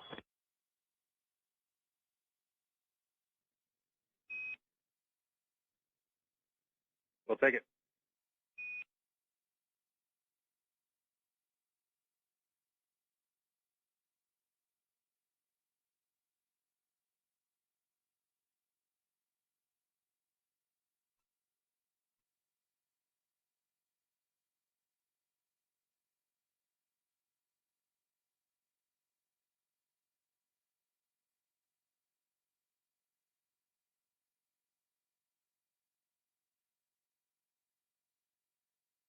And the next portion of the manual piloting far field demo includes a attitude maneuvering, a manual translational control capability in particular to ensure that the crew could take control of the spacecraft and perform that maneuver if required.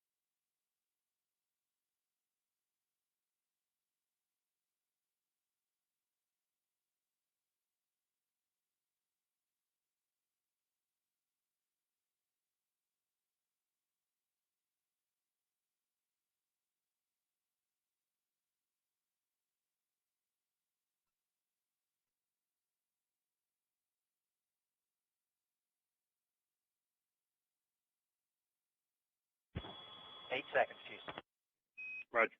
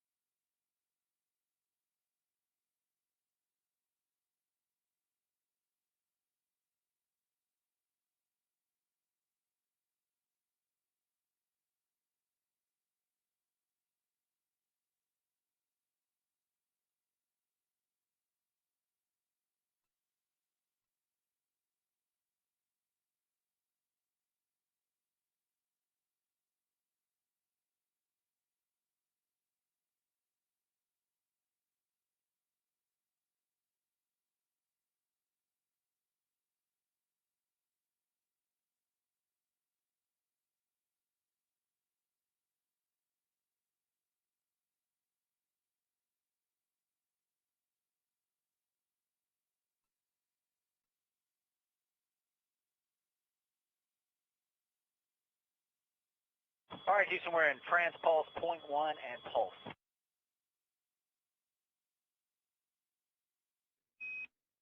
Looks good.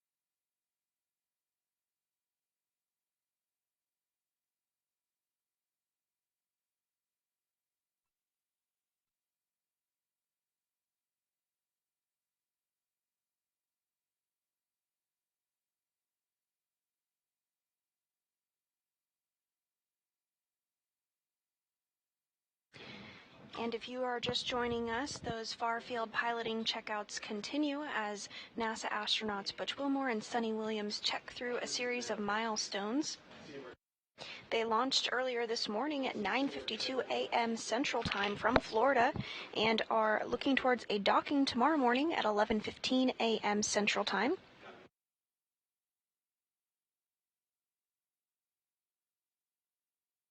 The team here in Mission Control in the White Flight Control Room is currently being led by the Orbit 3 Flight Director, Ed Van Cise. All right, crew, we can just pause right here for a little bit. We're going to take a look at the data.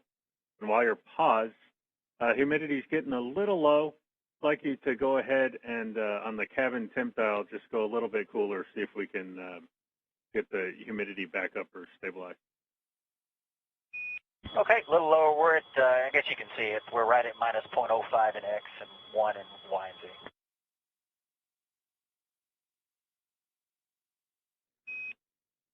Yeah, concur.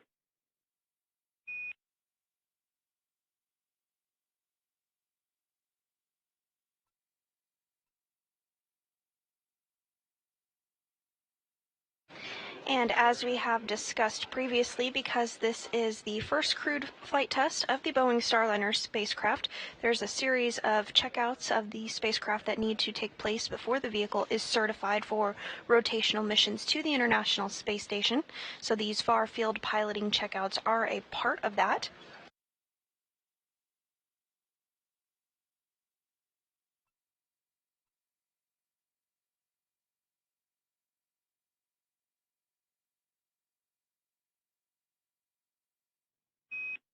Okay, we're ready for you to pick up in the part of the procedure which has you take man trans pulse size to 0.01 and do that step. But when you get to the next part where it says wait 30 seconds, we're just going to take another pause to look at the data, and we'll call you when we're ready to pick back up.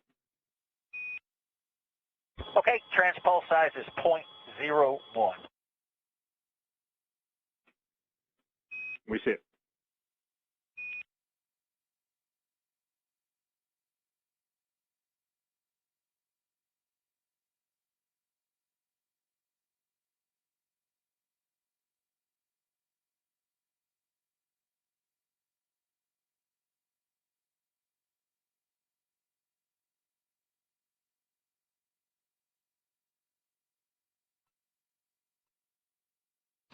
And you are hearing the voice of the Capcom or capsule communicator, Neil Nagata, up to the crew talking about those pulses. Those are just small burns using the reaction control system thrusters. There are 28 RCS thrusters in all. Each can produce about 100 pounds of thrust. And they really do some of those fine adjustments of Starliner.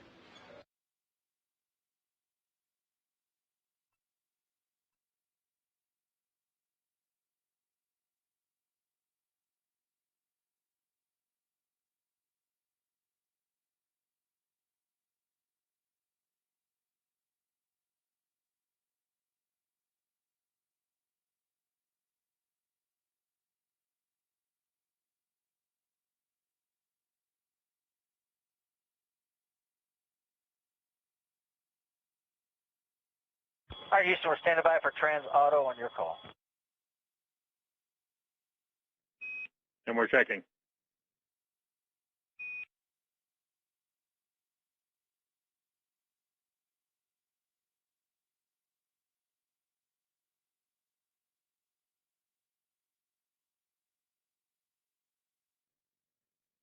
And be advised, we're suppressing a CM manifold 2 low pressure caution. Might pop up here depending on the thermal trends. There's no leak or anything. We're just going to suppress that caution to keep it, to lower the nuisance from it. We may have to do some cleanup if it rings, though. We appreciate that heads up. Thanks.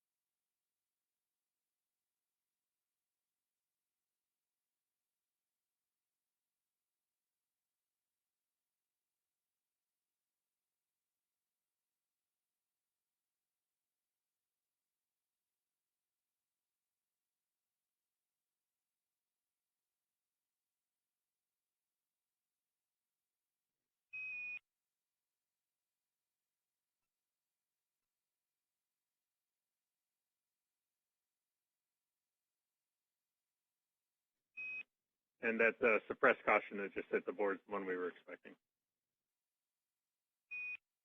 Copy.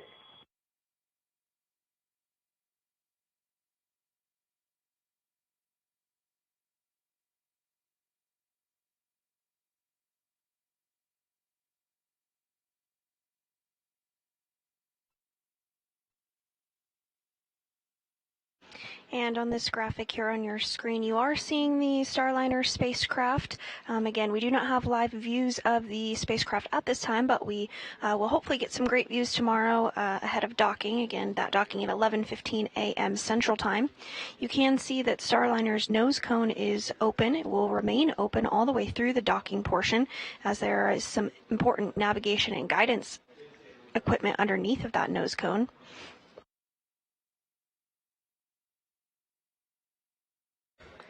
NASA astronaut Butch Wilmore and Sunita Williams continue to perform the manual targeted translation burn maneuvers, and next up they'll work to evaluate charging the batteries of the Starliner spacecraft by flying in a tail-to-sun attitude. Again, these are all just a part of the checkouts ahead of certification. If needed for any reason, while the spacecraft is a mainly autonomous vehicle, it's important to have the certification of these capabilities if required.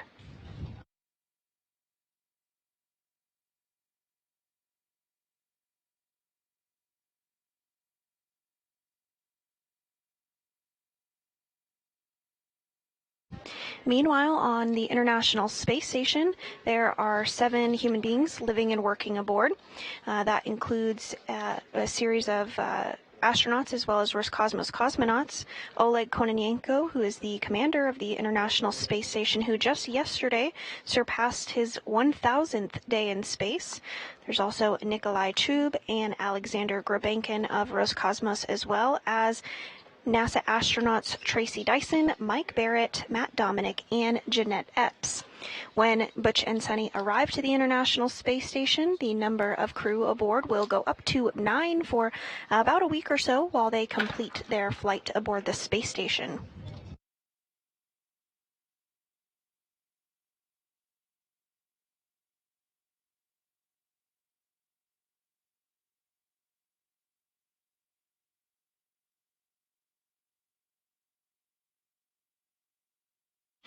Now, once these far-field piloting checkouts do wrap up, we will look ahead towards some words from the crew utilizing the Mustang system. We were targeting a similar event from the crew earlier today. However, that did not take place due to some of these far-field piloting checkouts occurring. But we will look towards hearing from them here in a little while once they do wrap up all of these checkouts.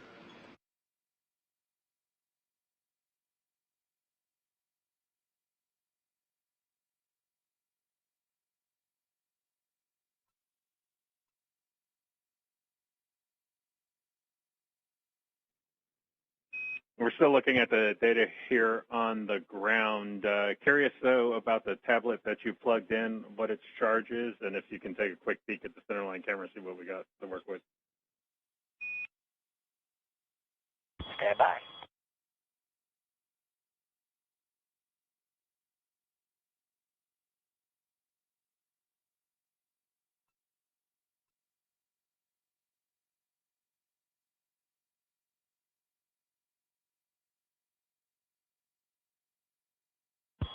The one that we just put on the charger, Sunny was using one, so we took mine and put it on the charger. It was at 46, and now it's 52, and we surmise it's been probably half an hour.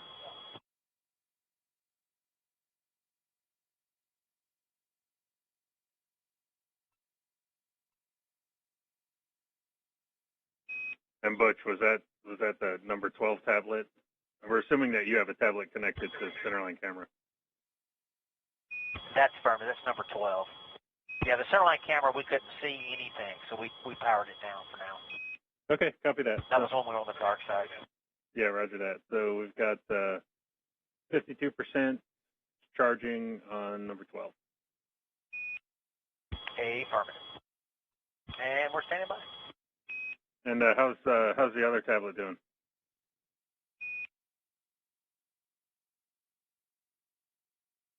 Currently at 69. It's running bold.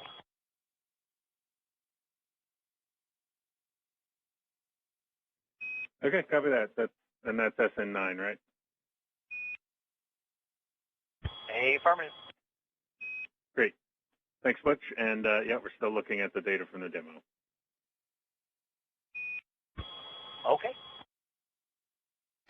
Teams here on the ground continuing to monitor the data that came down from the far field piloting and operation capability checkouts that have been ongoing for some time now. You did hear the voice of the Capcom or capsule communicator, Neil Nagata, as he talked to the crew a little bit about some charge levels on the tablets on board Starliner.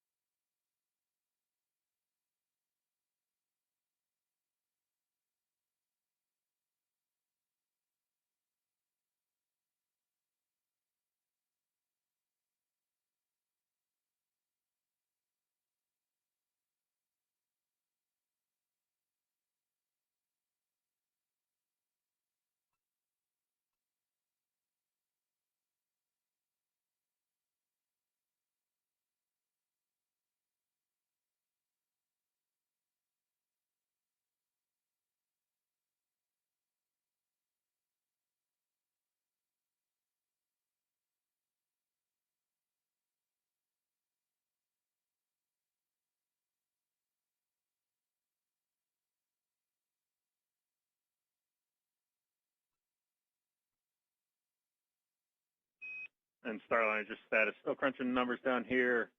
Gonna be just a few more minutes, maybe 5 minutes tops, then I'll get back to you. Copy. Standing by.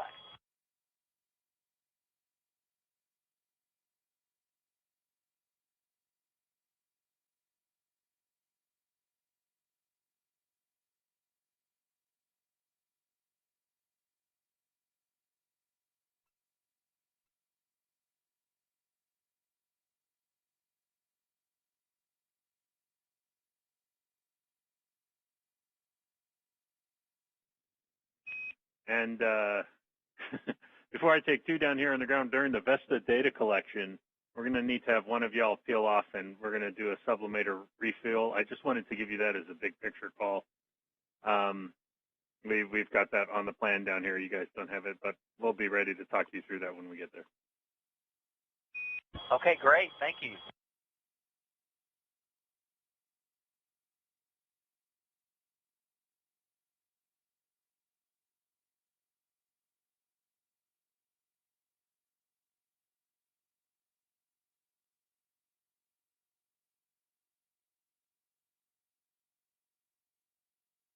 And you did hear a little bit of forward plan from the Capcom Neil Nagata to the crew on board Starliner, NASA astronauts Butch Wilmore and Suni Williams, in regards to the sublimator and the radiator.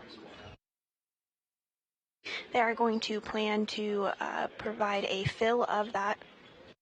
The sublimator is installed on the lower dome section of the cabin and consists of a heat exchanger and a water tank. So again, they are going to work to refill that a little bit later today.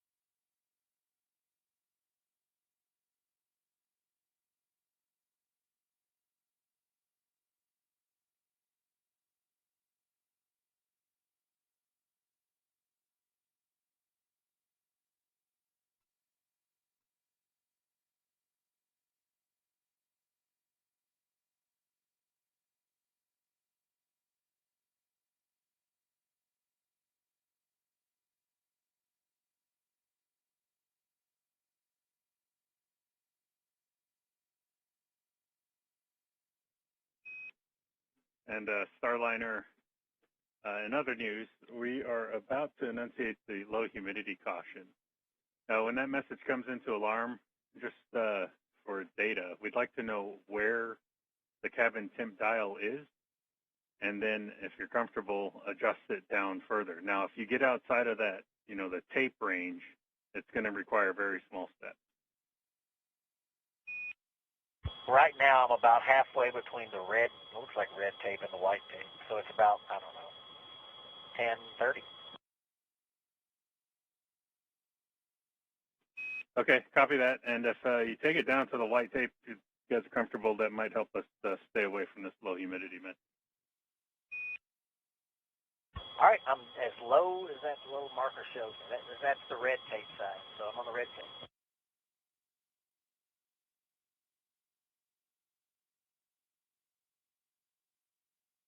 Can you remind us, Houston, the location of the Sublimator refill kit? We'll start digging it out.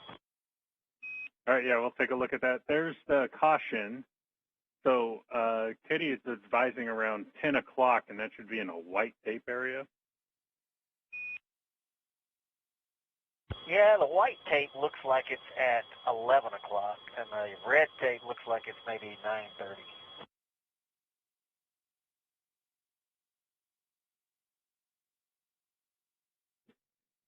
When we started out, it was on the white tape, and I went, when you told me to cool it down a little bit, I went below it. Okay, yeah, copy that. Thanks for that description. We'll take it to about 9:30 or 10 o'clock and see how it does. Okay, great, that's where it's at.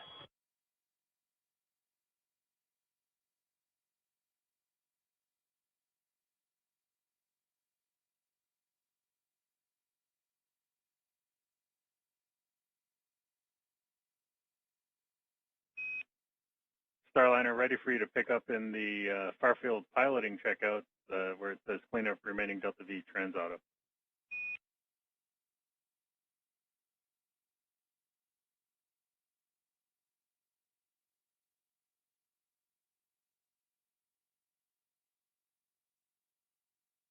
Okay, here comes Trans Auto. Roger.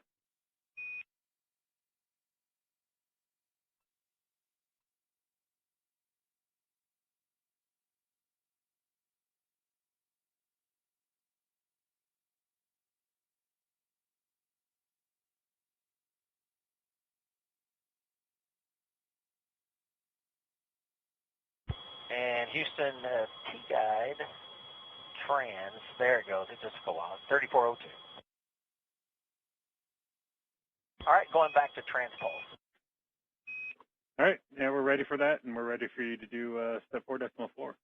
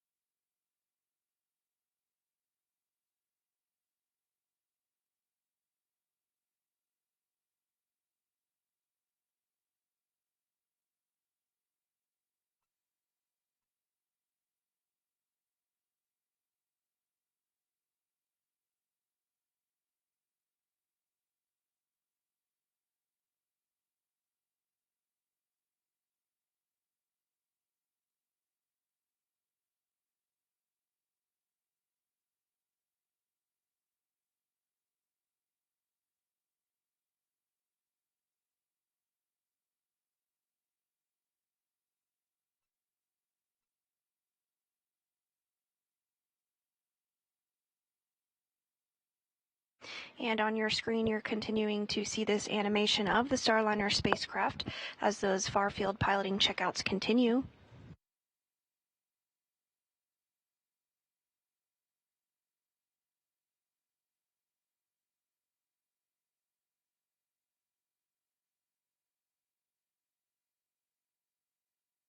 NASA astronaut and commander of Starliner, Butch Wilmore, is manually flying Starliner right now using the RCS, or Reaction Control System thrusters, in order to have short bursts of firings as part of that targeted translation burn checkout.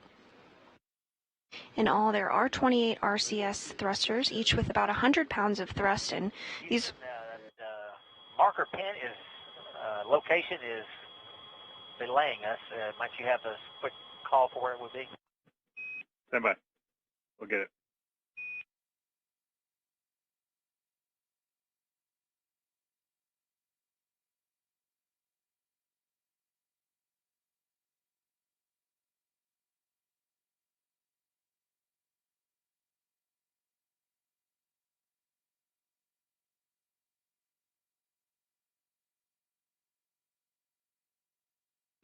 And the next checkout that we'll look ahead towards is the evaluation of charging the batteries by flying tail to sun. This ensures that Starliner can have its batteries charged with the solar arrays.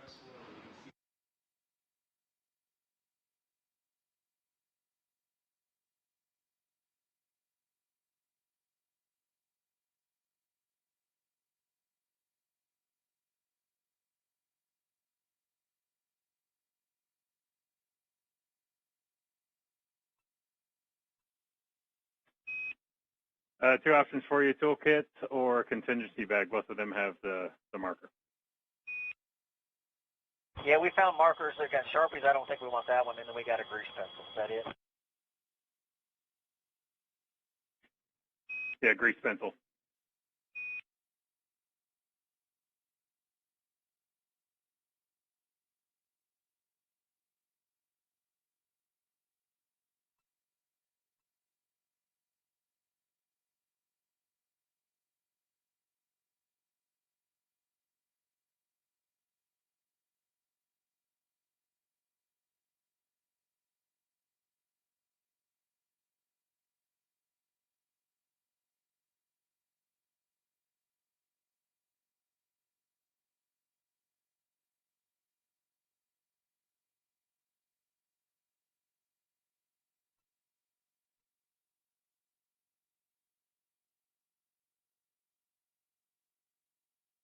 All right, Houston, we're ready for the last half of 4.5 and pitch down to 20 and mark again. Ready.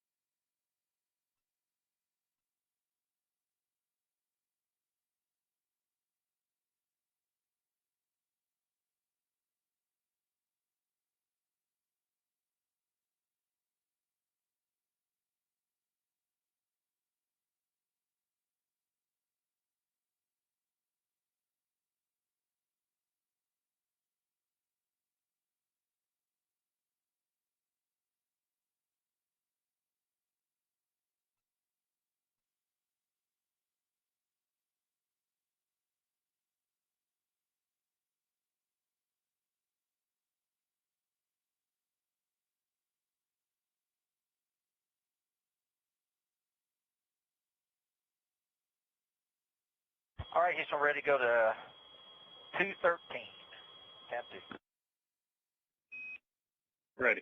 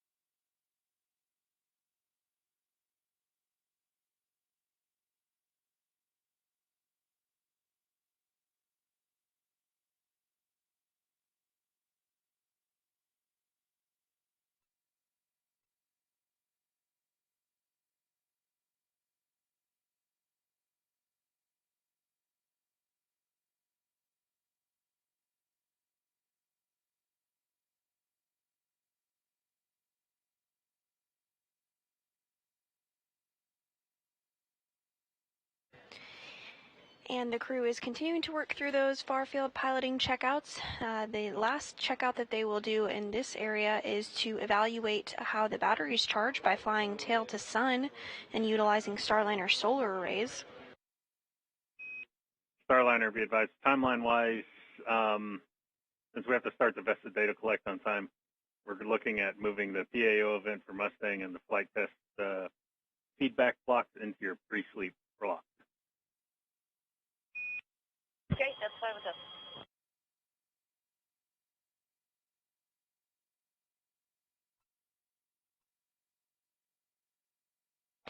And those words from the Capcom Anil Nagata up to the crew, just letting them know that there's going to be a slight adjustment in their timeline and schedule due to some of the upcoming Vesta checkouts or the vision-based navigation system. So it looks like the PAO Mustang event as well as their daily planning conference will move into their pre-sleep period, but they do have some wiggle room when it comes to that sleep period, so should be no issue to accomplish both of those tasks in that time frame.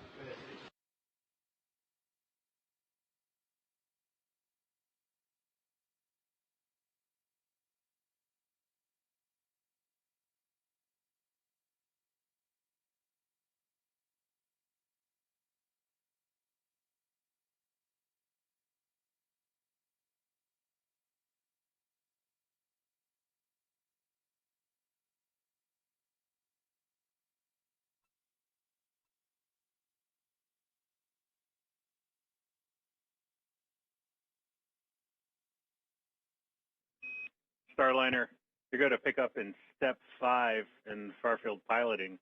And related to that, for the Nordo plan, we've got confirmation of successful far-field manual piloting demos. And that'll be the recommendation to the IMMP tonight, or the MMP tonight. Awesome. Great news. We're ready to pick up in step 5, and just FYI, I am in the left seat. Yeah, roger that. Have fun.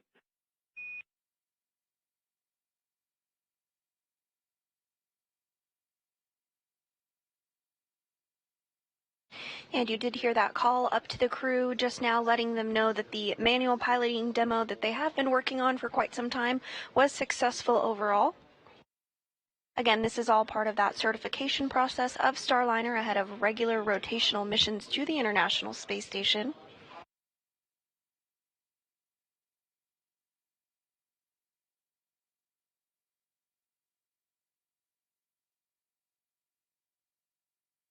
So far this afternoon, the crew has completed a variety of tests and checkouts of the Starliner spacecraft system, including manual piloting utilizing the star tracker data as we discussed earlier, as well as performing manual maneuvers and did a targeted translation burn. Next up, they'll work to evaluate how the batteries charge by flying in a tail-to-sun attitude. This will make sure that those solar arrays on Starliner are able to receive power from the sun.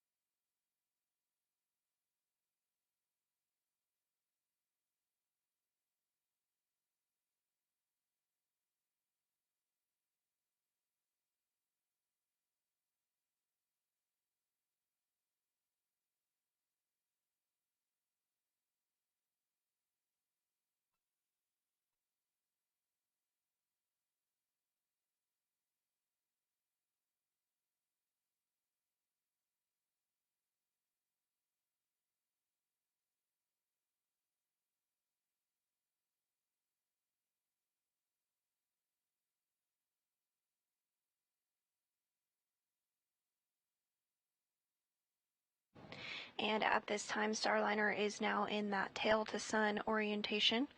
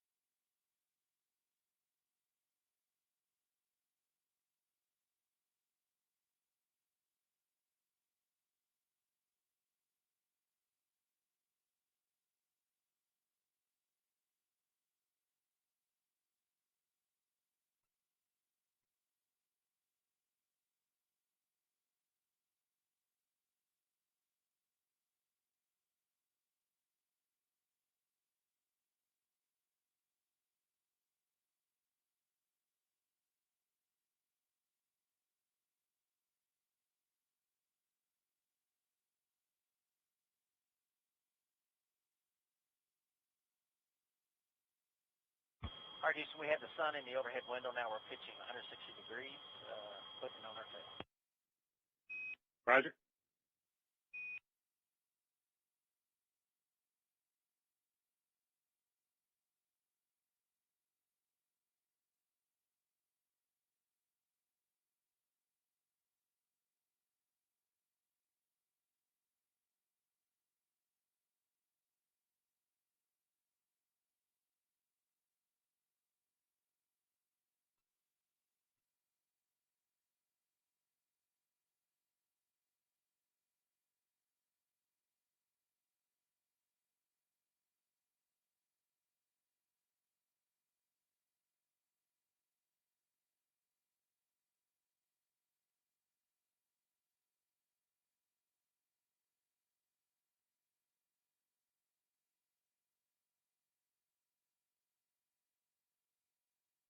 And continuing to step through those far-field piloting checkouts, the crew is in the very last one for now.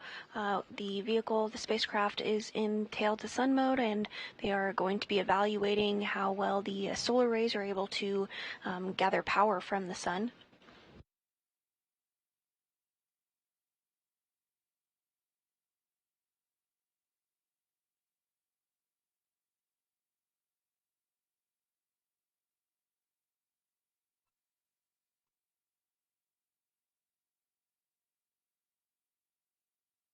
And these checkouts are running a little bit long.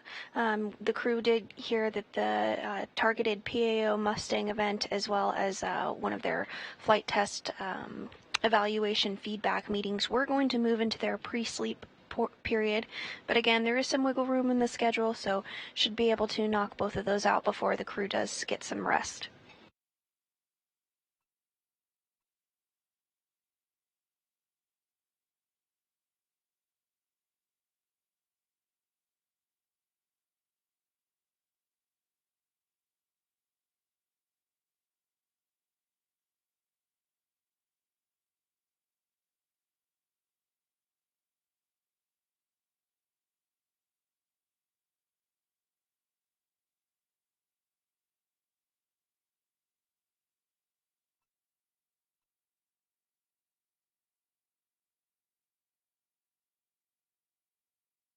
All right, Houston, we've got some good watts. Looks like we're getting a good charge going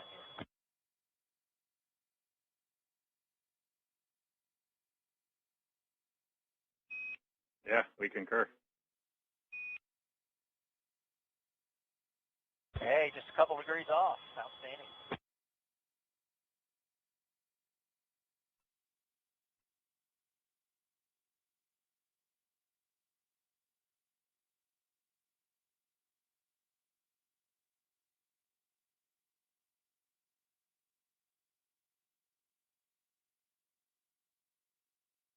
I tell you that wattage, watching the watts, when it started, it actually went peaked and it started going the other way, and I told her to stop, and obviously we went past it. So that's actually a really good marker. Yeah, I think it looks great down here, too.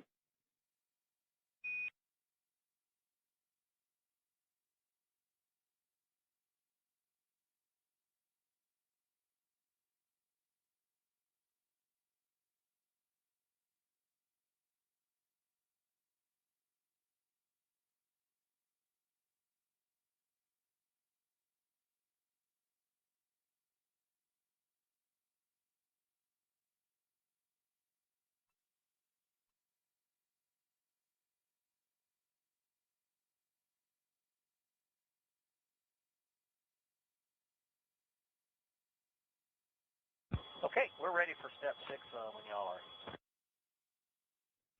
Okay, stand by.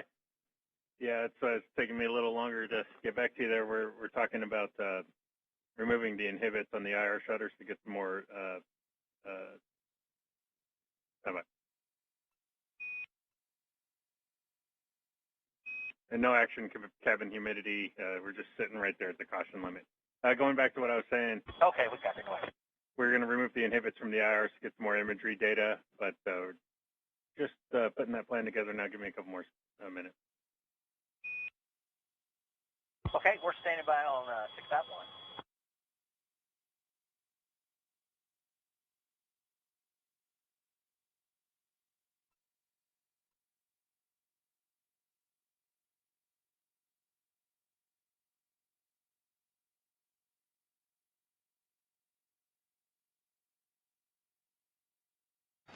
And we did hear communications up to the crew regarding the solar array performance. Looks like that went smoothly.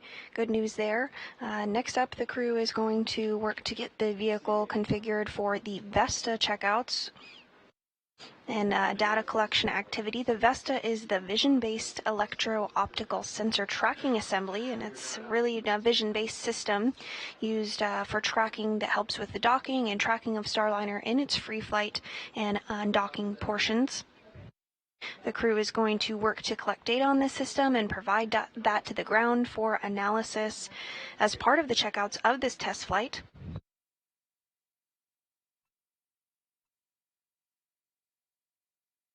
Early in the mission, Vesta is a long-range tracking mode due to its far distance away from the International Space Station, and it monitors the space station from afar. But as Starliner does get closer to space station, it becomes more visible to the system, and then it is able to track based. No action again, humidity low. We're talking about options to manage that humidity so we get off the caution limit.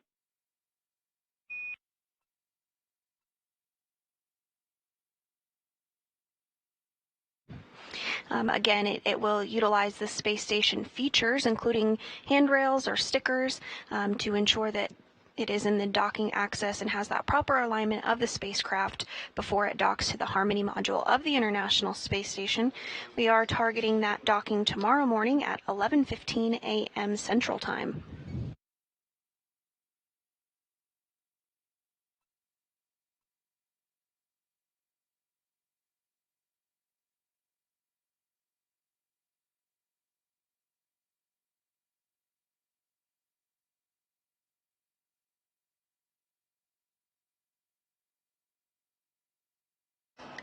Brendan Burrows reporting in as the Boeing commentator at this point.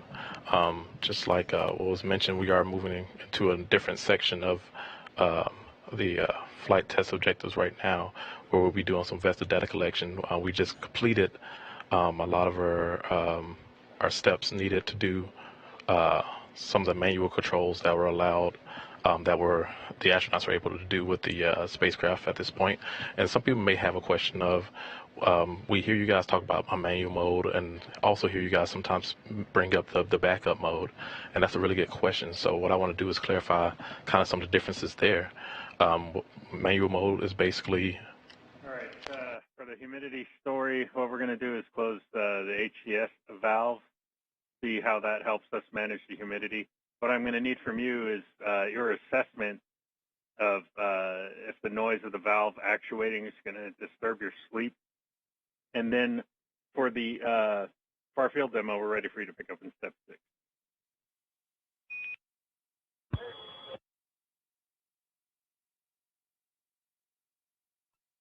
Okay, copy that. We'll give you an assessment of how the valve sounds, and we are ready to pick up in step 6. Yeah, we're with you in step 6.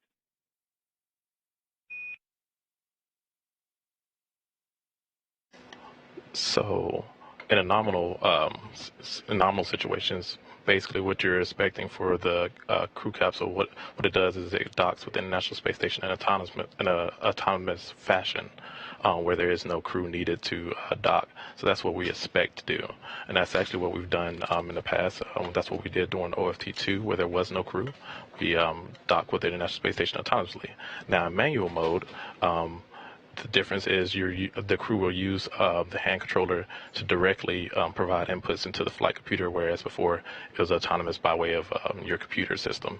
So instead of it being your computer giving you inputs into your flight computers, it'll be the hand controller of your crew providing that in manual mode. Now, the difference in backup mode is basically the situation will be you have no flight computers at all, or for whatever reason they're all turned off at the same time, and you're able to use the hand controller to provide direct inputs into the propulsion controllers and control your thrusters that way. So it bypasses the flight computer all the way, and you're able to provide direct input directly into your prop controllers. So that's the difference between manual and backup mode.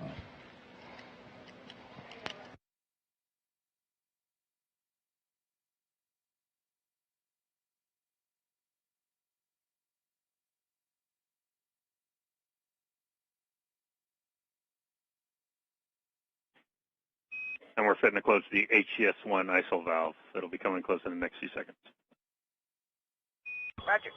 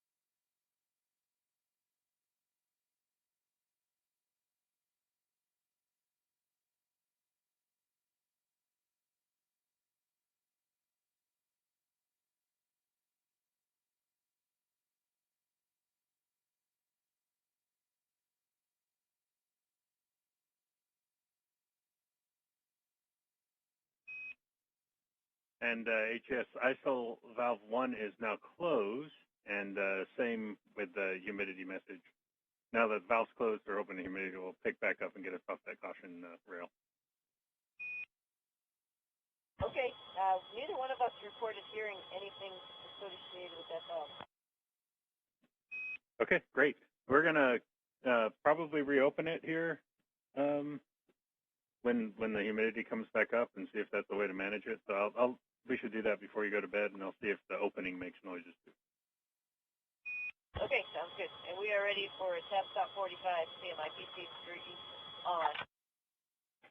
Yeah, we're ready for that.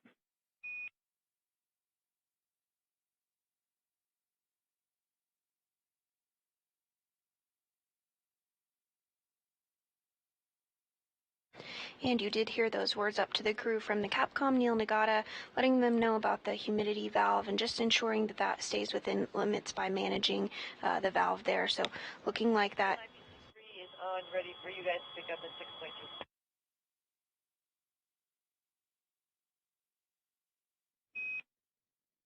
6.2. Okay, we see it on. We're doing steps 6 decimal T. Stand by.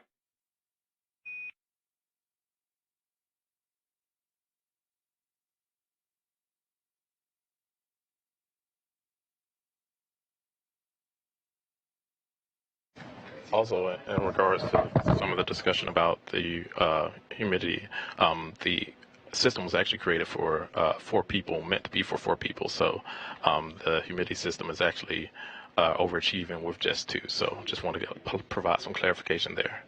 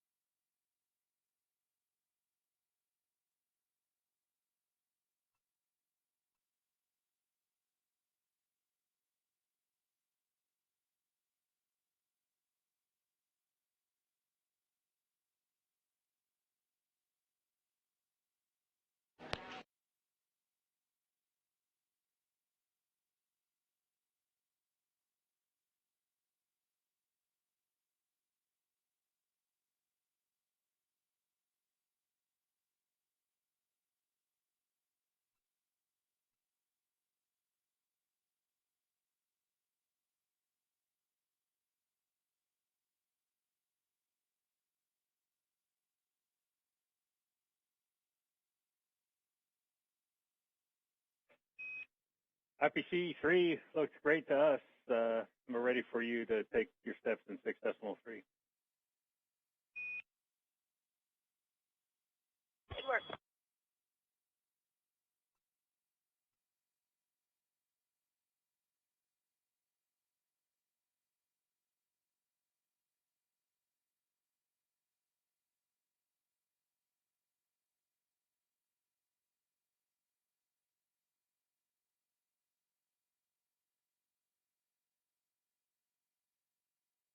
Houston, are you ready for sequence 31?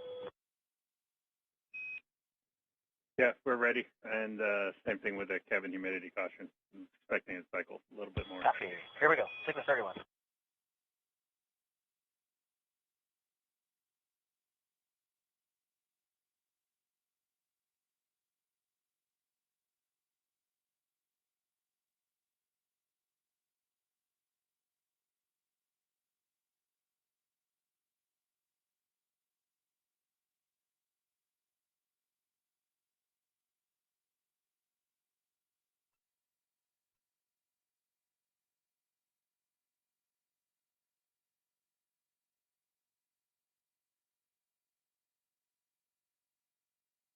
Houston, we're ready for point, then trans auto, if you're ready.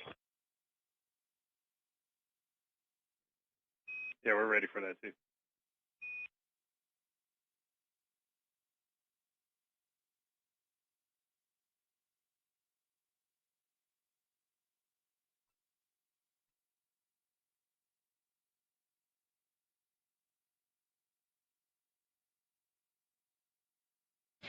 And the crew now working just to wrap up all those far field piloting checkouts after completing them. They're going to get the spacecraft into the proper configuration ahead of those Vesta checks.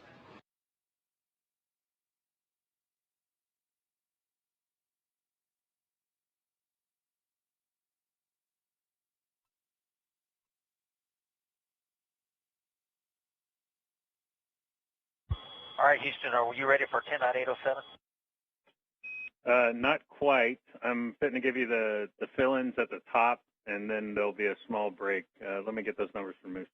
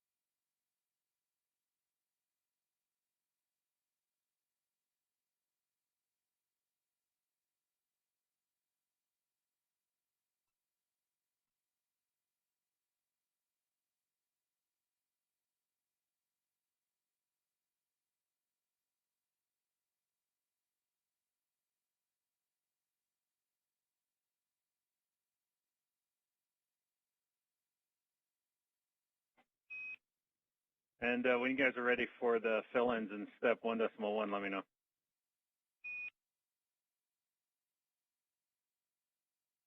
Why don't you give them to me? I'll tell you when we're ready for the next. Ready for the first one. Okay, why don't I just give you the first three there. It's going to be hours, minutes, seconds, 20, 20, correction, 20:3241, 20:4041, LVLH. Stand by. Stand by. Roger.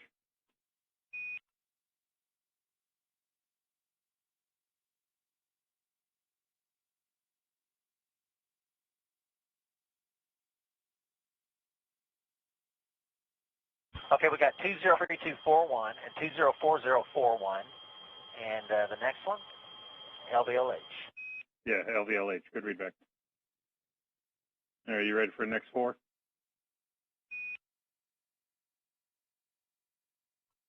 Just give us the first one. Okay, yeah, copy. It's going to be 20:58:41.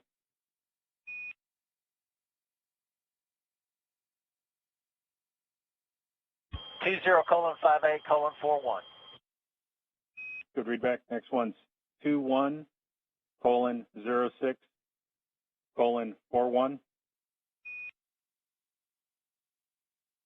21:06:41. Good readback. The next one's 21:34:00.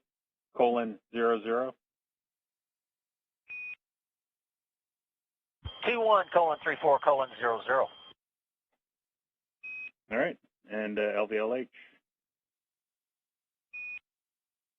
LVLH.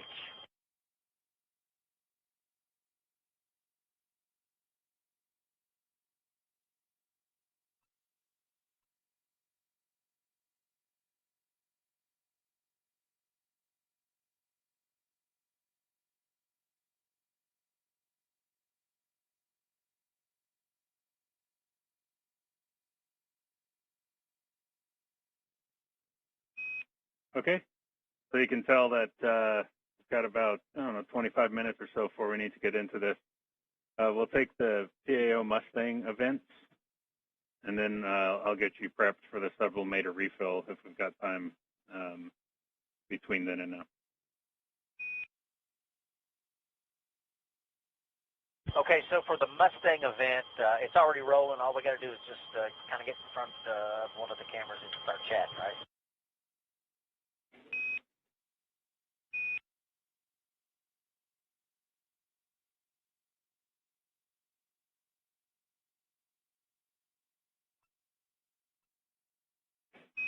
Yeah, that's right.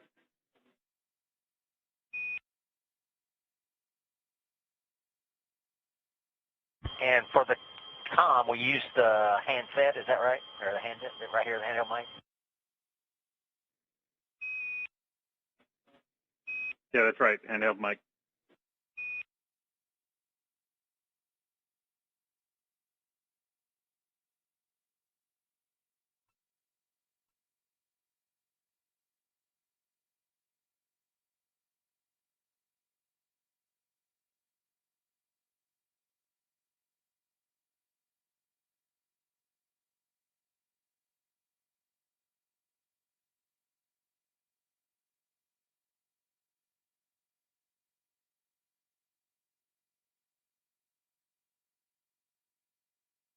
At this time, the crew is going to get set up and ready for a PAO Mustang event, essentially providing remarks on camera for deferred downlink. We won't see them on camera in real time, however, we will see that after the fact, but we will be able to hear them as they provide remarks about the flight thus far.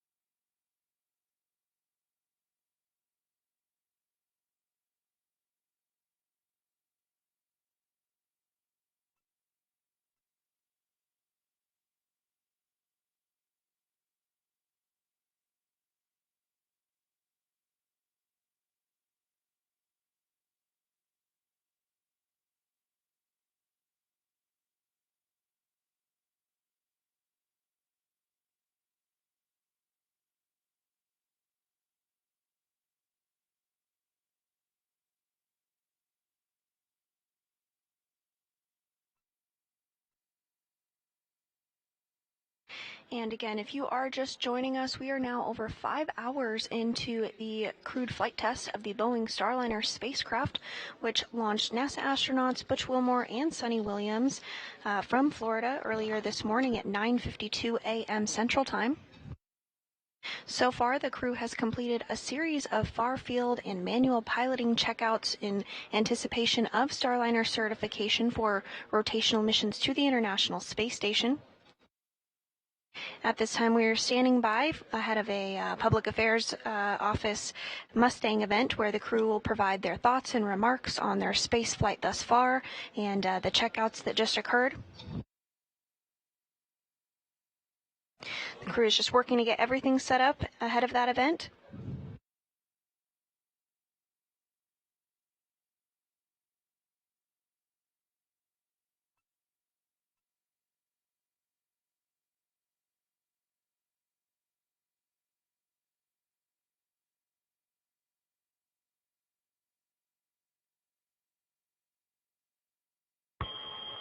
Houston, we are ready for the Mustang. How about y'all? Yeah, we'll take your audio. Okay, well, we're going to start here in just a second, and you'll just get to hear us chit-chat for a little bit. Sounds great to me.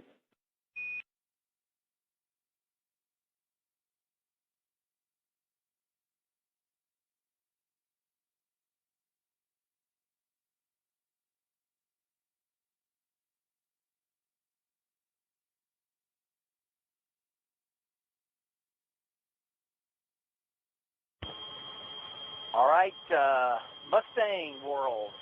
At least is the camera we're looking at. So where are we? Somebody's going to show you that we are currently passing somewhere, based on our bowl, somewhere south, close to the southern tip of Africa. And we are post-ascent, post-orbit insertion burn, which gets us to a safe orbit, post-NC burn, which gets us on track towards the International Space Station. And then we're on our way, and we have completed the majority of our operational crew capabilities checkouts, so OCC. And so we have donned our pretty sweaters, and we are off and running on the mission. And I can tell you, I wish we could have taken you all on that Ascent. It was pretty thrilling. I was looking out the overhead window, just took a glance as the lightning little wire goes by, and because the only thing really, other than we just saw blue sky, the only thing kind of give us that we could see that we were moving, we could certainly feel it, and then off we went. So, Sunny, over to you. It was really amazing, a little bit shocking actually that we actually left. It was pretty cool to actually jump off the planet and then feel the Atlas V do its thing, a little bumps here and there, a couple G's that we were both experienced, pushed back in our seat, and then, when things stopped, we could push forward in our seat. And, we were pretty excited, a little hooting and hollering as we were going through the asset profile, which we practiced so much in the sim, but this time we actually felt it all as well as heard it all, as experienced it. So that was pretty awesome. And, of course, when we got to orbit, it's really nice to see things start to float, like our little gravity indicator over here at Calypso. And it was just fun to be in space again. I got to unstrap first because I'm on the right seat, and I was like, oh yeah, I'm floating. That's pretty awesome. A little weird. But now, both of us have been into it now an hour, both got out of our seat, and it's like old home week. We've done it before, and it's, like Butch said, it's really nice being able to operate in any direction. His head was down, my head was up, and we were just talking like it was a normal day, and that's what life is like up here in space. So it's pretty cool. I think we're both looking at, because the camera's upside right, I suppose, but it doesn't really matter. And you'll see it when we get to the space station when we have a lot more room to fly around it. But it doesn't matter if we're on the ceiling sleeping or if we're on the floor sleeping. So any orientation, it's great to be here.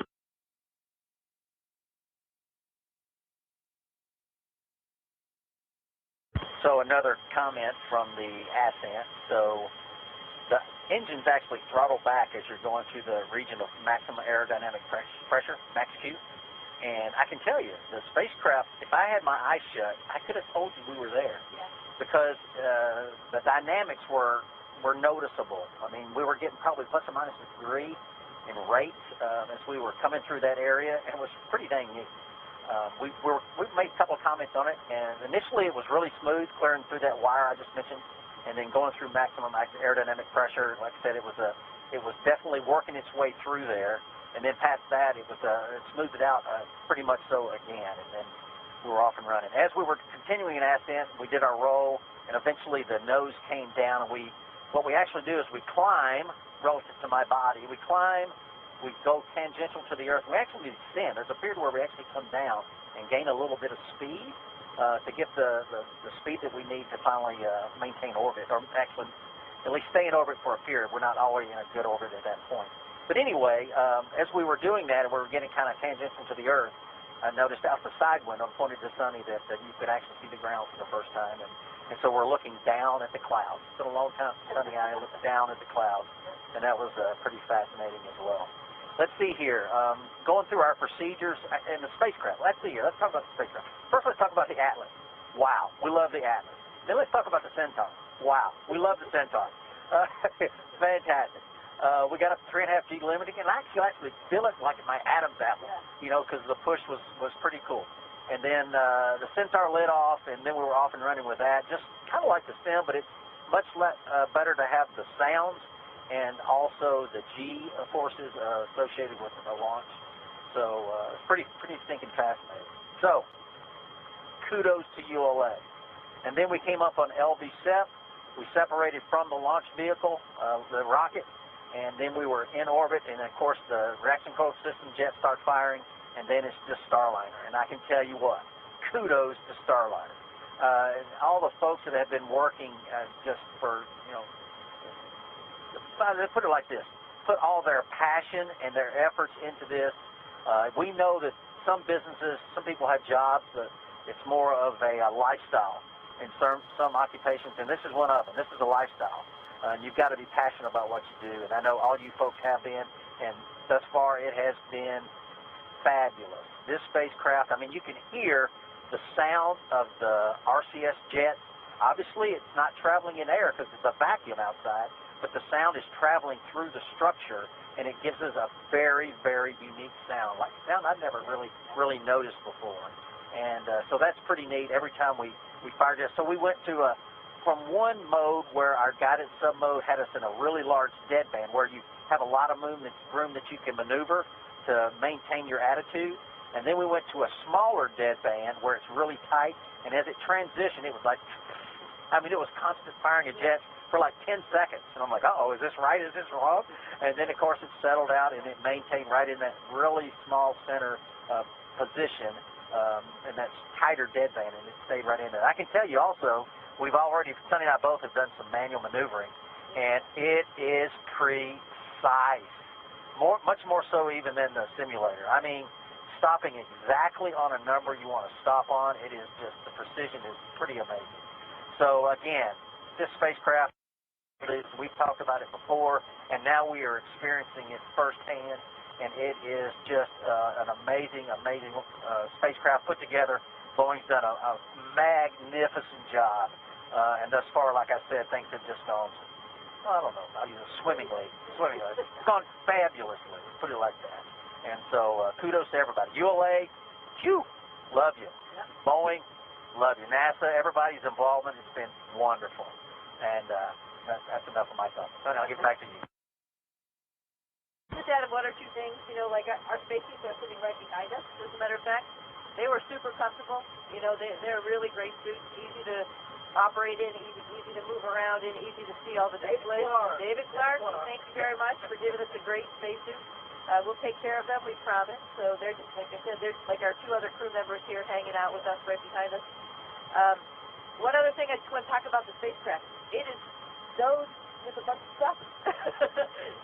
Thank you to Dee and Min and all that team who got this spacecraft all packed up. We've been finding stuff, of course, a little disoriented when things are on 1G and then in space. So we had a couple questions about where a couple things are, but we know our team has all the answers down there. So we thank Crew Systems and everybody who's helping us out when we have a question here or there. But I think for the most part we got everything done. And, you know, at night, right before we go to bed, we'll clean up just like as usual, which is very neat. And I'm trying to follow in his footsteps, keep our spacecraft nice and clean and neat, and we'll put everything away and make sure that we get a good night's sleep. So we're well on our way with our operational crew capabilities that we both got to fly, and stowage here, moving things around and finding all our stuff.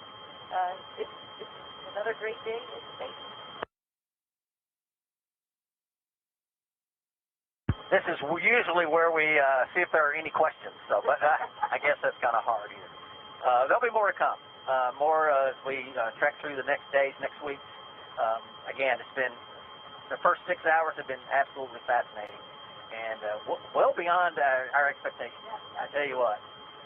So, again, kudos to ULA and to Boeing and to David Clark for the suits, and also the NASA team, and all the folks down at MO. All you guys sitting on console, even now, it's great to be a part of this process with all of them. Certainly a pleasure.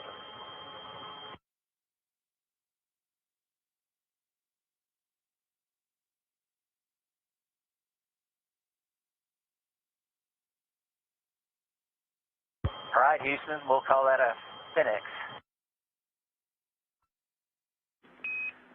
That was pretty cool, Butch. Thank you. And Sunny. And just to help us out, get some test data down here. How are you positioning the HHM with respect to your mouth? I'm putting it right up to my lips. Is that working for you?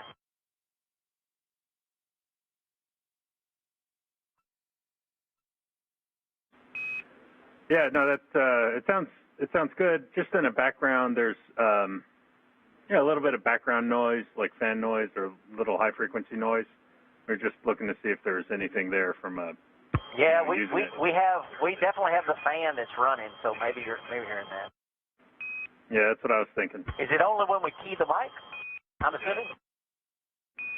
Oh yeah, we know you're fitting to talk when we hear that fan come on. Now, hang on a second. The airflow nozzle right in front of the commander's seat, it is open and it's probably blowing right on my face. Let me move it here in a second and see if that helps out when I'm in the seat. Okay. Also, you had said earlier that you might want to do the Vesta cast and the Sublimator refill simultaneously. We need the location for that refill kit, and we'll be ready to do those when you're ready. Okay. Yeah, I'm ready to talk Sublimator kit stuff when you're ready.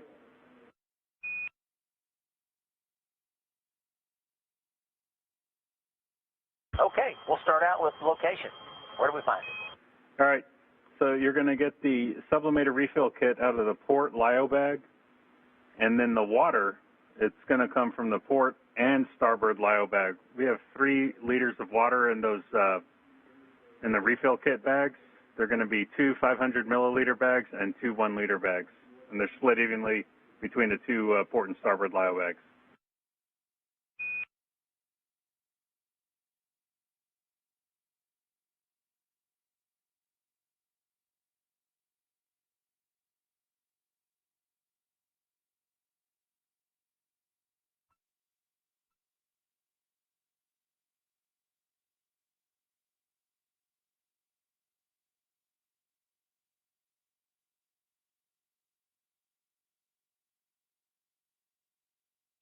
And we did just have some great words from Commander Butch Wilmore and pilot Sunita Williams aboard Starliner, sharing remarks on their flight thus far following their liftoff at 9:52 a.m. Central Time this morning atop the Atlas V rocket. Clearly very impressed by their ride uphill and the performance of the spacecraft, noting particularly the precision of piloting capabilities. Lots of thanks all around for the many individuals helping the crew get to space safely as well. We will be sure to share the video that was also captured during the event at a later time once Starliner is docked to the International Space Station and we are able to downlink it to the ground. And to piggyback off that, again, it's just great to hear from the crew, and great to hear that they're very happy with the way that all the vehicles today performed, from the Atlas V rocket to Centaur to Starliner. I believe Butch even mentioned, just kudos to everybody, right? So, again, they're very, very happy with the way that the vehicles performed, and very happy with the way that Starliner is performing for them right now. So, again, this is a very, very exciting day.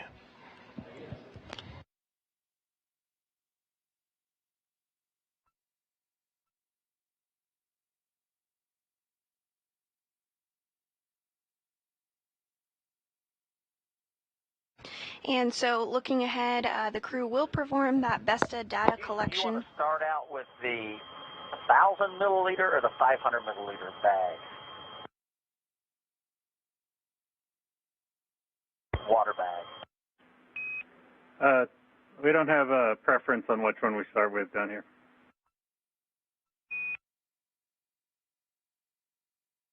Well, do you think we'll use more than 500 milliliters?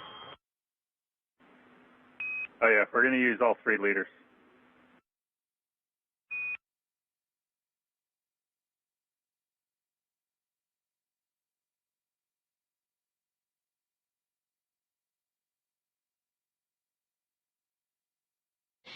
And those words up to the crew, Butch Wilmore discussing some of that sublimator refill, a couple questions that he had regarding the water. That was a watch item that we had earlier this morning. The sublimator was running out of water a little more quickly than expected, but they are working to get it refilled now.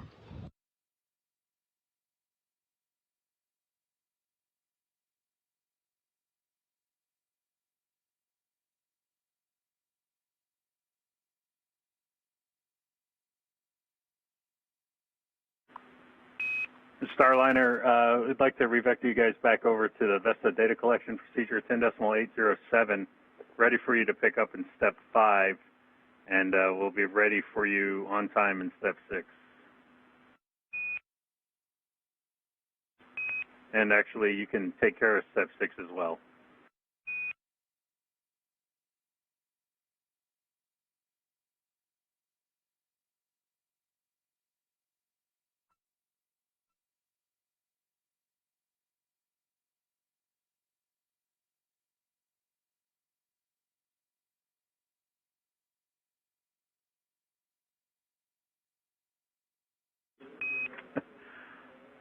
Starliner on air-to-ground. I went right through a hand over there.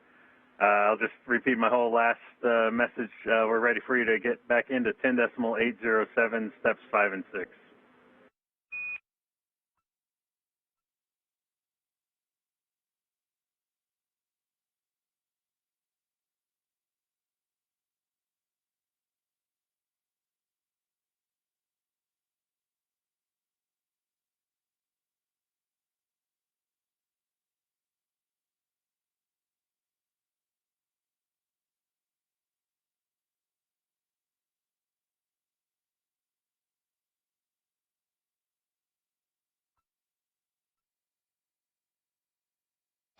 And so next up, the crew. Starliner, Houston, how copy?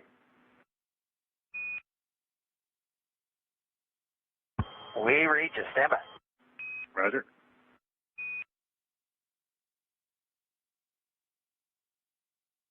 So next up, we will see the crew start to step through those Vesta data collection procedures as part of that activity and checkout of that system. Vesta is the vision-based electro-optical sensor tracking assembly. It's a long-range tracking mode. Right now, that's the mode it's in, rather, due to its far distance away from the International Space Station. But as Starliner gets closer to Space Station and the Space Station becomes more visible, it will be able to use Space Station features like handrails and stickers to make its place to the docking axis to ensure proper alignment of the spacecraft to the forward port of the Harmony module. And again, we are targeting that docking at 11:15 a.m. Central Time tomorrow. Suni is ready for the sublimator stuff, and I'm up ready to pick up in step 5.1. Yeah, we'll take step 5 and 6 and I'll call Sunny back just in a little bit. Okay, 5 and 6, here we go.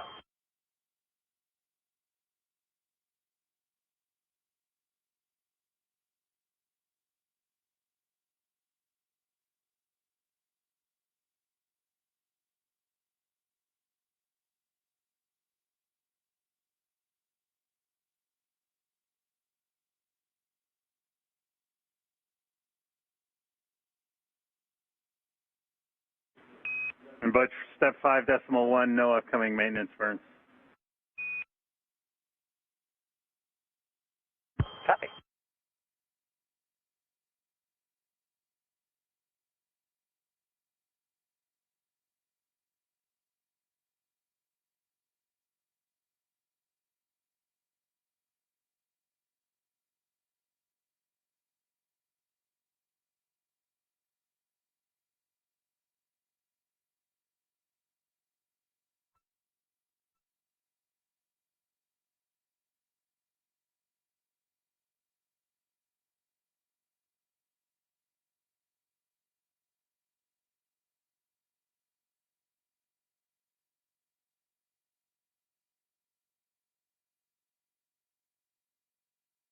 Here comes sequence 34.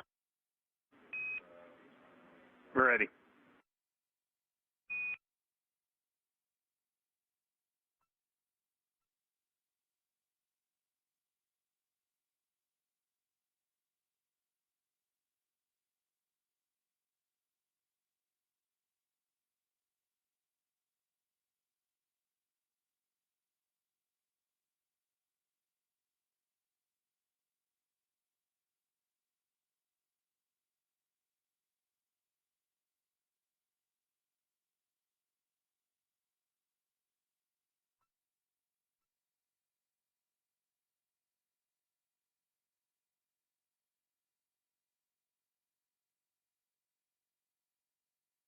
And we're in step 7.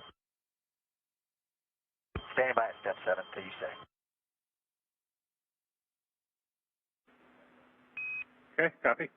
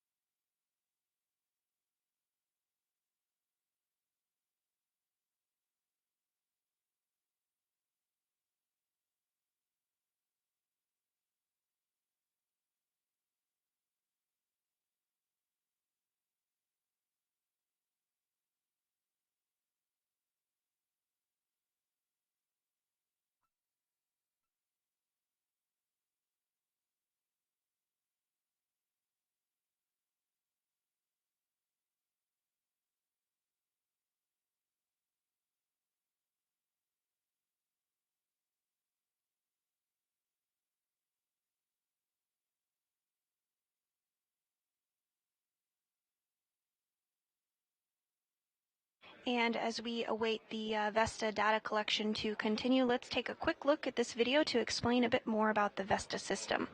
Okay, Houston 7.2, point hold on your call.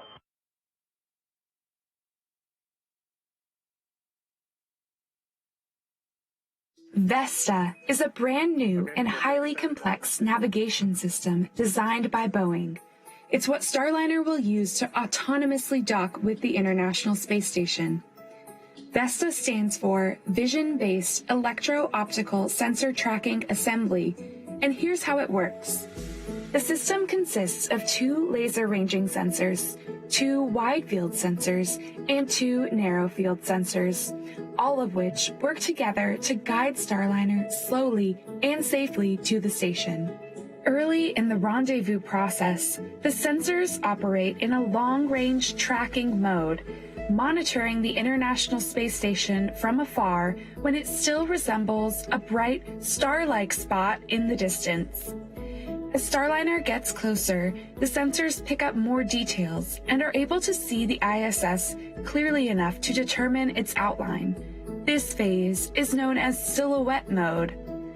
Then, in the final phases of docking, the space station is close enough for the Vesta sensors to switch to feature track, where they use exterior features on the docking port of the Harmony module, such as handrails, stickers, and reflectors, to assess the capsule's position and attitude. Starliner's Vesta systems are programmed to recognize these features as relative points of navigation, enabling the spacecraft to determine exactly where it is and execute its docking procedures with great precision. Vesta also gives the ground teams a highly accurate understanding of Starliner's location relative to the space station, as Starliner autonomously makes its way to the orbital laboratory. It could be stowed next to a fan or a pump or something. And so that the background noise, because remember when you key that HHM, it keys that mic too. So maybe just move it up out of the way, free float it, see if we still get that background noise.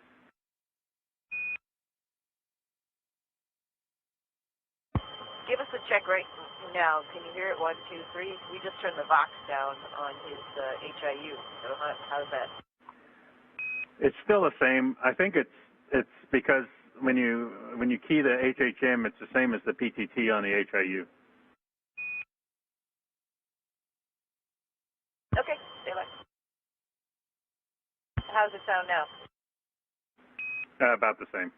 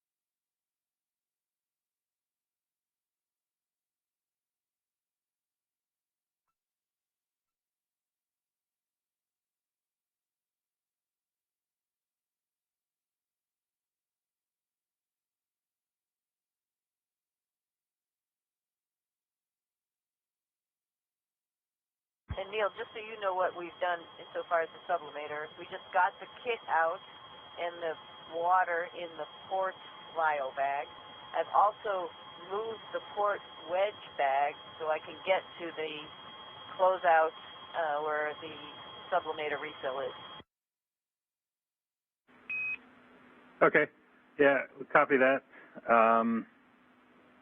So for this activity, we're going to be in 10.5.401, which I called up a little earlier, and then it's important for us to watch the amount of water leaving the bag and compare it as an increase to the sublimator quantity on the computers.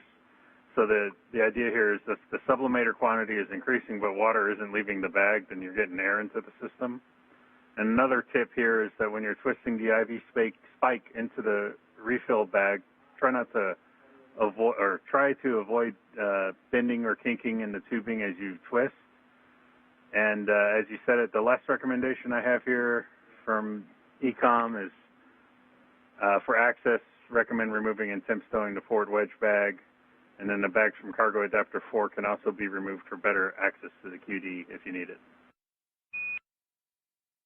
Okay, copy that. I think I can get it with just the port wedge bag, and I can see it, obviously. I just opened the zippers. That's all I did, is take a look to make sure that's where it was the right place, and I think I can get to it no problem from there.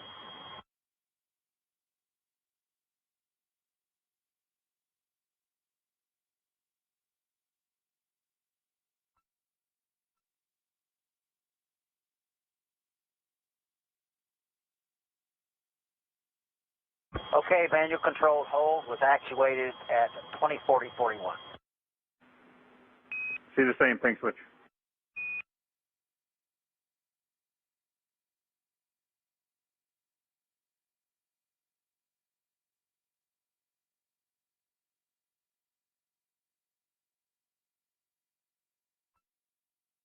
All right, standing by in step 9 for your step 8.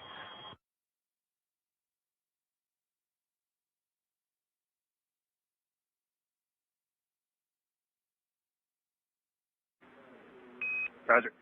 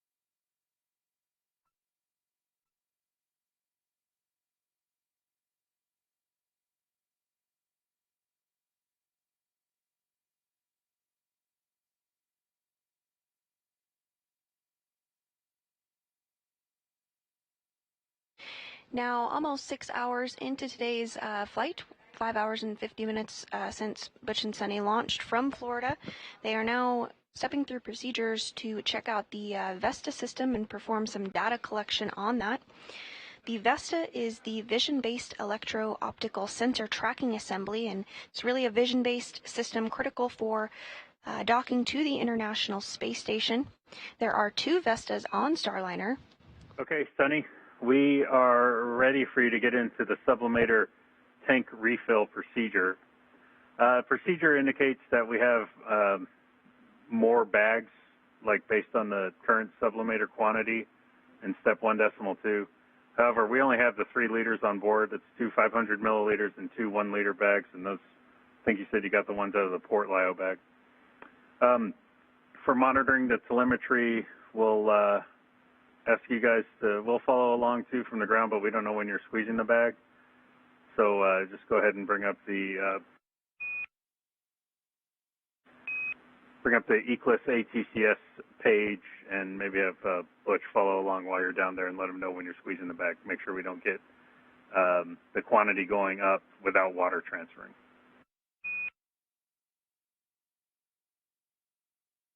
Okay, we copy that. We've got the page up.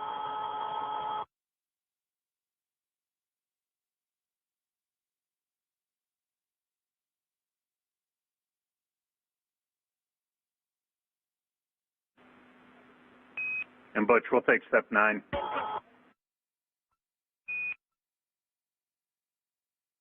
9 works. And also be Clarify.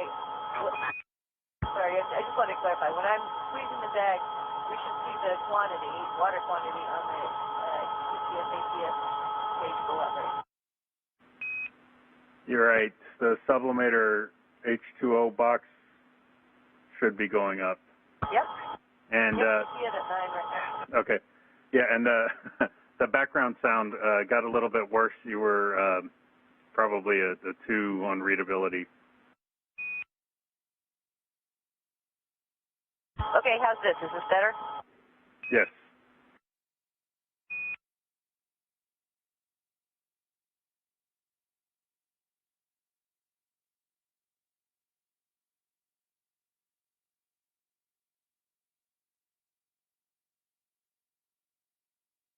And so at this time, there's two activities that are ongoing at the same time. Sunny Williams is working towards refilling the radiator. There was a sublimator issue that the team here was tracking earlier this morning. Not mission critical, however, they are working to get some more water added to that system. At the same time, Butch Wilmore is working on the Vesta data collection. Again, there are two Vestas on Starliner, and those are vision-based cameras. One has a narrow field and one has a wide field. And these are really critical to docking operations. 205841 will go point auto.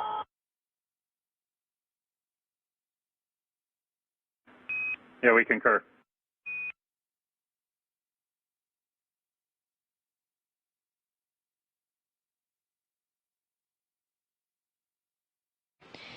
So the crew is going to continue to collect data on that system and provide that to the ground for analysis as part of the checkouts for this test flight ahead of certification. Yeah, the Vesta system essentially serves as the eyes for the vehicle, and that's really important. Anytime you're in space, it can act as a star tracker, so it can figure out where the vehicle is in space in general. You guys are ready for me to step into the Sublimator tank refill, correct? Yep, we're watching. Okay, and just a quick question. When I go from one bag to the next, are there some words on that based on trying not to get any air in the system?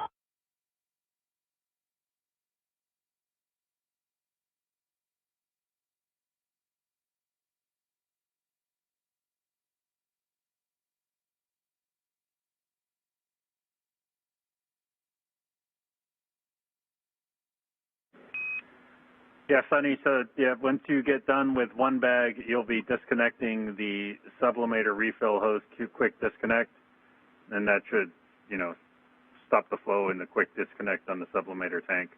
And that's down in step 6 and 7 as you're going through the bags. Okay, copy that.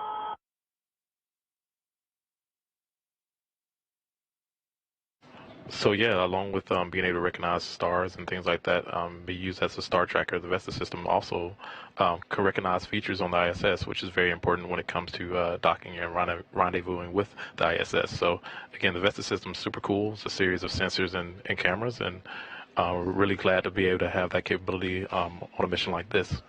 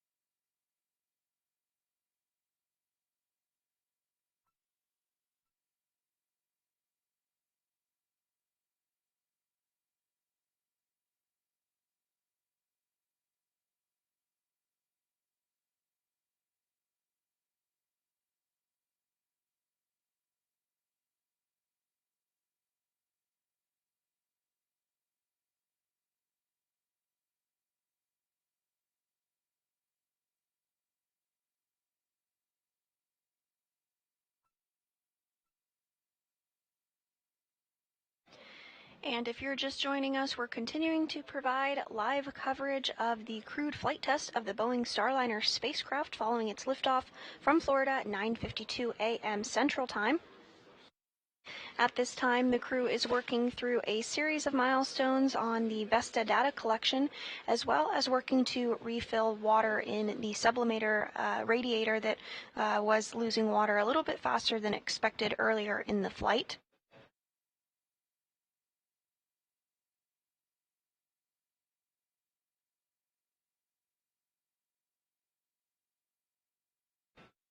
The crew also completed a series of checkouts of the far field piloting capabilities, as well as flying the spacecraft manually. All of this is ahead of certification of the Starliner spacecraft, as this is a test flight.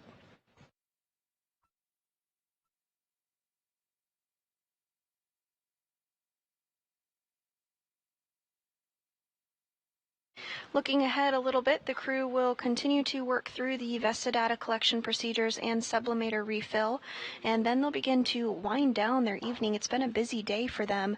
They'll have a conference where they discuss some of the lessons learned so far from the flight test, as well as have a medical conference just to ensure that they're feeling well and all is going smoothly in their flight thus far. They'll then get ready for bed and head to sleep. All of this is in anticipation of their docking tomorrow to the forward port of the Harmony module at 11:15 a.m. Central Time. We are targeting a hatch opening to follow around 1 p.m. Central, with welcome remarks at 1:20 p.m. Central.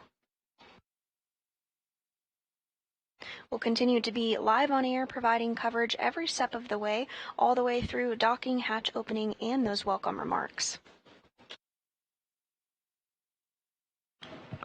Yeah, I don't think we could ask for a better day so far. The mission is going great. We don't have any major anomalies to report on. We even had the opportunity to hear from the crew, which is great. They seem to be very satisfied with the way that the different vehicles are performing. And Martin Appy, our Boeing Starliner program manager, said that this is primarily a crew interface flight test. And you were able to hear firsthand from the crew that the ride was great, that they had a great time manually piloting the vehicle, that it was very precise. 2-minute warning for step 10 for Butch. Hey, keep it coming. I was watching, but keep it coming just in case. I knew you were.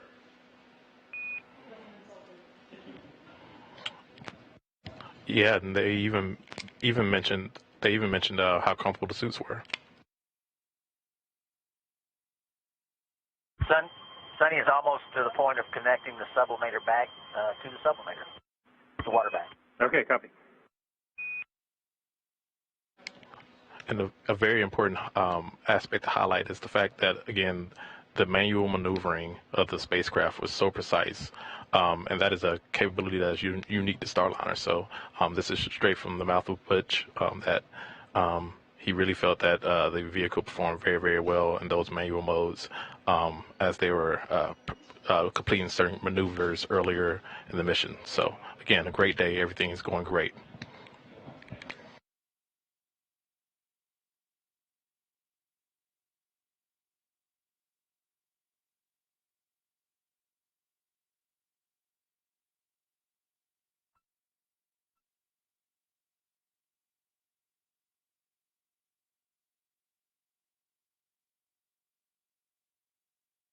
And once the crew does get docked to the International Space Station tomorrow, they will complete a series of events and checkouts of the spacecraft as well. The work does not stop once they get docked to Space Station. They'll be busy throughout their entire stay, including unloading some cargo. One particular piece of interesting cargo that is flying is a urine processor assembly spare to replace some hardware on board the International Space Station.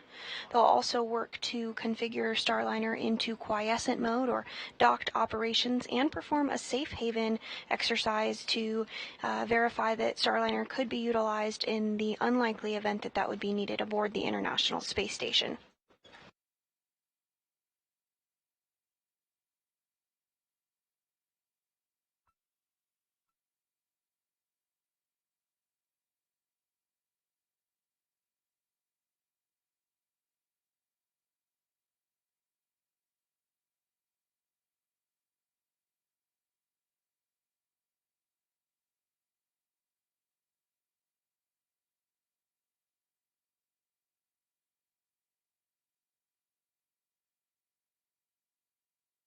And so if you are just joining us, it's been a very busy day for NASA astronauts Butch Wilmore and Suni Williams. They did launch from Florida at 9:52 a.m. Central Time. They are in a free flight portion now, over 6 hours into today's mission, and they've completed a series of checkouts of the spacecraft, everything going smoothly thus far. So to take a look back at some of the launch day highlights, let's look at a recap here.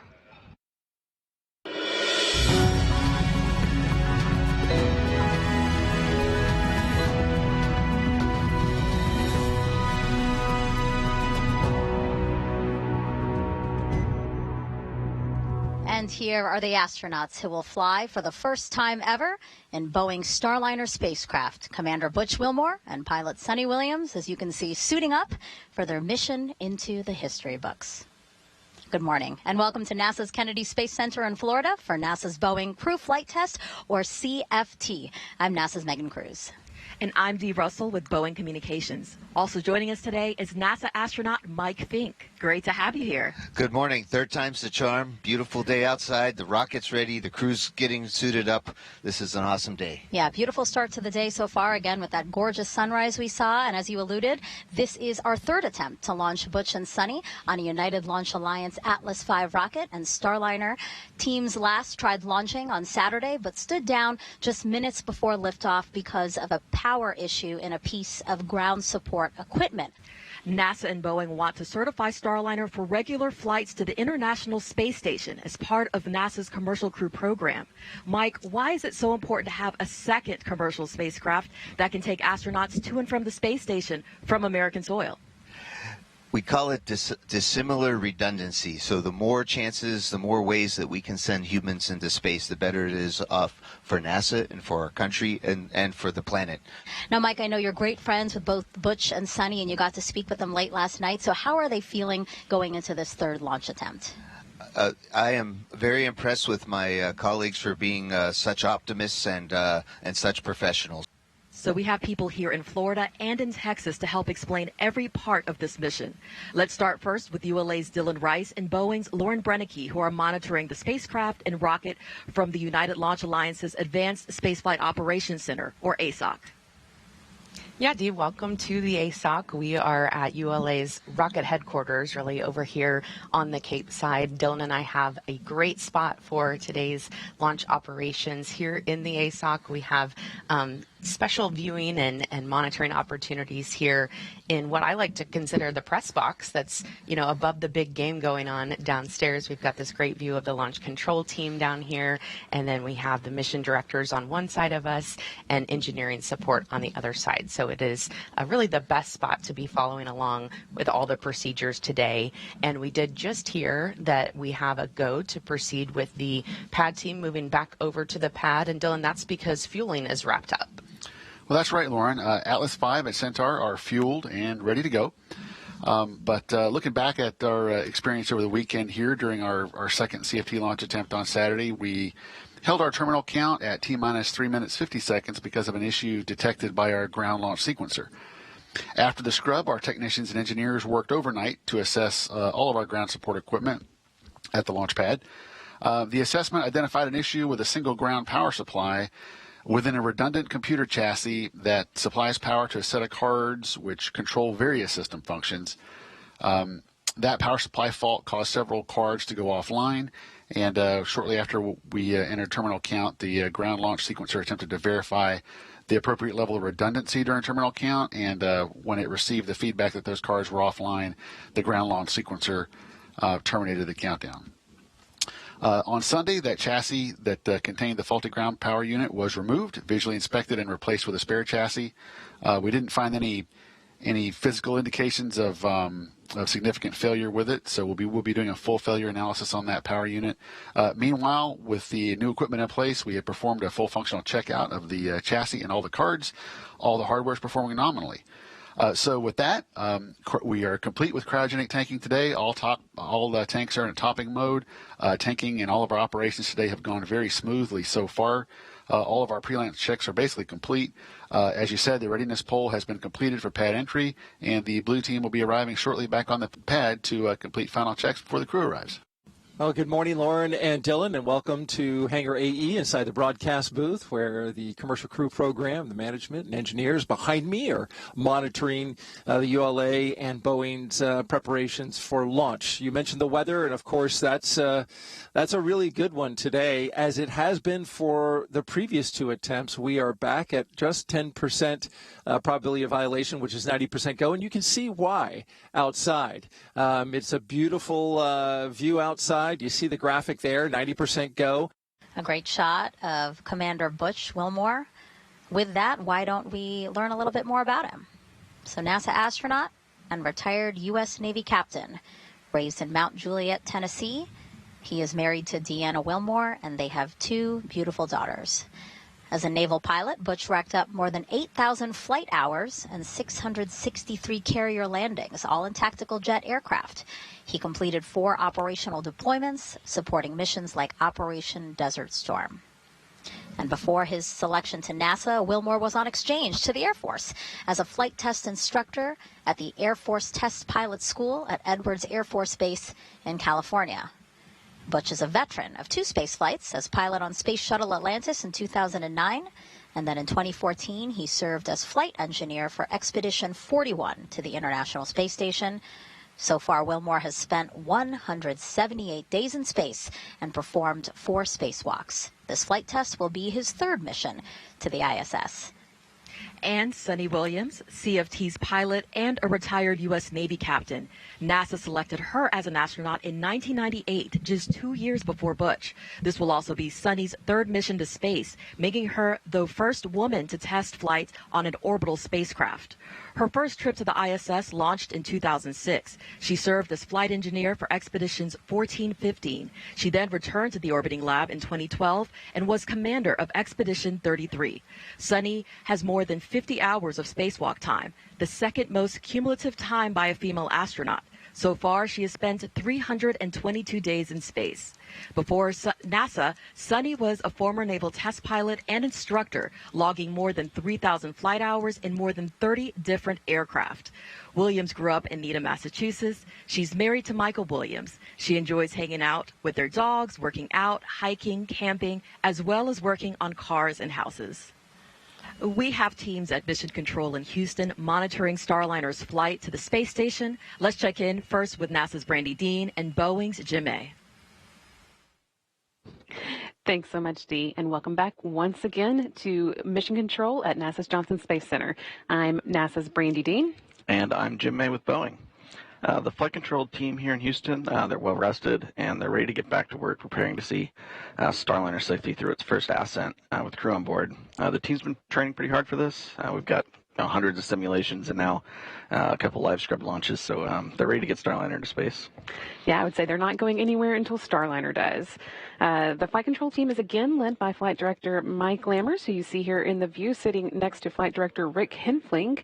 Henfling's working alongside him to keep an eye on the weather.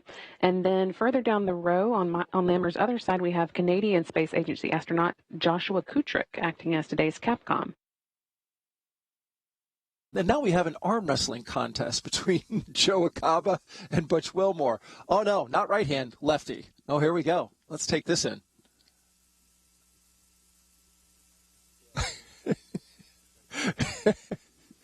I think Butch said, "Are you trying?"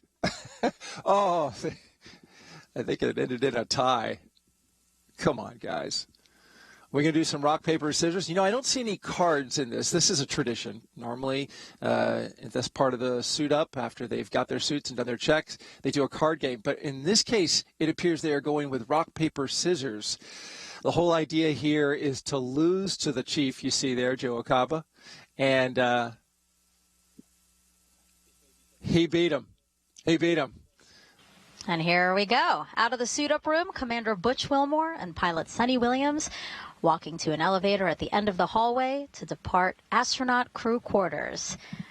Again, armed with roses. This time, it looks like orange or yellow roses. They had red roses the other day. But again, same tradition of handing some of those off to folks who have supported them throughout this mission. Well, if the yellow roses work this time, I think Starliner 1 will be handing out yellow roses the first time. Oh, that's wonderful. Here they come, our CFT crew taking their first steps outside for their historic flight test to the International Space Station. Commander Butch Wilmore and pilot Suni Williams. Pausing for a second, a wave from both of them as they walk on over to family and friends. I think they're throwing out mission patches. Was that it? Yeah, Butch definitely likes to share the joy.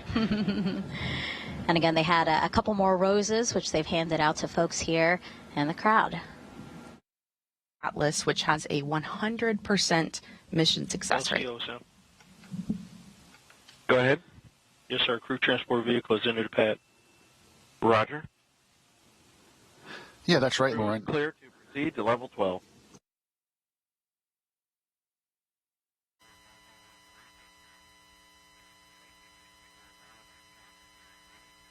Crew has arrived on level 12.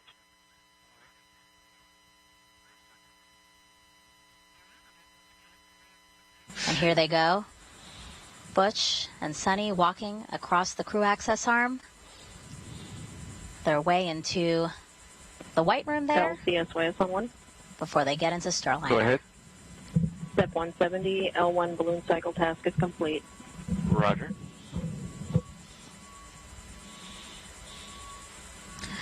Now, here in the white room, we have some other pad team members here. Obviously, they're all good friends, having a good time, and now a prayer before they get down to business. Houston, Starliner, we're ready to power suit fan Bravo. Roger that. Houston is also ready for suit fan Bravo, so you'll go on the Eclipse control panel, suit fan Bravo to on. All right, here we go. All right. Butch powering his suit fan on. You've heard a couple of comm checks there, actually, between the pad team member you see working at the top with Butch and Butch himself, and then as well as Butch back and forth between Josh Kutrick, who will be on Starliner 1. Now here, Suni is. She's in her pilot seat inside Starliner. We're going to see the same sort of process that we saw with Butch, right? So they're going to get her buckled in, same 5-point harness, the toe and knee restraints. And then also we'll hear the various comm checks, again, with different teams, right, that they need to be communicating with, Mike? Absolutely. Everybody needs to be able to keep track for different reasons, but the Boeing Mission Control Center here in Florida, as well as the Mission Control Center in Houston, as well as the Launch Control Center here at the ASOC. And so everybody needs to be able to talk to each other, to the crew, in case there's something that needs us to fix or to solve before launch.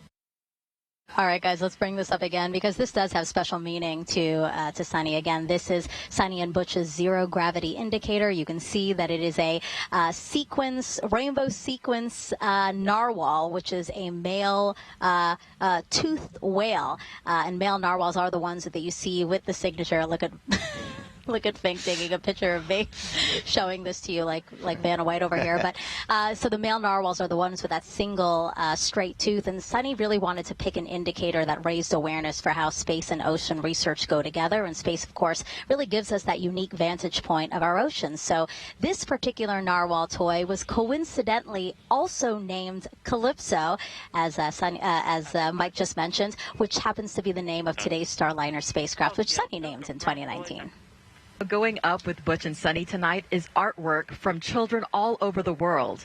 In collaboration with the Space Foundation, Boeing asked for drawings and paintings in response to the question, which historical space pioneer inspires you? They received about 3,500 entries from 66 different countries and 35 U.S. states. Every single entry will be flown as a digital file. The artists, ages 3 to 18, received a certificate showing their masterpiece would be flown to the International Space Station.